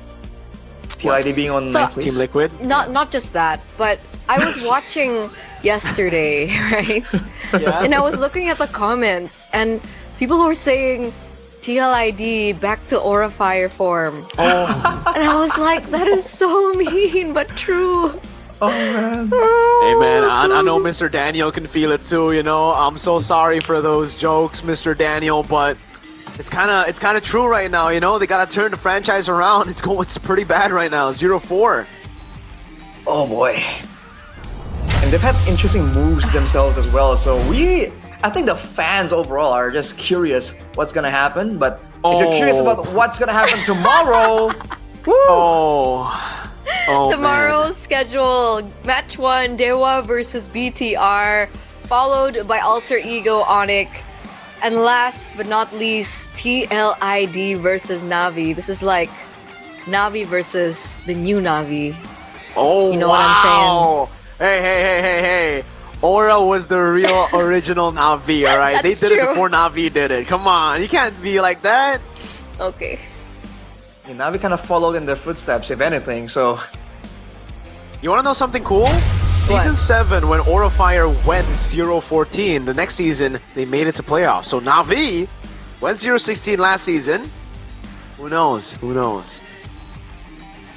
Maybe might be able to make it to playoffs this season. Are you saying TL's not going to make it to playoffs? I mean, I said that before the season started. Yeah, it's not looking good. And I think it's a Sariko moment again tomorrow. Oh, a what moment? Sariko. But for TL this time, not Nino. No, because Alter Ego's playing Onyx. Yep. You think Alter Ego just are gonna lose out against Onyx? You think Yeah. they have no chance? After their performance that's against fair. RQ, yes. That's fair. we ain't trying to be RQ? rude, but looking at the You mean odds, BTR? Huh? No, after Alter Ego seeing the got- dominance of Onyx from Ah, RQ. okay. Okay, all right. I thought, okay. It's mixed up. Calm it's getting down. late. We've had Calm a long down. day. Calm down. Uber's gold. Uber's gold. UBS gold, guys. I think we've been talking about this season after season after season. Mm-hmm. I know that we're all gamers, but we also need to think about our future. What a I'm kidding. gamer. What? What do you What mean? a So gamers don't future. think about future? I'm kidding. Hey, it's on the other side. Gamers need to care about the future, right? Because hey, Yes. there's only one way we can afford all these gaming phones, like the Samsung, the Z That's phones, true. all that. Good times. We need to invest with UBS Gold. That's our security right there, man. Only with just 200,000 IDR, you can already start saving with UBS Gold bars. I got the 200,000 IDR one in the vending machine in season 12 or season 10 actually. It's flex. I got some as well. I got even the special RQ coin. That's a flex. Whoa. I got that as well. That's UBS too. So hey, What a flex. fun stuff. Okay, I have my own flex. Okay, what's the flex, man? What's the flex, man? I had it before it was That- cool. Wait, did we get given that? No, I got this from like way back in the day, bro. Dude, you know I got okay, it. so Royal Dust. That's why It's this chill. is proof because I also got that package and guess what? Mine's are finished. It's finished. So you haven't used it. Ah, No, caught it's just- red-handed. It's just the box. Sure, it's just open the it, box. open it. I also got like a card with it. He's gonna turn. No, Open it. Okay, wait. A sleight of hand. She's gonna take it out. Yeah, it's Open here. it on Dude, cam. there's oh, a see? lot It was in the box. inside. Mine is finished, man. I'm just saying. You're I seeing a bit actually of a- use my royal dust. Just take a bit of a bend. A bit of a bend there. Shit. Well, there you go, Fair, guys. guys. So you guys Small want bend, Royal small Guard, bend. and the price is super affordable, by the way, guys. Starting from just 30,000 IDR, you can already play like the MPL Pro players, especially for the collaboration with MPL. Wee. Wee. What does Cheryl say again? Wow, wow, wee, wow. Wow, wow, wee, wow. Wow, wow, And wee, wow. salam indeed. Oh boy. Well, Shout out to Cheryl. we're gonna be Sure. live next week, right? So tomorrow is still online. Yes, offline. Next week. Get your tickets. Mm-hmm. id-mpl.com/ticket. Check it out, yo. Get it right now. And this one too. Roundel versus Maybe. This one I think too. it might be Sway Low. So no Roundel. Sway Low versus Maybe. Get it And right next- now. Oh, Nanail versus Joe. Or it might be Fabian. You know, he's back. It seems. Get it right now. And Gobs versus Yazuki. Now. Rashi, promote this one. It's Shogun versus Zunish. Zunish. Get it right It's now. gonna be an aggressive time, dude. Fights all over the place, supposedly. This one. Oh, this is my favorite. I love The Moeza. junior versus the senior. You know why? Junior, senior. You know why junior, senior? You guys know? No. Moeza was Geek Fam Junior, dude. And Beloski is the roamer for the main team. I see. That makes sense. Very That makes cool. sense. Very cool. Okay, guys. Golf clap, golf clap. Thank you. I love that information. But I also love this Superfans Super pick for fans! week 3, day number 2, 31.69%. Nice for RRQ, 31% for Onyx. Navi falling behind, 8.9%. Ooh. Wait, Well, I what? mean- What's go? Why is BTR all the way down, guys? No, it's because they didn't play today probably, so they weren't They talked about did! today. Oh, they did. How is TLID? I'm getting trolled. I'm getting trolled. That's so funny. Forgettable performance, Mirko. Whoa, my. That is actually so funny. What? Oh, this is the no, updated dude. one. Ah. Yes. Yes. There you go. That makes a whole lot more sense. Yes. There you go. This So is all Evo's time. overtook Navi, eh? Yeah, Evos. The fans are going up. Geek Fam seems like they're going down. You know, after these performances, and I can't blame the fans. Yeah. Honestly, I just think it's Mastika in the back rooms. It's Mastika and Mr. Bomb. Okay. The two fams, man. The two fams. Oh, Well. TL, what's going on? Okay, you know what? It's fine. It's That was a fine. fast whip. I'm used to this. Are you? Oh yeah, you are. It happened before. Yeah, I'm sorry. Forgot. I actually forgot. I'm used to it. I didn't mean to. Yeah. Dang, that's rough. I mean, it's better than like making it to playoffs and like not even surviving the second day. Yeah, like Aura Season 8. At least we have a Or, trophy. TL Season 13. Where's your MPL trophy, Miracle? Where's your major? Dude,